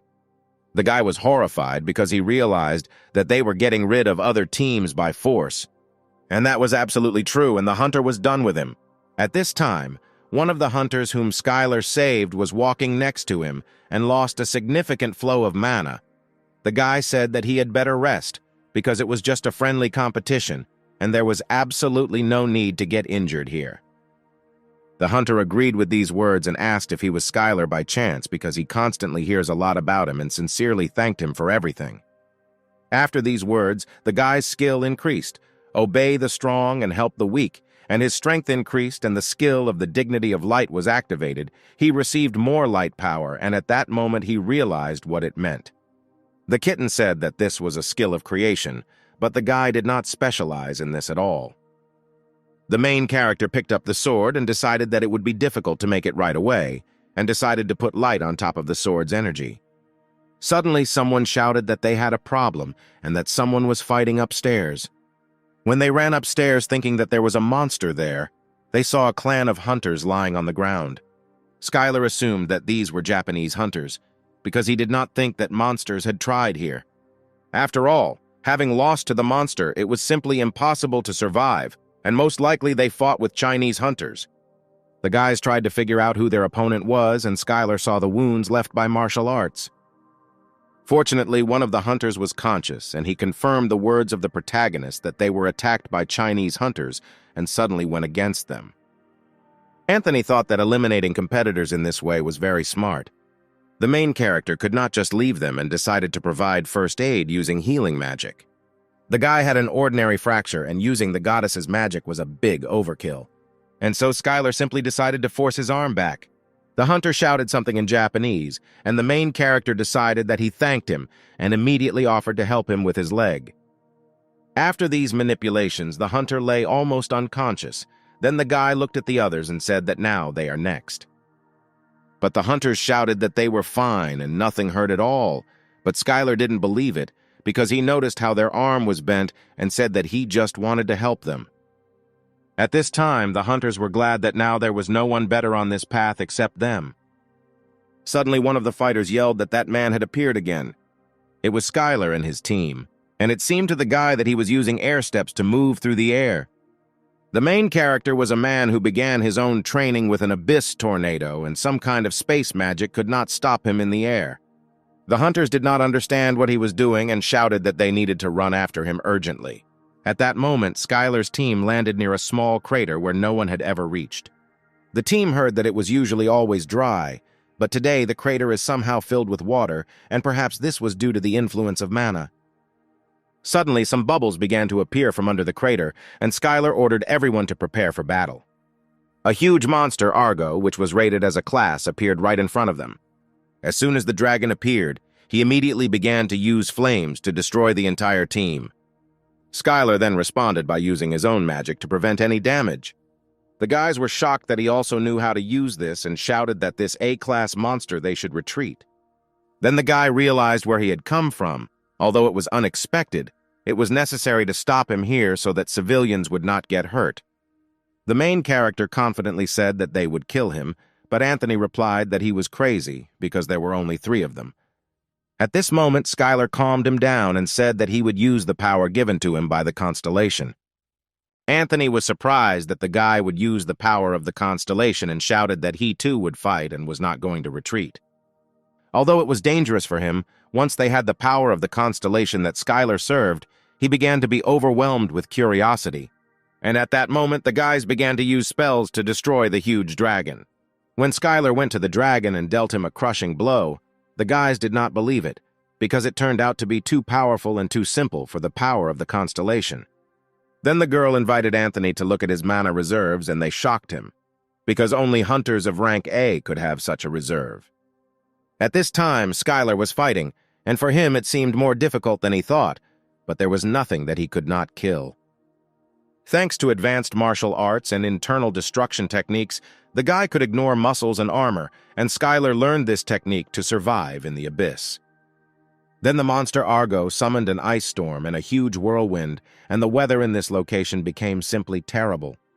The main character realized that the monster was trying to destroy the surrounding area and returned back to the sea to recuperate, and this should have been stopped. And Skylar began to use the existential power of the constellation to capture the territory of the invincible training avatar. Thanks to this power, this world changed, and a place was created for a one-on-one duel where no one could leave until the end of the battle. Then the guy turned to the monster and invited him to try the same thing again, but here. At this time, the organizers ran straight to the mountain, and Jane asked the man why this particular test. But how could he know that a rank A monster would be hiding at the top of this mountain? This was too much of a problem for them, and they didn't think that a couple of Ikaro's clan's hunters would be able to stop him. He knew that the scanner would not escape and would fight to the end and wanted to help them as quickly as possible. But when they found themselves in place, they were surprised and did not understand what was happening here. At this time, the girl was filming everything on her phone and asked him to stand somehow differently so that the photo would turn out more beautiful. The main character stood right with the monster and posed for the best shot, because all this was for a long memory. The organizers could not believe that the main character was being photographed against the backdrop of the huge monster Argo.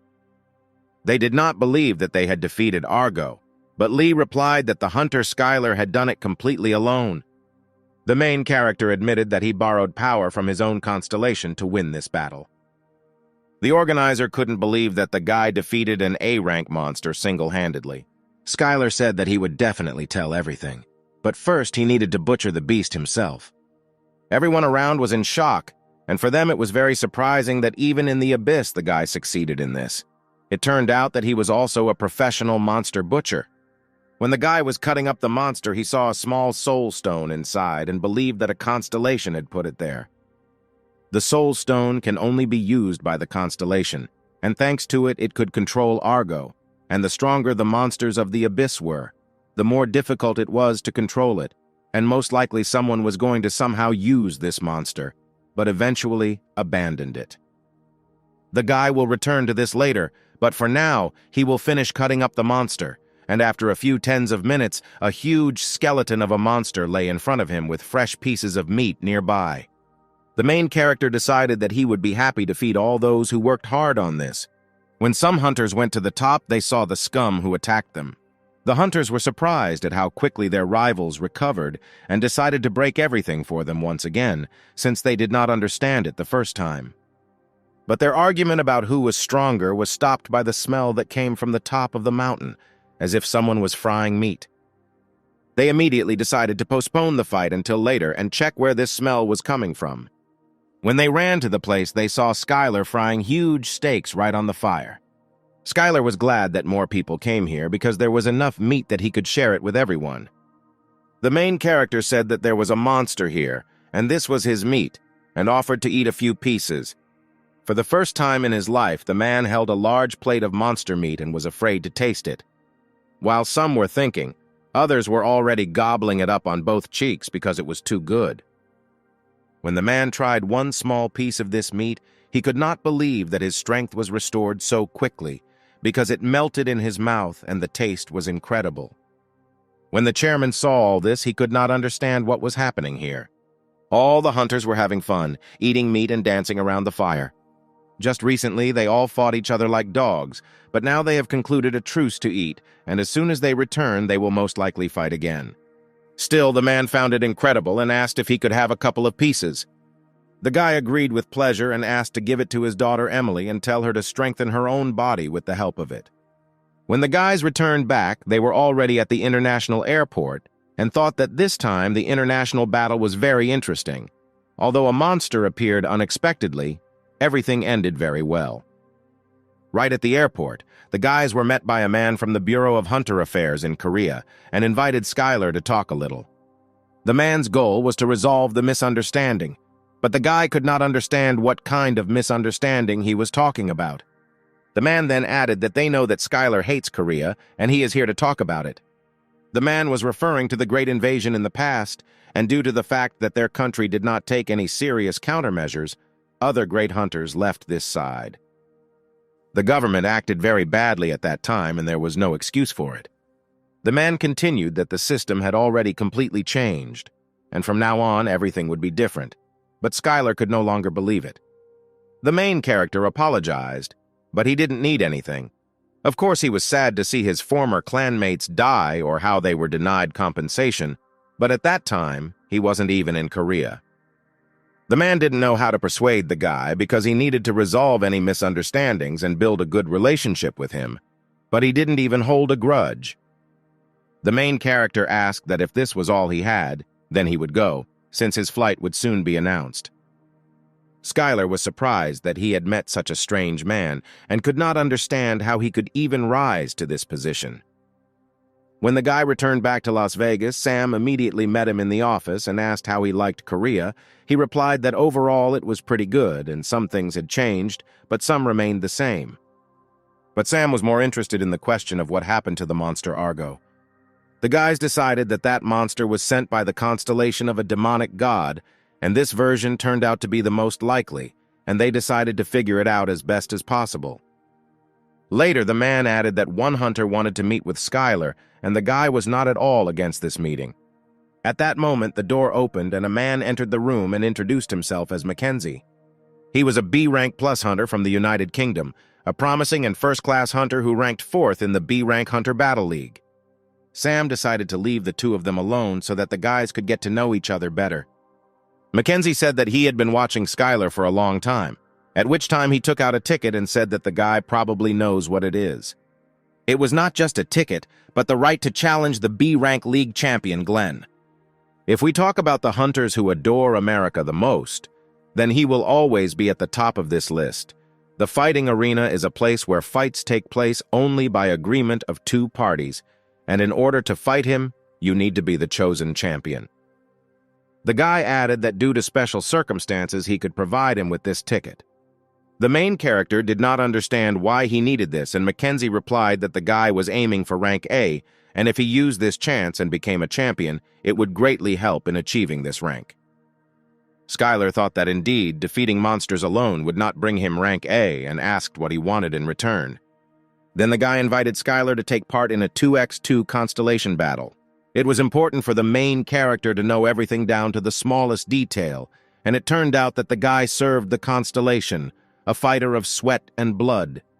Skylar wanted to take on the challenge and help the guy in any way he could, but participating in the Battle of the Constellations without knowing anything was a little stressful for him. And then the constellation fighter turned to the guy and said that he would promise him a huge number of soul stones, and would also tell him who was behind the incident with Argo, and would pay for everything that was needed for the Battle of the Constellations. The main character did not lose anything from these conditions, because even the constellation was going to tell him who was behind the incident with Argo, and apparently it really wanted to win. When Skylar asked who his opponent would be and what the battle was about, Mackenzie replied that it would be a race. Their opponents will be endless explosions and an observer returning from a cold place, and they will fight with their minions. Skylar became interested and wondered if the goddess knew anything about this, and she thought that perhaps this was an offer made by the constellation who had taken possession of a useful toy for fun. The rules of the race were too simple. Each of the minions of the constellations will strive for the finish line, and whoever reaches it first will win. Not only is it difficult to even run in the territory of the abyss, but there was also the opportunity to attack other participants in different ways, although there were direct attacks prohibited. The goddess asked if the guy had anything to ride on, but he replied that he could just run. The main character didn't think for a long time, and eventually agreed to participate in this 2-on-2 battle of constellations. The guy was incredibly happy about this, and thanked Skylar and added that he would contact him as soon as the exact date was confirmed. Finally, the day of the Battle of the Constellations came, and all this took place in the dimension of the abyss. Skylar carefully studied the opponents who were next to him. One of them was on an ice dragon, and the other on a mechanical one, and it all looked quite majestic. Previously, the guy believed that there was no civilization more developed than the Earth, until he saw the mechanical civilization of the abyss, which was really impressive. Mackenzie looked at Skylar and asked if his constellation had given him anything to ride with. But the main character came on foot, and this did not make the guy very happy, and then he wished him good luck and suggested just trying hard in the race. Skylar asked why the Mackenzie constellation hated him so much, because his animal did not look very fast and clumsy. Suddenly the robot turned to the guys and said that people are weak flesh, bones, and fatigue cannot defeat them. Then the guy realized that for the constellations it was just entertainment, but for the servants it was a real battle. And so the battle was about to begin. Both sides placed equal stakes, a contract was drawn up, and in case of defeat the existential power would not decrease. And then the start of the race was announced, and everyone except Skylar rushed off on their own pets. At that moment, the main character realized that this pig was much faster than it turned out, as were the other two animals. When the robot turned back, he realized that this race would be between the three of them, and that martial arts user could not be counted. The guy couldn't believe that his constellation didn't give him anything to ride with, and it seemed completely heartless. Unexpectedly for all participants, the boulder rain of the abyss began to fall. It was a phenomenon in the abyss in which clouds appear from other territories and rain from boulders. To deal with this danger, the mechanical dragon fired several projectiles that smashed boulders right along the way. Skylar said that it was amazing, and then the robot returned and could not believe his own eyes and shouted what he was doing here. The main character suggested we go for a ride together because it was quite cozy here. At that moment, a quarrel began, because the robot was not ready for this. When the constellation of explosions observed all this, he ordered the servant to get rid of him. Then the mechanical dragon stopped and began to get rid of the guy, trying to shake him off his head.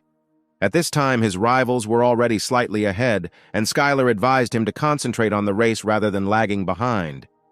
The robot decided that nothing could be done in this situation, and they continued racing together on the dragon. Suddenly, a danger zone was detected on the radar. It was the poisonous fog of the abyss. After some time, the robot carried out an analysis, and there was no longer a threat, but there was a chance to get rid of the intruder. As soon as he launched the program, he turned back and saw that Skylar was still sitting behind him, although he should have collapsed from the poison a long time ago. Then he decided to study him carefully, and as it turned out, he had the skill of resistance to poisons, and for a robot it seemed impossible that a person was immune to the poison of the abyss. Further along the route, a trap awaited the riders. It was a swamp that sucked in the dragon's legs. Then the main character realized that this was all, and he should run alone further. The guy ran so fast that he could easily overcome the trap in the swamp. When the robot looked at the guy, he didn't understand how he did it, because he had a weak human body that was capable of this. The main character decided to use some internal energy to break away, even though it could lead to exhaustion. Then the kitten asked the guy to look ahead and slow down a little. Directly in front of them was a mana tornado that was moving towards them. But while others were screaming in horror at what they saw, for the main character it turned out to be at least somewhat familiar. The main character immediately rushed forward. It was similar to what he had encountered before in the abyss. And the guy decided to follow this flow and then get ahead. Mackenzie screamed while Skylar jumped right in, because surviving the mana tornado of the abyss was incredibly difficult. Despite all the warnings, the guy managed to get out of the tornado and, moreover, increased his own mana volume. All the competitors were shocked by the speed they saw, because it was simply incredible. And in the end, thanks to this action, the guy ran to the finish line first and won the Battle of the Constellations. All the constellations recognized his ability and also admired what the main character had done. The constellation was incredibly grateful to him for the victory because he never wanted to lose to them. The constellation could not give much because it had little and really hoped that such a number of soul stones would be enough as a reward for the main character. Skylar was wondering how much the constellation gave, what said so, and when he looked at his own balance, he saw 50,000 points of soul stones in his account. The guy was shocked that 50,000 was not enough for him because he had done so much before to get at least a few thousand. Constellation also added that he promised him as a reward to tell him about the constellation that called Argo to Jeju Island, and he was a collector of noble crowns. It was the constellation that destroyed the hunters of Europe and captured the United Kingdom. The guy wouldn't be surprised if it was a constellation of a demonic god, but he didn't understand why a constellation from Great Britain would bother with Jeju. The constellation also added that the enemy with whom the guy will have to fight is Glenn, who serves the collector. As it turned out, the rank B League champion entered into a contract with the demon god constellation. One had to be extremely careful when fighting him, as his powers are both incredibly powerful and evil at the same time. When the guy arrived at the dragon's office, he was immediately met by the president of the company and congratulated him on winning the battle with the constellation. As it turned out, the man made an unexpected meeting with him because he had something for Skylar. When they proceeded to the research laboratory to continue the dialogue, in the distance the guy saw a frosty blue short sword. It was several times stronger than all other artifacts made from the existing azure iron rock. The main character was asked how he could create something like that, and he realized that now it would not be possible to focus everything on martial arts. Then the guy decided to say that the constellation he served taught him all this. The man believed that creating such an artifact for the first time was only possible if the constellation truly loved him. Skylar smiled sweetly and said that everything was so, although he understood that only he was this constellation. The man took Skylar tightly by the hand and said that perhaps the path to creating artifacts had been prepared for him. Next, the man showed the guy the core of the monster, which supplied energy to the entire huge city. He shouted that the work of hunters makes everyone proud, but technology like theirs is the foundation of the civilization in which they live. The man suggested that the guy create artifacts because this way he did much more for humanity. But these words didn't bother Skylar one bit, even though the man assumed that it wouldn't work and the guy wasn't going to stop working as a hunter. But in any case, the main character was ready to help him from time to time, because it was not so difficult. Skylar understood that by killing monsters he would not go far in pumping up his strength, and he needed to try different options. Then the man asked to take this card. It was the name card of the main character, and he asked to use it everywhere he went. Skylar didn't understand when they managed to do this or why he was the CEO. The man promised that everything would be fine, and he would only need one thing from the guy, and that was the creation of artifacts like a sword, which were highly valued on the market. Skylar understood that they were talking about production, and it had to be massive, and whether human technology could copy what he had done. At that moment, the goddess appeared, who added that she remembered the deeds of the past, but had nothing to do with blacksmithing. It was about a very long time ago, about her servant. The goddess had a servant, an outstanding black magician, but servants tended to resemble their own masters. And the black magician also became lazy. He simply ordered the living workers around him to do work and take care of food. He could not cope with many tasks. The guy thought that the undead had gone crazy, but the undying and ageless undead should have been a fairly effective workforce, and also wondered what happened to that servant. The girl kept him away because he was useless and a pain in the ass. At this moment, filming was taking place where Glenn played the main role. The entire crowd was absolutely crazy about the lead role in this drama. The man invited him to take part in the dungeon because then even more people would come and they would scream even louder when they saw him enter there. Suddenly, a small admirer, who was his ardent fan, snuck through the security and asked him to sign the sheet. The arrogant boy was almost thrown out when Glenn asked him to stop. The man gladly gave an autograph because he had a wonderful character and was #1 in the B-rank league. But for Glenn, it was still a headache because all this was necessary in order to maintain popularity and reputation.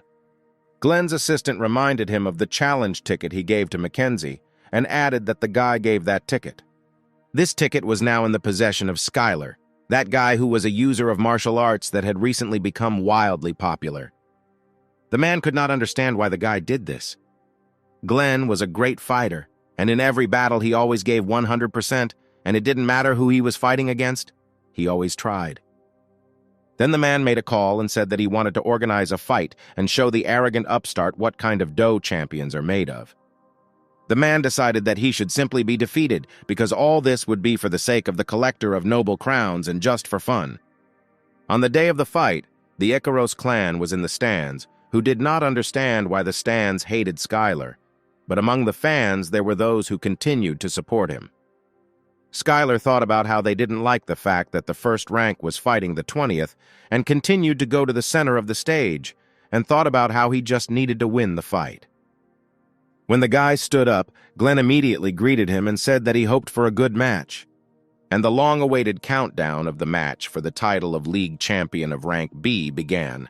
The man believed that the guy did not know that he had entered into a contract with the constellation of the demonic god, and was preparing to smear him in front of everyone. When the fight began, Glenn immediately rushed toward Skylar and was ready to punch him directly. No one expected to see this, neither the stands, nor the commentators, nor the journalists, because it was simply an incredible match. It seemed that everyone was seeing such a match for the first time in the league, and everyone would understand everything if the fighter Glenn did it.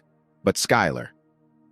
The main character killed his opponent literally in a second, and he was already lying in the ring completely not understanding what was happening, because he could not believe that he was the collector's minion and lost so quickly. It was an absolutely incredible match. If we draw analogies, this match was like a spear versus a count because Glenn was a little aggressive. While the man attacked, he used parallel defense magic on numerous parts of his own body. It was perfect. However, he did not hit with a single attack, and Skylar only moved slightly, and everyone around was shocked that the guy demonstrated such high martial arts. And at that moment, when the fighter Glenn got tired and stopped for a moment, Skylar struck with one quick and sharp blow right from the blind spot. Due to the fact that the fighter did not see where the attack was coming from, all his defensive magic turned out to be useless, and this victory was decided in an instant. The spectators in the stands did not understand what they had just seen. It seemed to them that perhaps Skylar was simply lucky with the victory. This was an unexpected outcome for everyone, because the fight took place between the top 1 and top 20 fighters of rank B, and no one could know for sure what would happen in this match. Glenn was in severe shock, and no one could guarantee whether he would be able to bounce back after this. Laura was furious because she didn't understand why the commentators wouldn't just say that Glenn would have lost even if he were twice as strong as he is now. In the waiting room, the main character was congratulated by the clan of masters on his victory because the match was simply magnificent. A few minutes later, the others also joined in and added that the fight was truly incredible. Skylar believed that Glenn was much stronger than he expected, and did not think that it would be easy with him and sent him flying with one blow. But he still couldn't believe that he had a contract with the demon god constellation. After all, it turned out that they still have many servants on Earth who are stronger than him. At this moment, the main character's vision suddenly turned on, and he saw dead people lying on the asphalt. All this was the work of Glenn, who stood on a pile of corpses and rejoiced at it. The guy knew that although the vision may be unclear, it never just appears, and if it was true, then he urgently needed to stop it. And then Skylar turned to everyone in the room and said that they should prepare for battle. At this time, in Glenn's room, his assistant reassured and encouraged him that the fans were still rooting for him, and just this time they had no information about his opponent at all. The man offered to leave and prepare well, so that later he could take back the first place again. But Glenn didn't seem to be listening to him because at that moment he was at a meeting with the constellation. The noble crown collector was greatly disappointed by his loss to a low-grade constellation servant. The man asked the owner to give him another chance because he simply knew nothing about it, and at the same time it was difficult to find a person as talented as him. The constellation did not agree with this, because since he is of no value, he should at least entertain him. At this moment, the assistants tried to bring the man to his senses, but they were unable to do anything, and they did not know what happened to him. Then Glenn suddenly turned around and said that it was all their fault. The guys tried to calm him down and asked him to take a break and later return to this conversation again. But the guy did not want to listen to them and took out a demonic sword, in which he was ready to kill them. The man did everything to make his constellation happy, but this was not enough for him. The constellation ordered him to grant as many victims as possible right now. At this time, Skylar and his team rushed to the stadium. He ordered everyone to go to the arena and immediately evacuate all people. A wall broke right in front of the entrance, from which Glenn jumped out along with other assistants. But at that moment, Skylar appeared and managed to save one of the assistants right in front of Glenn's face. Then the man activated a black hole, thanks to which he could direct magic balls with the same energy directly at the people in the stadium. But thanks to the instructions of the main character, Anthony was already on the spot, who activated the protective circle of magic and prevented casualties. None of the people could understand why the hunter suddenly became ferocious, and they decided to simply evacuate everyone from here as quickly as possible. At that moment, a battle broke out between Skylar and Glenn. The guy turned to him and said that he should have just quietly returned home and slept instead of smashing everything here. And the main character was furious and used a powerful force that threw Glenn far away from him. But despite this powerful blow, the man calmly stood up, because for him this blow was completely insignificant. The goddess warned the guy to be careful, because this mana contained existential power. The main character began to use undying regeneration and his wounds began to quickly heal. The guy could raise his own level and start fighting with him, but this could hurt the others. At this time, everyone quickly tried to evacuate the fans from the stands. At some point, Eliza shouted that they had evacuated everyone and there were no civilians left here. For the main character, this was a signal that he could calmly begin the battle. A column of enormous energy came straight from Skylar, and no one nearby believed that it could be such pure and large sword energy. Glenn was sure that the powerful energy of the sword would not work on him. But he underestimated this energy. He replied that people are too interesting creatures. He was sure it was because the guy had returned from the abyss, or because of the constellation with which he had a contract. But either way, he really felt good about receiving such a blow. But Skylar was not interested, and he struck another blow at the enemy. Glenn didn't like that the guy interrupted his speech and thought it was too impudent, so he used acceleration using existential force. Soon the man opened a portal through which he was able to summon the rest of his own servants. The main character could not understand why this constellation would go so far for Glenn. Was he really doing it for his own pleasure? The guy entered into battle with these servants and easily dealt with them one by one. The constellation turned to the guy and told him who he had just killed.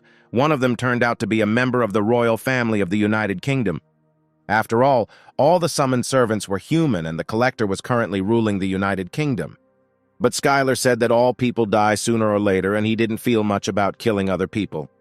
The main character fought with each of the servants and defeated them with great ease, without experiencing any difficulties. The constellation could not think that this good-natured hero would not even hesitate. Apparently, he was completely heartless. The constellation added that he really thought that he would be afraid of his master. And then the main character saw something extraordinary, because he clearly could not have expected such an outcome of events. Right in front of him was a giant of such size that it was larger than the stadium where the competition took place. All the hunters who were outside the stadium saw a healthy giant, but then looked closer and realized that it was Glenn. And all this was due to the fact that the forces of his servant were gathered together. The giant shouted menacingly that today this earth would clearly hear his name and immediately hit the ground with his fist. The man outside screamed for help and asked the hunters to stop him right now. Otherwise soon there would be no living place left here. The hunters were not against help, but even they did not understand what they could do with a giant of such size.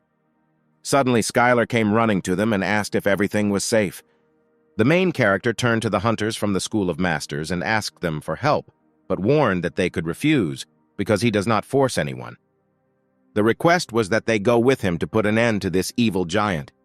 The girl immediately shouted that of course they would all help him because they were waiting for him. Then Anthony turned to Skylar and asked if he needed them, and he replied that no one asked them and they were going with him by default. And at that moment all the hunters as one unit rushed towards the giant.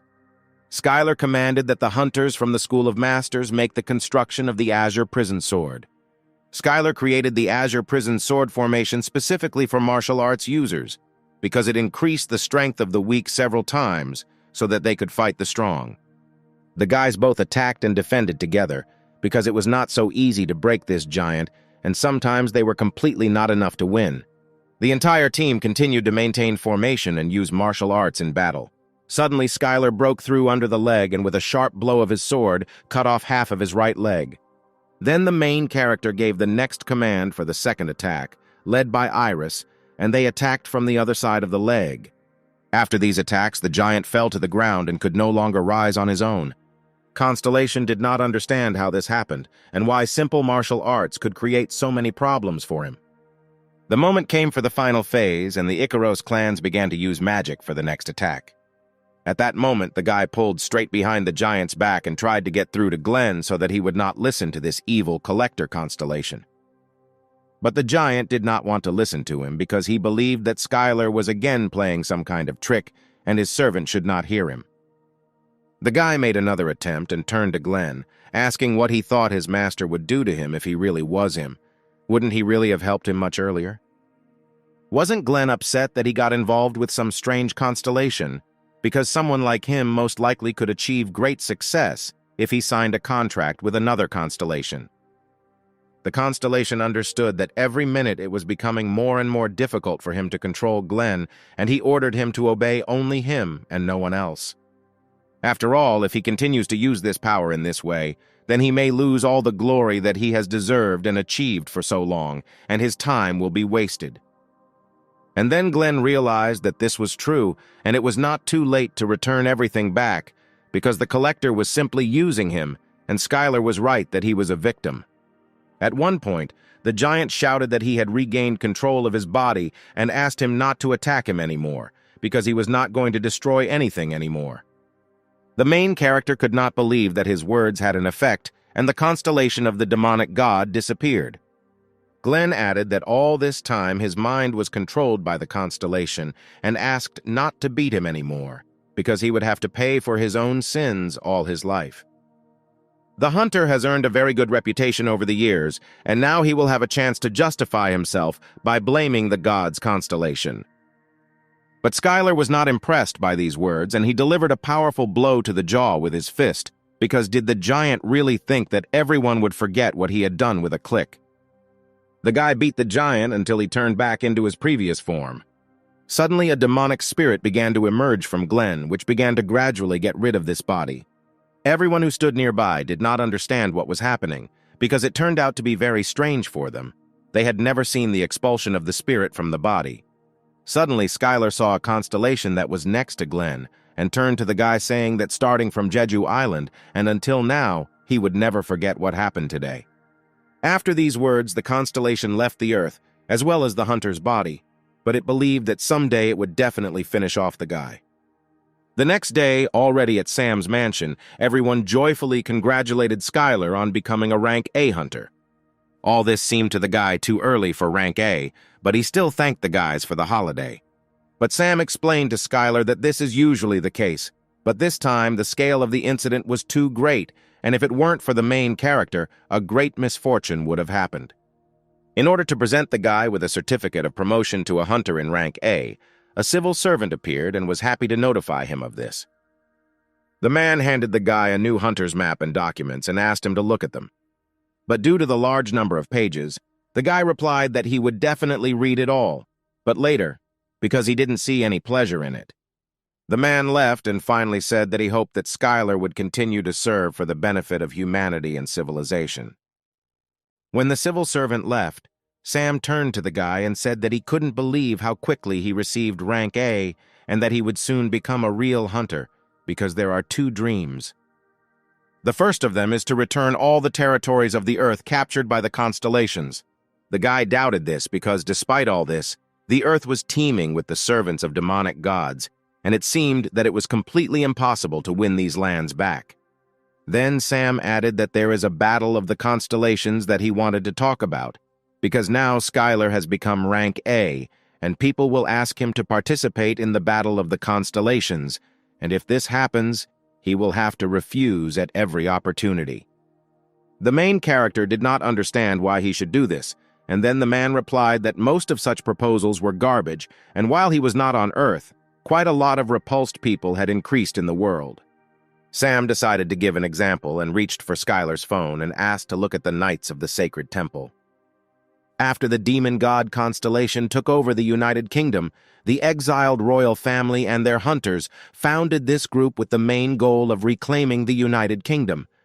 The main character did not see anything wrong with this, and then Sam added that they had kidnapped the U.S. president and tried to fire nuclear missiles at Great Britain. He asked the guy to be careful because now they would fly at him from all angles. Skylar heard the request and replied that he would be careful and asked what the second dream was. It was a trip to the gates of the abyss, because the first gates appeared in the middle of the earth, which were connected to the abyss, and most trips there failed. This abyss gate is one of the businesses that their company has invested heavily in before. But the expedition there completely failed, and there was almost no information left, and Sam demonstrated everything that they managed to get. Among all the abyss territories being watched over, the first one will be the Abyss Kingdom. When the guy took a closer look at the picture, he realized that this was the territory of a warrior of sweat and blood. One evening, quite a lot of hunters gathered near the Icaros clan. All this seemed a little strange to others from the Icarus clan because they did not understand why they were all here. Then the girl suggested that most likely people were waiting for the hunter Skylar, who was promoted to rank A. Then in the distance, the guy saw Skylar running towards them. The main character did not understand what the commotion was near the stadium, and then the guys asked if he really left the car and ran here on his own. Skylar seemed to relax a little and decided to exercise a little. Colleagues in the clan gladly congratulated the main character on receiving a new rank. Skylar was incredibly pleased to receive congratulations from everyone, and he sincerely said thank you.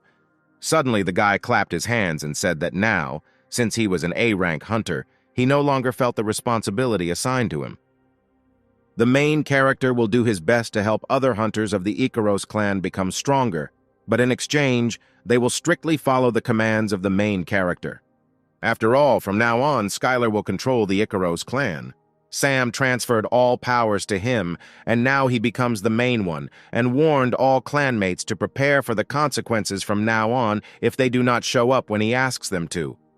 When the main character left the hunter's dormitory, a man met him and said that he had a guest.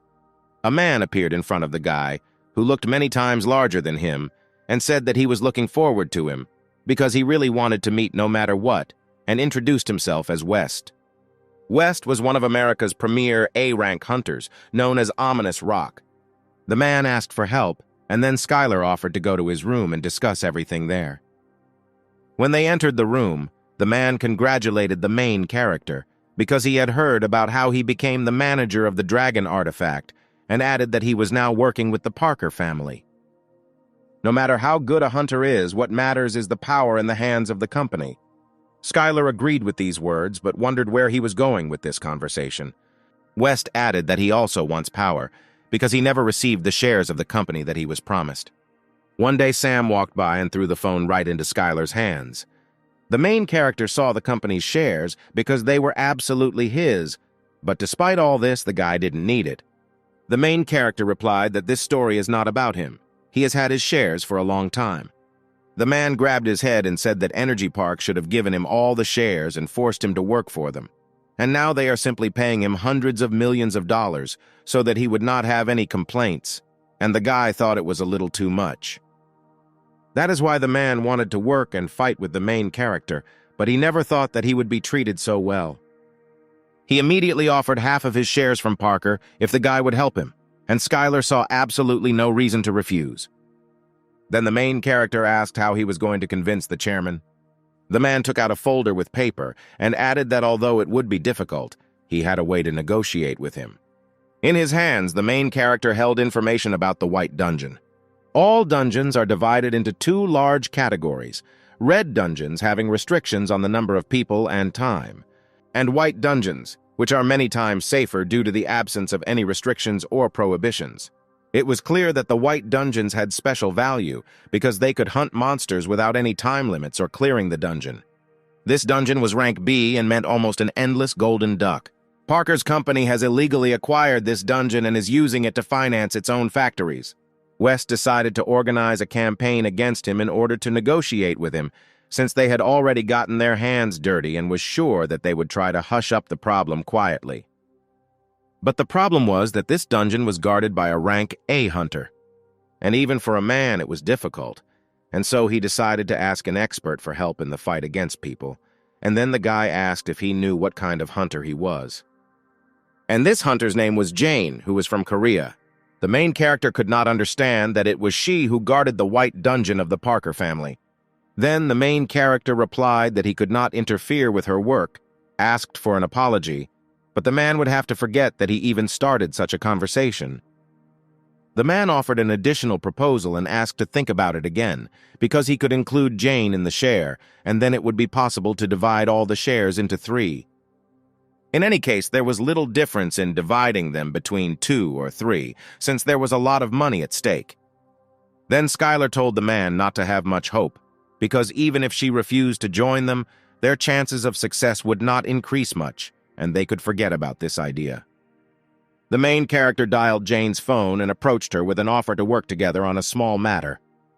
The girl did not have time to listen to the guy's proposal. She already agreed, no matter what it was, and shouted that she would come now. Let him just wait.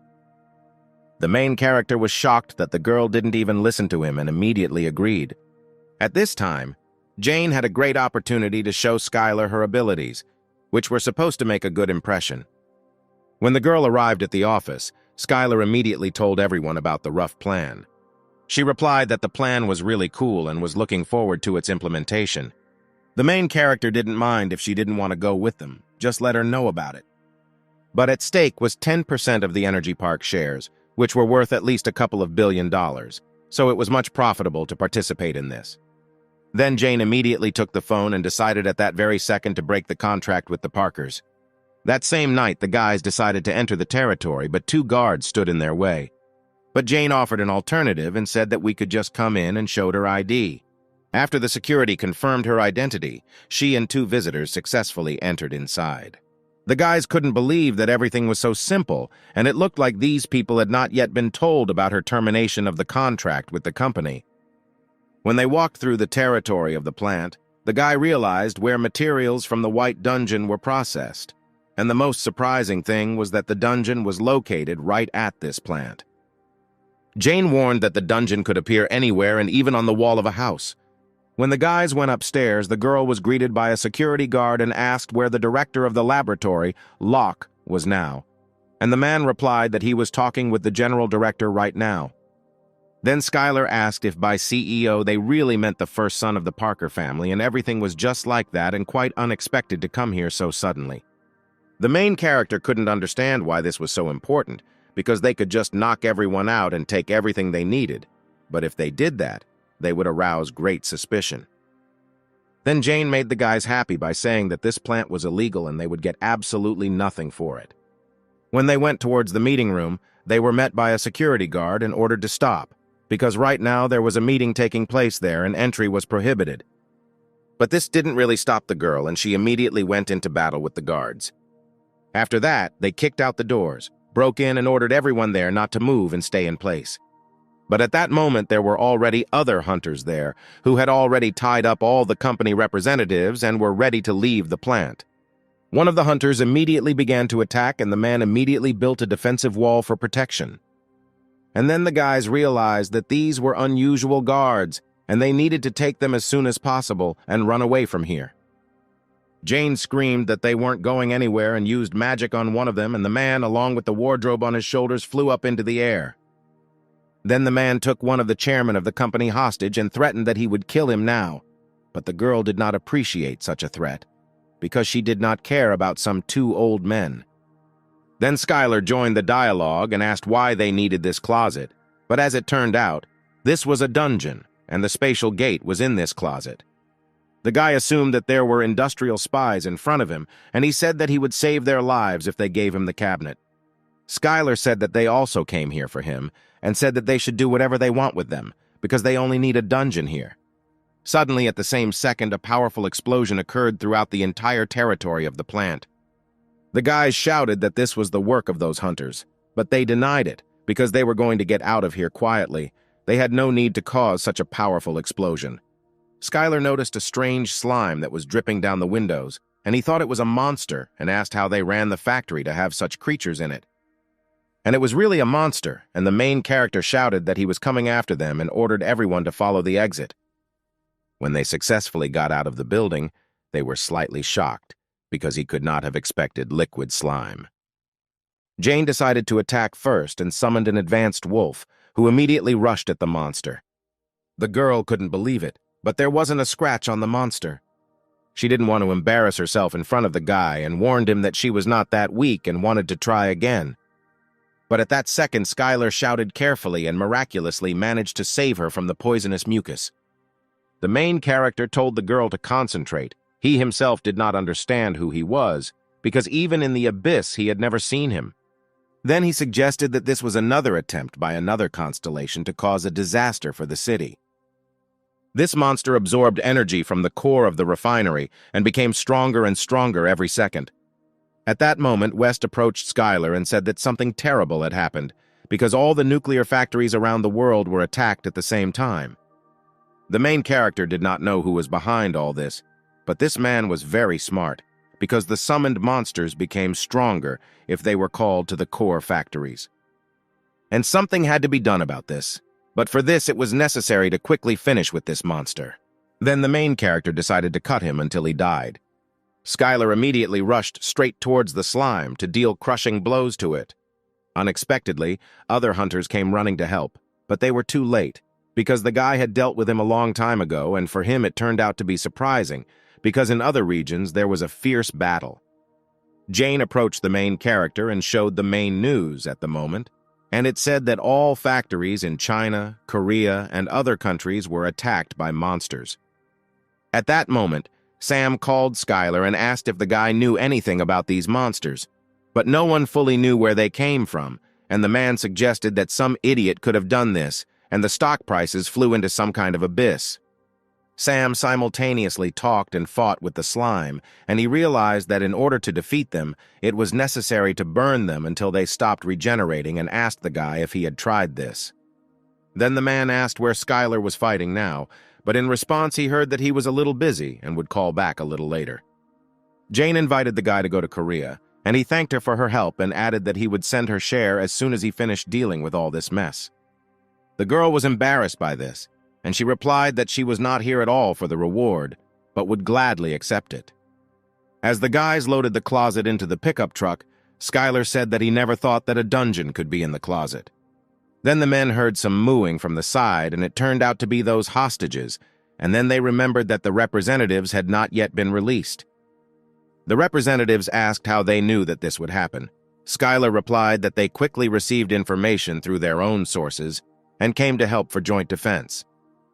The man was glad that West saved him. He was really sorry that he was delayed so much, and promised that he would definitely be able to convince the other directors to give him all the shares.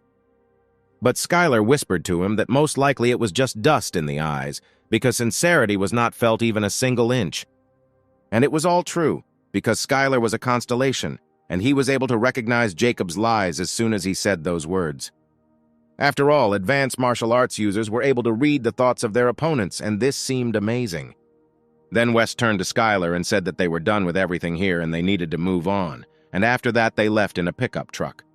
And the company representatives remained in the same place, because everyone had completely forgotten about freeing their hands, and they had nothing to do but just look at the car driving away. After all these events, Skylar returned to the Union of Minor Constellations and said hello to the girl and the cat. The main character was called here because there was a big commotion among the constellations. The kitten added that there was a bounty on the head of the constellation that caused all this mess. Skylar dreamed for a second that soul stones were not so easy to get, and it would be great if he managed to catch this constellation. The main character asked how they were going to look for him, or whether he would have to do the search himself. But this was not necessary, because the constellation participating in the agreement non-stop sent him an invitation to the Battle of the Constellations. But the constellation avoided these battles for too long and risked losing the chance to stay on Earth. Skylar thought at that moment about fighting him head-on, but in the abyss that was too rare. After all, no one would agree to put their own life on the line, which was great stupidity, and the constellation would not turn out to be arrogant or reckless. Then the girl introduced the guy to some information. It looked like one of the most cruel constellations, and for a monster, the guy thought he knew the Earth too well and suggested that perhaps there was some kind of constellation from the Earth helping him. Then the guy decided to try to view some information through the constellation channels and saw that everyone was only talking about him. And unexpectedly for the main character, an invitation was received to a meeting with the goddess of Libra, and he was a little surprised, because why did she suddenly decide to meet? At this time, the goddess of Libra was trying on another dress and asked the servants how it fit on her, and once again heard that it looked perfect on her. Danielle, who had returned from a 1,000-year search for Skylar, was delighted with the dress and said it was truly excellent. The goddess of Libra asked if Daniela could now take part in the Battle of the Constellations, and she gladly agreed to act for the goddess. She warned the servant that she would still have a training avatar with her and that she would have to give her 100%. The angel asked if she really still wanted this servant so much, but she pretended that she didn't understand anything, because she didn't feel anything so special about him. When Skylar saw Danielle for the first time, the goddess of laziness was very surprised, because she had never seen such strong servants. The goddess was not surprised if other constellations tried to get her, but this could only happen if the angel wanted it. When Skylar saw the goddess, he thought that she did not look the same as before, but still had a powerful existential force. The main character greeted the goddess and said that it was a great honor for him to meet her again. The goddess said that she called him in order to resolve the issue with the formless comprehender because the constellations are hunting for him, and not many people risk calling him to the Battle of the Constellations because they really don't know anything about him. But since the reward offered was quite substantial, they would be better off if they won. Therefore, the goddess offered to join hands in order to participate together in the Battle of the Constellations. But of course, first, she needed permission from the constellation Skylar. The kitten warned the main character that this could be a trap, but the guy thought that the goddess was slightly underestimated, and it was not in her style to do something like that. Skylar said that he would ask his own constellation about this, and the goddess was happy about this, and the guy added that most likely he would agree. The goddess also added that the shapeless constellation accepted the challenge to battle, and asked the main character if he knew in what format all this would take place. It was a sport in which hunters fight in a 6-on-6 format, and was also a type of constellation battle. But since the entire Korean team was defeated, the guy was not very familiar with this sport. Then the goddess suggested that he take part in a training match so that Skylar would understand what it was because he had not been on Earth for 30 years. When the main character walked to the place where the training battles were taking place, he noticed how there were more cool-looking buildings and strong servants, a little different from what he saw last time. Upon arrival, the guy saw Daniela, who told him that she was waiting for him. The girl was very happy when she saw the main character, because she was happy that she met him. After all this time she really wanted to meet him. It was a journey that stood out for centuries. The guys immediately began to start a practice match. But not all skills were allowed, and restrictions were also placed on statistics. This field was divided by 3 lines, namely top, middle, and bottom. Restrictions will be gradually lifted after killing monsters and leveling up. But after leveling up in this way, someone attacks the enemy base, and the first team to destroy the Constellation Sanctuary will win. Skylar immediately understood the essence of the training, that he needed to kill monsters, pump up, and destroy everything. After this, the main character chose the desired skill, namely Heavenly Strike, and prepared for the start of the match. The guy's energy dropped sharply, all the effects were greatly reduced, and for him it was surprising, as if he had become an E-rank hunter again. The girl reminded that the guy should just take the top lane. She wanted to give some advice, but Skylar quickly rushed to the line, and since this was a training match, perhaps it would be better for him to experience everything on his own skin. First of all, the main character met ghouls, which were used to raise the level. Since he needed to conserve internal energy, he decided not to waste his skills on these monsters and decided to rely only on the muscle memory of the body. It seemed that Skylar had finished with the entire camp when suddenly another one appeared from behind and sharply attacked him. But the tower, which looked like a street lamp, helped the guy and destroyed the ghoul, thereby saving him from harm. Evil ghouls still came to the main character, and he defeated them each time. But he did not understand whether he was making progress from this, since he had absolutely no experience. He could not even understand whether everything was good for him or not. On the other line, the protagonist's opponent raised his level by killing ghouls, and he was doing very well. His strategy was that since his opponent was human, and even a complete beginner, he decided not to stay long, get as much experience as possible, and go into battle. But at that time, Skylar appeared right on his line, who thanked him for the experience points and struck him right in the jaw. The blow was so strong that he died instantly and was reborn right on the sanctuary. The guy did not understand what happened, because he was unable to do anything to Skylar. Even though he had relaxed greatly, this man was clearly not new to him. At some point, Danielle decided to contact Skylar because it was his first time in the Battle of the Servants. The guy replied that he was fine. Right now he was defending himself from a ghoul and had recently killed some angel. The girl screamed in horror how he could kill an angel so early. But this was not against the rules, but rather the opposite, and the main character decided to continue in the same spirit because the positive feedback about his training from the angel gave him relief. Suddenly, the angel returned and stood directly in front of Skylar. The main character considered him fearless, since he came back so quickly, although in appearance he seemed like a dead man. But the angel replied that he was not going to run away with his wings tucked, because a couple of blows does not solve anything at all in this training.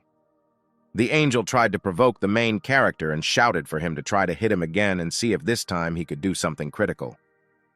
Skylar became curious about where the guy got such skill at provocation and headed straight at him.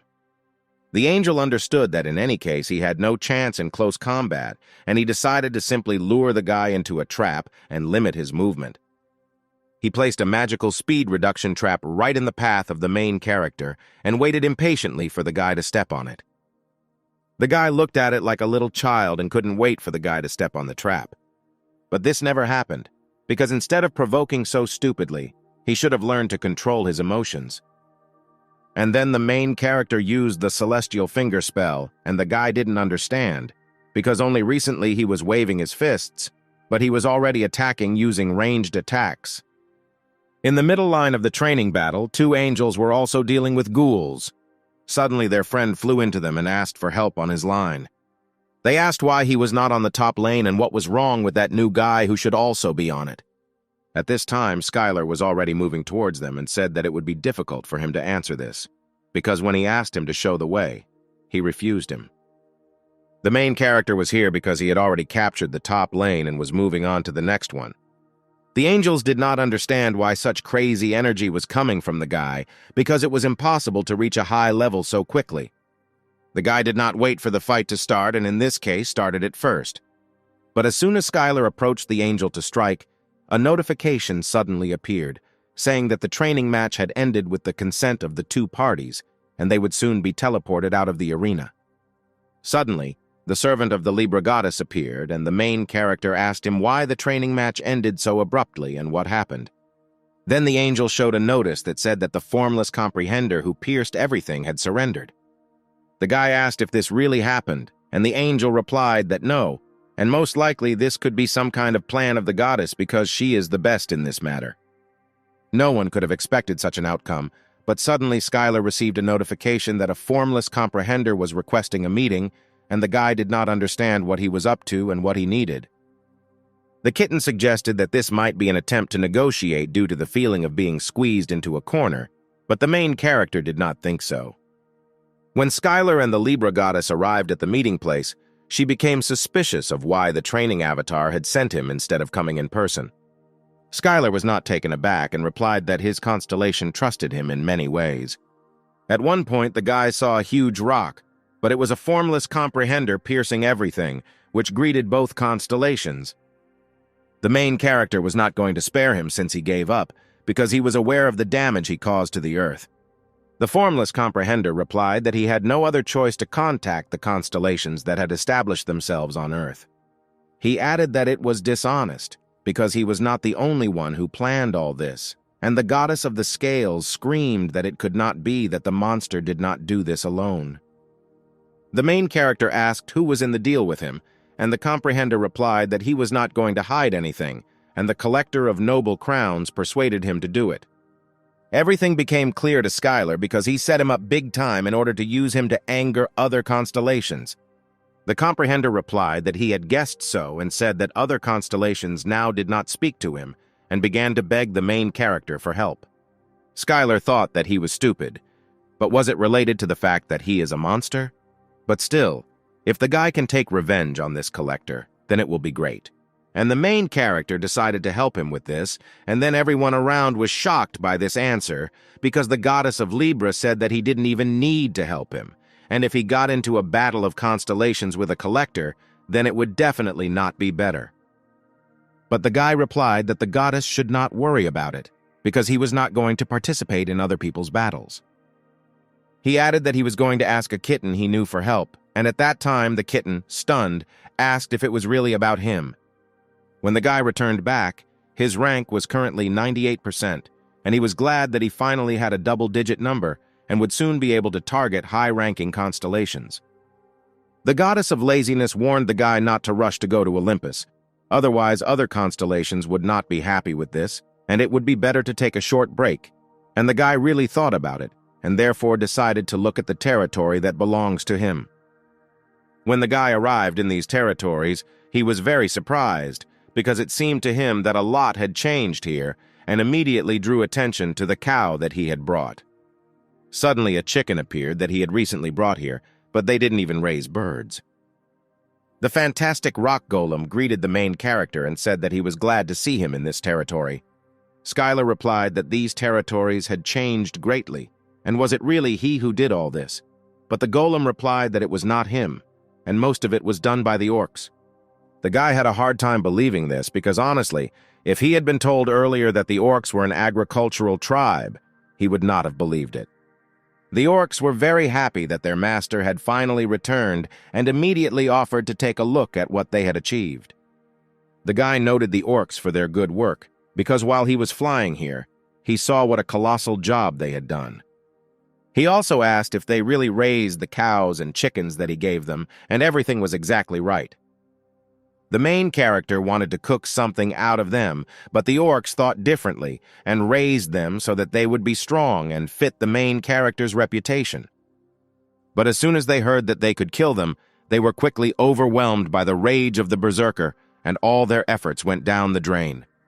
This was not very normal, because soon they would eat all the livestock that they had raised for such a long time. But this did not stop them in any way, and a few minutes later they were already eating the delicious bull and thanked the owner for such a divine taste. But at some point the main character suspected something strange with the orcs, because they began to release stronger energy than before and did not understand what was happening here. The guy decided that this was all due to the fact that they were his servants, and under his influence they became stronger while they worked and ate delicious food. But he was not a farmer. Although it was not bad, it was still a little strange, and unexpectedly a portal formed. He was a traveling merchant selling destinies, and he was looking for a meeting with the main character, and also congratulated him on his victory in the Battle of the Constellations. He added that to celebrate his victory, he could buy something that would give him a new building, and showed him a golden box of buildings. But there weren't very many soul stones, and then the goddess of the scales reminded him that it was still time for him to take care of the defense territory, and it would be nice to acquire some kind of building. But the guy lacked several thousand stones to complete the transaction, and then he asked for a discount. But the traveling merchant was unhappy that he was constantly trying to reduce the price. The merchant realized that it would be difficult to make a deal with this guy, and said that next time it would not work, and with tears in his eyes agreed to it. This chest looked quite ominous, considering that the guy gave all the money he had, and perhaps he was in a hurry with the purchase. The main character decided that he already bought it anyway, and would soon find out, and threw away the chest, and now his fate is decided as chaos flows out of it. And suddenly, a barrier of a great warrior appeared from the chest, which shone with a bright golden light right above the head of the main character.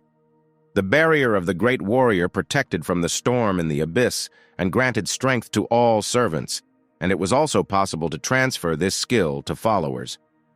This barrier was really good and useful, because thanks to it the main character could defend his own territories even when he was not around. The goddess of laziness added that what could be better for her busy receiver, who constantly feeds on other constellations from the earth, and for the guy it felt like she was insulting him. But in any case, it was a sin to complain about a good subject. At this time, Sam was sitting in the office and watched how the prices for kernels rose, despite the fact that the prices of his shares sank quite so much because of the stupid slug. Skylar said that maybe this will calm him down, but now he is receiving the full benefit from other constellations. The main character helped him, but this is only because they are using the monster against the collector's constellation. The kitten, in shock, asked if the guy really believed that he was spreading these rumors. But the protagonist replied that the sudden attack at the core factory caused harm not only to the good constellations, but also to the demonic god constellation. Therefore, if rumors spread that the collector's constellation is behind all this, his position will definitely be shaken. And it all sounded like a great plan, but the kitten said that he got the idea, but didn't understand why exactly he had to do it.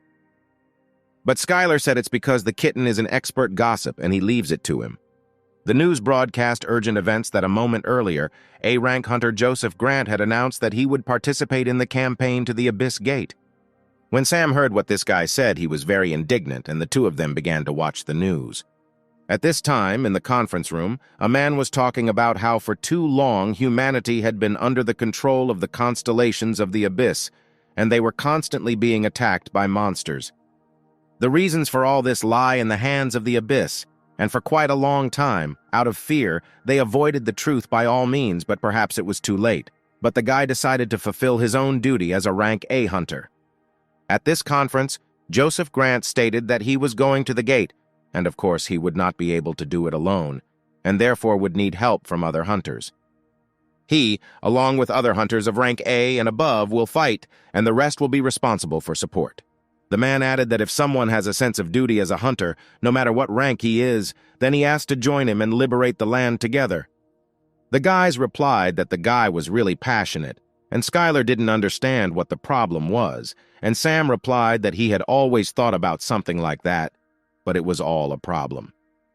The costs of all this were simply astronomical. It was necessary to hire civilian technicians to install the main objects in the abyss and people to screen them. And there were just a lot of problems. But the biggest problem was that Joseph Grant was not the kind of A-rank hunter who would take care of civilians or low-rank hunters. In fact, he would rather use them as bait to achieve his personal goals. And Sam advised not to get involved in this matter, but the guy's eyes were already burning, and it seemed that he was already about to do whatever came into his head. The guy thought that even though Joseph was an unpleasantly vile person, his success would be useful to absolutely everyone. Skylar reassured Sam by telling him not to worry, and that he would take care of him if the man tried to be stupid. Joseph is driven by his personal goals, and the fact that he decided to take action only signified his confidence in this. All this was exactly so, but only this confidence had to have a reason. At this time, at the headquarters of the Parker Group, Joseph Grant was thanked for his good speech because he had blown up the press. But it turned out that some countries were unhappy that he would be the leader, but for the guy it seemed completely unimportant because he was not going to take command of foreign hunters. The only thing that was important to him was that they join the raid and distract the enemies, and while they are busy with this, his master is a general of iron blood and he will carry out his plan. Parker Group Chairman Alex Parker said no investor would miss this opportunity. And in return, if there is something valuable in the raid, then its owner will share everything with Alex. The man called his son and asked Jacob to provide support this time and not think of it as a simple raid, because this battle would go down in history, and the guy replied that he would not let his father down. But while they are hanging around there, the man will think about what to do with that land and slowly make plans for it. At this time, the leadership headquarters was located next to the Abyss Gate. The main character said that he will not look after the clan of masters at all, but the masters unanimously shouted that all this does not matter, because wherever they go, they will fearlessly follow Skylar. The guy was satisfied with this answer, and then he decided to go there as a small group of elite hunters. And they went straight to the center of the portal to conquer the Abyss. The man at the entrance confirmed the identity of Skylar and the team of craftsmen and said they could enter. When they entered, they saw the first kingdom of the Abyss, where there was no maximum number of participants and no time left. Skylar told the guys not to worry. Since they trusted him and followed him, he would do everything to protect them. Not far from the entrance, the guys saw the Icarus base, which was built by Sam's company. The main character was glad that the team of masters had a place to gather and ordered everyone to come with him for training. At this time, at the command base of the American expedition, Joseph was asked when the campaign would begin. The man asked everyone to wait because the time had not yet come. There were many more other expeditions here than they expected, which meant there would be many people he couldn't control, and it was better to let them act on their own. They can take care of the orc forts in the surrounding area, and as soon as all the obstacles are cleared from their path, then they will appear here. At this time, at the Dragon Base, Skylar observed hunters from other countries who showed strength better than he thought. The Icaros clan joined Skylar a little later, and they immediately asked if it was normal for them to just be here doing nothing, because there were some useful items in this location, and it would be too late if everything was snatched up before them. But the guy did not think that there would be anything valuable in the orc forts. The main character had a plan, and he wanted to watch it a little and wait. They decided with Sam that the best thing would be to covertly observe what Joseph was doing and then use it against him, because this way they could reduce the number of victims, even though it seemed sneaky. Skylar said that in any case, now it would be better to wait, and if anyone hears anything about the Korean expedition, they should immediately report it to him. Suddenly, the system sounded the alarm. It turned out that the monsters had united and were heading straight for the hunters. Skylar couldn't just watch all this and ordered them to get ready to leave, because in times like these, they should help each other. When the hunters saw the horde of orcs, they shouted that all this was expected and everyone should get into formation and not panic. To begin with, they activated the magic of protection, and if the orcs get here, then there will be nothing left of their base. But despite the fact that this was indeed expected, there were too many of them, and the hunters were still in a panic and did not know what to do in such a situation. And then Skylar appeared and said that a team of masters would support the formation, because on the other side the monsters were too weak to break through their defense. And at this time, Skylar said that he would take care of their leader, and if the man wants to fight with him, then let him get into formation and continue to support the magic. It was easier for the guy to go alone, and for the man it turned out to be complete madness, but Skylar didn't see any point in delaying it. And the main character found himself right in the epicenter of the battles, and after he had scattered several orcs, he menacingly asked where their leader was. But the orcs did not listen to him, and then the guy decided to deal with them and used the heavenly finger. The guy decided to continue in the same vein and drive them into a corner and eventually find their leader. The warrior of madness and blood was impressed by how he dealt with his army. At that moment, the guy realized whose territory this was. Skylar came across a huge orc and asked him if he was the leader, because from his size this could be understood. The main character praised the orc for his positive attitude to kill him, but unfortunately it was not this time, and he blew off his head. When 100 orcs saw their leader fall, they immediately began to run away from the guy, and only a column of smoke was visible from them. Skylar decided that that was it, and after that it was up to others to take care of the rest. And in this case, he decided to look at the site of the Korean headquarters, where large-scale battles also took place.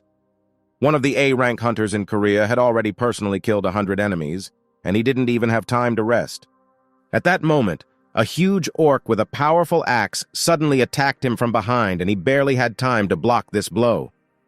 The man realized that since he was definitely stronger than the other monsters, he was their leader. The enraged orc shouted that he would kill him right now and raised his axe right above his head. He barely had time to take a few steps before Skylar's sharp sword struck him right from behind and killed him immediately. The hunter was happy when he saw Skylar, because the guy came to their aid to help deal with all this. And the hunters immediately entered the battle, because Skylar killed the leader of the orcs, and it should have been much easier with the rest, and all the hunters should have taken advantage of this moment and pushed the orcs back. After some time, Skylar successfully helped the Korean hunters in this location. The man generously thanked the main character and could not believe that he personally came to their aid. Soon, the main character recognized this guy, because he was part of the representatives of the fighting team in Korea, and he had already seen him before, because he always got punched in the face. The Korean base was heavily damaged, but the hunter said it wasn't that bad and there was no need to worry about it. Suddenly, another hunter came running, who shouted that they now had a big problem, but the guy did not understand what problem they were talking about. Had they really found some other orcs who were hiding? But all this was not so. But to the great surprise of all of them, the gate of the abyss connected to the earth was completely blocked. Skylar could not understand how this happened, because when he tried to enter inside the portal, he was immediately pushed back. The Korean hunters suggested that apparently, while the orcs were attacking their base, several of them secretly entered here and they cast some kind of spell. But Skylar couldn't believe that they had blocked the gates of magic, and how it was even possible. And the goddess of laziness added that, of course, if this is temporary, then some magic can block them for quite a long period of time. The main character thought that a warrior of blood and madness was most likely involved here, and this definitely could not be ruled out. The guy believed that the warrior was just a fanatic obsessed with battle, and did not think that he was capable of such tricks. The goddess of laziness said that it is also not worth using force to break through, because no one knows what could happen to the guy in this case. And in this case, it is better to either defeat the creator of the spell or remove the warrior from this territory. After talking with the goddess, the guy decided to return back to the base to think it over, and when everything returned to normal, get together and solve this matter. At the dragon's base, the guy shocked everyone by the fact that the gate was blocked. Eliza was very surprised by this. The issue of food had to be resolved. After all, despite the fact that they had hunters here and too many technicians needed to be fed, the guy asked her not to worry about it, because since he was here, he was responsible for everything as a leader and would not allow his comrades to starve.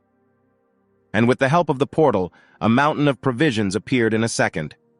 The girl was shocked that he had been wearing this all this time, but the guy replied that cooking was his hobby, but carrying so many things for the sake of some hobby was a little strange.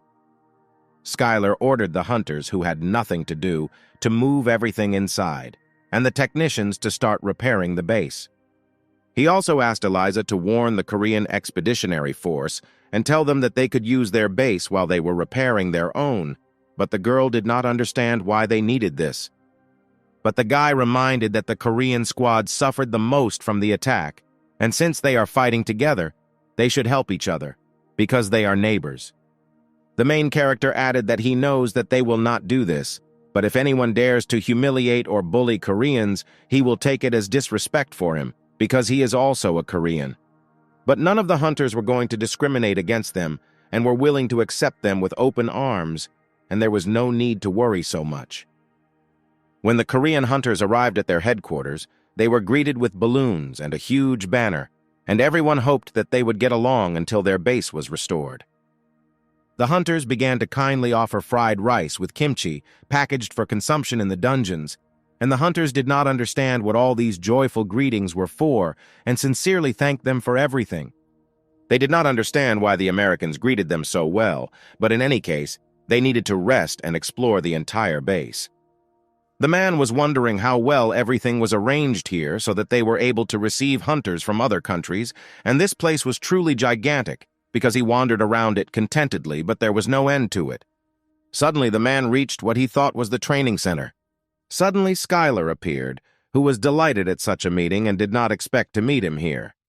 The man thanked them for their invitation, since he should have gone to greet him as soon as they arrived here. But Skylar told him not to take it to heart, because they only invited them to share resources and asked them not to worry about it, and added if he really came here to train. But the hunter replied that he had wandered here by mistake, and he was not one of those who train a lot.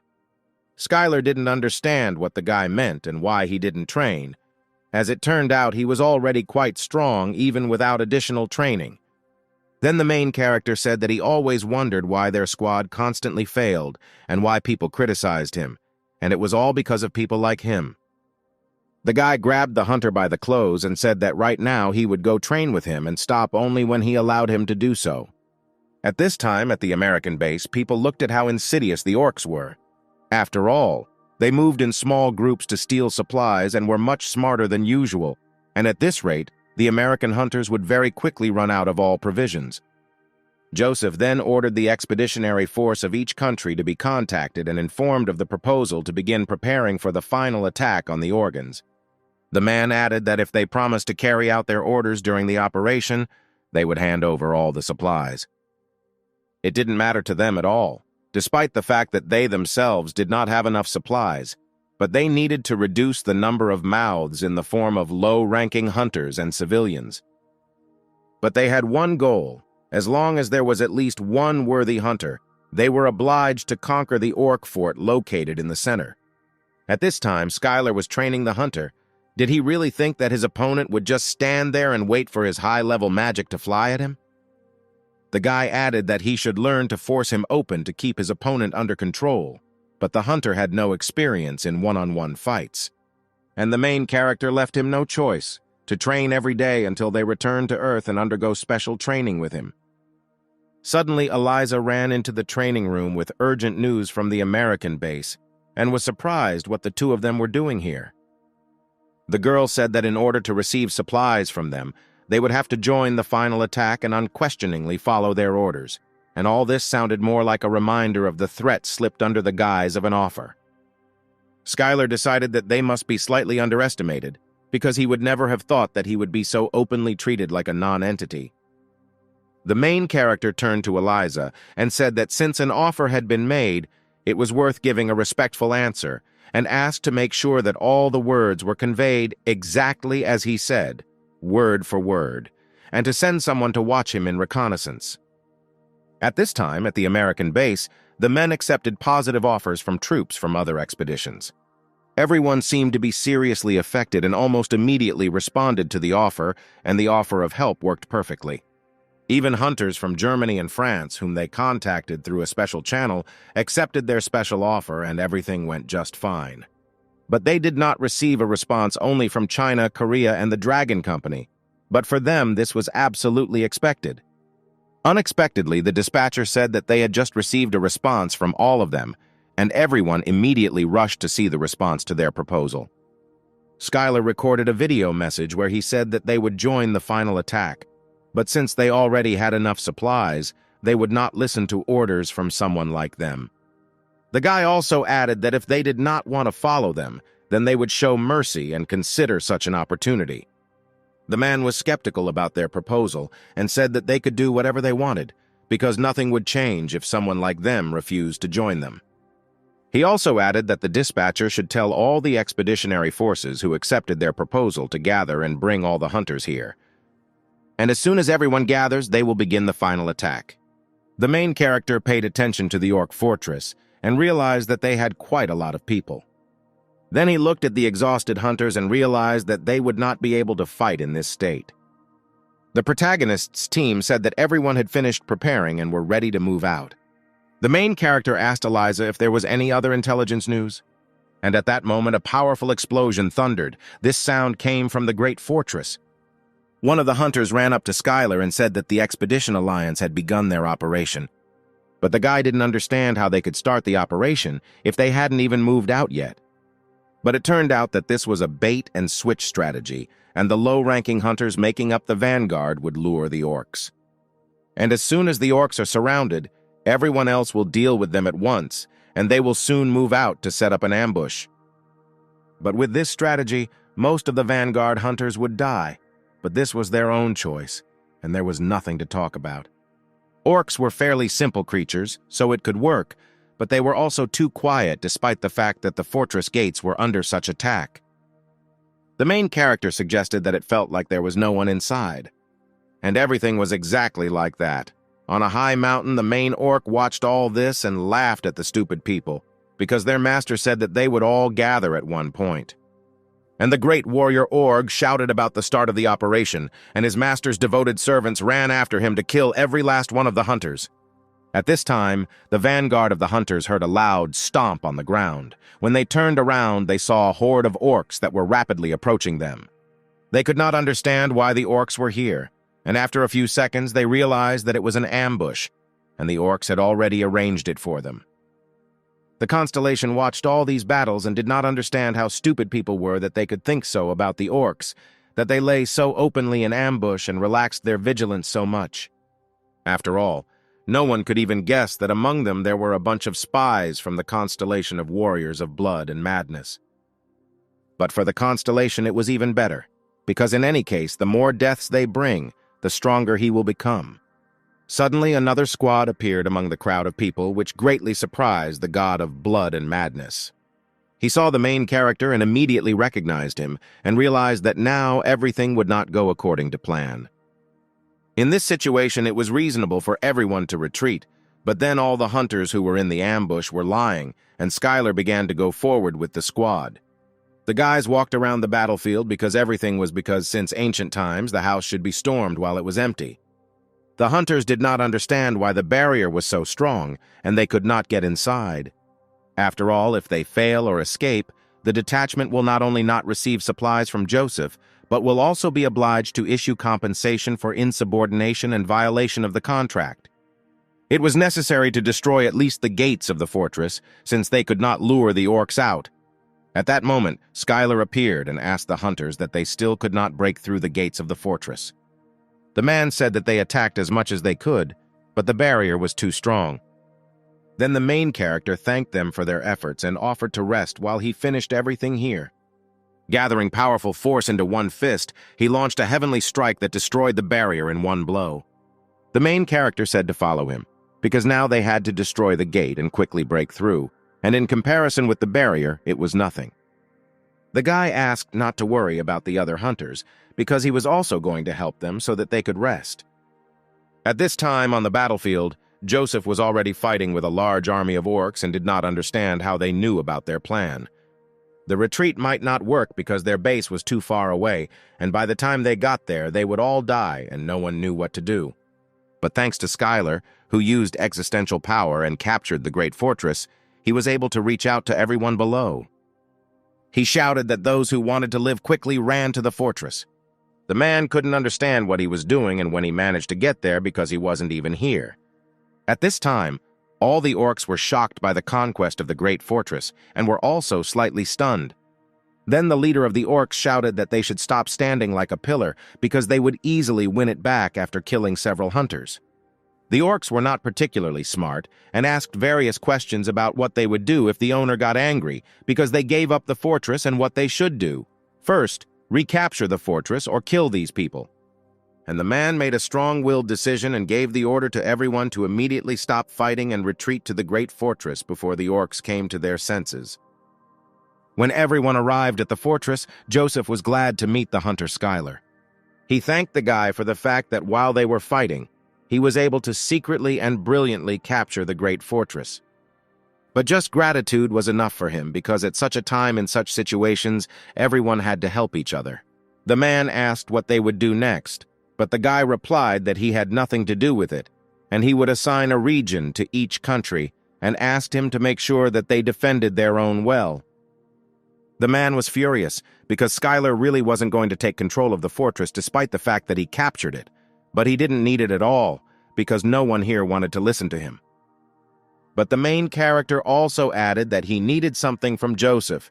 Namely, he heard from the hunters in the vanguard that the reason they were risking their own lives was because he threatened them with fines of an astronomical amount.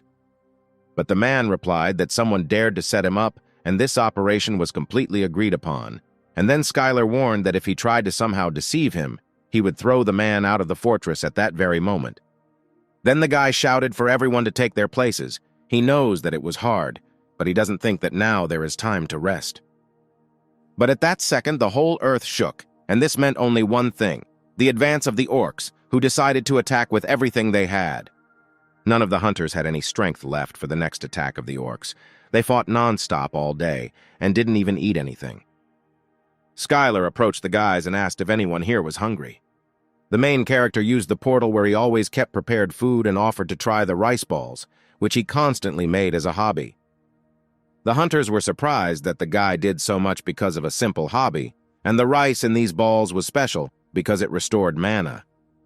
One of the hunters could not understand why the guy was sharing something so valuable and why he needed it, to which the main character was very surprised. But the guy has already said this many times before, that at such moments they should all help each other. Joseph and his partner looked at all this from the side and did not like that this hypocritical guy was playing some holy man. It seemed to them that he had lured people over to his side. But for them, everything went as it should have, because it was better while all the hunters' attention was focused on him. The man decided to quietly get closer to the other hunters with whom he had previously made a deal for priority in obtaining the reward in the dungeon and carry out the plan. And at this time, a huge crowd of orcs was still trying to break through to the fortress. Due to the great pressure, the barrier slowly began to fall, and the command was given to everyone to focus. Anyone who could use defense magic had to go forward and do everything as Skylar said, and now they need to help each other, because everything will be over for them if the orcs break into the fortress. For the guys, the orcs turned out to be too ferocious, and looking at them how excited they were, one would think that they wanted to finish everything with one blow, because for them they were like rats driven into a corner. But the guys were worried about the fact that all the orcs were moving too coordinated, although they never listened to anyone. The main character suggested that a warrior of madness and blood was behind all this, and in a special tent behind the army there was a boss who received instructions from him. There was a constellation behind all this, and it was really difficult to get out of this mess, but Skylar decided to personally go and finish him off. Eliza thought this was stupid because how can you go and kill the boss on your own?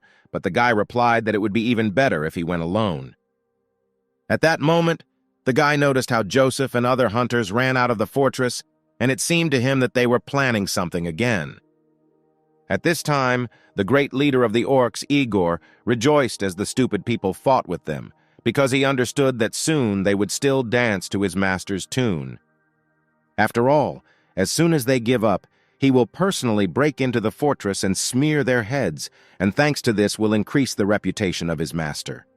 When the constellation heard such words, it was once again convinced that making him the boss was a great decision.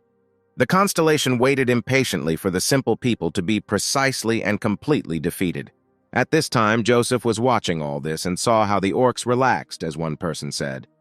The man asked hunters from France, Adeline, and Germany, Ben, if they were ready for the attack. And everyone was extremely ready, and then they decided to go over the plan for the last time. As soon as the man gives the signal, Adeline, who is good at ranged magic, attacks the guards near the orc boss. After this, Ben, a melee fighter, quickly approaches him and uses force to detain him. And finally, Joseph will follow Ben and use the artifact he received from his owner and has the effect of instant killing. He uses extinction poison to suck the life out of him.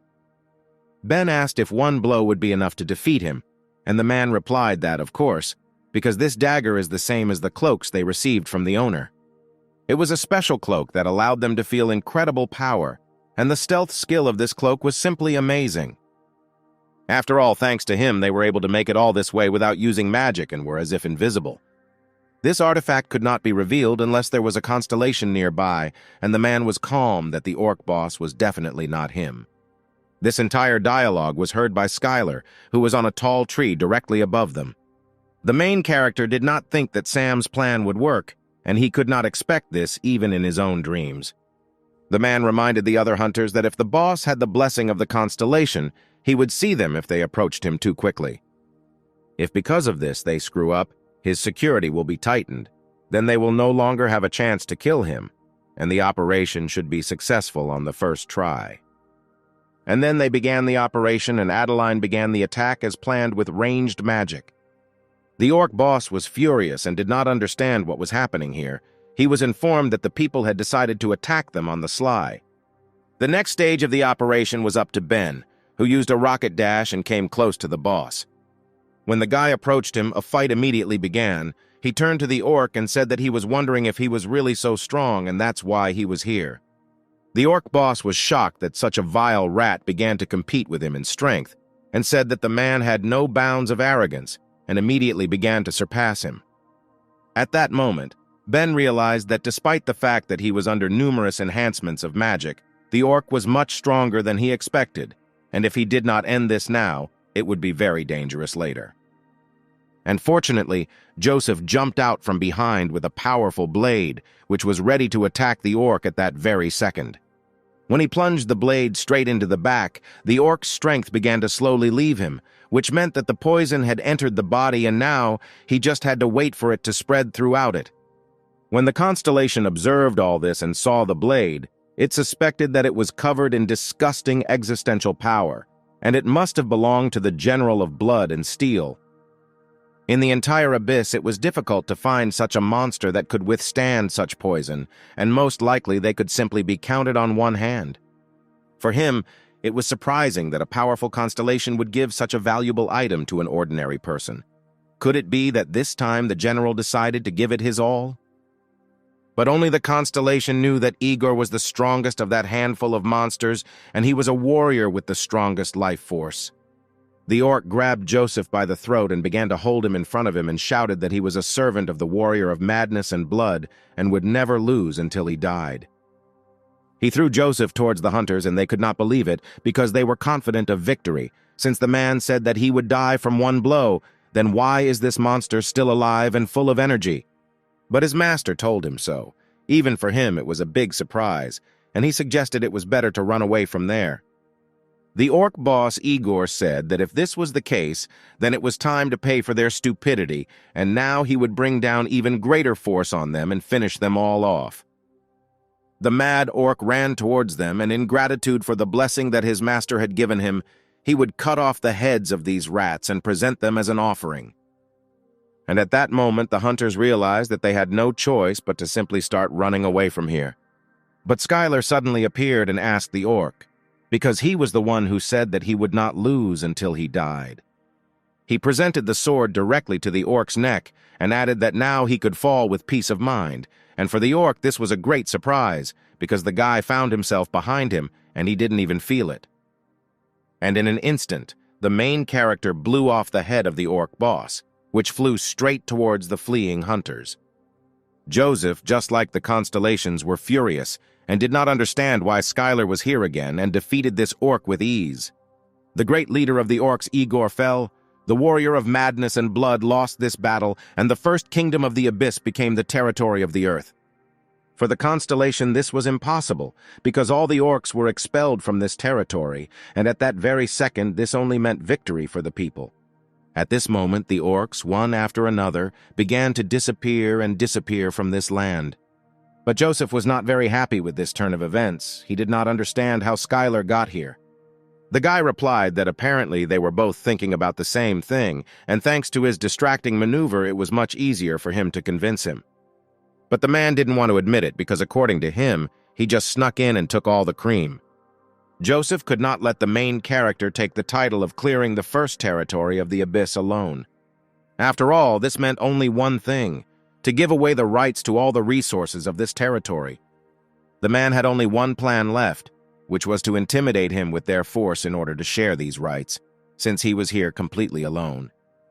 But none of the other hunters shared this point of view, and moreover, they had no claims against the main character. Then Ben recalled that because of the irresponsibility of the owner Joseph, they were seriously screwed, because if it weren't for him, they would all be dead already. The hunters did not agree that the main character took all the cream and said that Joseph was completely ungrateful. Ben turned to Skylar and asked for an apology that he was a little late with his gratitude and today was not the first time he found himself in his debt. The main character was surprised why not for the first time, because had they really already met? But it turned out that the man ate one of the rice balls that he shared with him, and thanks to this, he was able to significantly replenish all his energy. Also, a large number of Adeline's comrades survived only thanks to this food.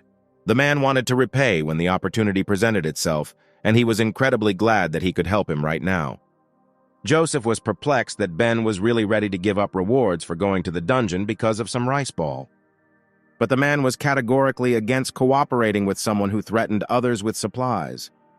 He added that if Joseph was unhappy about something, then he should have prepared better for the boss fight instead of blaming others for it. The man couldn't believe that this whole game of kindness and mutual assistance was needed only for something more. It was up to that moment that he considered Skylar a cunning kid. The main character didn't understand why they were fighting with each other, but for him, everything went as it should. A few days later at the Icaros clan, Laura read a news report that Skylar had saved everyone in the dungeon, causing a lot of commotion around. When she entered the training room, she saw how the main character was training again and not resting because for him, training was already a rest. The guy asked what the girl was doing here and shouldn't she be doing business, but she came to him to invite him to dinner. Skylar wondered if she felt lonely because she was eating alone, but as it turned out, dinner was not just for the two of them. It was about an ordinary banquet where the directors of the Dragon Company gather.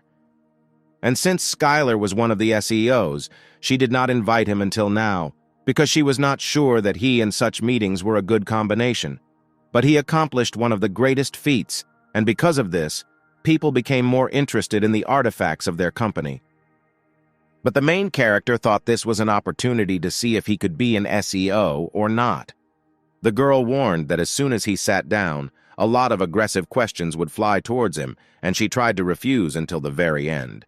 But Skylar calmed him down and said that everything was fine, and he would start preparing right now. He already had everything planned, and Laura didn't have to worry about it. At the banquet, one of the company's SEOs congratulated the chairman on his successful trip to the gates of the abyss. Sam suspected that all they were doing was just raising the issue of efficiency and bickering, calling it all business advice. But today they suddenly became quiet, and were they really all on the same side? The man added that the recently successful campaign is truly a huge opportunity, and now they can dominate the market for the next 20 years. And one cannot help but agree that the hunter Skylar made the greatest contribution to this. It was incredible to think that such a hunter could do such a thing for them, and he was delighted with it. But the man was also interested in whether his skills would be useful in business, and they should find out this, since they were his colleagues, and everyone was aware of what happens to a business when people trust the reputation of a famous hunter and hire him as a CEO. Sam replied that this happens in the case of small and medium-sized businesses, and it is very different from their situation. After all, their branch was the main one responsible for the equipment needed by other industries. They needed a professional, and if something happened to the company, it could cause serious damage throughout the corporation, and they asked Sam to think again. But at this time, Skylar was operating in someone else's kitchen and preparing another masterpiece. The chefs did not understand what was happening here. They knew who was in their kitchen, but did not understand why the A-rank hunter was cooking here. Suddenly, there was a knock on the banquet hall and said that the food was ready, and they could set the table, and Sam was surprised that they prepared everything so quickly. Everyone was a little excited because they hadn't eaten anything yet, and the man suggested continuing the conversation after eating. The men, one after another, said that they had no appetite, or that the chef's skills were not so good and that, to put it mildly, they did not like the food here. When the cooks were allowed to enter, they wheeled in large cast-iron pans. Sam asked the chef why he suddenly decided to bring them, because he asked to cook some Western dish, but the man replied that it was not he who cooked all this. Then Skylar came into the hall and shouted that it was he who prepared all these dishes, because it seemed to him that coming empty-handed would be completely wrong. Sam was shocked to see the main character here and loudly asked what he was doing here, as if hinting that he shouldn't be here. The man asked why he was preparing this when he didn't ask to do this, but he just had to come here right away. But the main character replied that it was all because of the directors who had gathered here. But they didn't understand why Skylar was late because of them. Then the guy began to list various diseases such as anemia, hypertension, chronic fatigue, insomnia, and asked if there was anyone who did not have at least one thing. The directors were surprised that the guy named these diseases and did not understand where he learned all this from because information about their health and diseases was strictly classified. But there was nothing to be surprised about, because when you study martial arts, it becomes easier to obtain information about the environment and people with just one glance. But since he found out all this, he simply could not leave it as it was, because the future of the company directly depends on their health. And therefore, to capture the first meeting, the main character prepared dishes that could help with their problems, and it was spicy beef soup, which could be called a unique medicine. After all, bracken helps with insomnia and heart problems, and bean sprouts remove toxins from the body, while beef strengthens the immune system and prevents anemia. And if you add to all this rice, which the main character specially grew, it will create an ideal combination with spicy beef soup. The main character recommended that we hurry up before the food gets cold, and let us know if anyone wants more. One of the directors thanked Skylar for his concern, but they weren't here for the food. Skylar understood what kind of person approached him, and advised him that since he occupies such a significant position, he should first of all take care of his own health. The guy continued to convince the man that if something happened to him, their company would suffer huge losses, and he hoped that he would eat everything, and they were doing all this in order to continue to live and eat. Despite the fact that the director loved Korean cuisine, he smelled an unusually pungent smell that began to fill his nose, and the man simply began to salivate from such an aroma. He replied that it smells really good, and despite the fact that he has no appetite, he eats it because the guy put a lot of effort into it. Having eaten 1 spoon of the spicy soup, he screamed from the taste, because the vegetables were incredibly soft, and the tender beef complemented this charming aroma, and all this, together with the hot soup, fell straight into his mouth and caused an explosion of unprecedented spiciness. It was really spicy, and so the man decided to eat it all with rice so that it wouldn't feel so bad, and it would be incredibly tasty, because the rest of his colleagues also couldn't stop eating it. Their reaction was much better than Skylar imagined, because he knew that the cows and plants that the orcs grow have a mana restoration effect. But just think that they also help ordinary people restore energy, and most likely the taste was really excellent, since even the picky rich people ate it with great pleasure. Thanks to all this, the guy had a lot of useful information, and it was great that he had prepared all this and was able to learn something. Sam thanked the guy for the delicious food because he had not eaten like this for a long time, and the main character was glad that everyone liked it. One of the directors said that the guy is the director of the dragon artifact and lacks simple cooking skills, so they decided to find out about his future plans. Then Skylar replied that of course they were all worried that the company would fall in value if it was headed by an ordinary hunter like him, and if you dive deeper and deeper into the details, then the rest would be meaningless, and so he would promise one thing. If the new artifact that they will soon release does not take first place in sales, he will personally resign from his post, and for everyone this turned out to be a very bold decision, because no one thought that the main character would be indifferent to business. Sam couldn't suspect that this guy had an ace up his sleeve because he didn't think he could convince them otherwise, but still the first place in this industry is not so easy to get, and he didn't understand what Skylar was thinking. At this time, a meeting was also held in Parker's office, and they discussed Joseph Grant's failure in the dungeon. They suggested discussing some countermeasures that they had prepared in advance and were based on research into Parker artifacts. Recently, the number of walker hunters in order to gain combat experience has been growing steadily. Representatives assume that there will soon be a high demand for artifacts, and therefore, based on this information, they are going to release new products. Parker was interested in all this and asked what exactly they were going to create, and his colleagues were in the process of discussing this issue. It was impossible to give an exact time.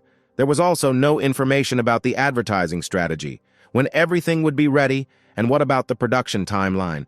And there were still too many factors to consider before they could all come to a common decision. Then Parker could not stand it and asked that they were all idiots, because discussing the plan without a single detail was their countermeasures. The man no longer had the patience to listen to the others, since the plan of the one who volunteered to speak first was so bad. And with this, they ended the meeting and hoped to collect a little more of some valuable plans for the next meeting. Each of his colleagues knew what would happen if nothing worked out, and he immediately ordered everyone to get lost, because he no longer wanted to see anyone. All the directors did not understand why they had to take the rap, because the contract with Joseph was concluded by the chairman, and it now seems that the team from the artifacts of today will have to work night shifts, and they began to walk on thin ice. Suddenly, one of the men saw Odagon, who asked him if the meeting really ended so quickly. The man asked why he was standing like that. Odagon said that he doesn't know how much longer to protect him, despite the fact that his master ordered to watch him, because so many days had already passed, and the man screamed in horror that he couldn't just leave, because who knows when the traitor will come for him. Odagon was appointed Jerry Cooper's bodyguard after he betrayed a traitor holding a poisonous dagger. The goblin wanted to follow Skylar everywhere and was very dissatisfied, but he could not disobey his master's order because for him, it was simply unthinkable. The man was ready to steal all the company's top-secret files just so that the guy wouldn't leave him alone. And Odagon only agreed that he would get away from him because he should participate in great battles with his master, but he was forced to be here. Meanwhile, in Sam's office, Skylar said that that whole shrill speech to the directors was just a bluff. The guy simply shared his ambitions because he strives to become better, but he did not yet have a plan for this. But Sam was sure that this guy already had some sketches in his head, and he completely believed him and told him to do whatever he saw fit. But the only thing the guy thought about was that if nothing worked out, he would simply leave. But as you know, the main character was not completely new to creating objects and believed that something would come of it. Then they came to another topic that many hunters began to visit the abyss, and they had many opportunities, because on Earth they simply cannot get into the dungeon, and mostly people go there to increase their capabilities, but in the end, they get stuck there and die. On the other hand, there is an abyss in which the entrance is always open to them, so much so that they can only fight those monsters that they can handle, and this is the best environment for hunters to gain experience. And if they show their skills well, then they may even be noticed by some constellation, and not one ambitious hunter would refuse this.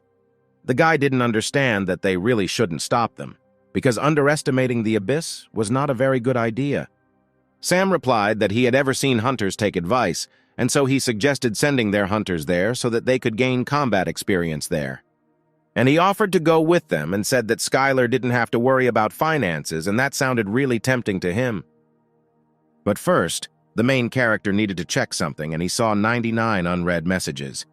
These were the messages where the warrior of madness and blood complained several times that he lost because of other constellations that taught people magic. The main character was wondering whether the constellation would be wary after his defeat, but it seemed they didn't care much. Suddenly, the kitten's rumors began to take effect, and the six-winged dragon-hunting angel asked the collector to explain the rumors that he was behind the attack on nuclear plants. After all, it was one of the most powerful good deities in the constellations, which had an aggressive character, and it truly took the bait. The collector tried to come up with an excuse and said that he knew nothing about it, but the angel asked him not to avoid the question and answer clearly. The main character was looking forward to them starting a fight, because at this rate the constellations would fight each other. And at that very moment the angel said that he could no longer tolerate this and replied that he would immediately attack the collector's territory on Earth. The main character was surprised that he would attack his territory on the ground, which meant that their servants would fight right in the middle of the cities, and this was very bad. As Skylar expected, the war between the constellations had serious consequences, and first of all, his shares fell in price again. At this time, anxiety was growing on Earth because at this rate the Earth could be destroyed, and many problems bordering on a global crisis occurred. But the worst thing about this situation was that because of this, no one went on dungeon trips between the constellations. and the monsters that came out of them began to rage and attack civilians. The first sparks of this general catastrophe were in England on the territory of the Collector, to whom war was declared. Many people thought so, but in fact they started in France. At this time, the president of France could not understand what was happening here and why monsters emerging from the dungeons of England attacked their territory. He ordered the Minister of Defense to immediately explain himself, but judging by his analysis, the monsters felt threatened by the conflict between the two constellations and fled to the territories closest to them. That is why they sent all the hunters to the sea, and fortunately these monsters were all only C rank, and therefore it was not difficult for them to deal with them. But the problem was different, because they sent all the people there, and at the moment there was no one to defend the city. If a monster appeared and broke through their line, then things would not go very well in such a situation. And so they contacted various clans abroad and asked them to send hunters to help with the defense of their territory, and to prepare for the worst, they also asked to send A-rank hunters out of the country. The president did not understand why they needed their help if they had 3 rank A hunters. The only one with whom they kept in touch was Adeline. These people lived in the most luxurious conditions for hunters, but at the same time, when necessary, it was impossible to contact them. Then the Minister of Defense delighted the president by saying that despite the fact that their hunters did not listen to them at all, one hunter did not refuse to help them and happily agreed. They received a report that he would arrive soon and happily agreed to help them. He was a man who achieved great success, who combined competence and great character and is now more popular than ever. At the airport, they waited impatiently for Schuyler and thanked him for having come a long way, and he really got there comfortably because he was paid for a business-class ticket. The main character immediately apologized for not being able to take his clanmates, but they were too busy in the Abyss territory, and so he had to go alone. But the guys were still incredibly glad that such a hunter like him came to their aid, and first they offered to stop at the hotel that they had prepared especially for him. The guy didn't understand why he should go to the hotel if only a strategic meeting would be held there, because it seemed to him that he was required to destroy monsters. When the main character arrived at the hotel, he saw this mess, because all the hunters were relaxing and drinking alcohol, and he didn't understand that they weren't getting paid for their help, why they were all having fun and not working. Suddenly, Schuyler saw a second acquaintance, who also recognized him and greeted him, and could never have thought of meeting him here. The guy offered to drink a couple of glasses and talk about life, but Schuyler was not interested in drinking and wanted to ask one more question. Why don't they all kill monsters? But the guy answered that they are the rescuers of this country that made a great decision to help them. And if we were talking about special monsters from which they can get excellent materials, then this would be a different matter. But about weak monsters rank C, France can take care of it on its own. Therefore, they can only kill those who penetrate the city. The French government will be furious when they find out about this, and it won't end so easily. Suddenly, on the streets of France, a monster appeared in the sky, and numerous portals formed next to it. The dead began to appear from these portals and entered this world, and it turned out to be an ambush. After all, in front of them was the collector's servant Markel, who asked where their king was now. The president summed up that they were able to get the support of foreign hunters, and he also has 1 hunter of rank A. They thought that they had taken care of all the pressing problems and now everything would be fine, and there was no need to discuss anything else. The president wanted to end the meeting as quickly as possible, because from all these thoughts his head was bursting at the seams. But suddenly a portal appeared right behind him, and his colleagues shouted to him to be careful. A huge and powerful shot rushed towards him, which destroyed half of the building, and the Minister of Defense miraculously saved the president from death. And right in front of the King of France, there was a servant who turned to him, saying that his master had business with him, and it would be great if he humbly listened to him. As the guard ran into the room where the hunters were, he shouted loudly that there was an emergency and all the hunters needed to prepare for battle.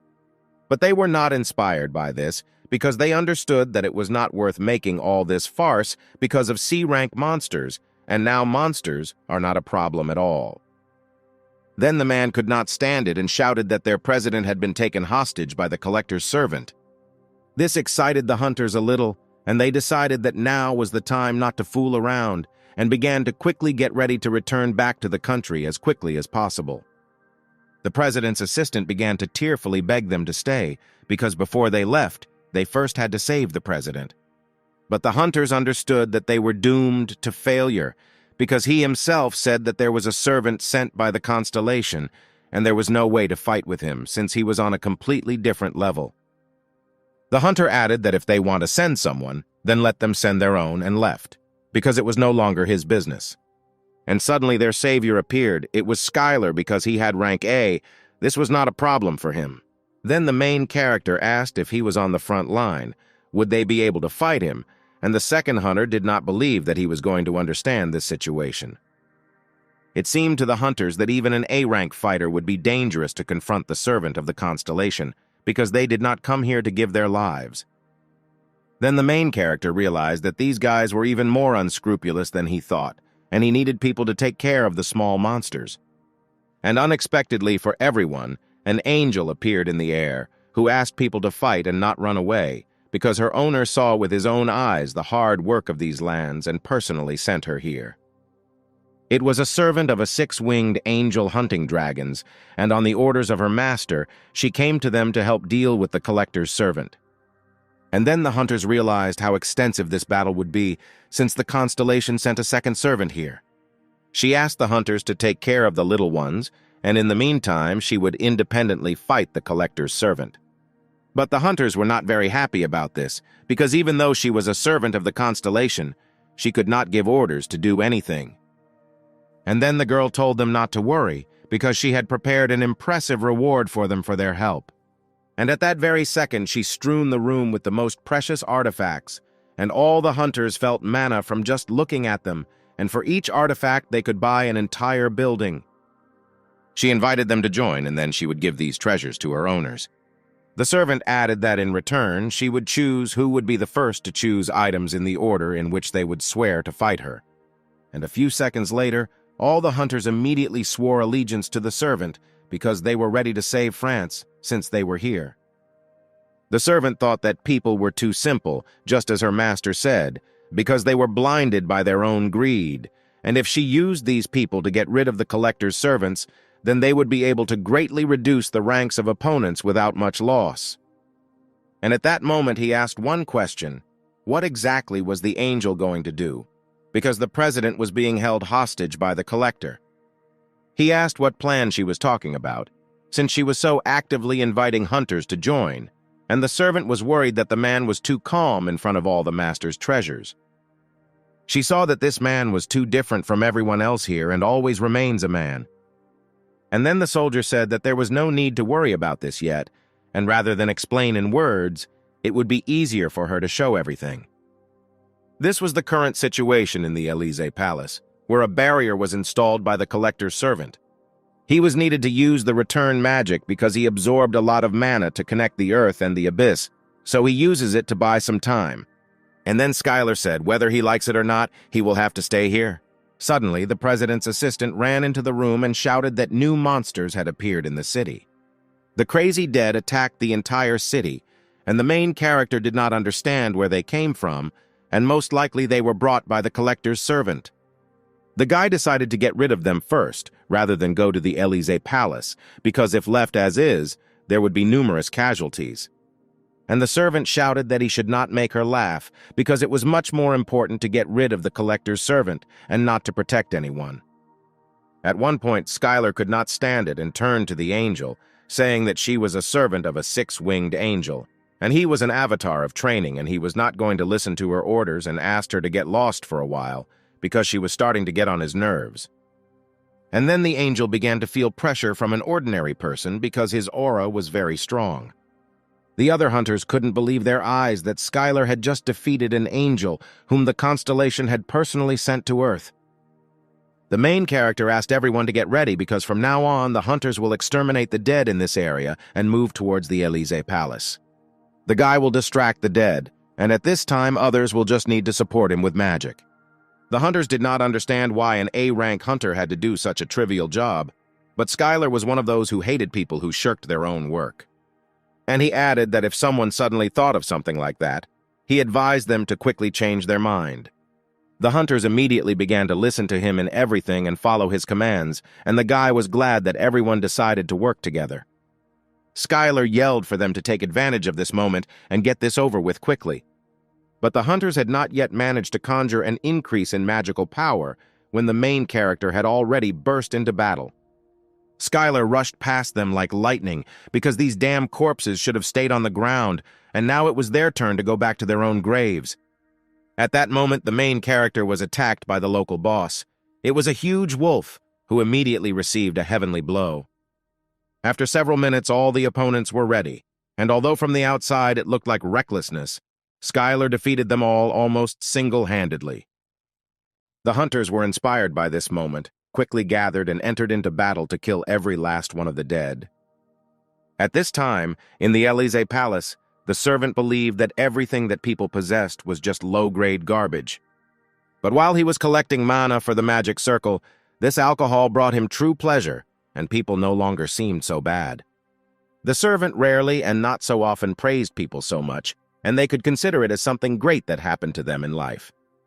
The president of France shouted to the demonic god because he couldn't just leave after causing all this destruction in France, because they didn't deserve anything for him to do this to them.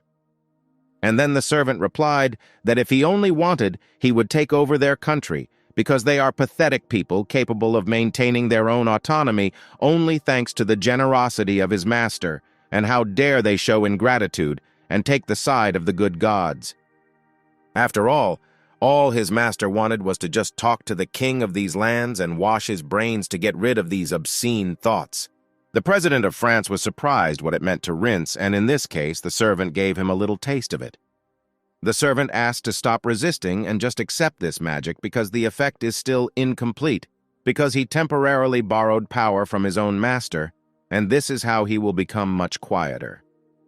The president was trying to say that he couldn't get away with it so easily, because right now, the hunters and servants of the constellations of their allied countries were already heading here. But it didn't matter to the servant how many pawns would come here, because the barrier covering the palace drew the existential power of its owner. And inside this barrier of the ominous night, he had absolute power, and even he wondered what kind of warrior would come to his aid. After all, whether they are low-grade hunters or servants of arrogant gods, you can call them here as much as you like. Until the real constellation of the current servant appears here, no one can defeat him. At that moment, Skylar was fighting the dead, and something itched in his ear, and according to an old saying, he thought that someone was remembering him right now. Regional news channels carried urgent information for the residents of Paris that the Elysee Palace was currently closed by a barrier installed by the collector's servant. Presidents and other important people are being held hostage, and new monsters are also emerging from this place and are attacking people right now. If anyone is in the threat zone, they must evacuate immediately. If they cannot get out on their own, then wait for the hunters to rescue them. Luckily for the civilian, Skylar was there just in time and managed to protect him from the attack of a ferocious monster. The main character turned to the man and said that it was too dangerous to walk the streets now and recommended going into the building, and he immediately ran there. At that moment, other hunters ran up to Skylar and reported that they had studied the entire situation here. It was a great surprise for the guy that they followed his instructions perfectly, because he considered them much lazier. And then the hunter replied that they initially began to follow because they were a little scared, but killing monsters and saving people without counting profits and losses was not so bad. And the guys were optimistic about this situation, that is, since they got involved in this matter, they stand and carry it to the end as professionals. Angel didn't understand what was happening here, because just recently they were drooling over her treasure. She couldn't believe that people didn't put their own comfort before others, and yet they followed Skylar doing useless things and didn't even complain about the man.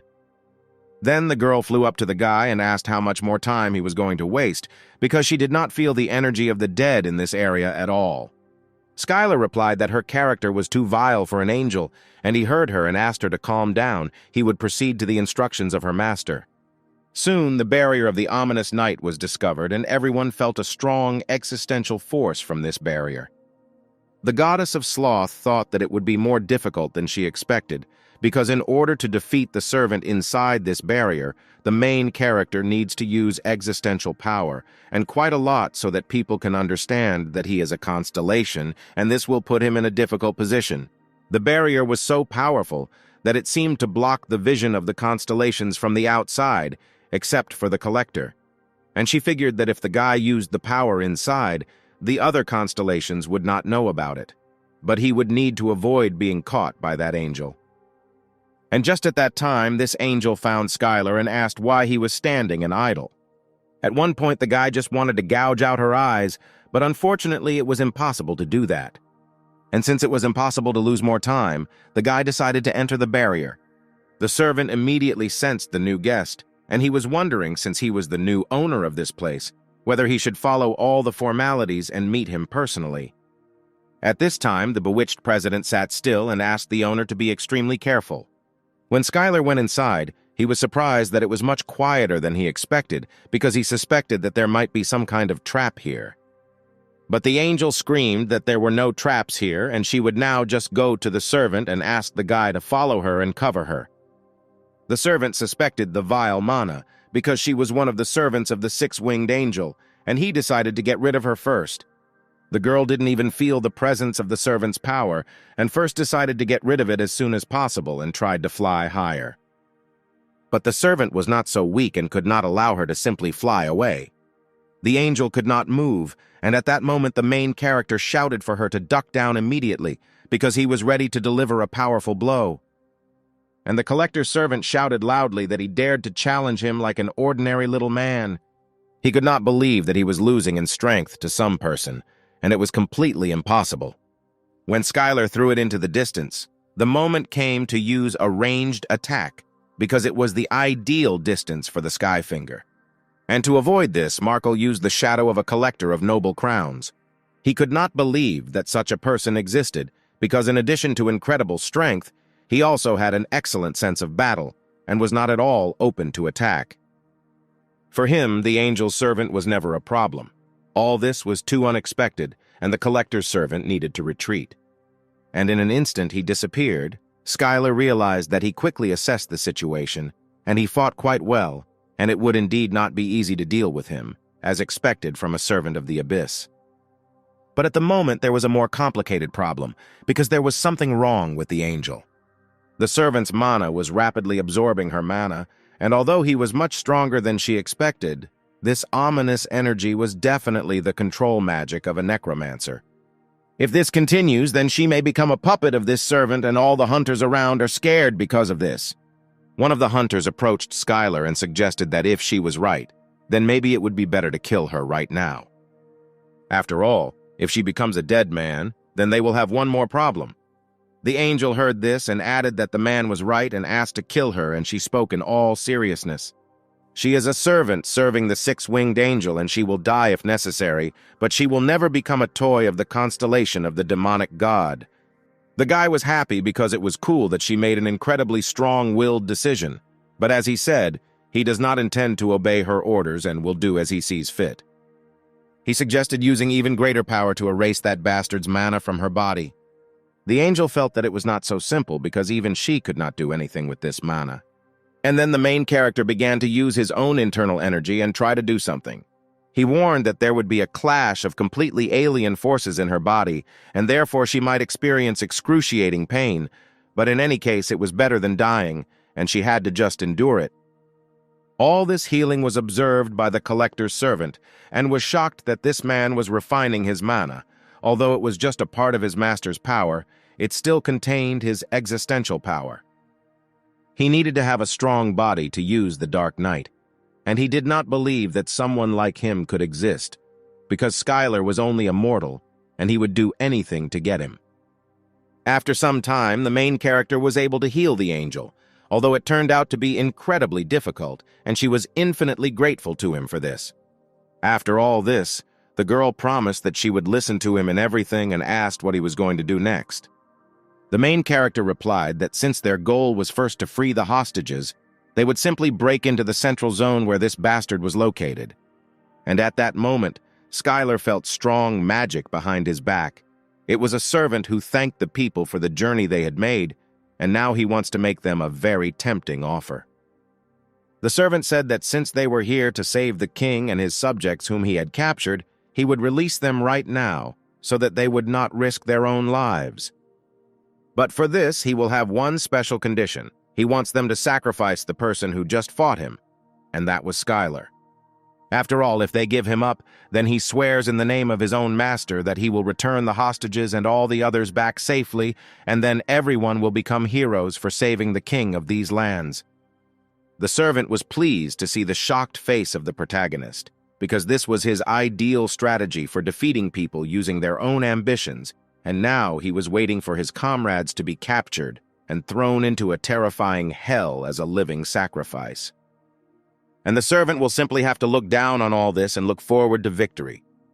But everyone unanimously said that this was nonsense, and he would not receive any consent, because it was too brazen to exchange politicians of another country for a hunter of rank A.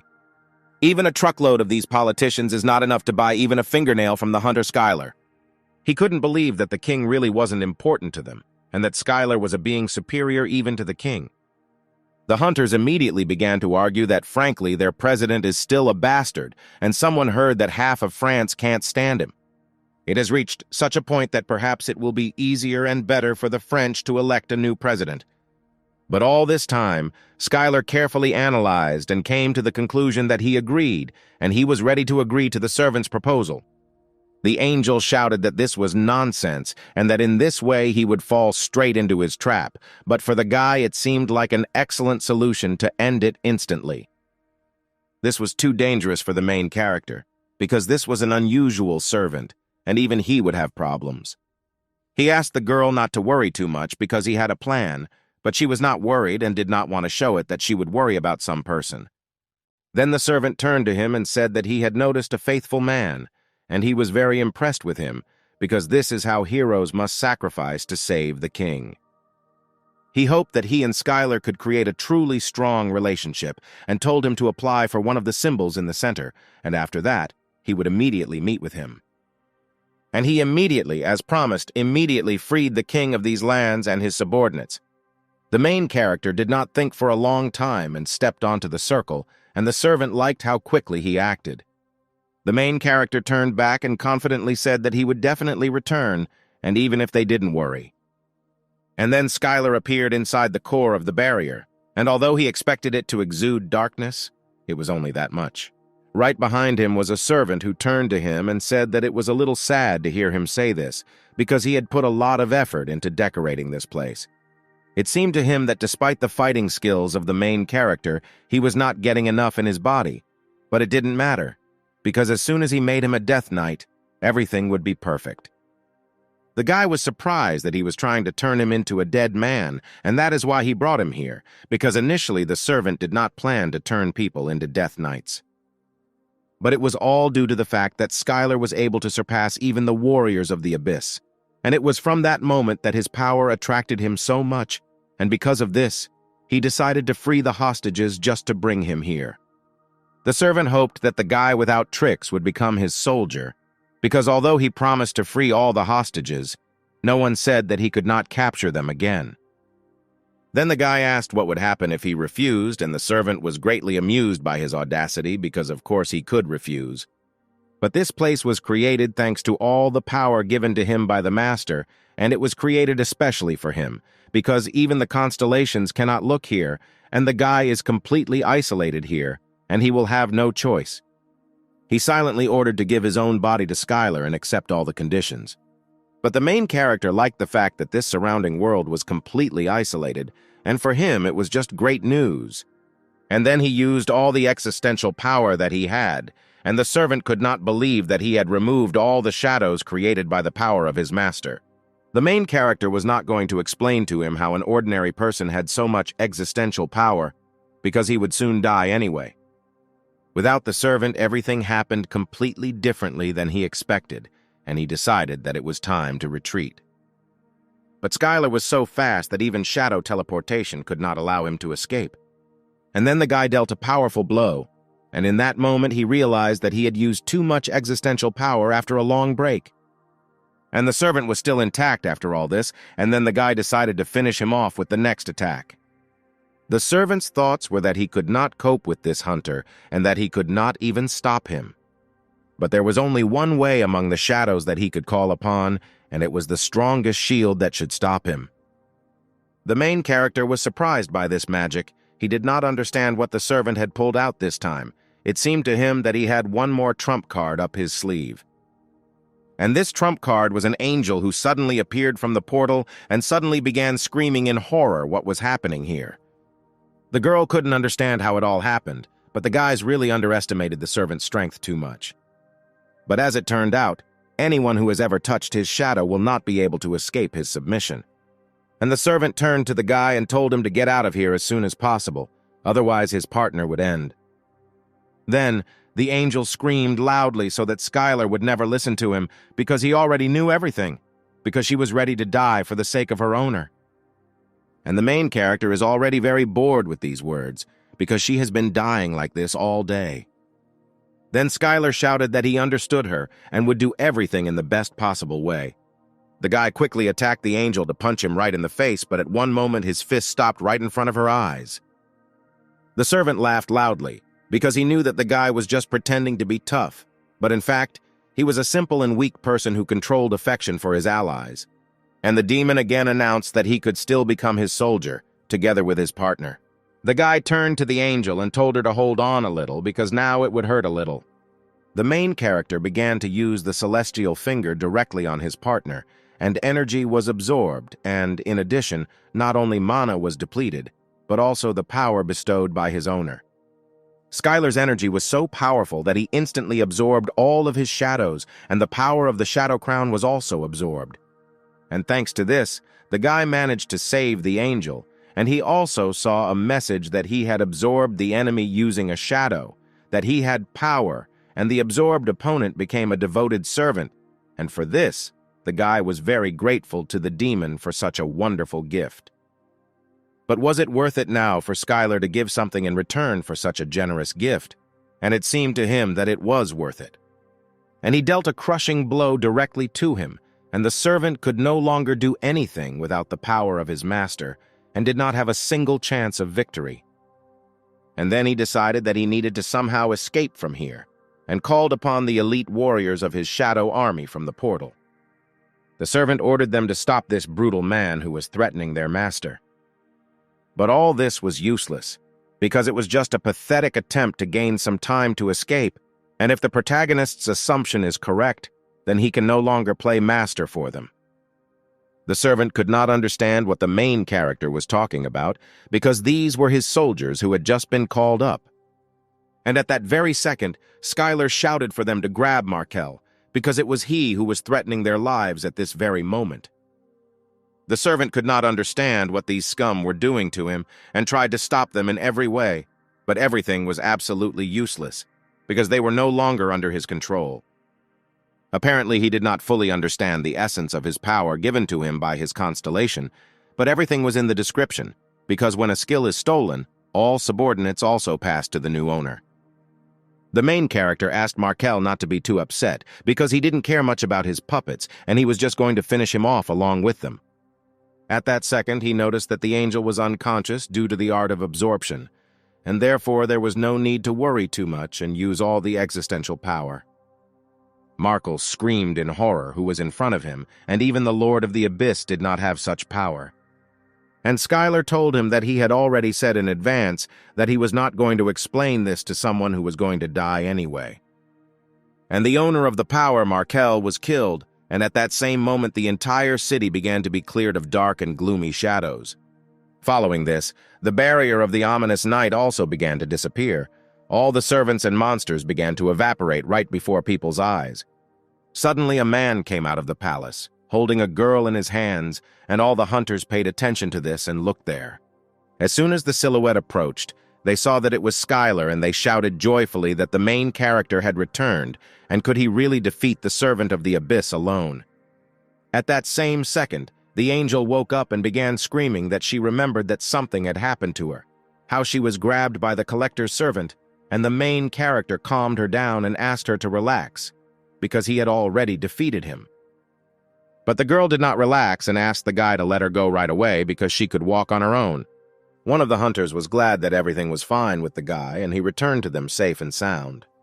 The main character reciprocated and asked if they had returned all the hostages, and the man replied that he kept his promise because it was quite unexpected for a servant of a demonic god.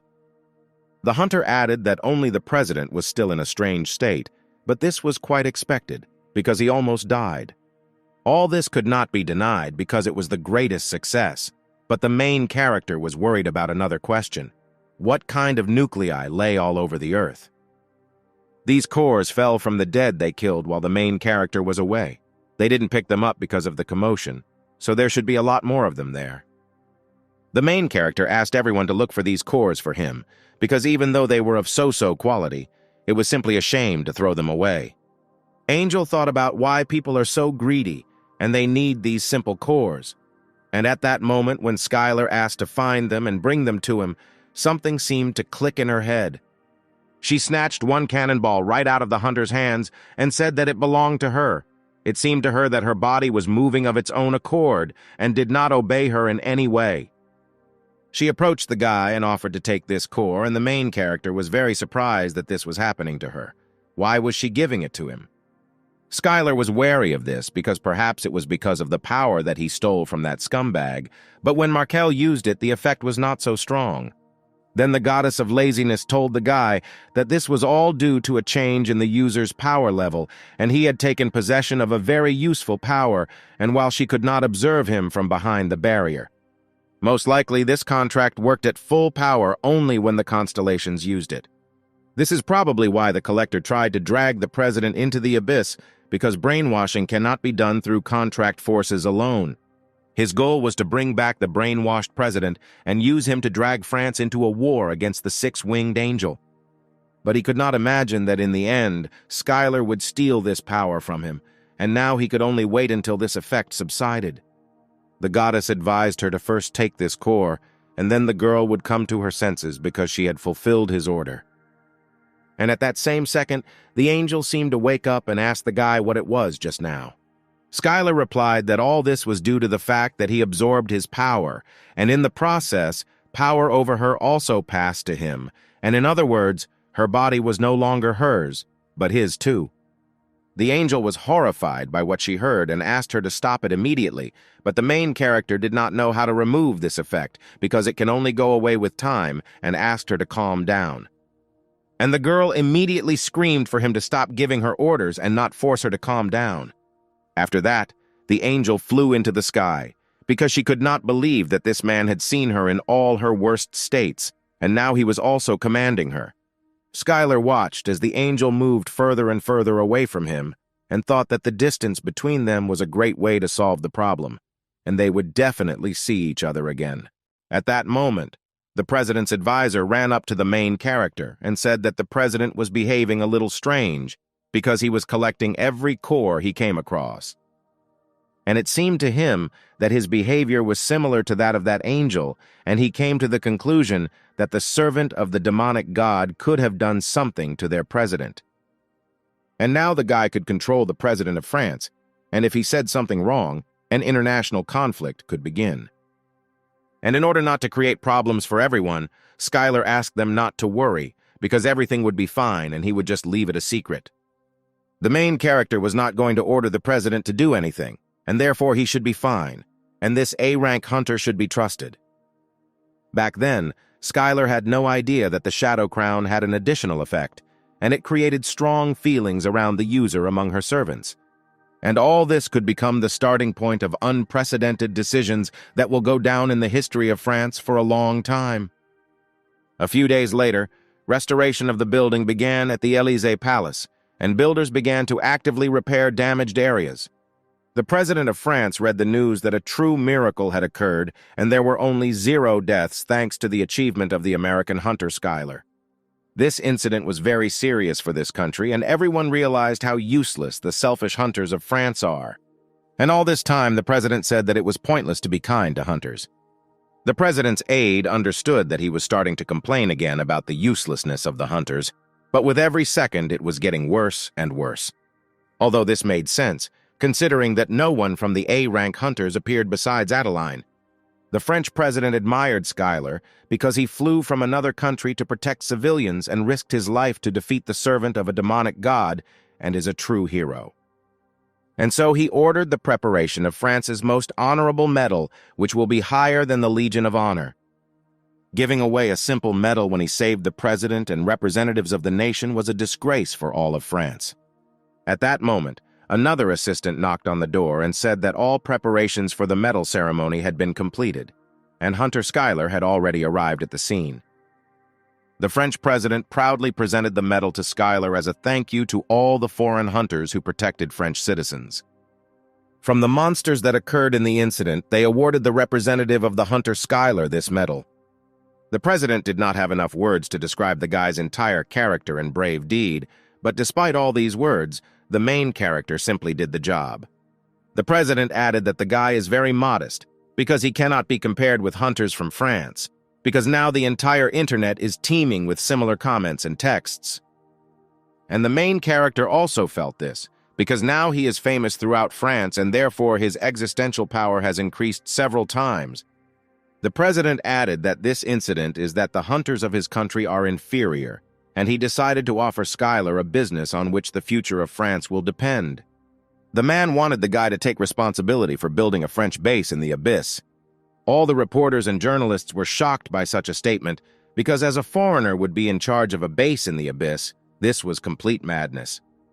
And although Sam asked not to create problems, the matter already smelled of kerosene for the main character. Building a base for any country in the abyss was of great importance, be it a clan or a business. And all this not only because it required the best people and machines and guaranteed fabulous money, but also because those responsible for construction receive privileges for more convenient trips into the abyss. That is why bases in the abyss are always entrusted to national clans or enterprises to reflect the power of the nation. When Sam heard about this news, he realized that Schuyler had destroyed this tradition and received a contract to build a French base in the abyss. And Sam liked this news very much because he had done something that would bring so much profit. Thanks to his tricks, several of their branches will not have to do anything at all to survive due to so much money. Then the main character added that perhaps he should have refused some gifts because the offers were too strange. After all, the president took him to the museum and took out several things and gave them to the guy. These were artifacts of the cultural heritage of Korea, to which France did not allow anyone to approach. Sam couldn't believe that the guy succeeded, because France believed that any cultural value was their property. In France, at the Louvre Museum, the director of the museum begged the president to leave treasures of immeasurable historical value. But the president believed that these were the jewelry of Korea, and the only right decision would be to give them to the Korean hero. Even though Schuyler was an American, he simply remained silent about this. When Sam began to look at the jewelry, his passion as a collector made his heart beat faster. And at that moment, the guy immediately stopped him, because he was going to return them to Korea to their rightful owner. And then Schuyler had a great idea about what he could do with them. The main character decided to return the image of the Korean fighting team, because he was not so good, and as soon as the match starts, he will definitely be criticized by Korean citizens. And thanks to this, all this criticism will fade away at least a little. The man didn't like this idea because the guy knew how much he loved antiques and did everything to prevent them from falling into his hands. The guy added that he did the wrong thing considering how much profit was received from the station in the abyss. And then he thought about going to another company, but Sam stopped him and said that his side of valuing relationships truly made him beautiful. Then Schuyler was glad that Sam was not against him giving everything to the Korean clan. Speaking of the station, the outpost of their base was already completed, and the man invited him to take a look at it. At the entrance to the station, the man personally checked Schuyler, and for him it was an honor to meet him, because it was his first time arriving at the temporary station. This was the first station where one could use a teleport, and to do this one just had to go into the magic circle and then name the place where he wanted to be sent. When the guy entered the teleport, he asked to be transferred to the Dragon Company outpost. And then at that moment, teleportation occurred from one place to another. When the main character saw the new outpost, it reminded him more of a whole city. Elizabeth and the team of craftsmen were already here, and they greeted the hunter with pleasure. The main character asked why she was here and not with the Ikaros clan, but as it turned out, others had gone to explore the territory and were already quite far from this place, and there was no one else here, so Elizabeth was in charge. This station was very cool, especially everyone was impressed by the barrier that could constantly withstand defense and use the mana and company accumulator. The lava and magma kitten was impressed by the technology. They were truly amazing even for an abyssal blacksmith. The main character became interested in how strong the people here had become, and he noticed that the entire team was trying to become rank B hunters, and their internal energy had increased noticeably. Skylar expressed pride in them, because after training with him, they should have at least become stronger. And since everything was fine with the station and he didn't see any problems, he asked why they needed him here. But as it turned out, it wasn't the station at all but the visitors who came to see it. The problem was the inhabitants of the Abyss who came here, although traveling through the lands of the Abyss was difficult, but not impossible. And since they saw human civilization for the first time, there was nothing surprising in their curiosity. But the problem was not this at all, but the fact that they constantly got into fights and were at enmity with the Earthlings. Not long ago, they secretly entered some establishments and tried to rob them, and if it were her will, she would completely forbid them to leave. But this would deprive them of the opportunity to learn about the Abyss and their technologies. In truth, brawling robbers were not as big a problem as information traders and scammers. There were too many of them here. At first, they purchased information about the location of the dungeon from the inhabitants of the Abyss at a fairly high price. And when they came there was nothing there at all. And now, although they do not fall for such tricks, they were still afraid of deception. Then the guy asked her not to worry about it anymore because he knew one person for a similar problem. He promised that she would see him soon, because he was the best person to know the Abyss than anyone, and was also very obedient. At this time, Odaigon did not understand what he was doing on Earth, because he had to travel through the Abyss with his master and participate in endless battles. He couldn't believe that he had to protect this pathetic fool. At this time, the director did not understand why he had to do all this alone, because how could it be his fault? The financial hole arose due to stupid waste of funds and accounting fraud. But the guy understood that it was his fault, because he was stealing all this money, and he did not understand how this man could become the owner of this company. Suddenly, Odaigon's phone received a message from the main character, in which he asked if he was busy now. The guy was delighted and turned to the director and said that it had been very difficult until now, but of course not for him, but for the man. And the guy at that very second broke the glass and said that from this moment it was all over and he was leaving. The man tearfully screamed where he was going without him, but Odaigon replied that he had already said everything and he needed to hurry.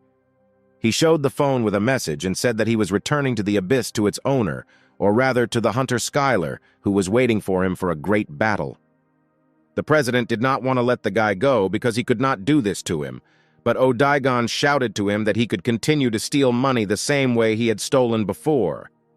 Then the man asked if Skylar, whom he loved so much, had not told him to protect him, and how he could abandon such a mission so irresponsibly. The director added that if he really needs to go, then he will go with him. The guy didn't understand how a member of the board of the Parker Group could go to someone else's outpost, because he might get caught there. But the director added so that the guy wouldn't worry, because he could dismiss it as a business trip. Odaigon underestimated him because he was really cunning, and dragging him there in any case was not so difficult, and it was quite possible to do so. And then at any moment, at the behest of the owner, he will be able to get rid of it, and perhaps he will finally be able to get rid of this burden.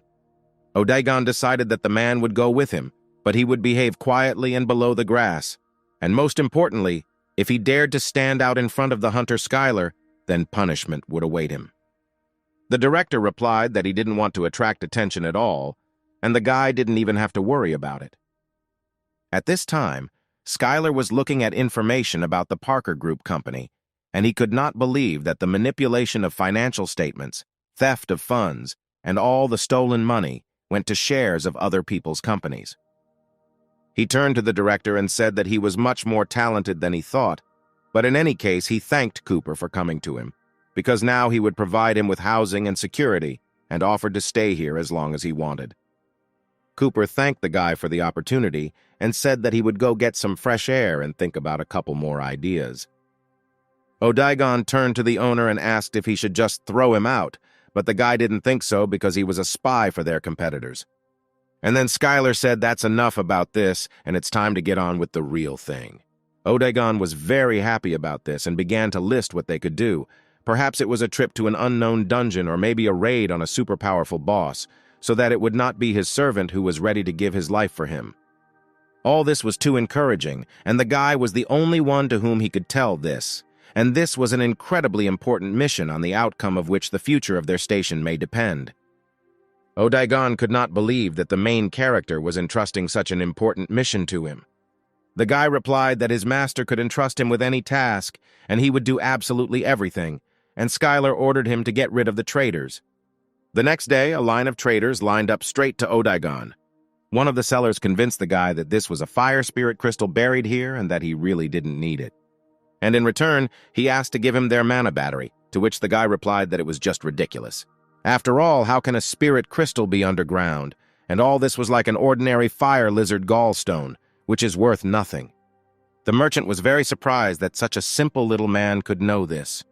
And then Odaigon took a stick and hit it hard on the head and ordered this swindler to disappear. The guy ordered to immediately throw him out and blacklist him and prohibit him from entering here.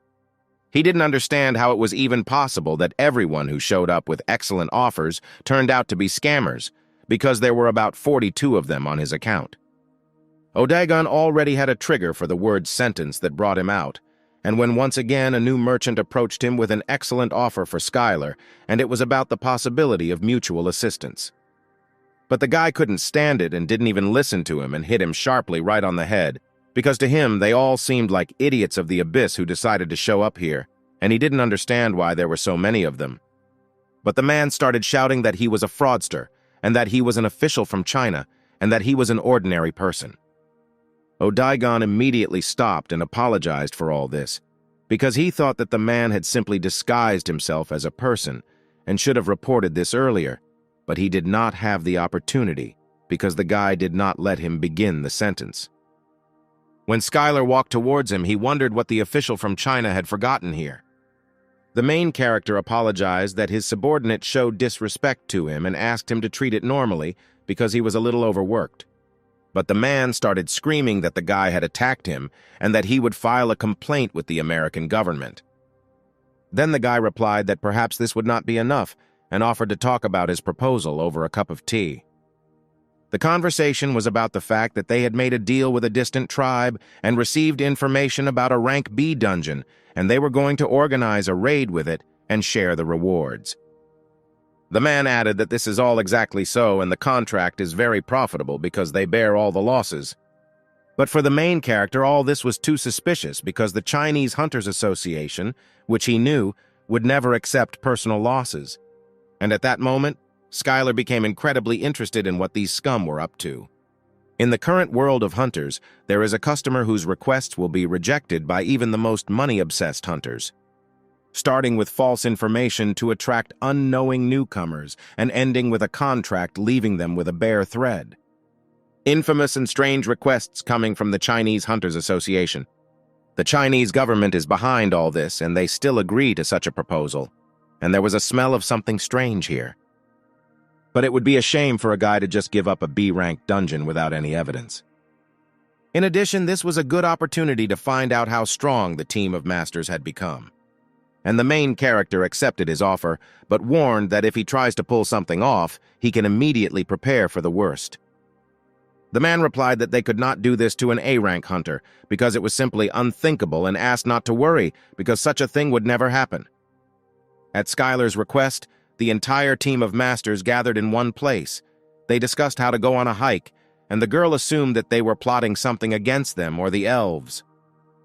And this was also possible in principle, but in this case, they would create enemies and a chain of first-class American hunters, and therefore they would be afraid to take such a step. That is why the main character asked the girl and the whole team to focus on gaining real experience. Suddenly, the guys heard the sound of buses and Chinese hunters, who practically represented the whole of China, arrived at this place. These were hunters of the Shaolin clan, and they unconditionally carried out any order that came to them from above. They were like the watchdogs of the Chinese government. One of the guys approached the girl and said that they had not seen each other for a long time, and she was spreading such vile rumors about her former comrades and all this only because she had gone to America and turned her back on her homeland. The guy added that he was very surprised that she achieved some success, considering that she was included in such an important mission. The girl replied that everything was fine with her, unlike the government dogs who combine some kind of pseudo-magic and not real martial arts. The guy didn't really like these words, and he replied that such a policy had been an excellent help for them for quite a long time, and thanks to it, they were able to learn both magic and martial arts. The main character has never seen Iris so excited, as if they were each other's worst enemies. Skylar decided to intervene in the dialogue and told them to stop empty chatter because they needed to get to work, and the man apologized for such rudeness because a rank A hunter should not see this. The young guy introduced himself as the leader of this expedition and added that their client was not far from here and they could discuss all the details on the way. And as it turned out, their clients from the Abyss are elves because they recently arrived from another territory and planned to settle in this forest. But they realized too late that there was a dungeon in the center of the forest, and although they wanted to make a trip to it, they did not have enough resources for this. But it was difficult for them to refuse such a good place, and they decided to hire them. For now, their camp has settled on the outskirts of the forest because they have no access from the center, and they want to complete the hike as soon as possible. But the Shaolin clan also had something to do, and there weren't enough hunters for this, and that's why they turned to the main character. It was strange for the guy that they tried so hard to please others. Perhaps they wanted to make an alliance with the elves. After all, the elves were still one of the strongest races, given their extensive knowledge and superior magic, and if China could form an alliance with them thanks to this opportunity, the reward for the dungeon will seem like baby talk. Skylar asked how reliable this information was, because he had heard a lot that the inhabitants of the Abyss were full of scammers. The guy replied that it was so, and because of them, they had to sweat, so usually they do not take requests from the inhabitants of the Abyss, unless it is 100% reliable like this time. It was strange for the main character that they were too sure about him, because there was some reason for all this, but as it turned out, they had already talked about it earlier. It turned out that their clients were elves, and Skylar was very surprised at this, because they really didn't know anything at all. The guy added that the elf race values honor above all else, and they definitely wouldn't lie, and everyone knew about it. Skylar was perplexed and did not understand what this guy was saying because among all the elves he met in the Abyss, you can count the honest ones on the fingers of one hand, because the true appearance of the elves without a drop of doubt deceive any other races, just as they deceive foreign hunters. The head of the clan said that it was nothing like that, and for the hunters of the Republic of China it was absolutely nothing, and asked everyone to hurry up because he was sure that the elves already knew that they were here. And the main character knew that not all elves are scammers, so he could relax a little, although this situation stressed him a little. At this time, in the elf camp, information was received from a patrol that human hunters had arrived in their forest.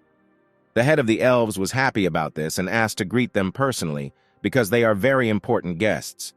After all, for the sake of the home of their new tribe, they will enter the dungeon on their behalf. And they would sacrifice their own miserable lives, and therefore these guests had to be regarded as very important. Upon arrival at the camp, the tribal leader greeted the entire Shaolin clan. He asked to accept their gratitude for what they do for them, because it was difficult to express everything that he was experiencing, and for the Chinese hunters it was nothing. The guy asked, before going into the dungeon, whether he would keep his promise about the rewards, and everything was exactly as they had previously agreed if they cleared it successfully. To the main character, the elves still seemed very suspicious, and he continued to wait for the guy from the moment he said that he would go to represent them. The guy discovered that the warriors near the elder were pleased to be strong, at least comparable to rank B hunters. Besides, there were several of them. And did they really ask for help from other races, because they themselves do not have enough strength to clear the rank B dungeon? All this led to the idea that this dungeon was fraught with something more dangerous. In any case, it was a great opportunity to train a team of masters.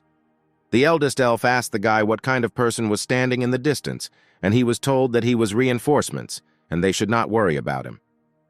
The elf noticed how this man had incredible energy, because even in the abyss this could not always be found, and therefore everything would go better than he thought. Soon the elf added that when they explored the dungeon, they discovered something, as they had said earlier, mainly animal-like monsters lived there. For the most part, they liked to attack from the rear, and although they turned out to be ordinary monsters, they made very cunning ambushes. And so the elder warned them that as soon as they go into the dungeon, they should put the Chinese hunters in the vanguard so that everyone can preserve their strength and succeed in the campaign. The guy thanked the elf for his advice and promised that he would never forget his help, and added that they were going to the dungeon and told the elves to prepare to move to the center because they would return soon. One of the elves asked why the leader told about attacks from the rear, because usually these dogs attacked directly in the forehead. But the reason was that the weaklings in front would become bait, and this was precisely the Shaolin clan. The main character did not understand why there was such a rush, and the clan quickly ran forward. Skylar didn't like this and turned to them again and shouted why they were so far away from them. Then the guy shouted that he shouldn't shout so loudly because monsters might hear them. The main character replied not to worry because he would take care of everything and asked the question again why they were so far ahead. The guy decided to answer that since they were the main team of the trip, they should take the main risk. Skylar was surprised that it was a sense of responsibility, but the girl added that it was definitely not, because they had no place for such sentimentality, and she was sure that the clan was up to something, and there was an ambush somewhere at the end of the path. The main character understood that it was no longer possible to lag behind in any case, because dangerous situations would be much more difficult to cope with. Skylar shouted for the clan to finish this and return to maintain the formation, but the guy shouted for the hunter not to cross the line because he had no right to order them.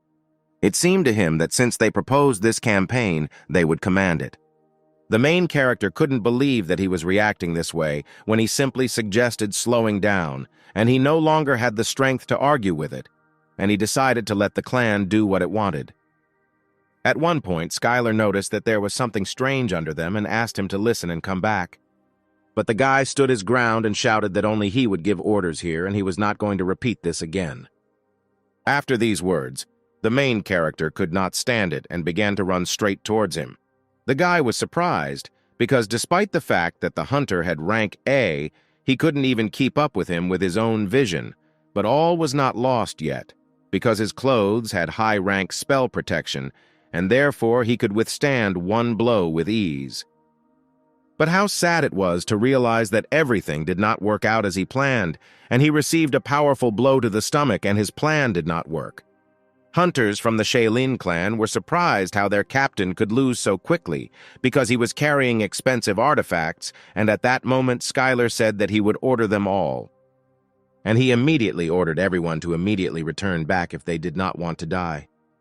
But unexpectedly, numerous tree roots appeared from under the ground, which immediately tied up all the hunters. Skylar realized that he was already too late because he knew that the elves were really hiding something. After all, right in front of him was a rank A monster, which was called like a carnivorous tree. This monster had combat abilities of about rank B+, but its marching class was raised to A, and one of its abilities allowed it to steal the energy of living organisms that came into contact with it, and after which it began to regenerate. When the tree grabbed all the hunters from the Shaolin clan, it immediately absorbed all their energy. The main character could not understand why the elves hid such information, because were they really afraid that China would not take on this because of the complexity? At this time, the goddess suggested that most likely they needed bait.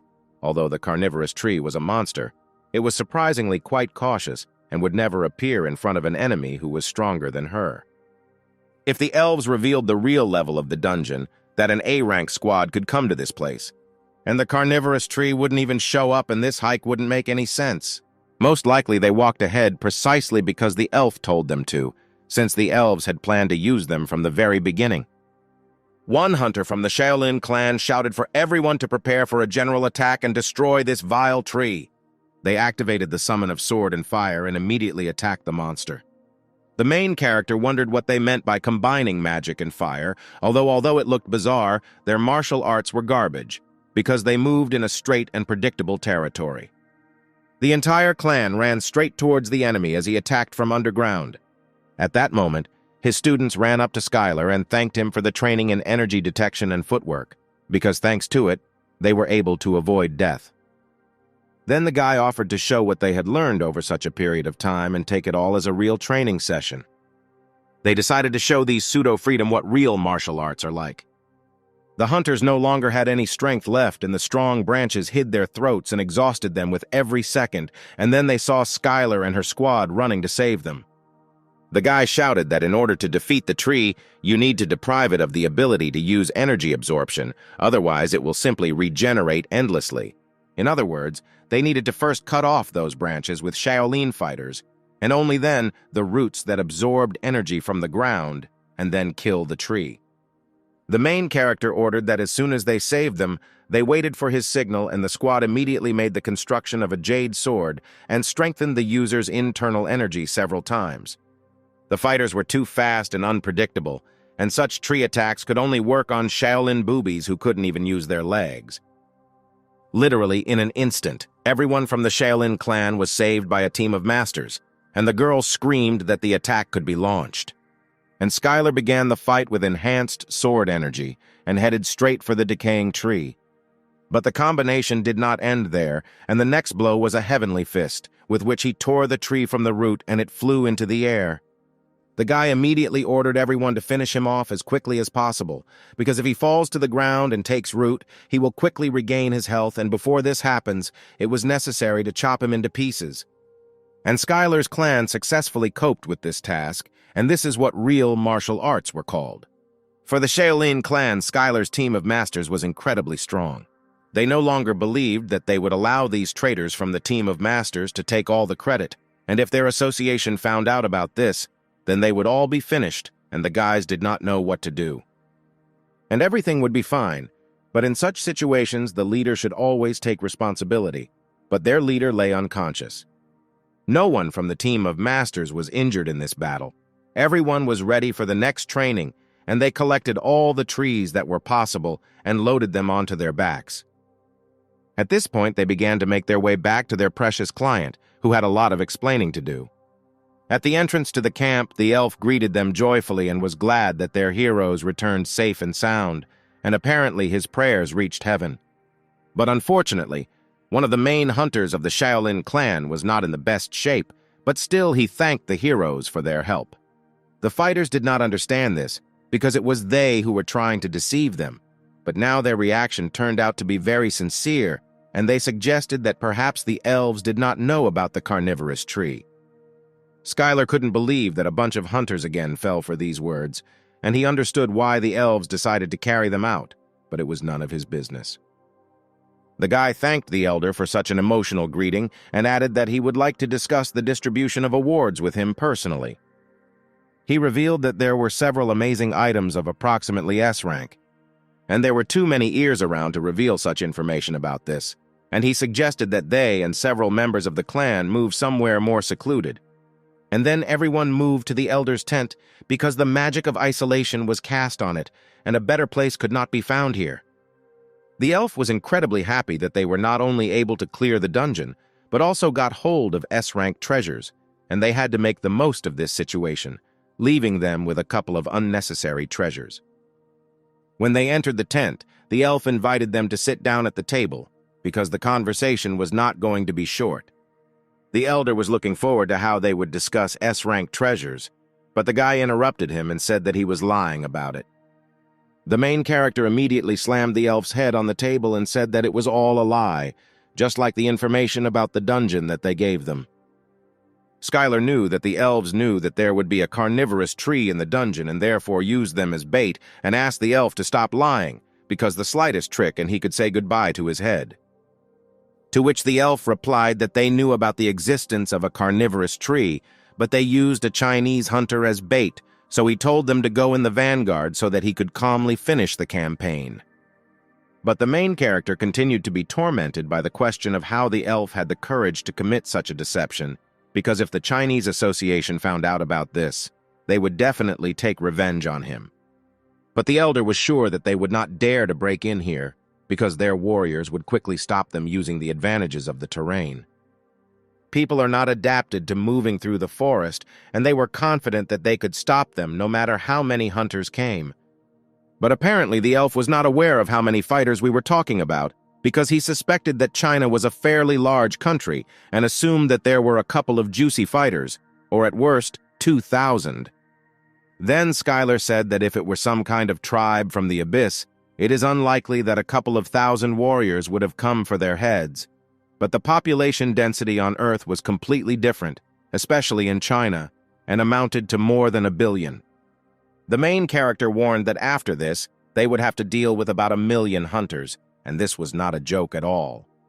The elf screamed in horror that it was impossible to give birth to so many people, but Skylar replied that this is how people are.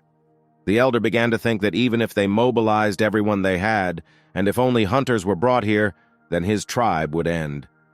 And then Skylar offered to help them defend against them, although his clan was against protecting such deceivers, but they could be used well. After all, if they could monopolize their knowledge of magic and artifact production, they would become an extremely useful asset. And since they went through such hardships to cover up their lies, then it was worth taking the reward, and it made sense. The elf was interested in this proposal, because if they protect them, they will share everything they have, and it seemed to him that this man was so strong that he could be used for personal purposes, and he would definitely become more useful than the Chinese hunters. But Skylar immediately warned him not to even think about being cunning just because it's a contract with people. As he said earlier, if he dares to do something like that, then his head will say goodbye to his body. At this time, one of the Shaolin clan told the commander that while he was lying unconscious, everything was over, and as a result, the hunter Skylar and the team of masters took all the honors for the campaign. And judging by the way Skylar spoke with the leader of the elves, it seemed to them that he was trying to monopolize relations with him. And then the guy shouted in horror that they should get out of here because they are stupid weaklings. They can't do anything about it. But all these were just his thoughts, and perhaps he wanted to say so, but it was better to refrain, because everything could turn against him. Then they decided to go back and think carefully about what to do, and then return to this issue. The guy didn't know what they were up to there, but no matter what they did, they would still remain in his palm, and for such situations he placed listening devices in their artifacts. He was sure that a lot would spill out before him, so it would be impossible to use it in the report, but he needed to listen to everything. The guy couldn't believe that while he was passed out, his guys plotted against him and betrayed him. He was furious, and he decided to let them know that he was not some idiot, and soon there would be nothing left of them. At this time, Skylar carefully studied the contract that he would have to conclude with the elf. Suddenly, guys from the Shaolin clan burst into the tent and tearfully began to ask the main character to save them. Their commander demanded that they all take responsibility for the failure of the campaign and accused them of disobeying his orders during missions and abandoning the battle. The guy asked why they couldn't just give it up because there were many of them, and he was only one. But they were sure that their commander-in-chief had contacted the association and told them a couple of stories, and they were already expected there for desertion. The girl added that this could have happened, because this guy was capable of this, because he sucked up to his superiors quite a lot. The guys kept asking him for help and to talk to him, because they were on a hike together, because the association would not be able to ignore a rank A hunter. The guy couldn't believe these words when these guys actually betrayed him, but pinning the responsibility for the campaign on them when they didn't make any decisions was clearly too much, and he agreed to help them. The hunters were very grateful that the main character would be able to help them and asked how much he would ask them for this. But Skylar had no self-interest and would simply tell the truth as it is. Although he was certainly infuriated by all their antics, they simply followed his orders and also fought with this carnivorous tree to save their comrades. The main character didn't need anything because he would simply tell the truth, and if the guys really wanted to repay him with something, they could help him at the station. The guy turned out to be some kind of holy man. Nothing was even needed in return. And at that moment, he saw a notification that he had received existential power. That's how the hike from the elf village came to an end, and Skylar acted as a witness and refuted the story of the commander-in-chief of the Shaolin clan, which he told the Chinese Association. The association was looking for someone to put all the blame on and made him a scapegoat and blamed him for everything, and no one knows what happened to him later. A few days later, everything calmed down and a new legend began on Earth. At this time, in the laboratory of Con Energy headquarters, a man thanked quite famous hunters for their time. Indeed, 2 highly renowned Rank A hunters came to this meeting. They were invited here to test one of the artifacts. After all, the procedure was such that before putting an artifact on the market, the laboratory usually invited hunters to check it. Jane wondered why shouldn't the manufacturer be testing it, and why should they do this? But this was a different case. This company has more than just one main production facility. In addition, they also had a bunch of contracts, where they selected and conducted a test in order to get a better contract. Even though Jane was one of the successors of this company, she was not particularly interested in it, and only came here because of her grandfather's request. And the man announced that they could start the show, and this time their precedents would be these 2. He showed some artifacts from the Parker Group, which were always good. One of the artifacts was a bracelet, and the other was completely new and was called the Dragon Artifact. The hunters were very surprised by this because they were aware that Skylar had become the new director, which means this was the first artifact he made. The girl was glad that the Dragon Artifact won, because Skylar was now incredibly popular. But the man did not want to rush and suggested that he just watch it, because this time he would pass the test to remain objective. This artifact was tested for the first time, as ordinary people were unable to test its power. The products were selected by the candidates based on the technical specifications stated in their documents and because they had the best contract terms. The man immediately put on one of the bracelets and decided to test its functions, which he was looking forward to. He was invited to go into the testing room, where dummies had already been prepared, which had the strength equal to Class B monsters, and they should have been perfect for artifacts. And everyone else had to watch from the observation post. First of all, the man started with an artifact that was created by the Parker Group. This artifact was truly better than he expected, and it simply incinerated almost all the mannequins that were right in front of them in just an instant. Only the main targets were partially destroyed, but the rest of the dummies remained unharmed. Such power required a small amount of mana, and the process of activating the skill was quite stable, and it seemed to him that Parker Group had gone out of their way this time. The scientists added that this issue can now be considered resolved and noted that even though this is Skylar, it will be difficult for him to show the best result. Skylar was truly an incredible person, but the creation of artifacts was a different matter. Jane, who was crazy about Skylar, couldn't help but agree that this artifact from Parker Group was truly magnificent, and she didn't understand how much money they threw into it. But despite all this, it was necessary to finish testing the weapons of Skylar's artifact. The girl shouted that the man should not be greedy and should use as much mana as possible and show all his strength, but no matter what she said, the man would be decisive and fair.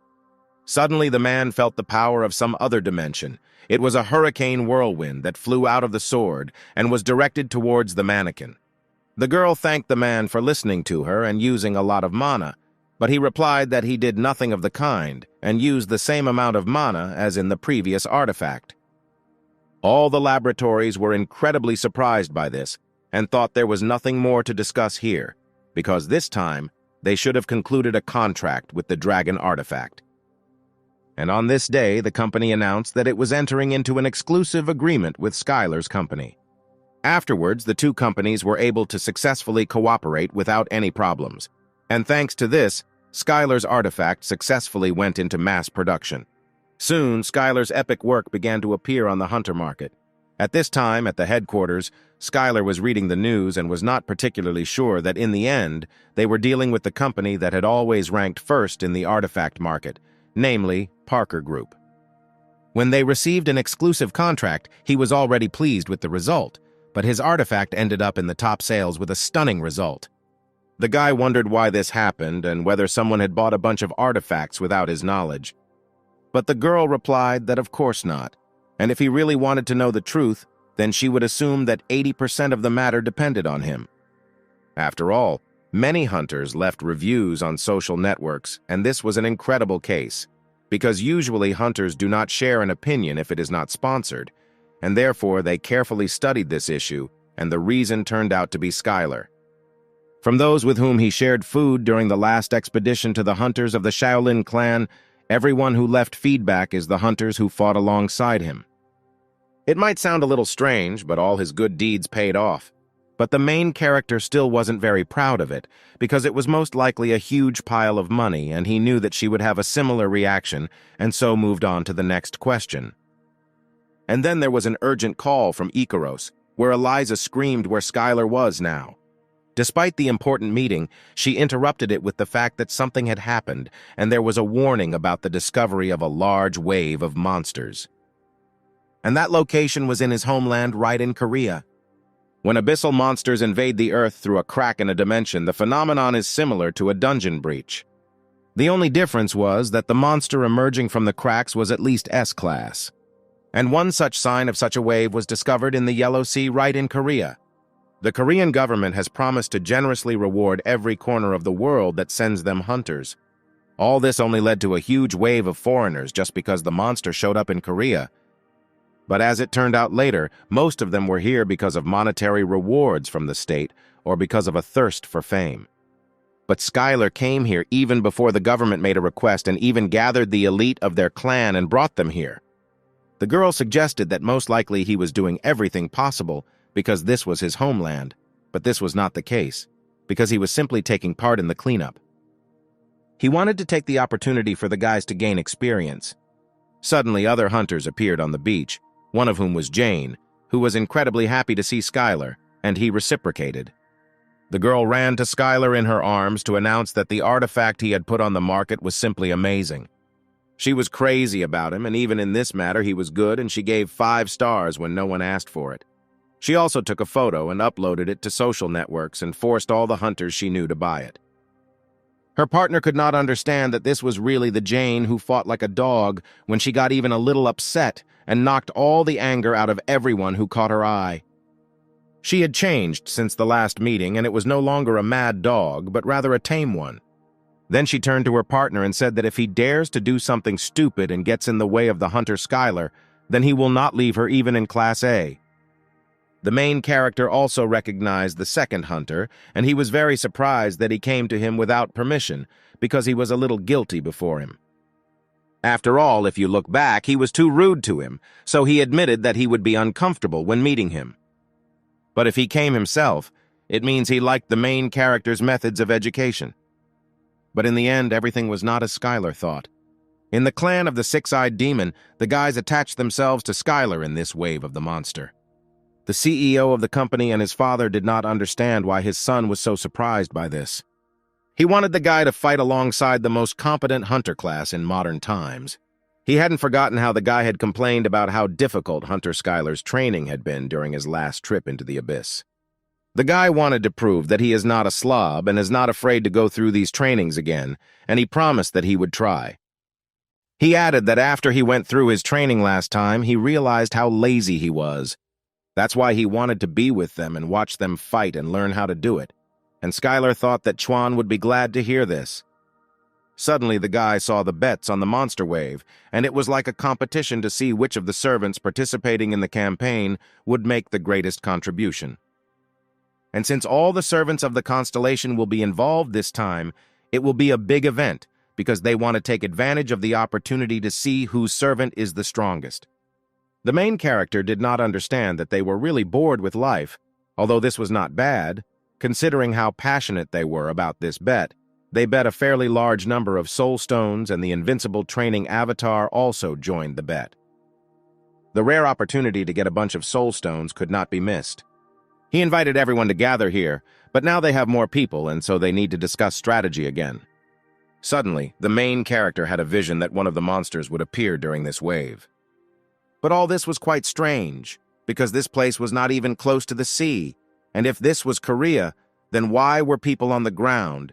And as it turned out, they were Chinese hunters.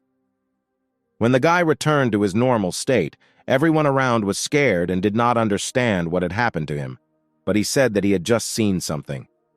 And at that moment, there was a sharp earthquake on the beach, and there was no time to be distracted by outside things. After all, a really huge turtle monster appeared, which no one here could have expected. It was a mountain turtle with an extremely strong shell covering all vital organs. It had a huge body that could destroy a building and was a Class A monster. She wasn't a Class C monster because she didn't have any special attack skills and moved quite slowly. But anyway, all the hunters who fought her complained about her category due to her incredible size.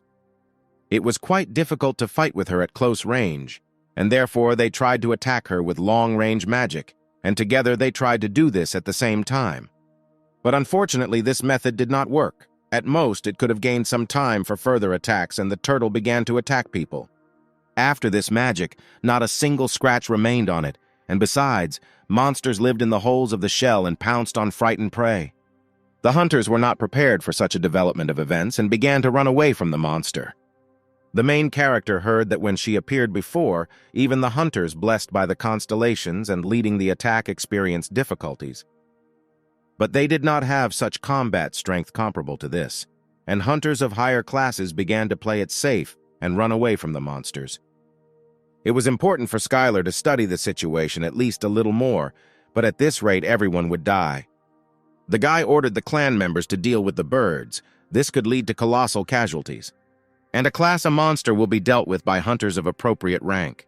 Everyone fought these idiotic pigeons with all their might and did not know how to stop this turtle. Skylar, along with a team of Class A hunters, helped them with the birds, and they went straight to the main boss.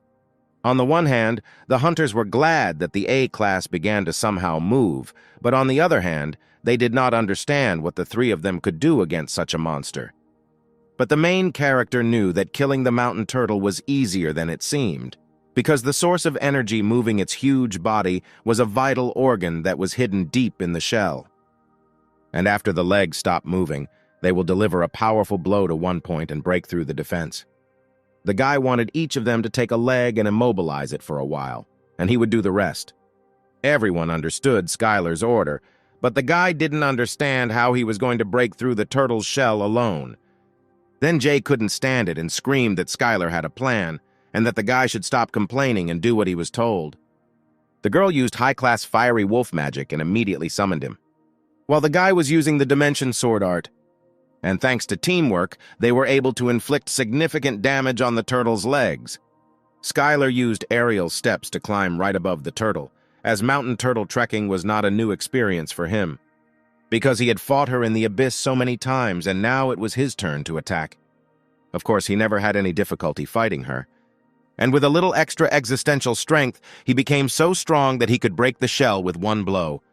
This time, he exerted too much force, and therefore decided to combine it with his own martial arts and use the art of energy to protect the body and infuse power into it. He increased the weight of his own body by increasing his mass and increased the speed of his fall several hundred times.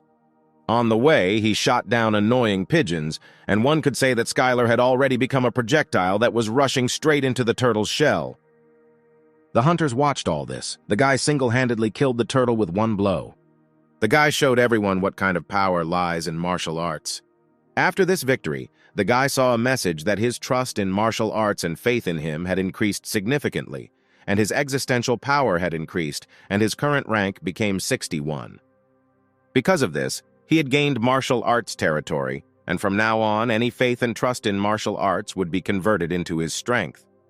The territory whose medium becomes the source of the constellation's power, it can be a sword, a spear, or any other weapon, even something like magic or magical arts.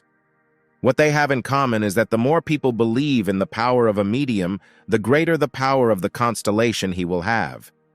But the main character had no followers of martial arts or anyone interested in it, and therefore there was no territory for this.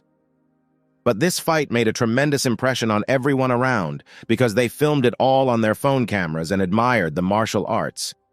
And apparently, as the constellations seethed, the Abyss also became interested in martial arts, and it was very strange that even the warrior of madness and blood expressed respect for him, and for Skylar everything was not so bad.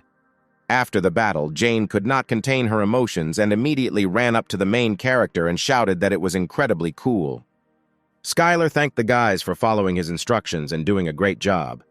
The guy was not going to come back because someone was still bothering him. Suddenly, Eliza came running to them, screaming that they had problems because she had just received a report. At this moment, a wave of monsters was also discovered in China, which was larger than in Korea. Skylar didn't understand how this was possible, because just recently the monsters were here. But the girl replied that there were cases when breakthroughs happened in several places, and this shouldn't be particularly surprising. But this situation was unprecedented, because there were two waves, one after the other. Surprisingly, the Chinese Hunters Association also sent a request for help. The waves did not appear at the same time as they were discovered, and it seems that they wanted to better study the situation, and the hunters were also doing this. During the monster wave was a good opportunity to increase their own value. They knew that it would be difficult for them to fight someone like the mountain turtle several times in a row. Eliza added that it was even worse that the help was needed by a Chinese association that is known for exploiting hunters unless they promise a truly attractive reward. The Chinese association was not going to take the initiative, and he saw this introduction as only Chinese hunters lay on the ground. And then the guys came to the decision that they should also wait and deal first with the monsters that came out with the turtle and take a short break. At that moment, the warrior of madness and blood made an offer and asked Skylar for a personal conversation, and the guy did not understand what was happening with the constellation of the demonic god. Considering that he didn't have a very positive attitude towards him after the last expedition into the abyss, he still needed something from him. The main character replied that he was very busy and did not understand what trick he wanted to pull off again this time. But the constellation replied that there would be no games, and this offer would be just as profitable for him as for his owner if he really did not trust him. And the warrior swore with his own real name that he would not cause him any harm. While it was normal for the constellation to not keep promises to people, swearing a name was a completely different story. But it was a guarantee tied to their existence. If they break the oath, they will lose a huge amount of existential power, and all this turned out to be serious. The warrior said that if the guy agrees, then he uses his own existential power to invite him into his own territory. When the girls approached him and asked what was wrong with him, he turned away and said that everything was fine and it was time for a break and he needed to clear his head.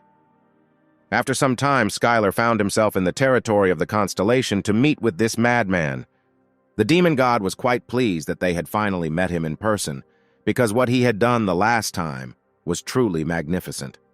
But Skylar didn't have so much time for idle chatter, and he immediately asked what proposal he had for him.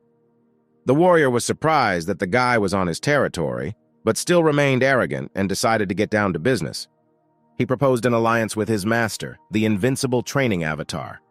His goal was that as long as he called it an alliance, they should only continue to punish the demonic gods as before.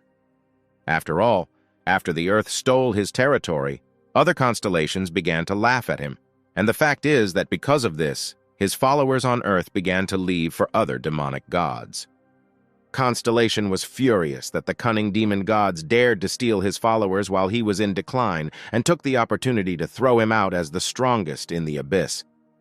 And then the constellation decided that even if he united with his past enemy, he would destroy all the demonic gods who dared to interfere with him and return his own followers. And at that moment, the constellation showed the main character the first gift. It was the second territory that was connected to the Earth. After the Earth received the first territory in the abyss on the outskirts, another gate was discovered. Countries soon sent experts to analyze the energy of this gate. And a little later they announced that the gate was another passage connected to another abyss territory, like the one on Earth. Because of this news, society wondered who would be sent to the territory first. As a result, the pioneers were those who were already in the abyss territory and observed the others, and no one dared to take the initiative into their own hands or act too aggressively. Because going into the abyss is not something so basic as to go there without having any information, and everyone has long since learned this well from the last expedition. And the main character thought that if he wants to get more territory of the abyss, then first he needs to collect data, and this is the job of the hunters. But no one could have thought that he would be able to get these lands in this way. Most likely he created this landscape using magic, and it was incredibly amazing. This was indeed the territory of the second abyss of the earth beyond the second gate, something that was curious to all earthlings. This was the territory of the demon of contracts and orders. It was a powerful constellation of a demonic god that ruled the African contingent, and it turned out that this time the territory was very difficult. Schuyler was surprised and said that for the land of the demonic god, everything turned out to be quite normal, because he was expecting something like burning sulfur. Then the demon invited the guy to take a closer look at the jungle and pay attention to the demon in the suit, who was a servant and collected contracts from monsters. With one condition, to give permission to drink from the pond, because all demons loved a contract, but this one was very obsessed with them, so everything on his territory must be sealed with a contract. And then the constellation added that his first gift would be this spectacle, because he had already spent a lot of effort on the next one. The identities of the other constellations of demon gods with whom they entered into a contract, he provided complete information from their contracts. There were a lot of them. The main character even recognized a class A hunter from China, and no one would have thought that such a famous person served a demonic god. And this knowledge about another territory was already a lot for him, and he could not believe that the demon shared this with him as well. Apparently, no one expected that he would betray his own colleagues so much, and the mere thought of other demon gods going through something like this made him already excited. The guy was sure that this demon was absolutely crazy, but despite this situation could play into his hands. A few moments later, the main character returned back to Earth and was immediately greeted by Eliza. She asked what was wrong with his face and whether he really went hiking alone or what. But the guy replied that he was at a meeting, which took all the energy out of him. Schuyler asked who was standing next to her, and the girl added that these were guests who came because they wanted to talk to him about something. These were the servants of the six-winged angel, and the guy was wondering what business they might have with him. The guy asked what happened to Jane's hair. Did she really get chewing gum in her hair, and what was she doing here among them? But it turned out that it was her twin sister, a Class B hunter, Selah. When the guy left, Jane was escorted out by hunters from the Korean government, who called in all Class A hunters. Then Schuyler apologized for this misunderstanding, but the girl replied that everything was fine. This happens from time to time, and suggested continuing. They came here because their master wanted to form an alliance with him and thereby gain some points. But technically they were still rivals, but the man explained that in situations like a wave of monsters, forming an alliance would be much more effective. Moreover, now that he single-handedly killed the mountain turtle, it would be very difficult for them to become leaders. And in this situation, the gentleman decided that it was better for them to team up with the first number and guarantee second place, and added that the angel also trusted him and praised him very much. The main character was surprised that the cruel angel who took part in the French campaign suddenly praised him. She said that she wants and serves another master. She will gladly lend him her own shoulder in any battle. Then the guy replied that since they needed all the help they could, he believed that nothing bad would happen if they all united with a good god, and the man replied that this was truly a wise decision from the hunter. He said that in this case, they would create a patrol of 4 people and deal with the hidden monsters on the islands on the way to China. And all that remains is to wait until they receive information about the wave of monsters in China, and this plan sounded great, and everyone supported it. Schuyler needed everyone to communicate with each other to form squads, because it was necessary. The guy brought him here to negotiate for him, but he turned out to be completely useless. There was nothing to be done, and when he asked questions to find out what topics would be interesting to her, she only nodded or shook her head, remaining silent.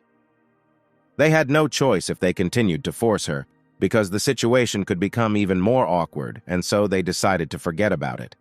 After the last meeting, Leia became much more capable, and the guy did not know who her master was, but he was probably very proud of her. She wanted to keep it a secret, so the guy didn't really inquire about what clan she was from. But the energy emanating from it did not look like it belonged to a demonic god, and therefore he was not entirely sure of it. But another ship began to sail to the same island, and the hunter was very surprised that they were late and asked the hunter Jerry what they should do. The man was very surprised that someone got to where he was going before him and ordered everyone to prepare for a fight. When the hunters began to approach the shore, they realized that, judging by the tower, it was a ship of the Icaros clan. The sponsors of their clan Parker groups were very upset when they lost the dragon artifact. If they defeat the scoundrels associated with them, then they will be in good standing with them. Then the guy asked what if the hunter Skylar was there, and Jerry immediately grabbed him by the throat. He was sure that he would never give in to this stupid jock. Jerry told the small hunter to shut up and do what he was told, and if he continued to get on his nerves, he would be sent to feed the fish.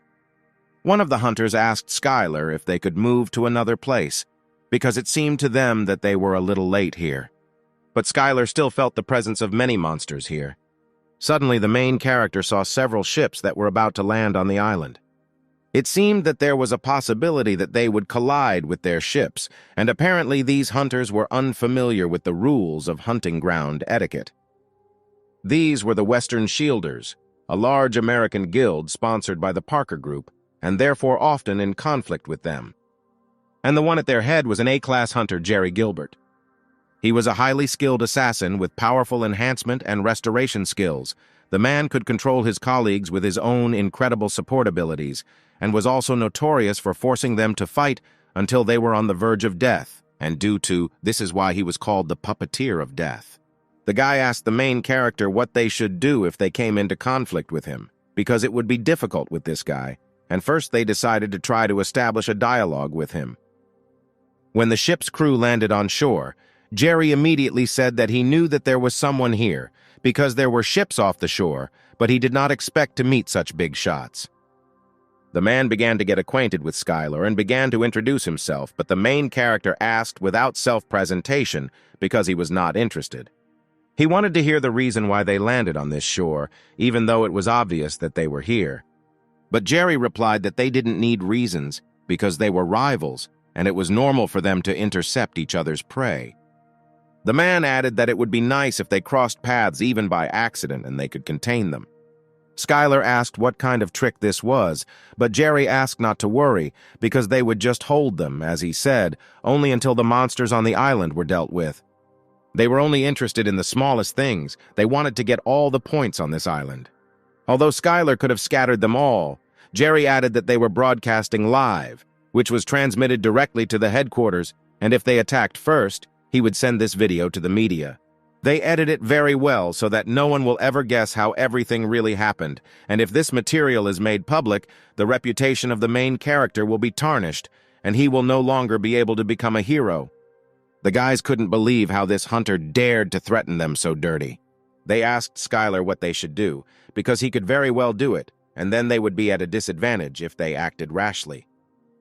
But the main character didn't think so, because they would end up in deep trouble if they did that.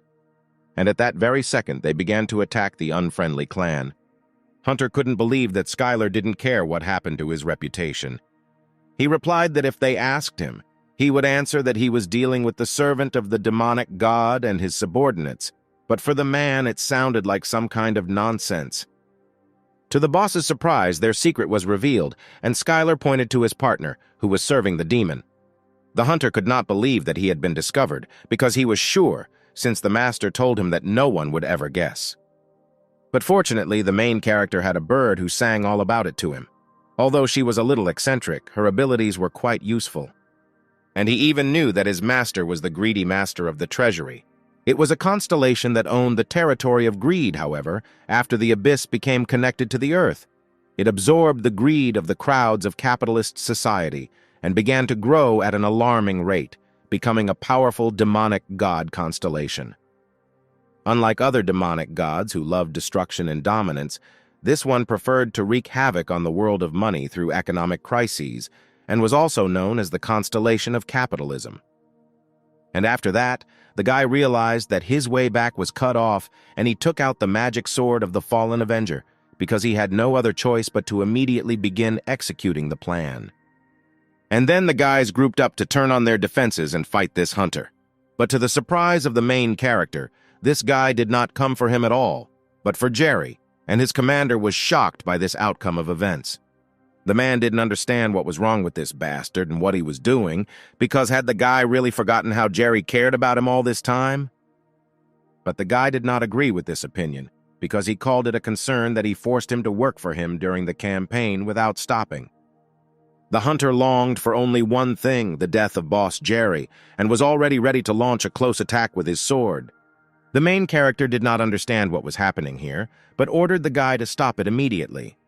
The guy was angry about this because Skylar got into their affairs, although he was aware that men were also his enemy.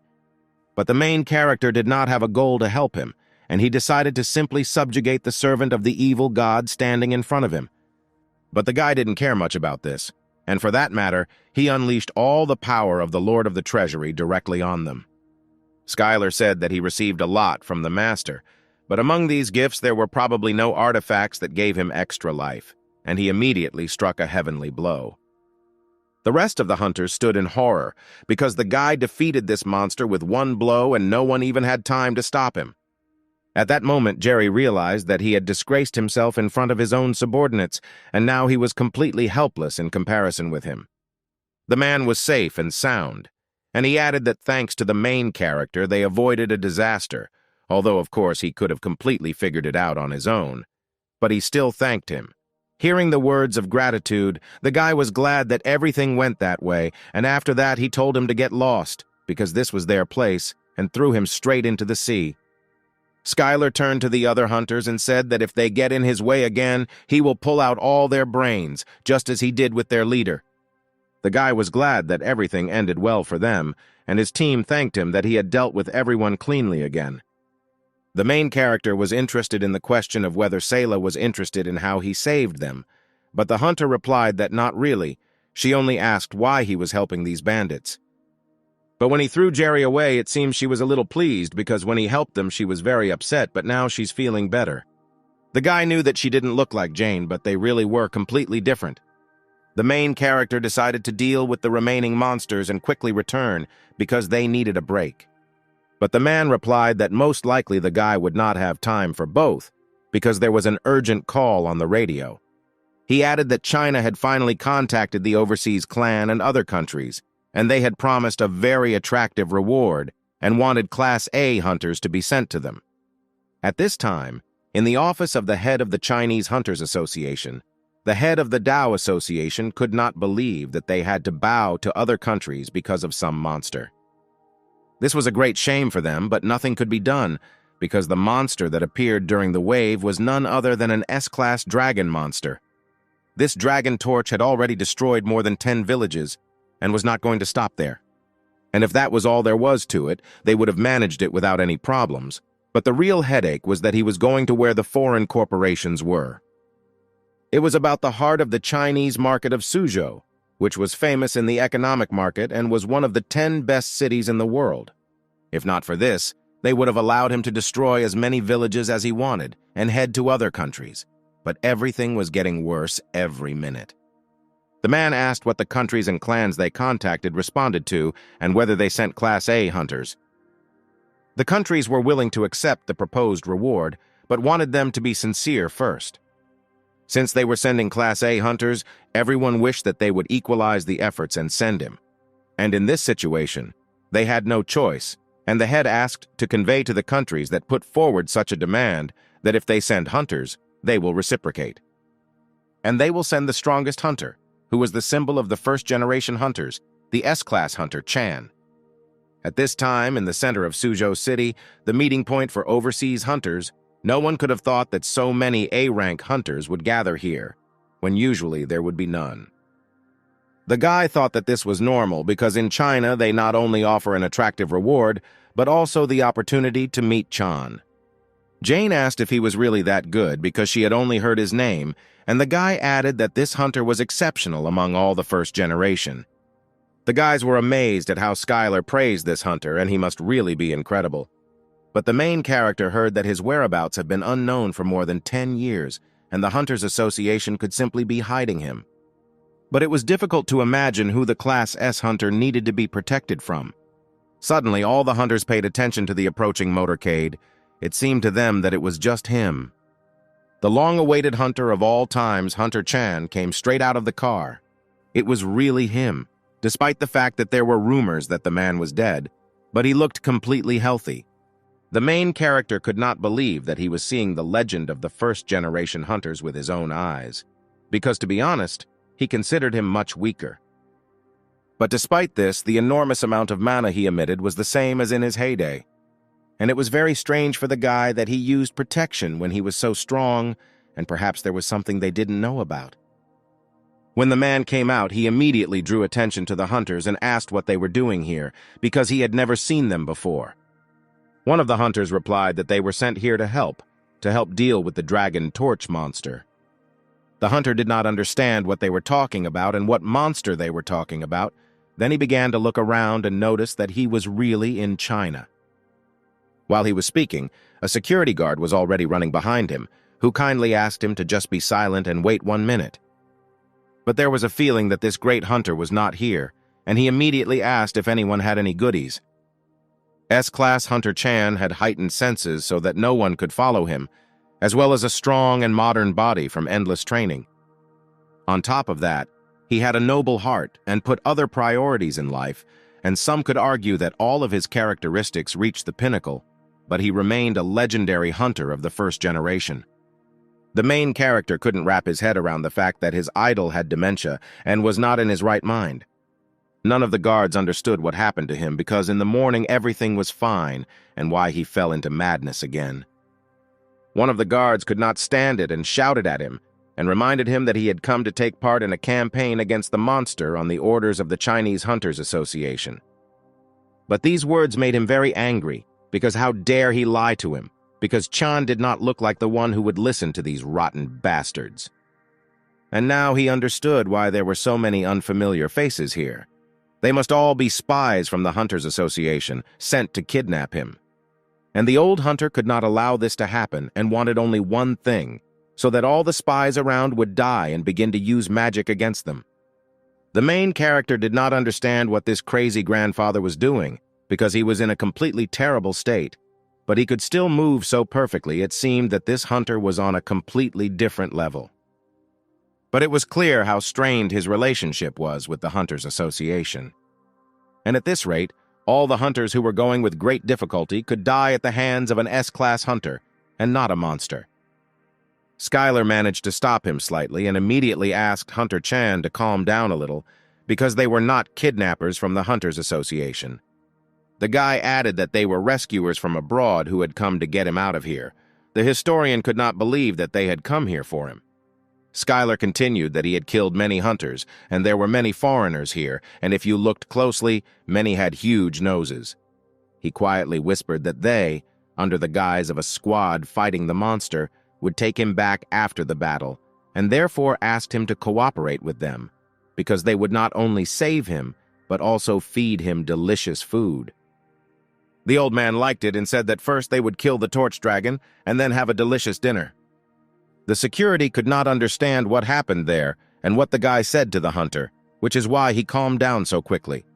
Suddenly, one of the security guards received an urgent call from the department. He was told that the first Chinese detachment that was sent to stop the torch dragon had been defeated. The Chinese Hunters Association developed a plan to defeat the dragon with a torch, which on paper was incredibly simple. They wanted to use world-class anti-aircraft weapons, and also by gathering high-ranking hunters in China and beyond who were divided into the first, second, and third squad for attacks. To gradually weaken him without leaving a single chance, however, this plan failed even before the foreign hunters got together. After all, the first detachment that promptly set off with the goal of stopping the dragon torch was completely destroyed. The main character did not know whether this was good or bad, because he thought that all the hunters were dead. But some of them were captured alive and held by some powerful magic, which was called spatial imprisonment. It was one of the most powerful spells and captured the victim and absorbed his mana. No one could believe that a dragon was capable of using it on multiple targets at once, and this monster was definitely on a completely different level. Skylar was asked what they should do, because there were a lot of hostages, and Class A hunters would not be able to attack, and China would not be able to use anti-aircraft weapons.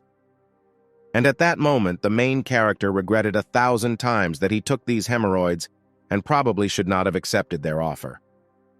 As it turned out, an hour ago, men from the Hunters Association ordered Skylar to take control of the campaign against the monster. Undoubtedly, it was strange for a foreigner to command the operation, and it was truly an unprecedented case. But they had no other choice, because the Chinese hunters had already been eliminated. And while they didn't know what to do, he was the only one who was able to keep Chan in line. That is why the Hunting Association in China decided that he was ideal for this task, and asked him to take up this trek. And the main character had no choice but to agree, and first of all he said that they needed to free the hostages and only then they could focus on the dragon. First they will get closer and remove the spell and deal with this all together. Hunter Chan was looking forward to this because as soon as they killed the worm, they could get out of this damned country. At that moment, Jane asked if they could really do it together, and Skylar asked her not to worry, because in such operations, when it is important to act quickly, the fewer people, the better. Anyone who could use flight magic, they should catch the hostages. The two hunters went into battle using aerial steps and headed straight towards the dragon. And the monster immediately began to use a massive magical discharge, and the main character liked it, because this is exactly how a dragon should act. Skylar decided to strike back and use his divine finger, but Chan stopped him and said that he would take care of it. The main character was impressed because Hunter Chan was simply incredible. And then he added that if a guy really wants to see something impressive, then it should at least be something like this. And he instantly, using his own unique style, struck a magical blow to the dragon and shouted for the guy to take the chance and get closer. The hostages could not believe that the great hunters had come to save them and that there were only two of them. Both hunters began to use divine finger magic and a great chain of mana, thanks to which they broke the shackles and were able to free the hunters. And as soon as they began to fall, they were immediately captured by Skylar's squad, and as a result, all the hunters were successfully caught and were safe. And then the Hunter Chan used powerful magic and chained the earthworm. Directly above the monster was Skylar, who was curious because the turtle that appeared with him was thrown back by one heavenly blow. But would he be able to withstand it now?